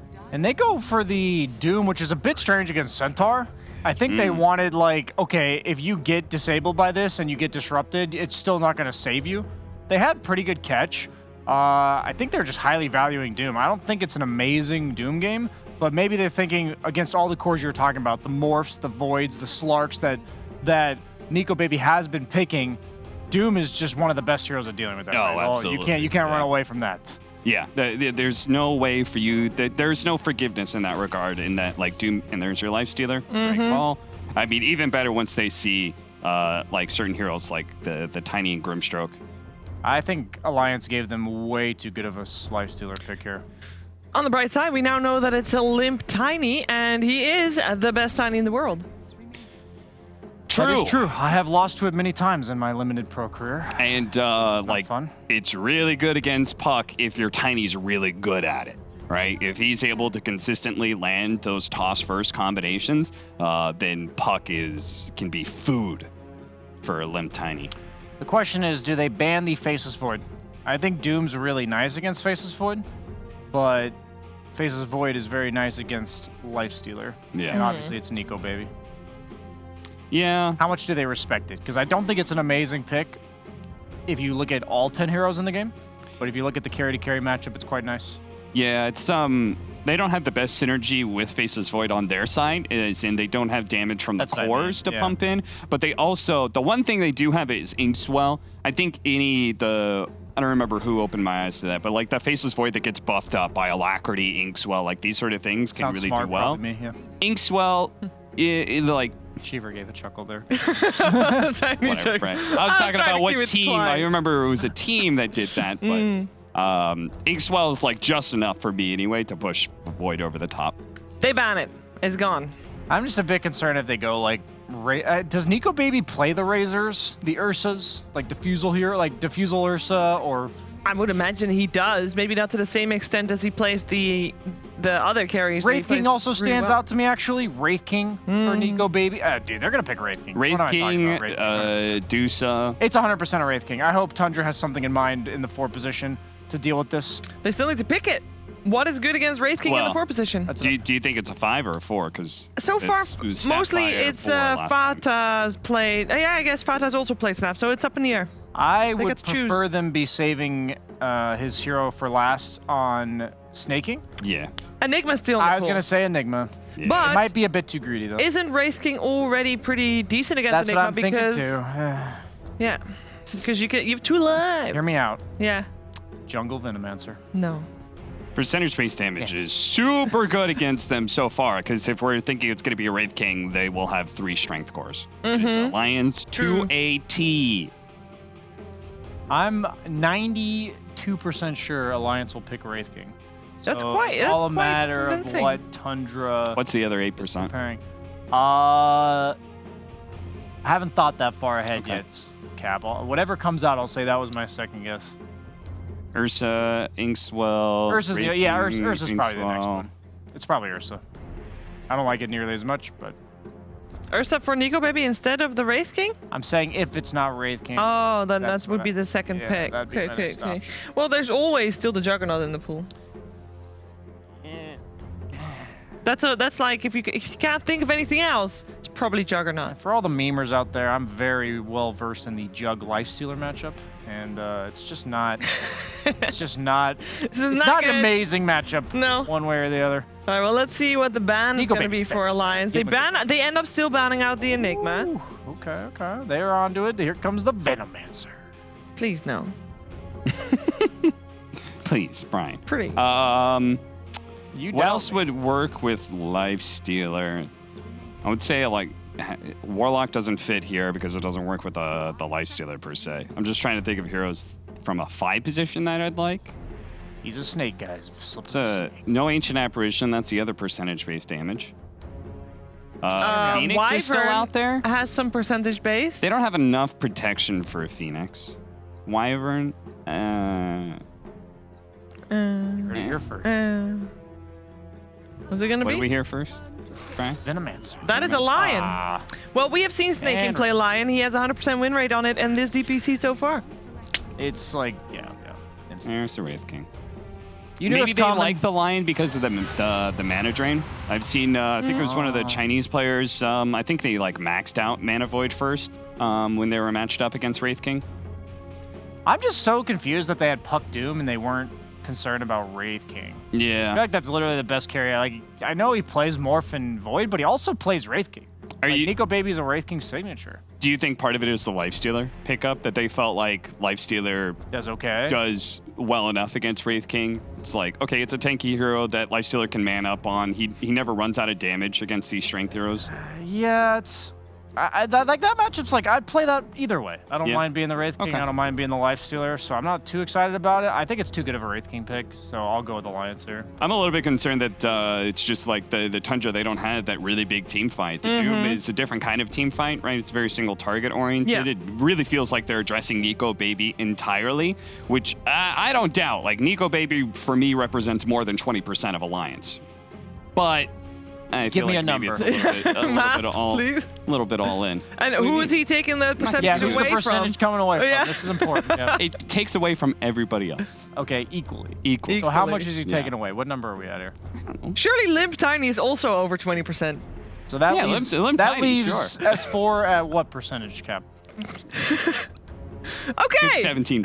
17%. When in doubt, go for memes. We're gonna find out who's gonna take this game too, and if it will be the first time that Tundra takes someone down 2-0, first time Alliance lose 0-2. We're gonna find out, but hopefully for everybody involved, we're gonna go to a third game.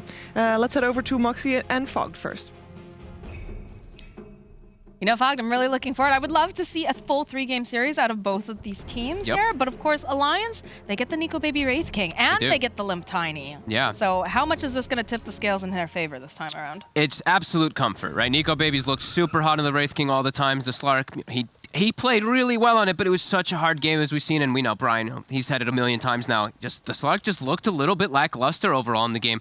Nico Baby on the Wraith King, much more comfortable. But they had to know this was coming, right? On Tundra, Yes, they had to. picked Doom, they picked Puck, they picked these big ultimate heroes that Wraith King loves to play with, in particular that Doom. So they have to have a game plan ready for it. They take the Lion as the last one, and let's see if that's going to be enough to deal with this Nico Baby Wraith King. As he's had so many games where he is countered a bit, and either way, he does still have these phenomenal games. So yeah, we'll see if it does end up working out. Because they do have that Lifestealer matchup, which can be good. Percent-based damage, as they were saying. Lifestealer and the Doom with the Infernal Blade will be effective versus those strength heroes overall, but will it be enough? But how much of this is just addressing the Nico Baby Wraith King in the sense, right? Because you need to have, a plan to deal with everything that they've got with this lineup. It is, but it's also addressing other things. Like, they did leave that Limp Tiny, but they do have ways to do it. And that's why they picked, the Doom and the Lifesteal afterwards. These high percentage-based heroes that also just eat a Tiny if he does make a couple mistakes forward. So yeah, we'll see. I mean, this will be an interesting one, and we'll see what S4 can do this time. He did have a bit of a rough time on the Centaur in the last game. He was just getting hunted. I think Fada had his number. This one, it looks like he should have a lot better of a time. He's not dealing with just like a one-to-one counter in the support position. Sure, he has to worry a little bit about Lifestealer in laning phase, but yeah, I think S4 should have a much easier time getting some clean initiations this game. And I mean, the other thing that you have to keep in mind too is the positioning of Hanskin, right? He's on his Shadow Demon. This is a hero he really excels on. So he is going to be able to provide some sort of a save, which is always very, very nice in case things... top already. Top lane, yeah, already. Boom. Fata. It's got to be the first blood, and the aggression is on here from Alliance. Yeah, this is a stronger lane as well, too. Rubik Centaur, it's not a weak lane by any means, but Shadow Demon is his own different beast now. This hero has gotten so many buffs over time. Illusions lasting 11 seconds at level 1, ridiculous. And later stages, he'll always have saves, different ways to turn fights around 2 versus, like, let's say, Doom or Coils, able to buy time for his team to be able to arrive. Yeah, I really like this pickup this time. I mean, that's one thing that's really nice with this Alliance lineup here is they have ways to reset. You've got 2 lives on Nico Baby, hopefully, as long as, he has the mana available or he gets the shard. And then, of course, you have the reset. You've also got Stampede, so if you don't want to be in that position, you can just Stampede out. Whereas Tundra, a little bit more all in on this stuff here. Yeah. You can't really poke. You can poke with a puck, but at the same time, once you use that Dream Coil, it's down. Snapfire Kisses, same thing. Yeah. Effective, though, versus Stampede, right? Like, if he does get the coil when Stampede's going off, they have the follow-up. They do have some great damage to be able to throw into it here. And Already here starting off the lanes, we're seeing a pretty big advantage coming off from Alliance, especially in mid lane, as we do expect. Limp, so comfortable in these matchups. He's played Tiny versus Puck 1,000 times, snaking. Ooh, the double stun lane. This is a problem here. One more hit. Oh no, at the last second, FNG will claim the snaking. Much easier kill lanes this time too on the side of Tundra, on the side of Alliance. Sorry, this time they don't have a Wyvern. A Slark can be a little bit more defensive. This time it's full aggressive posture. Double stuns. Grimstroke thrives off of these type of plays too. 33. He likely won't go down here because of how beefy he is with that armor, but yeah, snaking. Has to be super careful with his positioning there. Does go down the first time already. Stuns win games, man. They do. Gotta have them. And they hit level 2 first. You know, that's always the important thing to look at those side lanes is who hits 2 first? The aggressive side or the defensive side is, yeah, that time the aggressive side thrives. A little bit of mind games too, right? Because you've already got one death on your lane. You're like, oh God, you know, I have to play so carefully. We can't afford to have, you know, this hero go and just snowball out of control as well. You just got to be a little more careful on the side of snaking. And that does mean Nico Baby now won't be under any pressure this game. I mean, it was similar like last game, though. He was under no pressure as the Slark, but as we said, Nico Baby Wraith King, a totally different story. That's just a stronger hero overall in the patch. And the actually timings. pushes buildings, too. That's the thing that you know, they had the Death Prophet last game to hit these objectives, but when I'm watching Slark, like, he has to just go for kills. He can't ever actually go for objectives. His top. The setup again, immediately. Rage coming out from Skeeter, but Cookie hop forward does manage to stun up S4, so he's got to be a little bit careful. Skeeter. Although there's plenty of damage being dumped over onto the Lifestealer as well. Yeah, he goes for the Orb of Venom in the lane to try to fight back versus the Centaur, but a ton of damage that does come out between Centaur and Shadow Demon, even at the first 2 levels, and it just gets worse. That's the thing is, like, Shadow Demon, when you get level 3, especially 2, you can apply a lot more pressure onto that top lane. Skeeter's falling quite behind again this time around. You know, this time he's not a Medusa though, so he doesn't have the freedom to just go to jungle, farm some stacks. Lifestealer is not that type of hero. And again, a lot of it comes down to, I feel, especially in this past, and even the previous patch, right? It's a lot about stacks. It's about, you know, making these camps set up very, very nicely and just accelerating the farm for your cores. Yeah, he's just wandering on through. Limp's going to be able to get the water rune and the top. He's able to secure the one, but yeah, Limp able to get his own. Level 5 already on Limp, both mid laners evened out here. And this is the nice thing about having 33 on this Doom, too, is the fact that Snake King does wander off. He is going to try to, you know, secure up a rune or whatnot, and 33 is going to be fine against this combination. Yeah, okay, and 33 actually opts to get the mana burn creep. Okay. I thought he was going to take the Purge creep in this lane. He's playing versus Inkswell. I've seen so many times lately where I just see, like, an Inkswell comes out of Doom, just instantly, Doom with that Purge creep and is able to dispel it. But the mana burn is also just as effective. They won't be able to cast those spells if they're out of mana. What game was it where we had the Doom mid against the Batrider and he managed to get the Purge creep? I think that was Iceberg versus Mellow Jewel or something. I can't remember exactly who it was who was playing the Bat. But yeah, he won the game because he got a small creep. Yeah. The Batrider could do nothing the whole game. Yeah. Nice snag. That was a nice play by 33 using the mana burn to steal the big Satyr. Okay, a little clever usage. Fata is getting a lot of attention here, but of course does have the cookie hop down to the low ground. And they'll drag the way, but I think Skeeter's fine with that. He's like, oh, thank you, Fata.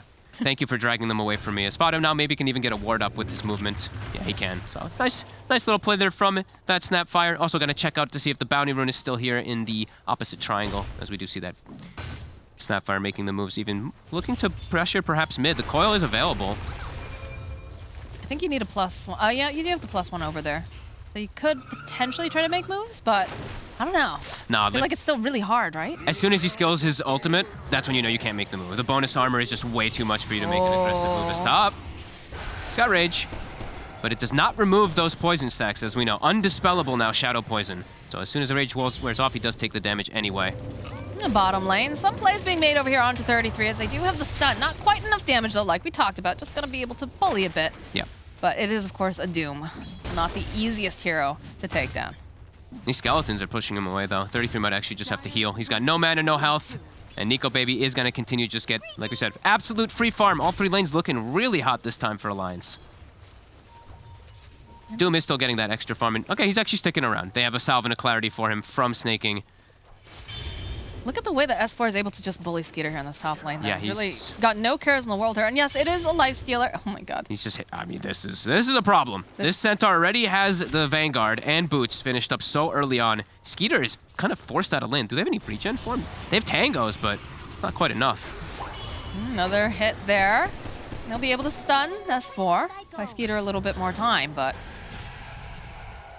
Yeah, Skeeter's really struggling. He's pesky illusions too.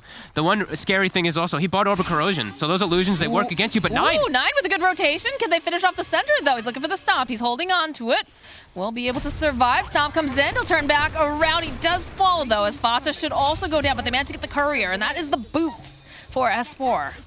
Quick move from 9. Haste Ruin to the top lane to help out his lifesteal, who desperately needs it. Skeeter maybe now gets some final breathing room as 9. Yeah, he makes up for the fact that they were getting quite smashed up there. Yeah, I'm surprised he actually did buy it. He did finish up Orb of Corrosion on the lifesteal. I can understand why versus Centaur, but into Shadow Demon, that just means the illusions hit you with Orb of Corrosion as well. It's actually one of the more painful things when you do build that versus these illusions. Or in some cases, they go and they take the Lifestealer illusions and have them hit over on Fata. Yep. Oh, it feels bad. Oh, man. He does have a salve. He's going to backpack his Bracer and his Corrosion for a second there to get some more efficiency. Snaking takes the mid lane for a moment while 9 makes the rotation. So nice efficiency and good aggressive move from Tundra early on. But as we said, Nico Baby free farm. So. And the timings are much different when you have a Wraith King. Unlike the Slark, where, you know, like you said, not the greatest at farming. It really needs to get those kills nice and early on. But FNG's going to grab himself an Arcane Rune. This Wraith King is going to have quite an item advantage over our Lifestealer for sure. He just farms at such a fast pace with skeletons. You can actually pressure buildings too. It's a completely different hero than the Slark, absolutely. Good start again for Alliance. And FNG, he's even gonna... Okay, so FNG's trying to maximize too. Look at this Grimstroke. He's farming with an Arcane Rune. He's farming a stack right now. So just efficiency plays, right? He knows he doesn't need to help Wraith King. He doesn't see anywhere he's needed on the map. So, sure, just farm some jungle. Be a little greedy. Finds a fairy trinket. Life is good. He's like, oh, I'll take this. Just kidding. Here you go, Limp. Take this fairy trinket. Come back here. Please take this. He's like, come here. I know Ocean Heart's great, but Limp, come on. Come here. No, you're running the wrong way. Yeah, I'll pass it over to him in a second here, I'd imagine, but he's actually still hanging on to it. All right. Ocean's Heart is also very effective on mid laners, of course, but... Spend a lot of time in the water. Yeah. 9. Well, they got the silence off, but won't be able to go and chain stun the puck this time around. They tried. A Skeeter again, disrupted up top. He's got the rage. Yeah, he's able to sneak away this time. Oh, he turns around. In. He wanted to infest, but he gets stunned up. Snaking over here is going to walk into Limp. He's got the toss up into the air, but now the restroom quest's going to get used over on FNG. Gets a return kill. Oh man, Skeeter. That's costly. Yeah, he perhaps. I think he just thought he could. He knew he couldn't run away because of the stampede, but then he tries to go for the infest with too much damage, and he actually does end up going down. Big moves though. Yep, they get S4. 9. Salvaging the early game, the disaster at least for the top lane.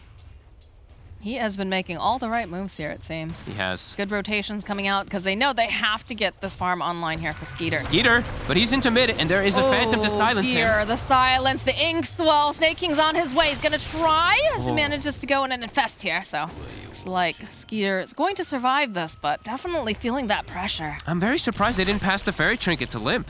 He's still hanging on to Ocean. I feel like the extra magic damage there might have made the difference, but yeah, I guess FNG's just gonna hang on to it. It is also effective on Grim, and as we said, the Ocean Heart, he's pretty much full mana, full health, always is tiny to make moves, but yeah, maybe missing a little bit of that extra damage there. Well, he's hoping he could get his hands on it. He has to be careful that there is a Sentry Ward dropped over on the side. Yeah, they know he grabbed that Invis Rune. Fata is covering himself. Just skirting the sides here. Mm-hmm. Waiting patiently. Is anybody gonna show up? Anybody home? He's gonna go right underneath this ward, so Fata immediately knowing no blink available just yet for Limp. Yeah, Creep gives it away as well too, but they'll be able to put pressure onto the tower. We do see 9 is still set up around here. They don't have the kisses just... Oh no, they do have kisses actually. Fata has the 6. Yeah, there it is. There's the kisses with the Dream Coil as S4 is all leashed up. Cookie Hop forward here is going to try to just dodge away from this avalanche. A good save though coming out from Hanskin. They use the Stampede. Can they run out in time? Is 33. He's a fast demon. Nice stomp though here from S4. Was it enough? Is it going to be enough to keep him alive? Look how fast 33 is. He's trying to get on him. The orb is coming in, but no. They won't be able to slay him. Not today, not yet. And a rotation, and a coil, and a kiss is used to net them nothing. They defend the tower, but it's costly, and it's probably going to go down to the next move right away. It's 160 HP on that top tower, as Nico Baby now probably knows, hey, all the ults are down. Free lane even more so for him, as this Radiance is going to come out at a crazy time. Lifestealer is going to take a long time to recover. 5.4k over here on Nico Baby, farming up a storm, and this time around they have the tower push, like you said. They'll clear up some of the Skelly men, though. Teleport coming out here. The Hex out.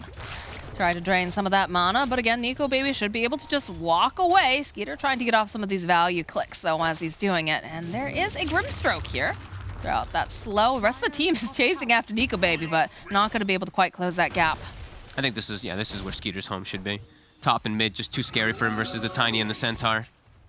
Does have to stick around here. We're very close to that Blink Dagger for Limp, and that's when things start to really amp up here for Alliance. Yeah, S4 is also a total beast this game. He's got the Vanguard in the hood already at 12 minutes. This is some good timings again here for Alliance, as long as they can put a little bit more pressure than they did the last time. But they do have the overall really good carry that does match up even in the later stages, even if they do make some mistakes this time. But surely this time around, it's easier to make the plays, right? Yes, Because last time, you know, you had a Slark. It's a very specific hero. You have to play very specifically with it. And then the Medusa, of course, obviously, you know, she's able to be farming off by herself. She was, I wouldn't say that she, was she ahead? They were really neck and neck for a long time until they started taking all the stacks. Yeah, they were neck and neck. It's a little bit different this time around, right? The Lifestealer falling a bit behind, and Limp obviously, you know, with this Tiny is able to do a lot with it. Yeah, and he's versus like he's got the counter pick versus the puck too, so 9 can be under some pressure here too if he does get caught by the combo. If he gets tossed first up, he's very likely to die from any follow-up disables. FNG just trying to soak up some of this here. They don't see him in the tree line, so he's able to just teleport out, and Tundra will send 4 heroes down to this bottom area. Yeah, and this is definitely the place for Skeeter to be. Oh, they're smoked up. They're looking for a play here. In fact, they should be able to go and find themselves a That's the blink reveal. puck there. Picture perfect, and they can set up and swing right for the mid tower. Kisses are going to be used just to push them away from it. They fortify. They still have those creeps. A little bit longer here. Rotation is on, though. Tundra. Don't want to be losing this tier 1 tower. No, but in the bottom lane. Oh, my. The Limp Tiny, ladies and gentlemen. There's a reason why the sky is feared on this hero. The moment he gets blink, gets 1 kill, kills the secondary core, denies the tower. Yeah, great moves coming out from Alliance. 2k gold advantage, and that's our relic, I believe. For our Wraith King coming out already, while our Lifestealer just dies, and he doesn't even have the armlet finished up, and Jesus, look at these Look at these stacks. Oh, this is what I like to see when there's a Shadow Demon online. I want to see some big, juicy stacks. Gonna make some illusions here of 9 with that disruption, and it's just gonna push him back. He's taking a decent amount of damage from himself. Yeah, he is. And there's always going to be this unfortunate thing for Skeeter too, is Demonic Purge. One of the bane of all carries. Sure, there's a Doom on one side, but he's playing into Wraith King, so Wraith King doesn't care so much. Lifestealer getting Demonic Purged is devastating. He has to pretty much immediately infest and just sit inside of it during the whole duration of the fight. Well, now they've got to figure out how do you poke, how do you get onto the back lines here and deal with Humskin. You need the blink. Very important. Yeah, you just need 9 to get a blink dagger. He's gone for the Witchblade. He wants to go for more of that greedy thing because it's appropriate. He wants to be able to scale as well, but that does mean that their fighting is quite impossible. Oh, baby, look at this. Ooh. This is just so nice. Look at S4's happy. He's in his own little world here. Maybe he'll share with Nico Baby. Yeah, you know, the family that farms together stays together. That's true. I like that. Skeletons up. S4 is like, let me get like 3 or 4 of these. I'm very close to blink. I'm very close to blink. Yeah. Nico Baby's like, yeah, actually, you can tank these two because these are hitting me pretty hard. It's a symbiotic relationship, you know. The S4 and the Nico Baby in their natural habitat here in the triangle area. Nice, perfect. It's just enough stacks, actually. Beautiful by Hanskin. Radiant's about to be done. Blink is done too. S4 says thank you to his teammate. Probably to both of them. Yeah, beautiful. 3k gold advantage. And Tundra, they're just sitting back trying to farm to recover after this really tough start for Skeeter. They have plays they can make with Infest, but I don't know if they even want to bring Skeeter into any action at this point, because if he dies, the game could just end very quickly, as he'll never be able to catch up to Wraith King. It's all about clicking those buttons real fast, because you know that there is going to be a Limp Tiny hunting you. There is going to be an S4 looking to stomp you. Fast fingers, boys. Fast fingers. Yep, and gotta always watch out for these like phantoms and little silences that'll be coming into play too. Clean from Alliance again. This start here, 3k gold advantage, and yeah, it's just gonna be a lot harder for Tundra to recover this time. Skin is silenced, the finger, and that's a nice pick off here for 9. Working on that blink dagger like we talked about. Yep. Any kill they can get right now. Limp can make a second move. Limp is pretty the far up. avalanche and the toss has already been used as they'll stun him. Immediately throwing out the Doom as well. The TPs are coming out. It's a lot of heroes making their way down here to the bottom lane to ensure that Limp is slowed down. Nice move. Tundra finally hit back in the game. And that is 38 seconds with no Tiny. Skeeter gets some freedom. They also get 9 to be able to move around with an Invis rune. See if we can find anything else. They are going to go for the infest. Okay, they are doing it nice and early on here. They want to try to get a tower advantage, and they can blow up anybody here. As Hanskin shows. He shows over on this tower. They're going to dive him. Look at this. Yeah, immediately, especially knowing that Disruption is not going to be there to save him. Oh, S4, he jumps in for the stun, but taking so fast. Yeah, they do, and they've got all the kisses here. They'll go, they'll use a Stampede, they'll link them up, though. Nico Baby finding the kill, does have that ink swell on him. Will chase down over here onto Skeeter. They want to take him out, but they're not going to be able to quite get their hands on them just yet. The slow, the Wraith Fire Blast, the toggle comes out here. Can they keep him alive in time? Skeeter, no, he will fall to Nico Baby as the king is on the hunt. He's looking for 9. Can he get there? Does have that radiance. He's burning down over here on 9.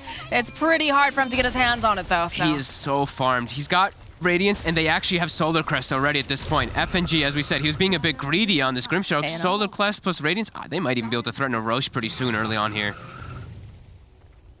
This is just great stuff here from Alliance. Even though they get the quick early stun onto the S4 when he does jump in, doesn't matter. The Wraith King, he's ready to battle. He's ready to join in.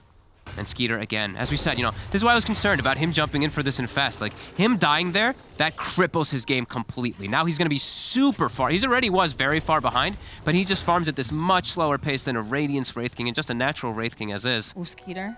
Puts him in a very tough spot now this game, as he's the most important hero in the game for his team. Well, there's a cookie hop forward, and stuff is happening behind that. Okay, it's a dead FNG. Blink Dagger completed now for Nico Baby. This game is just going to get harder and harder. They're going to be able to get the jumps in. Yep. So many forms of initiation. And it's really just the Puck who's the form of initiation on the side of Tundra, who, if he gets caught, he's dead. If he just gets caught by the tiny combo perfectly, Limp will kill him now, especially with Echo Saber. I mean, 9 is making fantastic plays around the map, but they keep doing this. They keep going for the lifesteal and Infest Bomb. Do they just feel so pressured that he can't catch up otherwise? I think they're just feeling that, like, if he just sits back and farms, he's just going to get ganked and die as this lifestealer. So I think, I mean, honestly, this might actually be the right move. Just trying to catch them when they do have vision. If they can catch some Alliance when they're split up, they can make good moves, as they do see FNG under the ward. And now Alliance is split up. They are indeed here as they go and use the Doom over on S4. These long-range kisses not going to be able to quite land over here on S4, but they still will get the kill, and that's 2 kills now for Skeeter, who desperately needs them. Yeah, that was good. That was very nice. This time around, he does get enabled nicely. That's using that ward to its perfection. They did see a moment of opportunity to strike, and they took it. They do have Coil still available, too. 9 was able to hang on to that. Line slipping up a little bit here.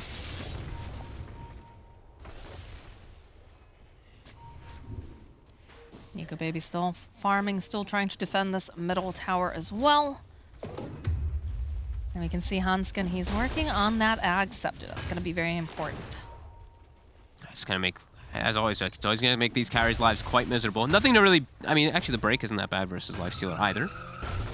It's quite effective, actually, versus both of these passives. But just the slow is that strong, yeah. As the jump, Nico Baby. Oh, Skeeter. Oh, he just finds a stack instead. He's like, I don't even want you. Thank you. And Limp over in the mid lane, the toss up, the ink swell, the cookie up for the Fata does buy a bit more time, so we'll protect 33, but the stack is getting chewed up here by Nico Baby and the boys. 33 will have Blink Dagger now done. So 2 forms of initiation for the side of Tundra. That'll make it a lot easier for them to get into the back onto this Tiny and Centaur. But Tiny is working on that BKB now. Yes. Bottom lane, Skeeter. Ooh, does scurry away. He'll be able to rage TP. That's about to come off cooldown. He's being patient though. Okay, there it is. Yeah, he has to. He has to, no way. If he doesn't rage, I would be so scared because you just get clipped by a shadow poison, you get disrupted, and then you're dead. Yep, so good on him that he does play it nice and safe. Makes sense. Blink now picked up for the Doom. Gotta try to get onto some of those back lines. It seems like S4, of course, he is always the one who is presenting his body very forward, so he ends up eating the Doom, and he's okay with that because he's tanky. Little disruption here on Nico Baby, just gonna push out the waves, get a little farm online here, help get towards that nice Aghanim's timing. Yep, Radiance Illusion's the best. Love to play with those. Doom back up very soon on the side of Tundra. Still getting some pretty good item timings as they have slowed down, as we said. They slowed down Alliance's big lead there. Well, big lead, I said. It's like 3K, 4K, but some nice aggressive moves with the Infest are working out for them. They're going to try it again. They're recovering nicely. Yeah. That's the big thing going here for Tundra, is that this lifestealer was starting to fall very far behind. 9 on the hunt, though. S4 coming Alliance down the is corner. swinging. They're bringing all 5 heroes up here. don't think that's who you want to go on here, 9, but it's waiting patiently. Ooh, they deward the ward, so they do know that Alliance is probably positioned over here on the right. 9, he is going to try to just scurry himself away from them. Find the creep wave. Maybe finish off the tower quickly. There's a glyph, though. They're swinging around. They're not... And Alliance is doing Roche. They've got this minus armor from the Solar Crest, DD, Tiny, Wraith King with the Hyperstone. Immediately blinking forward. Not going to be able to go cancel out the TP as 9 is already just orbed away. So What, this Alliance? Roche belongs to Alliance. There's nothing that Tundra can do about this. The second worst thing that Doom hates playing against. Not just 1 life, not just 2 lives, but 3. But they actually just give it to Limp so he can actually play more aggressively. And I think Nico Baby might be feeling to a point that he might not die. I mean, he hasn't died yet, so makes sense. I do like the way that 9 is constantly trying to poke, trying to, you know, push out these waves. He's one of the few heroes over here that can do it, right? It's the only one that really has a nice escape. For now. Looking like they might want to make a move onto S4. They're bringing all 3 Blink heroes down bottom. Snake King has his Blink, 9 Blink, 33 Blink. Yeah, but still too many heroes in the area. They scan, though. Yeah, look they like do they scan. might be going for... They might actually look to... 9 is just very low on mana. I wouldn't like if they tried to make the jump here. He's getting his mana prepared in case something does happen. But Alliance looks so aware of this. Look at their positioning. Yes. They might even just jump 9. Yeah, I mean, there it is. There's Limp. Not going to be able to quite stun lock. They do have the Phantom's Embrace over here on 9. Already you can see 33 and Snaking. They're high-tailing it out. They want nothing to do with this. Has to get the toss first. He knew it was just a bit out of range. Even with Inkswell, can't get the connection. Onto the puck. Gonna try again. Yeah. Doesn't have that follow-up with the Inkswell or the Phantom's Embrace, but puts out a decent amount of damage. And 9 should be able to just teleport out. A little bit risky, though. Yeah, he was just... Did he see He's that just playing a the little, support's just backed crazy. off there? I don't think he's at risk, really, of the Grimstroke to catch up to him there. Okay. Definitely a little risky, though. He's just cutting waves, trying to buy time. As they need a lot more time for Skeeter. Still in this game. Still does not have that Deso online yet. No. They will have Solar Crest finished for him, at least from behind with the Snapfire. But yeah, he's, like I said, full item behind now, this time again, versus the Wraith King. The cores are keeping up, though. This Doom, as we've seen, you know, Devour is a magical thing. 33 is incredibly farmed, and he's going to be able to try to counteract the AC, the opposing AC that he is playing against, because Wraith King, he saw the Hyperspawn was being built, he's going to go for armor to try to enable Skeeter, and Skeeter's going for Deso, so they'll have some good solutions versus this Wraith King. Pressure on the tier 2s here in the bottom lane, and with some being placed over on the top as well, but look at how fast the tower's just going down right now. Yep. And they just can't approach. They're going to keep going. I think Alliance should keep going with this. Aegis force them back to base. Look what Tundra's doing right now, right? Split pushing top lane, split pushing mid lane, cutting waves bottom from before. Force them back to base. Get rid of these shenanigans. How do you kill both of them? That's my question, because Limp's got a second life. You've obviously got the reincarnation over on Nico Baby. How do you slow these boys down? They're going to need everybody, but 9, his TP just comes back up. He's going to come back with the Rack. It's almost dead. Side. How do you get in there? Cookie out forward again over on the Wraith King. Over the back lines, though. They spot Skeeter, and they spot... Oh, the link up over here. The disruption comes out. Buys just enough time here as the Smooth doesn't quite connect. They're on Nico Baby. Come out, and they're jumping over onto Nico Baby. Yeah, he is doomed up, but he's going to be coming right... Oh, no, he doesn't. He's down. The Desolator being picked up now here from the Lifestealer as 33 is getting these stuns off over on the side, and everything's just so split up. They'll find the kill over onto Fata. Hanskin will fall on the back lines. Skeeter dies, but so does Nico Baby. I think you take that for Tundra in the position that you're in. They did a great job of just making these double moves in his Limp. He's looking for one more, but a bit deep. I think even jumping in there is a little crazy. Even though Tundra did use everything, I think you do have to be very careful now that your Wraith King is then. You don't want any buybacks to come out and you feed, and then your Wraith King is coming back and you just ended up losing so many. So backing up, right choice here. They're still lingering, maybe perhaps waiting for one type of kill since they do have good vision in the area, but great hit from Tundra. Jumping on the backline, 4-man coil, I believe it was, into the silence, while the poor Wraith King is isolated. He gets killed the once, then they get Doom on him the second time, and they're able to bring him down.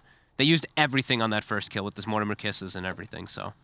It was definitely necessary, because we were asking, how do you kill both of these guys twice? And the answer is, you ignore Limp, go into the back lines here with the Puck and the Lifestealer, and then while this is going down, over on the back lines, it's Wraith King. Can't even see him on the screen. He falls one time, get the Doom off, goes down a second. And without him there, it just, Alliance doesn't feel as strong or as confident. Tundra's, they're making some really heads-up moves. Real heads-up moves. It's a risky one, but they have to go for it because they're losing their racks. They have to just jump in. They lose Skeeter, as I said, and 9, he dropped very low. He actually it was very close because he got leashed, but then the main target of the leash died, I'm pretty sure, so he gets unleashed, and then he's able to actually disconnect and get away from the fight there. But yeah, a risky move, but they do get a big kill finally onto that Wraith King. Right, it has to be the connecting person that goes down, right, for it to do a relapse? Yes. Right. They were also so split from everybody else, too. I mean, Tundra was all playing in their base when they made that jump. No, it was exactly the right play. You needed to split everyone apart, and they just managed to crack them. So a nice play here coming out from Tundra, but they still have to be very aware of the fact that Nico Baby is very much looming in this game. He is, and yeah, Skeeter, if he lives in that fight, it's huge for Tundra. Like, this comes out, it's kind of even. Of course, like, Tundra maybe favored a little bit in it, but they did have to utilize so much, right? Like, the ults are going to be down for a while now, too, so Alliance, they're going to have some time when the Wraith King respawns to make another hit, because Doom will be down for another, like, 70 seconds when he does respawn. Well, that and also the fact that, yes, you know, Skeeter has been starting to recover a little bit, but he's still not quite there yet, especially when you see, you know, the fact he's going up against a Wraith King that's got very good farming capabilities, and then the time that he's dead, this is time that he's not hitting creeps. He needs to catch up, and he's not finding that breathing room to be able to do it because, you know, Alliance keeps bringing the fight to them each time, and he has to react. Yeah, and he just keeps dying. It really is like if he gets out in even one of these situations, it's huge for them. But yeah, 4 deaths this time. 9, as we said, he's the standout this time for them. The Puck, 6-1. 6-1-4. 10 of the 12 kills. Been doing an excellent job so far. Has great spell lamp too. Grove Bow plus the Kaya Sage. Kaya Sage, I love this pickup lately on these Pucks when you're playing versus something like Tiny. Makes you tankier. Status are just as great. It does all the effective things that you do need versus those high bursty heroes that you can kind of get punished by. But you can see, too, some of the BKBs are being picked up, or worked on, rather, for the side of Alliance here, so. 9 tries to poke onto the tower again here. Hanskin continuing to be a nuisance, not letting this mid tower go down. Doesn't feel good when your illusions are plinking on you and you are itemized the way the Puck is. But yeah, BKB is the next item here for the Wraith King, just finishing up that Assault Cuirass as well, just right before that fight, so yeah, it's going to make things more difficult, and it's going to put more pressure on this Lifestealer to be able to supply that physical damage, because if he's got the BKB up, Mortimer Kisses don't do a whole heck of a lot. They're thinking about hitting again here. The Infested looking for the back line. They're trying to find Hanskin. Ooh. They see him. They do see him, but there's the rest of the team is nearby. Yeah. Let's be very careful. Yeah, they gotta be a little bit more careful. I mean, the ward is spotting them, though, completely, and Alliance has no idea this ward is here. Alliance, they're going to go back in. As we said, Doom on cooldown. The game plan was written for them. They'll slow him down. They'll stun him up a bit. You can see S4 getting into position, though. If anybody tries to go too hard over here on Nico Baby, they'll immediately respond, so. 25 seconds. Ooh, look at this. They're trying to do the play again here. Oh, the jump forward from Limp. Silence. Be able to go stun. Silence. Are they going to be able to finish him off? Yes, They and will. that is going to be And now Skeeter. He's Skeeter. stuck over on the cliff. Oh, This is God. not where he wants to be at all. They're going to try to rain Hellfire down here using this Mortimer Kisses, but the disruption comes up, buys a bit more time. He's just stuck over here on all of this, and they can't do a whole heck of a lot. Toss they go. They leash them up, too. It goes right through that BKB. This is not looking great here, as FNG with the Stroke of Fate will be able to go get the kill. Snake King the stun up over here on Nico Baby. Slow him down, but now they don't have Skeeter and they don't have 9. They can just waltz right back in there if they like. Sure can. There's a Doom available, but Kisses were used, and 9, we're just praising him. Jumps up onto the high ground, gets his carry stuck. I mean, the vision is up there. He knew it was up there, too, because that's why he jumped up there to de-ward it, but not quick enough to be able to jump down Limp. Quickly gets the combo onto him, and yeah, it's quick disaster for Tundra as now Alliance get a Rex, and perhaps even a second one as they have another 20 seconds. Oh, the jump forward from Snake King. Ooh. That's pretty scary. That is a very crazy Oh, dive. but 33 over on the back lines. Do they have any stun? They have the disruption. They follow up here with the Inkswell on Nico Baby. This is looking like a dead 33. Do you have to be careful, though? 9 is, of course, back up, and they're going to have the Lifestealer up very, very shortly. So, Alliance, they hit hard, but they're going to be very disciplined, and they're going to back off. Yep. They got such good map control now. Tundra still looking to make these hits, still trying to catch them off guard, playing around this vision when Alliance does split up. But these last few ones, this last one really hurting them, as Hanskin has Ags coming out, by the way, as a Shadow Demon. Oh, dear. 9. He gets information. Over on the They back show lines, themselves. though, can they burst down to any of these supports? But they follow up immediately. The Hex coming out from Snake King here. They do manage to take down 9. There's no Puck. BKB coming out again. They just focus down Snake King. He's eliminated. As Skeeter, he's chasing after Hansen. He can't even get his hands on the support here. This is not looking good for them as he goes down. They revealed themselves on the sentry, too. That's why 9 jumps. He sees the 2 supports, but how did he get insta-stunned? Did he just eat a Wraith Fire Blast, or did he just... I didn't see what actually connected on the stun initially. Maybe it was just S4 getting a clutch stun on him instantly, but... Oh, man, a big slip-up for 9, as now that's very likely just the game. I mean, 30 seconds where they don't have the Lifestealer.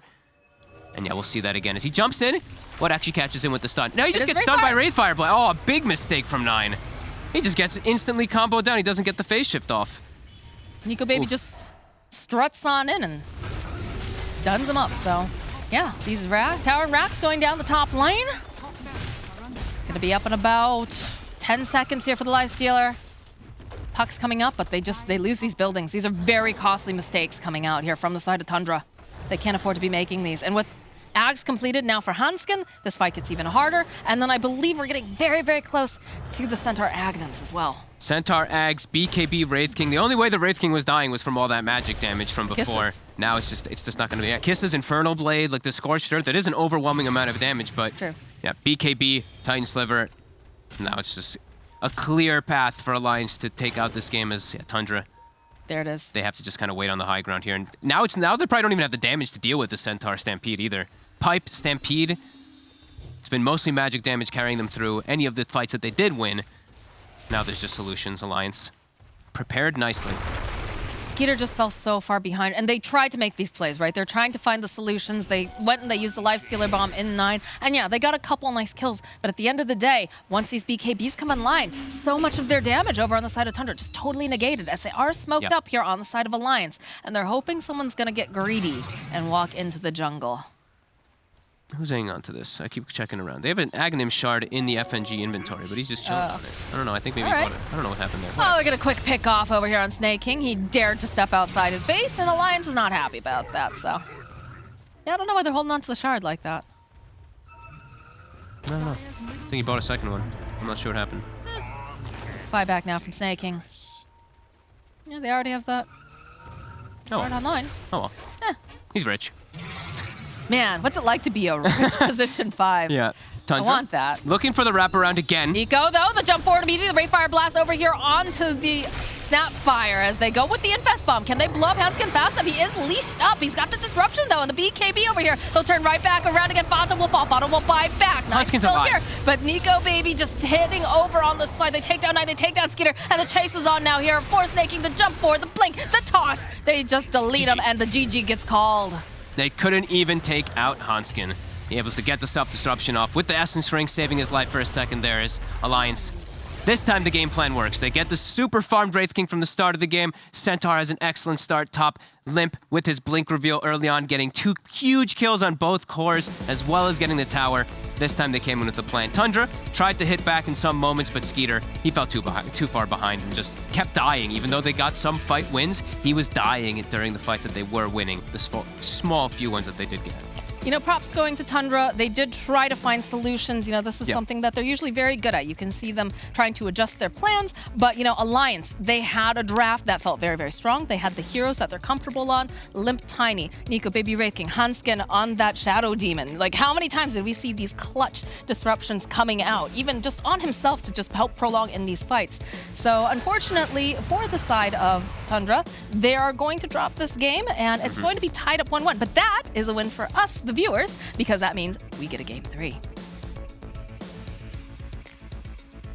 Yeah, there we go. We do indeed, and it wouldn't be an Alliance series if it didn't go to a game 3. Let's be real here. Thank you. We're going to break down this game, talk to you exactly why Alliance was so dominant in this second game, and of course prepare you for game number 3, but we'll do all of that.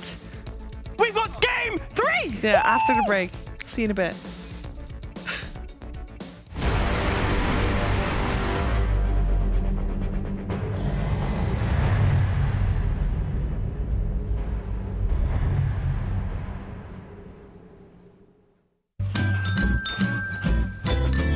You ready? Huh?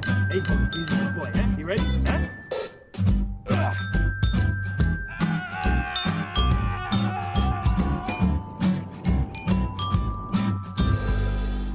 Start your esports career now at play.eslgaming.com.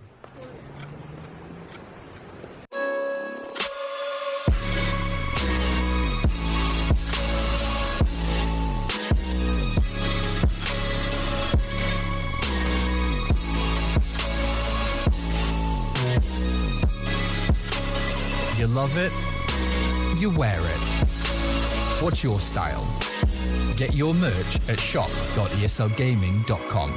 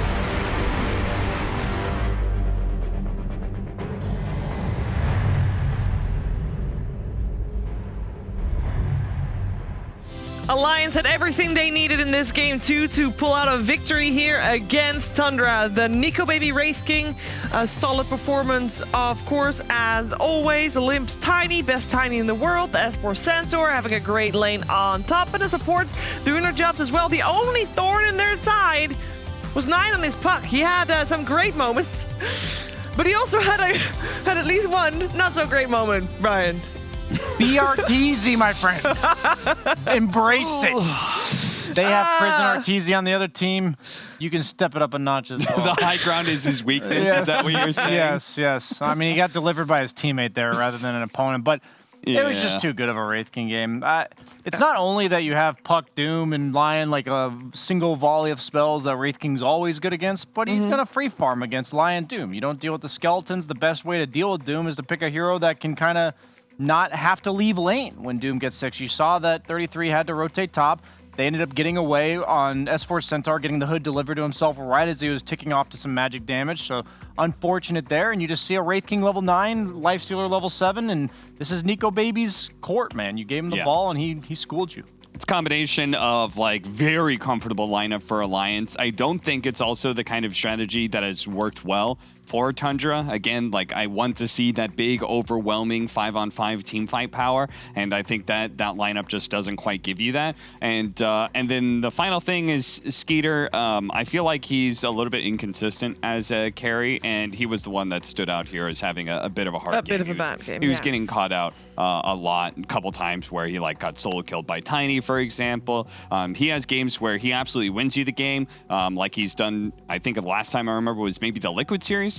I remember like he went some like Dusa, like I think he went Divine Rapier early pickup or a TB or something like that. Like he has games where he wins the game for you, but this one I think he underperformed for sure. He did this game, and 9, as we said, he did play fantastically. Apart from the D word there. He was trying. He was trying to carry the game. He was definitely one of the reasons they were actually still in the game. But of course, in the end, it is Alliance that takes the victory here. And that was purely due to their execution and them recognizing that they had their peak timing, as Purge will tell you. Thank you, Shiver. Yeah, they hit amazing timing in this game. Here's a little bit of a push that's going towards the tier 2 tower. They use Disruption with Radiance to go push out, but it gets a glyph that's going to clear the creep wave with a little bit of help from Fada here.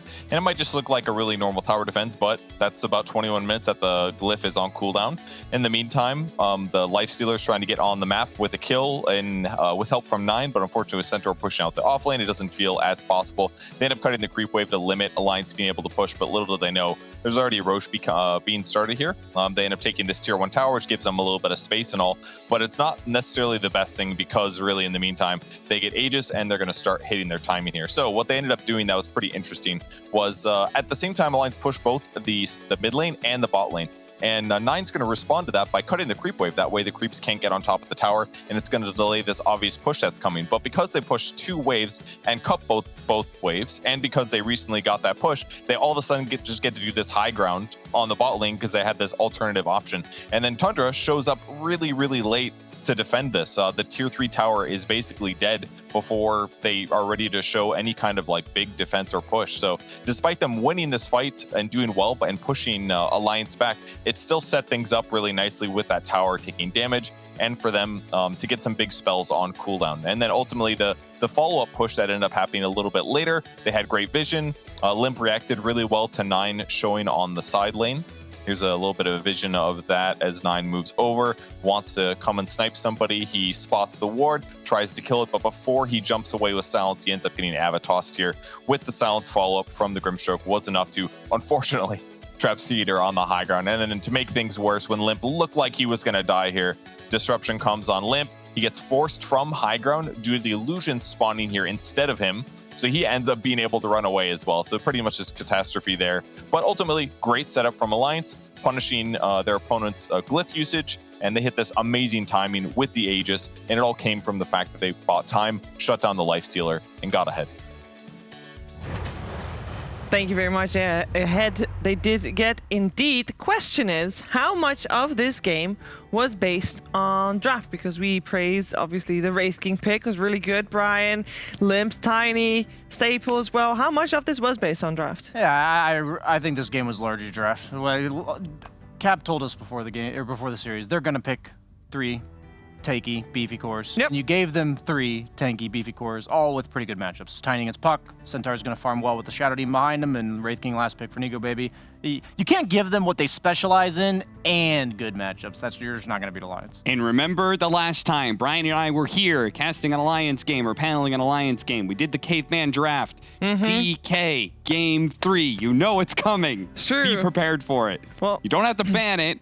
It's now no longer 100% win rate. It's now 80% win rate, but be prepared for that. Please. We're going to find out if Tundra is prepared for that because the draft of the 3rd game is very, very, very close. So stay tuned. We'll be right back with Tundra versus Alliance Game 3.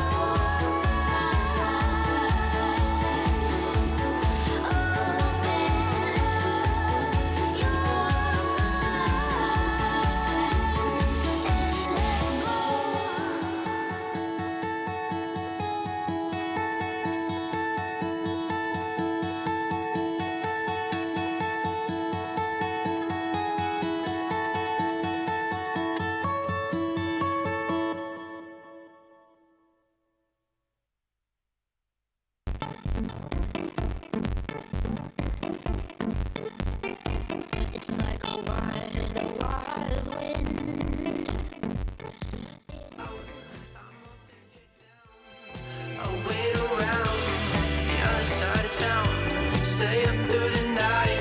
I'll drive if you're right. I'm up if you're down. On the other side of town.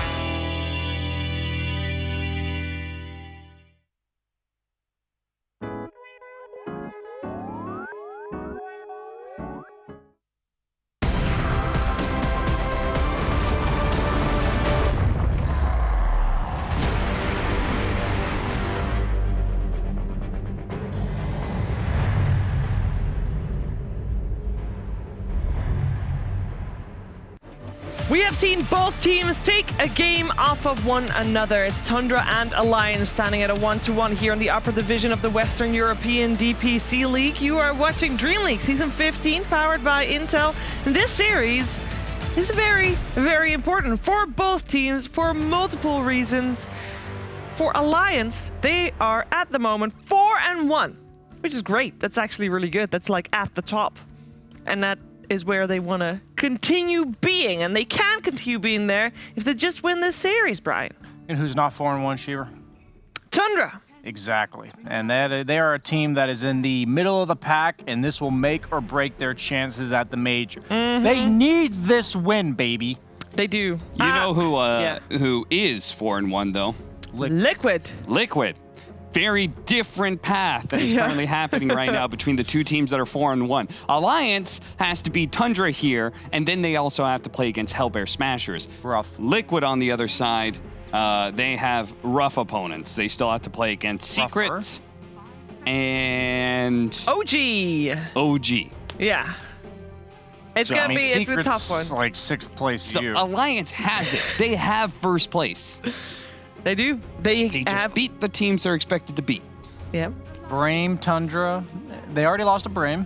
0-1. Yes, they already lost to Brame, but if they somehow lose their first place slot because they lost against Brame and possibly Tundra, the bottom 3 teams, Yeah. like what a, I'm what so a weird down, switch. man. I'm so down for that. Brian that actually got storyline up sounds for that. dope. Look at Tundra. Ben Timbersaw, Ben Santar. Love to see it. Here comes the DK. Also, are they going to get their Tidehunter or their Enigma? I'm like, really? I really feel strongly about this. About their Tide? About either one of those heroes. About the big team fight spells. I feel like Tundra plays really well with that, not having the pressure on them. Yeah. I think that's what big team fight really gives you, is that you don't have the pressure on you so much because you feel confident in your late game because you've got big team fight spells. And you also never really feel like you're out of the game. That's Alina coming out for Alliance. At least that's what the sound was like. Yep, there we go. And a Slardar. I mean, you can't really go wrong with Alina, so No, they're not that's gonna decent. We have we seen Hanskin lose on Alina yet? I don't think so. 100% win rate. DK or Tiny? 3 games. If they pick Tiny, they wouldn't pick DK, so they can't be 100% pick rate on DK. If they pick Tiny, thus no Tiny. Maths. Wow. That's why we They might hired just go you. Mars, man. No, they go for the Tide themselves. Okay. I the like beefy that. boy deny pick. Mm-hmm. Yeah, that's... He gets up. Nice. That's a slam of the mic if he had one, but he Gets up, walks and out. walks away. Yeah. My hero's picked. I'm out. That was Hanskin, right? I couldn't quite see right. Imagine if he just, like all the hype moments that you've seen in Dota, somebody just does that for a draft. They just slam their headset on the ground because they got a sick draft. We fucking got him, boys! Got him on the last pick. And then you gotta go into the game and prove it still. I don't know about that. That's all your adrenaline popping right then. You gotta save that stuff. Tundra doesn't know what to do. No. Like, what? They were not expecting He took this. Tidehunter. That's our hero. So what do you do against it? Do you pick the Enigma at this stage? Is that still an option? Would you still like to see that? Now that you're going up against the Tide, which is It does tricky. represent kill power against Tidehunter because it's a disable, but The that other you option cannot is- beat. But go ahead. Go ahead. No, I thought you were done. Go No, that's it. Brian, what do you want to say? Oh. You done? Yeah. I was going to say they could just go for team fight of their own, like the Faceless Void. That counters the Tide. And That early? Shotgun Shield. It's not like the best lane, but I don't know what carry you're like super excited to pick. Bristleback. If it's not a great lane though, I feel like you're kind of setting yourself up for failure when like your first two heroes that you already see the offlane and you're like, I'm gonna pick this despite it being a bad lane, and then their draft is they still have a full draft to be able to counter you outside of the laning phase as well. I'm saying that there's not very many heroes, if any, that I'd be like, yeah, let's pick that into tight Lena. We're feeling good about it. Okay. So in that case, I usually draft for the game. What about Bristleback? I believe this is a 33 bristle. Yeah. But I also have seen some mid bristles. The bottle change and the rune change, really good for bristle. The hero's only issue really early game is regen. I'm a big fan of the Ags rush. Higher net worth priority Bristleback. If it is your 3 position, like I want you to set it up to really succeed because I think this hero scales very well. Ag Scepter Eternal Shroud. This hero is actually nuts. Yeah, like Bristleback was viable to be a carry style offlaner before, and they've only been giving it better and better tools. Aghanim Scepter is insane. They've been buffing up Warpath over the course of like the last 3 years when it comes to damage or the amount of stacks that you can get. Hairball. Hairball has been added in, which is a super sick like mid-game shard option. Eternal Shroud, fresh to the game, really good for Bristleback. Like stocks are high on Bristleback. I like the Viper ban. I don't even believe the Slark ban's necessary, but I'm okay with it. I think you have to ban Faceless Void. If you are against Alliance, yes, and you look at Nico Baby's pool, yes, and you have Bristleback, you better ban the Faceless Void. That time dilation is a real nuisance. Yes. And Kills Bristleback's game. Yeah, and the sustain just from time walk against like the slow but sure wear down of the bristle. What else kills Bristleback's game is break mechanics. So it does mean there is going to be a carry. PA, perhaps? PA. There are only 6 breaks in the game coming from heroes. Name them, chat. Oh, that's you, Cap. Go ahead. 6 breaks. Doom. Yeah. PA. Viper. Shadow Demon. Shadow Demon with Aghanim Scepter. Hoodwink is one I always forget, but that hero is in Captain's mode, so we're going to include it. And? I know which one's left. T-Gov would be very disappointed. Well, it's no Oh, longer... Spirit Breaker with Shard. Oh, yeah. Very disappointed, T-Gov. And only two of those heroes have break without buying anything, right? Viper and Hoodwink, so. Rip Nyx, man, Rip Nyx. Yeah, Rip Nyx Assassin. He had a break. Why'd they take it? Why did they take it? His Vendetta just did too much. Yeah. If you remember in the old days, Vendetta was just damage. That's all it was. And then they made it pure damage. And then they gave it break. And then they gave it True Strike or whatever. I'm like, what the hell? Just end this. And he is still not picked that often. So some teams really favor him, but those teams being Hellbear Smashers tells you a lot. So the point of that whole thing is that there's not very many options for break, particularly if you already have some of your roles picked up. Viper's banned. You can't pick Hoodwink, and the hero is pretty bad. Also, you already have your 4 position. Yes, Shiver? I was curious. I feel like now that we've had all the bans from Tundra, should we bring up the conversation topic of the DK again? Yeah. Still in the pool? We hating or we liking? I mean, it's lost, so you know I'm not gonna be all doom and gloom like why aren't you banning the DK? Because you know what, I was wrong on that. They lost the game. Brian was right. 80% win rate was correct. Yeah. Not 100% win rate. How did they lose that game again? What went wrong? Oh, they were up against Hogner? Spartan, unstoppable. The Spartan Dark Willow Willow. actually shredded him. Also, where did Phoenix go? Again, all these tanky boys. Like Phoenix is a decent decent pickup. Mm-hmm. It's good with maybe Axe or Mars offlane, Yep. and that's it. Well, we've seen FNG play it like once. That's pretty good too. This DPC. You know. I'm just saying, I've had a bunch of Phoenixes, and it's pretty prominent in EU. It's a staple here in this region. I think it was overpicked, but now I think it's being underpicked. So you think it's just gone from full to 0 for no reason? It should go from like full to quarter. Yeah. Okay. They do bad. The Enigma. Enigma would be quite nice in theory with the Bristleback. You know what else is also nice with the Bristleback in theory off lane? Grimstroke? 4 position Venomancer. Oh my goodness. Stop it, Brian. Please. Okay, Stop actually, Keeper of the Light would be pretty cool. I'd like Keeper of the Light here. They could even run it as a carry potentially, like Keeper Light plus Bristle Top. I have to imagine that would do pretty well against Tide Lina. It may struggle early, but both those heroes are pretty low armor. I think Tide's like 3 and Lina's like 2, something like that. Yeah. Stacking your triangle feels really good for 4 positions right now. Because you don't want to be in lane all the time anyway, and if you could stack up a hard camp in Ancients, every team has some sort of Ancient farmer. Oh, that Enchantress pick is dirty. That is a hero that's been first phase banned. Dirty is good. Dirts is...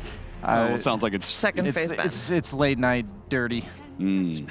It's especially good here against Grimstroke. You just can't do anything.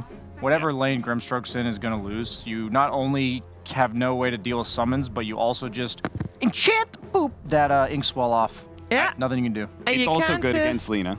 Yes. Right? Because she wins almost all trade-offs with 5 positions, except for neutral creeps. Like, she can't beat a neutral creep. And then we've seen how Enchantress threatens Tidehunter.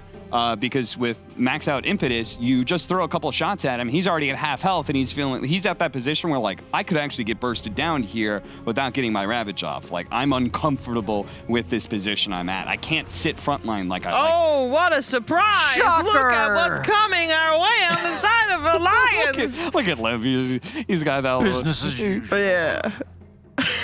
FNG's just like, Not what do you impressed. mean I have to pick you, DK? I'm sorry, it's game 3. It's tradition, bro. Yeah. Why stop now, right? Don't stop me now. DK is kind of a Silver Edge buyer. Oh, I heard an Alchemist. Yes, Think just Alchemisted them? We talked about Acceptors. Aghaton Scepter given to a Bristleback. Oh. This is the cheese strat we've been waiting for. Put away your boring DK strats, Alliance. This is where the real meta is being developed. Tundra with the hot takes on 7.29C. I'm actually down. I'm really down for this. Yeah? They do not have early lane pressure on whatever lane dodges the Tide Lina. Like, Grimstroke DK, like, they have ways of dealing with this stuff. I think if they did Enchantress Alk off lane, Bristle mid, this would look really nice. Yeah, it also puts pressure on Alliance in a way that I'm not sure if they're comfortable with, knowing that this Alk is out farming you. It doesn't allow Nico Baby to play the same kind of game that he likes to. It also means he can't pick Wraith King. Skeletons are money. Oh, yeah. They do ban out the Faceless Void, which is good. Yeah. That was the #1 left out of all of Nico Baby's toolkit. What else is there? We said PA, right? I would be fine with the PA ban. Kills Enchantress, break against Bristle. It might struggle against the pace of the game, but it would give you an inevitable win condition that, like you said with Tundra, they like to be the ones chilling, hitting their timings. Yeah. So if they feel comfortable that they can go as late as they need to, I think they'll put themselves in a better spot. Are we missing a 9 hero on the side of Tundra? Nah, it's Bristle mid. You think it's Bristle mid? I would like it. It kind of depends on how they want to. You're probably right. I don't know. I feel like the one lane Bristle and Alchemist would struggle a bit is against this Tide Lina. It's a lot of physical, early game. Don't necessarily have the best enablers, and maybe you're okay kind of throwing Bristle to a mediocre lane because he's going to get fed in Ags. You'll probably stack with Enchantress. He'll probably hit those timings anyways. Somebody has to be thrown to this annoying lane. Maybe the Enchantress is good enough to enable it. Cap said, you know, it's good against the Lina, but I kind of think it's a waste if you don't put it against the Grim. It's so good against Grim. Yeah, for sure. Yeah, they do ban out the Puck just in case. Very nice. Why would they ban out Puck when they have the DK? That's a respect ban right there if I've ever seen one. Yeah, seriously. Yeah, You know what hero looks 9 sick? put in some work last game. He did. Batrider, dude. Batrider. Is 9 a Batrider player? I mean, he's a Pango You got the player. Void He's a Slark Pango ban. player. He's a Pango mid-Mars player. He's Batrider looks so good right now. Mars band. I'm licking my chops to a Batrider pick. Is he a Necrophos player? Well, That at the would be moment, okay. we see Skeeter as the one that's talking most, so it makes me think maybe 9 will be the one playing Bristle or Alk. 9's probably playing Bristle. They wouldn't put Alk against Yeah. the DK, I don't think. I think Brian's That's a Weaver pick. Weaver. Okay, do you know what? I think this hero's underpicked. I don't think he's great, kind of like Phoenix, but they gave him a lot of base stats. I think, I'm curious if he goes boots. My theory is that you go like Falcon Blade into like Maelstrom or something like some damage item, Diffusal even, potentially. It's probably pretty decent against the Tide Lina lane. It's not meant to have an amazing time. It's meant to be a carry that eventually you don't have to play with it. You don't want another hero to babysit. You're going to look to enable this Alk in the lane, and then you're going to look to play for your Bristleback's timings. I straight up believe this Lifestealer pick will not do the trick. Tundra has the most innovative draft I've seen in the last week. I'm hyped. I think it's dope. It's either going to flop miserably or it's going to own. So yeah, innovative doesn't always mean good. That is a slight problem. There's a reason we haven't been seeing this Alchemist, offlane Alchemist. It was a meme that came and went, and OG won with it. What do you Yeah, they did. Well, OG is the meme team, you know? Like, they make that sort of stuff work. Not certain that Tundra is one of those teams. Meanwhile, Alliance, good old faithful here. 3 strength cores, boys. Some damage and providing supports, and just strong. Lifestealer traditionally has been countered by Weaver. Is that matchup different than I would say Bristle Weaver is an issue for this hero. I don't think that's Lifestealer game. I'm telling you, man. This is some Boar Snore stuff coming out from Alliance, and I am so hyped to see this Tundra draft win. Innovation has a place in the competitive scene, and this game will tell you right now that it's either going to be beautiful or good old tried and true is going to take it home. History will tell you that innovations very often fail. More majority of the time, they fail before they finally find success. So, but we don't know how much Tundra has tried this out already in their scrims. True. We don't know how this is going to play itself out. We do know that if Alliance lose here, there's still some crazy 6-way tie potential for top 6, and that's going to be something that a lot of people will want to root for because it means a lot more Dota in the future. But we're going to find out. Is Innovative good for Tundra? Are they going to win the series here, or is Alliance going to maintain their top spot here at the Western European upper division of the DPC League? We're going to find out. We're going to head over to a commentary duo of Moxie and Fogged. I do love me some late night Dota. We got DreamHack After Dark, guys, but no, we do see, I don't think I would call it a Boar Snore. Is that what he called it? It's so straight. I mean, it's the standard. It's the bread and butter for them, right? That's why. Well, look at Tundra's. It's all fun, right? It's minus armor aplenty. We've got an hairball that's going to be coming online eventually with potential time lapses from an Aghanims for the Weaver and stuff like that too, and some cool lanes. I actually think this approach is really interesting. I do want to see which ones they do take though. I do want to see if they do decide to end up putting this Enchantress versus the Tide, or if they do the Enchantress versus the Grimstroke, because they both have their benefits. Dispelling the Inkswell inside of the laning phase, either having a creep to just bully and push away the Grimstroke, or you just play it versus the Tidehunter where you have your Impetus that does great damage versus Tide in that lane phase. So we'll see, because they also do have Skeeter, the Weaver versus Tidehunter. Bugs can be very annoying, the Swarm, things you can't dispel. Lots of them, actually, in this game, too. Quills later on for Tidehunter will be problematic, and yeah, I'm liking actually this heavy minus armor draft that I'm seeing coming out from Tundra, and I've been raving, and I've been hoping to see more Bristleback, because I think this Aghanims is absolutely crazy. If you start to get like a snowball going on too, the Quails just become absolutely crazy. But Alliance, tried and tested lineup. They've been so good with the way they can group up around the DK and the Tide, so yeah, we'll see which one ends up prevailing. And this isn't the first time that we've seen Tundra run sort of some innovative strats, right? No. So like a big thing for me is definitely how greedy Snake King is able to be usually. So we've seen him, running the jungle Enigma. That's a couple times that, he ran the jungle Venomancer too. But the problem with having these kinds of drafts is everything kind of has to go perfect, right? Yeah. So they do have good ways to, if they do get ahead, they have great ways to stay ahead, because they have great ways to take objectives, either Roche or towers. They can do a lot of different types of pressure here with Bristleback and Weaver. And they do have some okay fight. They don't have great team fight, but they have some okay stuff if they do get ahead. Alliance's team fight is going to be way stronger for the most part throughout this game. But if Tundra is able to start getting ahead, they could just snowball out of control. I actually like the way that Brian put it. It's either going to own or it's going to fall flat on its face. there's no in-between ground here, guys. It's either going to be incredible or it's going to be a disgrace now. But we do see that this Enchantress has made her way over into the lane with the Grimstroke, so that is where they are going to be positioning that for that nice dispel, of course. It's also just a super strong lane. Like the Alchemist, this Acid Spray is super effective even versus Lifestealer.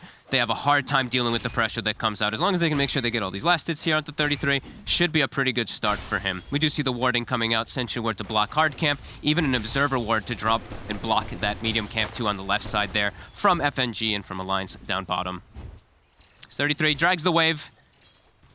God, Limp's already just sitting so very low, dealing with all of this close play and SCs. But he does, of course, have himself a stick.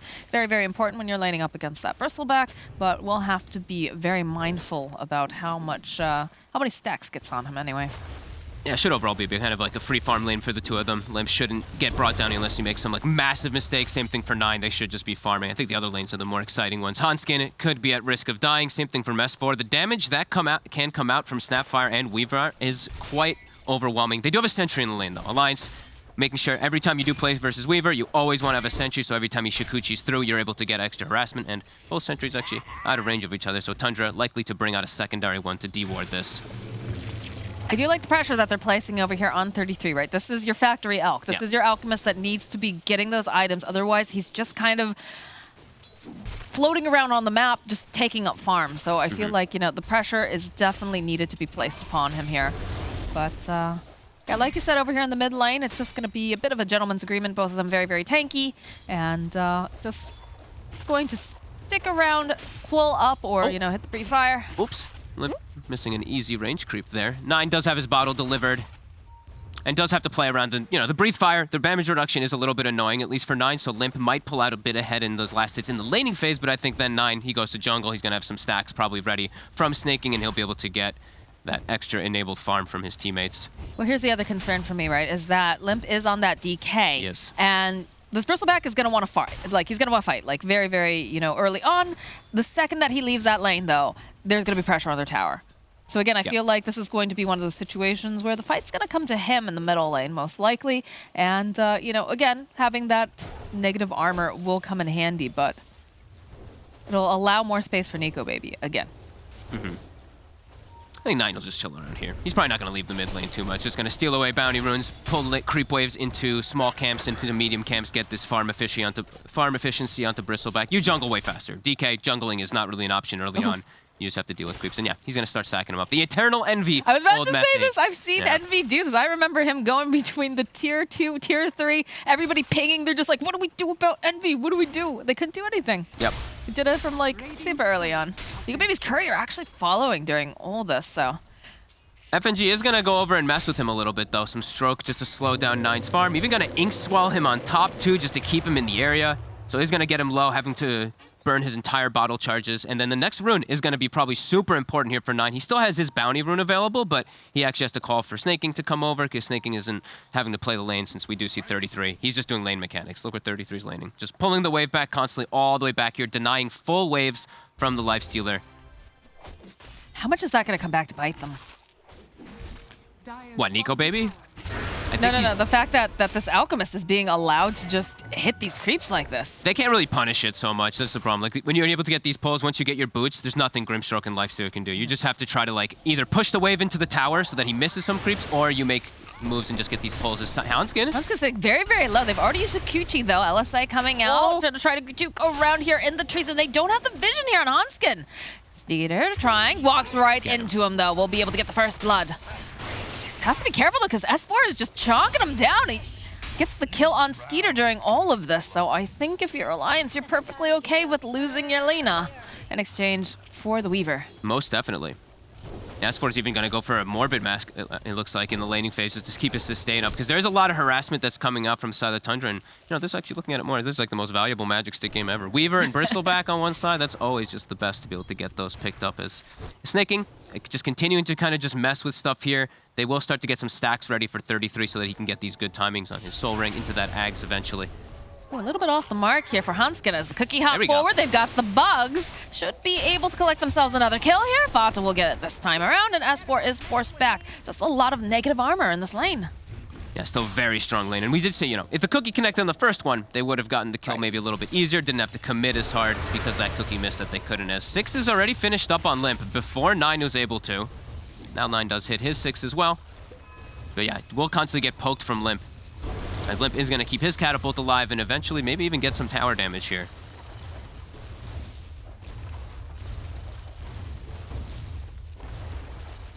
See what 9 does to make up for the fact here. Looks like he's thinking about going back and stacking for a second here.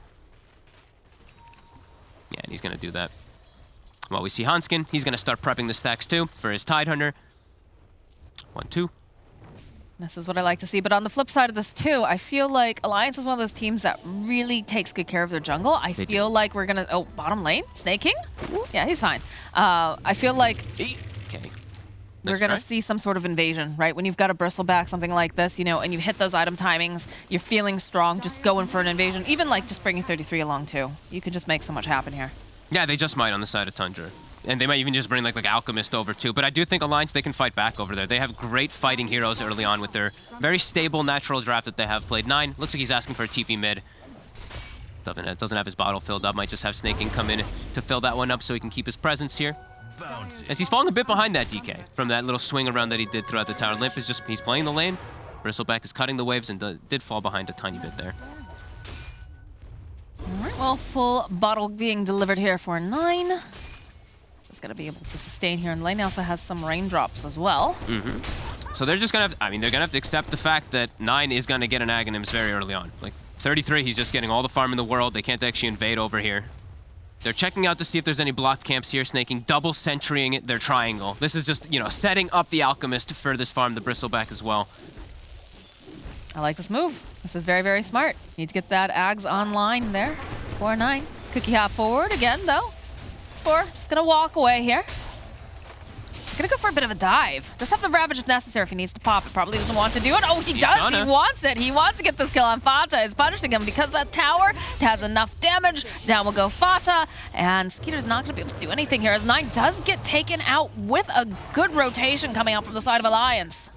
They bring all 3. Lifesteal's not laning versus anybody bottom, so they're like, okay, let's just start playing more around Limp, shutting down the Bristleback. The greed from Tundra needs to get punished, and Alliance, they do that, and they're going to start hitting that mid tower with the DK. Tide gets a kill too. All looking good for Alliance. Even though this Alchemist is farming, they're making their own moves and getting quite a lot out of the map themselves. Hanskin won't be able to get that Arcane Rune. But the tower, it's getting chipped away. Gonna be down to near half health already here. Trying to land this LSA. No, just gonna go throw out Dragon Slave over here. And they've gotten a little bit of damage over on the mid tower as expected. Yeah, 9 is quite poor though. This Bristleback behind the offlane Tidehunter now at this point. Yeah, but he's also just waiting, right? In terms of being able to get his Ags online. Yeah, because that's an instant. Yeah, definitely needs his own type of build-up though here. Like he usually, you see these Bristlebacks already have the Vanguard finished up. So he's slowed down quite a bit from these moves here as he's had to pick up these small little items in between. Yeah, we'll see if this greed does end up working. Snake King needs to be careful here. FNG with Stroke of Fate, not going to be able to quite connect it. Nico Baby, though, he's hungry.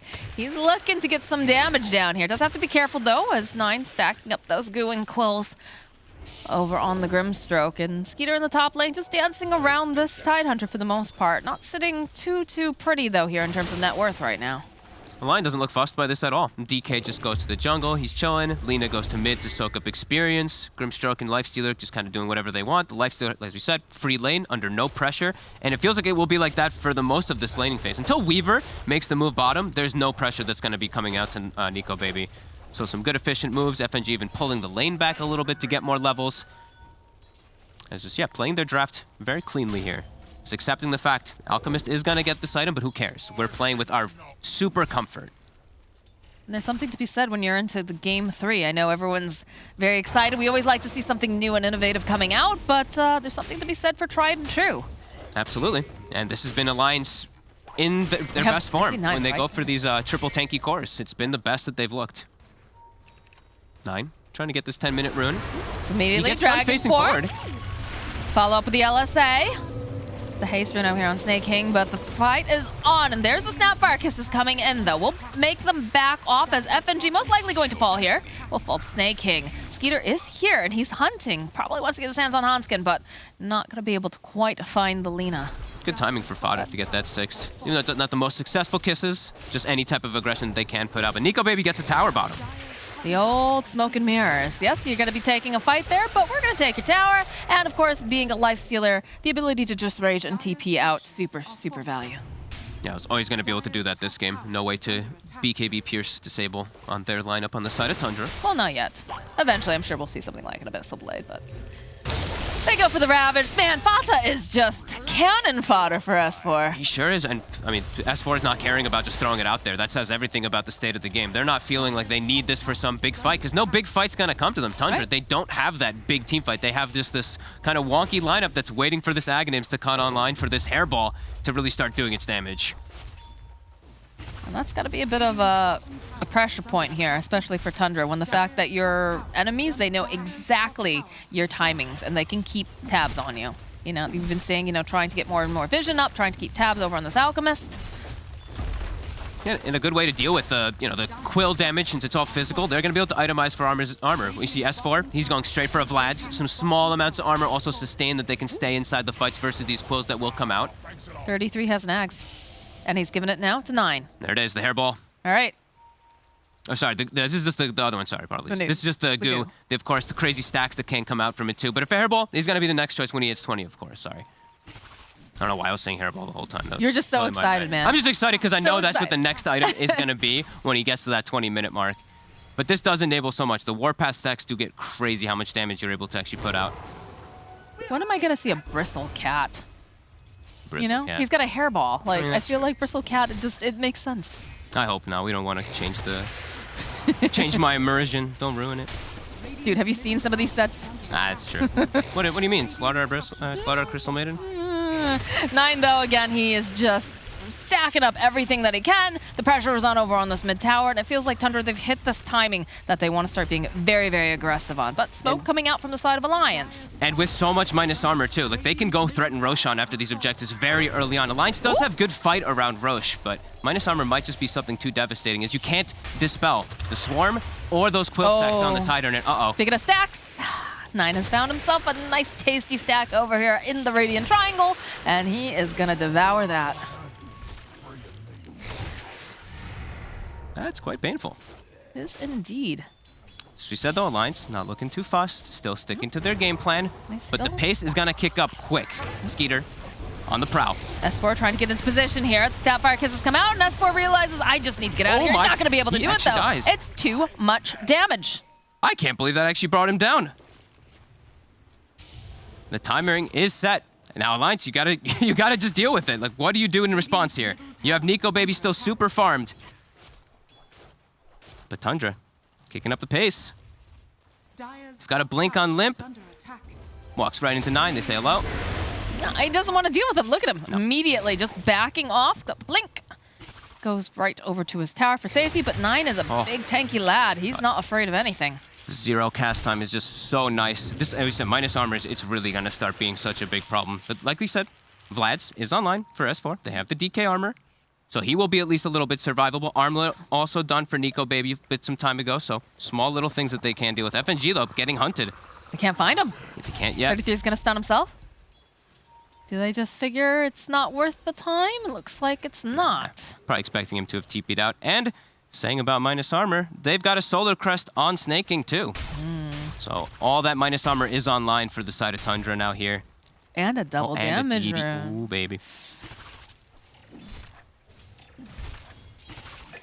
Ooh. Okay. All right.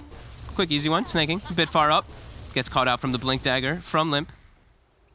That's 9. He just now has no fear. 2,000 HP Bristleback with the Vanguard finished up. And he's going to get some crazy timings after this here. SNY next on the menu. Then he won't have to worry about getting chain stunned. Won't have to worry about actually facing the wrong direction if he does get stunned too in some situations. As yeah, we do see that poor Snaking. And 33 just continues to get the farm away. He's going to do the same build that we saw. Well, not the full same build, but what we saw from Seb since he's playing versus all this magic damage. He's going to go for the pipe right afterwards. They're gonna, I mean, they can go straight into the pipe, into the Rosh, I think, after this. Pipe plus all this minus armor. Yeah, look at it's it. go time. And as you saw, Double DD from earlier, damage. too. It's just dead. Alliance can't contest this. Look at how quick this is going to die. Minus, my God, minus 33, 34. It's just gone. What was that, a 5-second Rosh? Holy crap. The damage is real coming out from Tundra. This is going to have to put Alliance a little bit on the back foot here as they figure out how do they approach these fights.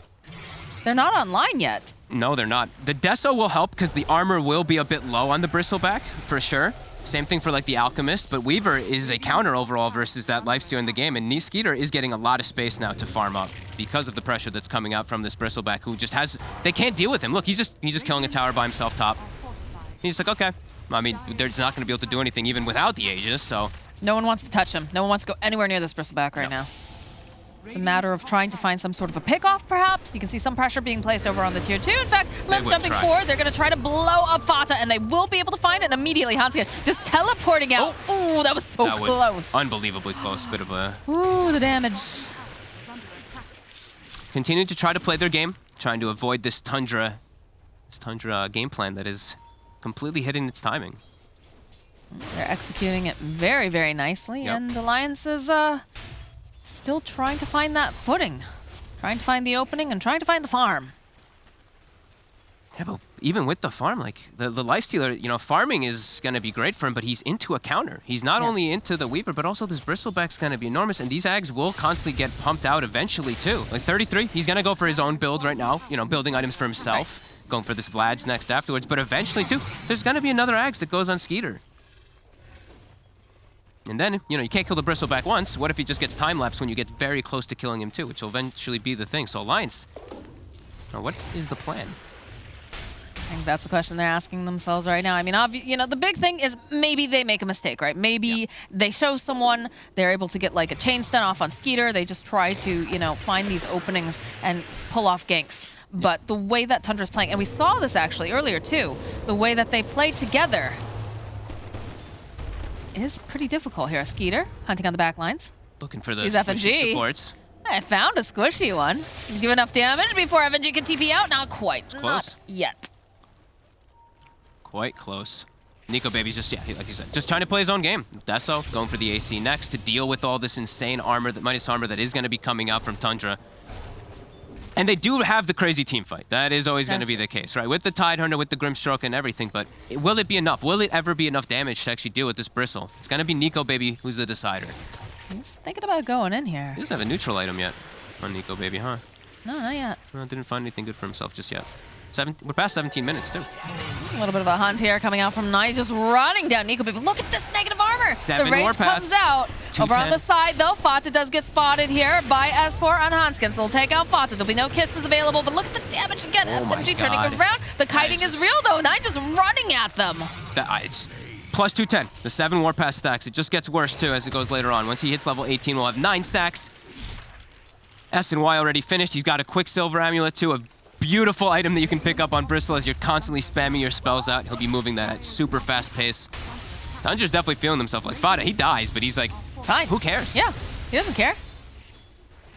Double damage about to run out now over here on Skeeter, but he has been bullying poor S4 with this as Limp continues to put the pressure over onto the other lanes. But good moves from Limp still. He's trying to at least do, like all you he said, can do. Play their own game. Just avoid the Tundra train.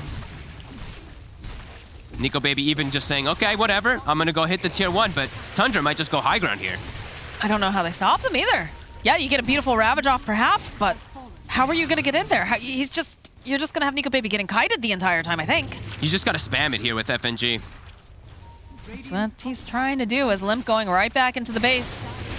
Hanskin also does have his Aether Lens finished up, so he does have the distance where he can spam these stuns, but timer's been hit. Let's keep spamming out that Stroke of Fate, Dragon Slave, but the buildings eventually, they just collapse. Look at how fast they're taking it out. S4? This melee Rex.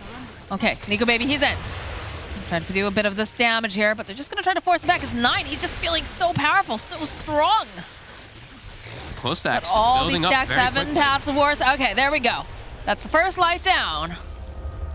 An exercise in patience They're gonna here. try. They'll jump right back in again. They do have the stun. Do they have enough damage? The LSA, the Laguna, the Ravage comes out, and they do finally manage to take down 9, and they're going to chase down 33 as well. And a couple of these Snapfire Kisses getting tossed out. They'll be able to take down FNG, but they do get the Soul Bind off. They Double also stun. to fall. Can they get enough damage off in time here to take down Skeeter? No, they don't. He's able to just time-lapse right away. Snaking, though, is getting chonked away here by Nico Baby. Gonna try to chase him down, but they have the Spirits blink forward here Stun. from Limp. Don't quite have that vision, though, as the cookie hop forward here. Fata will fall. Skeeter sticks around. Skeeter is still here, and he can kite them if he wants. This is gonna go follow around here. They'll go with that Infest. Limp chasing down over here. They get the Dragon Tail off. Can they just blow him up? Yes, they will. And now Snake King. Is he gonna make it out in time? Yes, just barely. The chain stuns, they come into play perfectly. Even though there's this S and Y, it doesn't matter. They're able to get him down the first time, and then they have the Ravage for the secondary follow-up. And we just see that Lifestealer just sticking onto him. And now Nico Baby almost has an AC of his own. So that minus armor will come into play. As we said, Bristleback still quite vulnerable versus that physical damage, as he is a bit lacking on the armor department. Alliance with the big team fight, they do come out on top on their high ground, as they need to get that defense going, but it's a big hit. You've slowed down the Tundra train. Your Lifestealer's now getting his good timings. They were so patient during all of that, right? You saw Limp. And now 9. Maybe stepping up too far, too. They've got Nico Baby coming over, and they've got the stun. He's facing the wrong direction as well. This is not looking good for 9. He's trying to run away. Can he do it in time? It's a good stun coming out here from 33. He goes. He's trying to body block. He's trying to buy more time. He cannot do it as 9 does indeed fall. And now it's looking like 33 is the next person on the menu here for Alliance as they just rip him apart. Limp gets himself a kill. Oh, and he tips 9 too. He knows it the way it's going. Nico Baby almost has the same net worth as this Bristleback. Now he's going to have the AC, the overwhelming physical damage to deal with him. The high ground defense is successful. And Tundra's game plan, maybe that was all it had. Maybe that could have been all of the steam. Ooh, it's just a little bit off with the LSA here. Limp was hoping he could follow up with a nice Dragon Tail, but already the side of Tundra, they have retreated into their base. They do not want to get caught out, but that's going to open up this middle tower now for the side of Alliance. And it really is just so much chain stun. Even if he has status resistance, the Dragon Tail stun talent, as we see pointed out there as well, is online too. And now an AC for Nico Baby. So armor department is ticked off. The Quills are going to do less damage as well.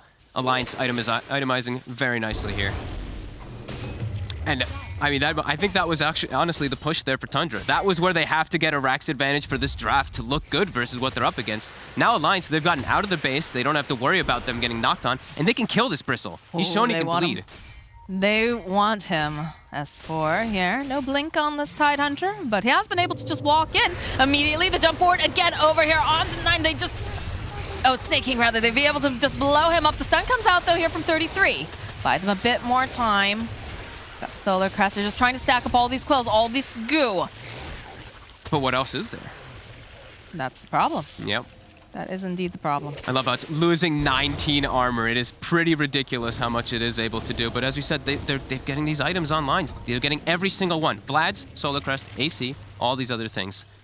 As we do see 9, he's vulnerable. If he gets Solar Crested, he gets hit by a Deso and this Lifestealer hitting him, he dies quite easily now.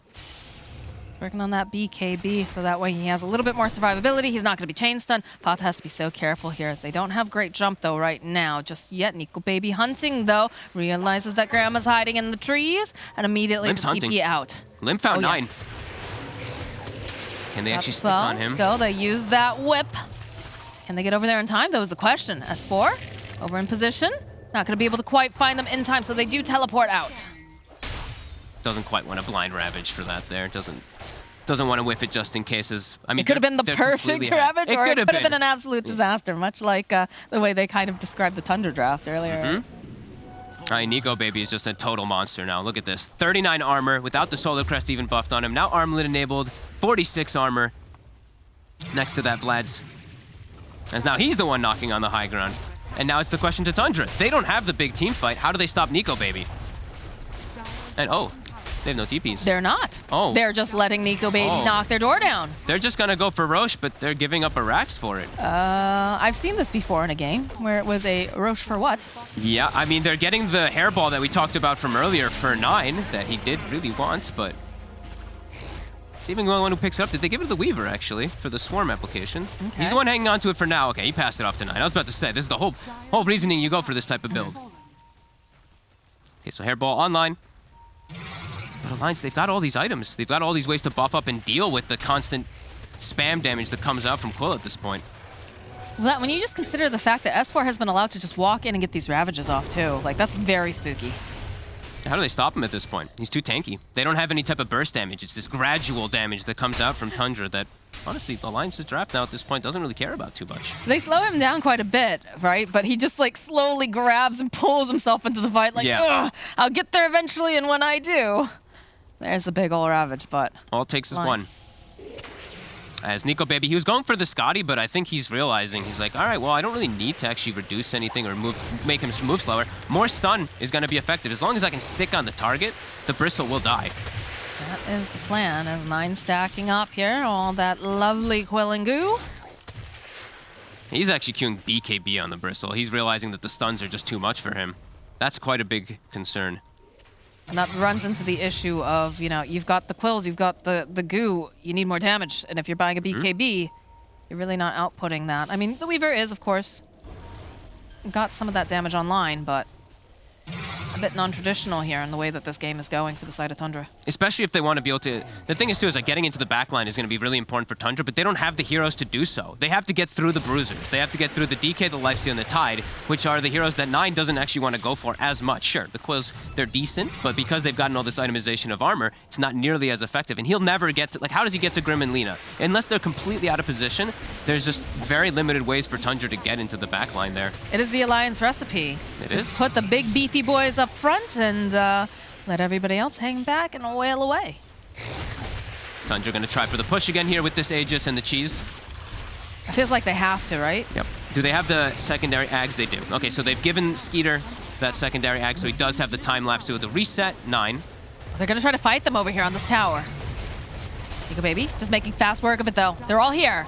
Can they stun up fast enough? They're the cookie out forward here. Over Skeeter, they managed to just hold him into place. He doesn't have the time to even go for the time loss. He's just immediately murdered on the back lines here. They're focusing down Fata. He's got those kisses. They've got the stun, though. They'll leash them up together. Plus the silence, plus the ravage coming out from Alliance. They're shredding them over here. Another LSA getting dropped, and that's going to be the Aegis.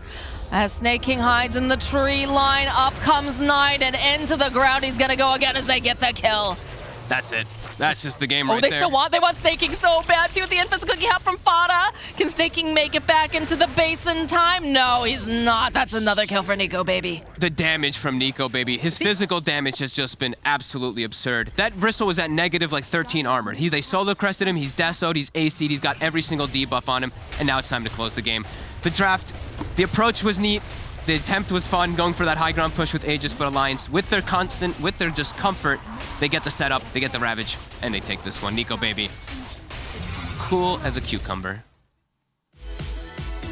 It all looks like it's a day's work for the boys over here at Alliance. You see them, they're just chilling. You know, a little bit of celebration, obviously. They're happy, but... Yeah. Saw some hope of what Tundra was able to attempt to do with their type of like minus armor push, getting the early Aegis and all that, but Alliance, they knew how to itemize. They didn't panic. That was the biggest thing I noticed. They were still going for this push. They weren't falling to the trap of like running around looking for the Bristle back early until they got these timings where they knew they could actually take the fight. Love the itemization. S4, Vlad's into Solar, perfect approach, getting yourselves, everybody, a little bit of armor. Also the minus armor when you're able to throw it out onto the Bristle. The Deso after the armlet on the Lifestealer into AC, perfect as well. Yeah, I love the solutions that they did and it ended up working. Tundra, as we said, they tried this strat with the minus armor, but yeah, it didn't quite work.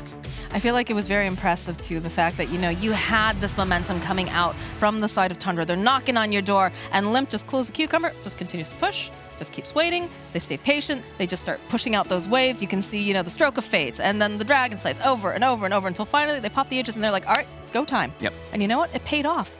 And even though, you know, I know our panel, I believe Brian might have said it was a boring draft coming out from the side of Alliance, you have to give credit that the fact, you know, you go with what's tried and true, and unfortunately for the side of Tundra, they tried something a little bit too wild this time, and Alliance is going to take the series. They take the series and they remain on top of the charts here in the Western European DPC League. We're going to break down that game and talk to one of the winners after the... Sorry, go for it. After the break.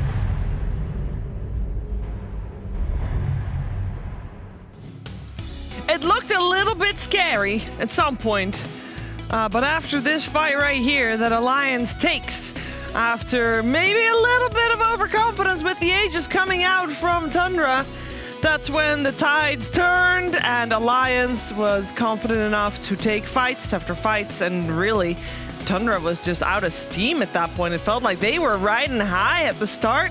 They were looking to almost have a 25-minute finish here, Cap, but they blew it. It's like this, Sheever, all right? It's like Tesla versus Edison, right? Okay. Genius innovator, first to come up with many ideas, but he died alone and broke on Christmas. That's very sad. Sometimes what matters in life is your ability to be able to commercialize, to mass produce, like Alliance has been doing with wins here in the DPC. Just keep pumping them out. Yeah. Gets your first or second. It works. He told me he was going to do that before the panel. And Really? I was really And he excited. still doesn't have a rebuttal. I got nothing. I'm like mixed feelings about this series. Alliance is clearly the better team in regards to just execution on the map, decision making when it comes to when to take fights, as well as how to take the fights. You'll never see like Nico Baby running in first like that on Weaver and getting caught at the very start of the fight top at the end there. Like that's just stuff that Alliance is not going to mess up.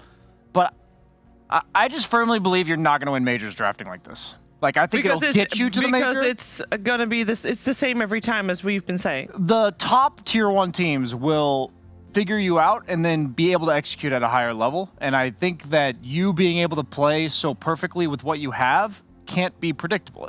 Could they get top 5? Sure, but I don't think they'll ever win it. And that just... it saddens me a bit, so it's like mixed feelings, but I have to give them props. Like the way they play these lineups, it looks so clean. They have such a good idea of when they're going to do what they do. And, Mass producing wins. They understand their lineups really well, and they play them to a T. Yeah, they played very well. On the other side, it was Tundra with the Bristleback. It was an innovative idea, and Purge is going to talk to us more about Bristleback and his Aghanim Scepter. Thanks, guys. Yeah, Bristleback was very obviously the big focus of the game here. And to get there, you have to have an Alchemist that basically does nothing but farm. And 3-3 did that for himself. He ditched the lane early. He hit a lot of stacks. In fact, even the carry was stacking for him. You don't see that very often. But yeah, 3-3 got his Ags at a really good time, and he gave it to the Bristleback. And what was interesting was that Alliance knew what's happening, and they even identified this by blowing Ravage on supports. You never see this at a high level using Ravage for support. They just know their opponents are not going to fight anytime soon. So when they do finally get the Ags, a whole minute later or whatever, and Bristleback comes to push, Alliance already knows they're not going to be able to contest very well. They do slow it down a little bit here because, slowing things down is going to help Tundra not hit their timing as well or whatever else. But the reality is that they still got Roche in about 10 seconds. That's all it took. They had like minus I don't know, 30 armor against Roshan. It was insane bonkers. But then things kind of hit ahead a little bit later. Bristle was very effective against Nico. He looked like a complete unstoppable force. Look how much damage he's doing to this Lifestealer who has an armlet and all of this extra survivability. He looked really, really squishy. He ends up killing FNG in like literally 3 hits. It was beautiful. But when they pushed, they had some other issues and sustain issues. And here is where I think that Tundra somehow hit their timing too early into this game. It could be itemization as well. I think the issue is that 9 bought a Yasha. I think he needed to have a plate mail and a cloak. Those 2 items would have made his HP go a lot farther, because the issue was that Alliance did a little bit of split pushing by all means, but what they eventually did was they just harassed 9 down. So despite there being a Vlad's, a Solar Crest, a pipe, he just got nuked down and he couldn't offset the damage nearly quickly enough. So with his first Aegis death, they didn't even feel that worthwhile. Yeah, they killed the creep waves here and they're hitting the melee barracks and they're doing damage here, but once again, nukes. He gets lower. He's not offsetting the regen. They don't have a heal outside of like Enchantress heal. They needed like a cold embrace or something like that to like really make his first life go far, because it just didn't feel good. And immediately afterwards, what happens is they finally say, okay, now is the time to commit. They jump in and they hit him with a crap load of minus armor. They've got Gush, they've got Solar Crest, they've got Deso. He ends up just dying pretty easily. And maybe that would make a difference, but it's hard to say. They hit their timing a little too early. If they'd bought themselves a little bit more time, maybe Bristle gets another item, an AC, a pipe, something like that to make his life go farther. I feel like their lineup, which looked to be really good, just goes a little bit better, because he ends up respawning. He has strongman syndrome. He runs into 5 heroes, and he just really doesn't look that tanky, unfortunately. Cool draft, but they miss their timing, and they lose the game ultimately. Yeah, that was a strong performance from Alliance, recognizing when the Bristle was at his weak point. And we are going to talk to someone about that as well. It's Limp joining us. Congratulations, Limp, on the series. Thank you. Okay, is it after that Bristleback game, is it relief or happiness? Happiness, I would say. I'm not too happy about our performance. I would like a 2-0 eventually, you know. But otherwise, if you have a 2-0, you can't play DK in the final 3rd game. That's right. I mean, it is what it is. It is what it is. I gotta ask the hard-hitting questions here, Limp. You've probably also... We saw the video of your vlog, hearing PPD in the background of your game versus Brame, and I want to hear your opinion on that and your thoughts, and also just curious how PPD is helping you guys. He's trash, you know. Zero help. No, I don't know. It's nice to have a coach. We haven't had one before in this team, so it's just good to have another mind to bring to the table. And is it something that you're consciously having while the game is going on? What do you mean, like he's talking in game, or? Yeah, because in the video itself, he is making a call while the game is going on. Yeah, he helps us in game. It's a good balance, I would say. He doesn't do too much, not too little, just like some decisions, you know. Are you not worried that, because, you know, at Lance, that's not allowed, right? He's not allowed to be in the booth when the game is going on. Are you not worried that you're going to get reliant on that, stuff like that? I'd say more like we're just learning to make better calls with him. I don't feel like if we don't have him, we're going to be like completely clueless. That's not the case. It's just like, it's helping right now. And when at LAN, we're just going to have to learn from what he did for us, you know? Sure. And you're 100% sure it's allowed to have him in the game, during the game? Right now, I believe we've been talking about like asking people weeks before. So okay. I was just curious. So I don't know. Okay. So I've got a follow up to that. Do you know of any other teams who are doing that? No, I don't know. Okay. I haven't really been talking to any teams. Okay. About that. Let me talk to you about you, Limp. So, my question is, why not just first pick the DK Game 3? Why wait until later in the draft? You know you're going to pick it anyway. Well, I can't really recall exactly. How did the draft go? We picked Lina into Tide. Yeah, Lina Tide. It's just like, it's very... Lina and Tide is not... It's hard to get them later on. And Tide, you know, we value it a lot. So... I think both heroes, we just need to pick it if you want to get them. And are you demanding that DK, or is that like FNG saying, you're stuck playing this again, man? It was kind of between, we won in Grim, so it's between Tiny and DK, and DK was dead like Brazil and some more, so it looked like a good DK game already. It always looks like a good DK game. So was this just is it just a coincidence? What is? That you guys are doing DK third game every single series? Yeah, I think so. It's nothing we plan. So I find drafting, I feel like there's always a balance in the being innovative to some degree, but still, like, you need to be able to have a bare number, let's say 3 or 4 different like heroes or strategies that you can always go to that you know you're going to be like absolutely the best on. And I feel like you guys trend more towards that line of things, right? Which is we see like kind of the same dynamic of heroes over and over again. How do you feel about that as you're drafting?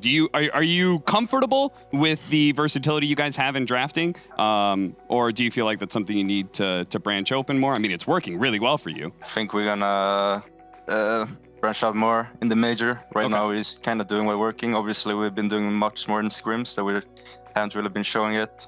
Yeah, so as BSG was talking about that we can't like get top 5 or whatever. Might be true, but you know, we can play more than what we're playing, but it's working right now, so. Yeah, I want to see it. If it's not broken, don't fix it, right? Like, if you're going to get first or second out of your region, like, that's going to get you to TI. Like, why change that? We'll see. Okay. If you don't need to reveal anything extra, why would you? I want to say, like, the way you guys play your lineups is honestly a pleasure to watch. And I say that comment in a way, it's like, I know I have to believe you guys can do it on more. So it's good to hear that you guys are trying other things in scrims. And I look forward to seeing what you guys make happen at the major. Yes, sir. All right, Lynn, we're going to let you go and celebrate with your team. Congratulations once again. Thank you. And talk to you another time. See ya. Bye-bye.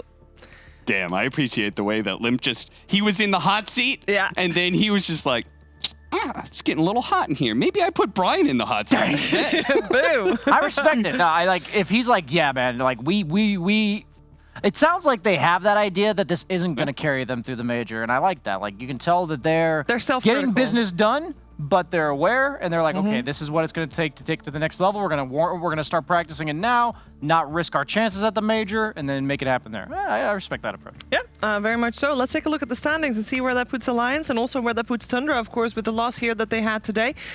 We have got Alliance at the very, very top because they are 5-1 at the moment. Liquid has a chance to be there tomorrow as well. On the other side, though, Tundra, they're now the first team in the in the hot seat for elimination. And there's also a chance that Team Secret joins them tomorrow.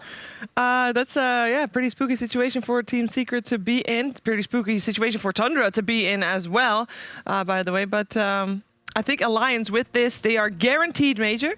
As in the 6-team two-way ties, not gonna happen. It's over. Dreams are crushed. The dream is dead for the 6-way tie because Alliance needed to lose their remaining 2 games for like the potential of a 6-team tiebreaker for first.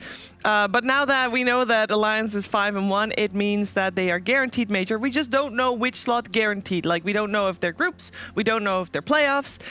I think there's somewhere, I'm not sure if there's still a chance for them to be wildcard. I don't think they're wildcard. Yeah, that's a good question. And I wonder what position they would prefer because I do think that it's not fantastic for you to be straight into playoffs, but obviously Alliance didn't fare so well going directly into group stage. So maybe they would rather be in that more guaranteed position with an opportunity to lose an upper bracket game, right? Yeah, I guess it depends per team and also depends on the bracket, you know? Yeah, true. Which team will they face? You know, which 4 teams would they face in the road to the finals? Obviously, we're getting way ahead of ourselves because that's all major talk right there.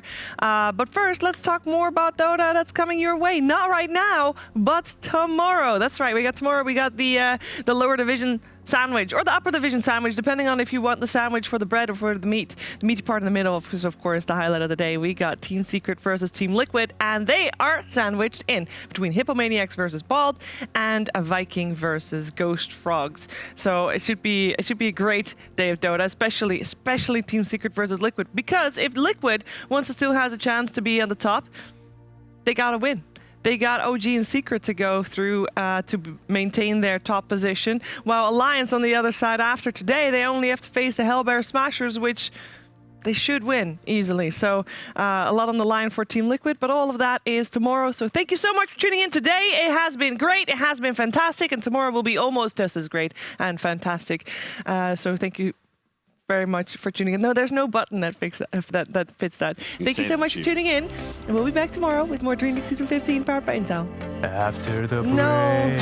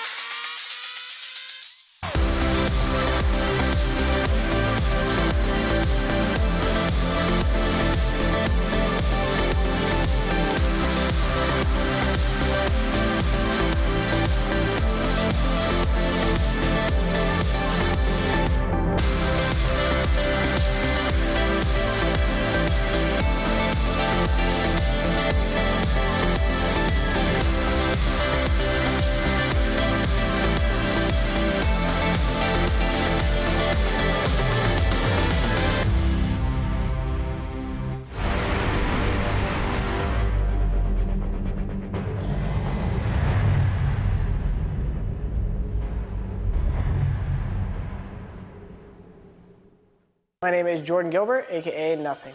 Hi, my name is Sue Lee. My handle is Smix. I think it's important for these initiatives to happen. Empathy really, really goes a long way, and it always means so much to us, and I think that's where initiatives like this really help.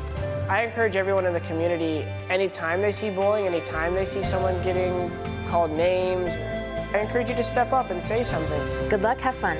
Good luck, have fun.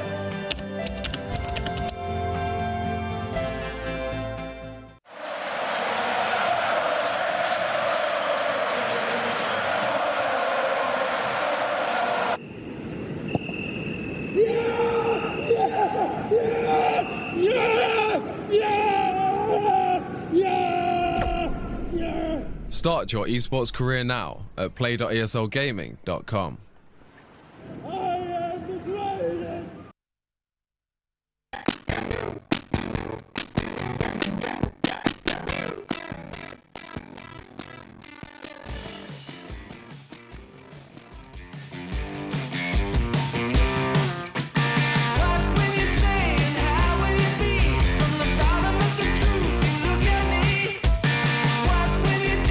Why would you go to the only thing that's recognized?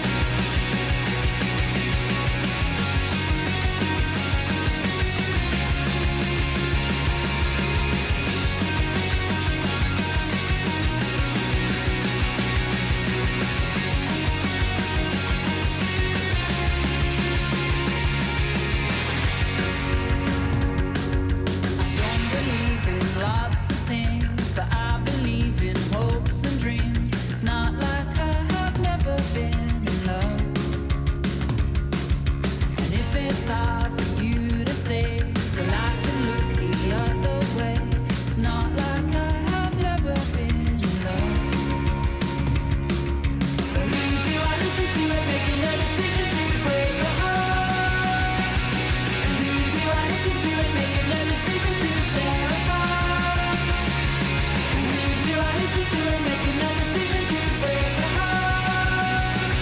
And who do I listen to and making the decision to tear apart? It's not so hard for me to find another trick, another time. It's not like I have never been in love. Intending carefully to my heart, it's only us that comes apart. It's not like I have never been in love. But who do I listen to and making the decision to break the heart? And who do I listen to and making the decision to tear apart? And who do I listen to and making the decision to break the heart? And who do I listen to and making the decision to tear apart?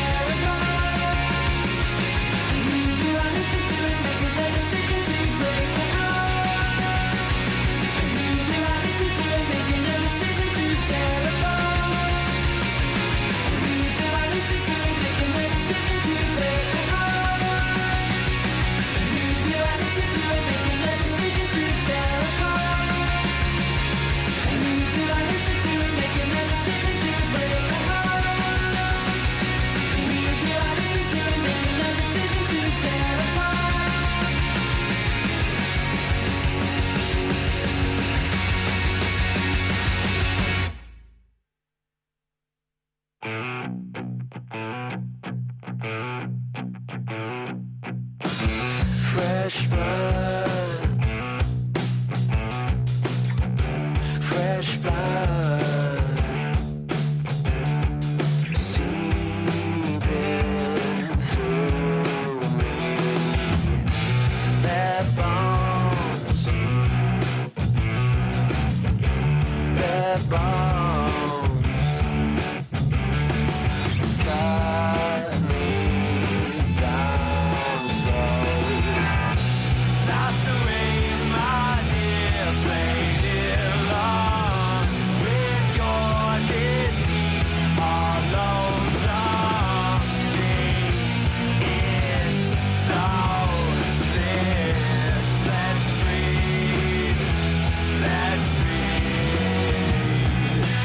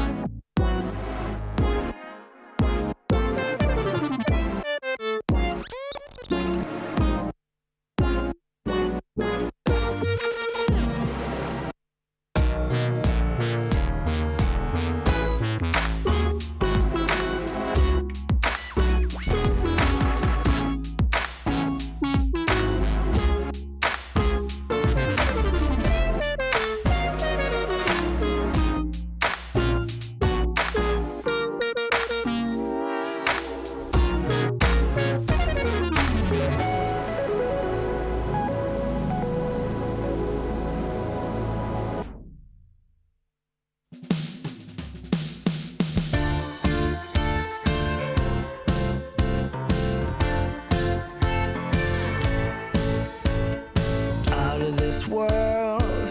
You got me twisting, got me churning inside tonight. Like a fly on the wall, and I'm feeling so small in my skin. In my skin. I bet you feel good with your bravado, like you came from the herd. You joke like a mean battle axe, and you're standing so tall in the clouds. In the clouds. We should have, we could have, we didn't, now we don't. It doesn't mean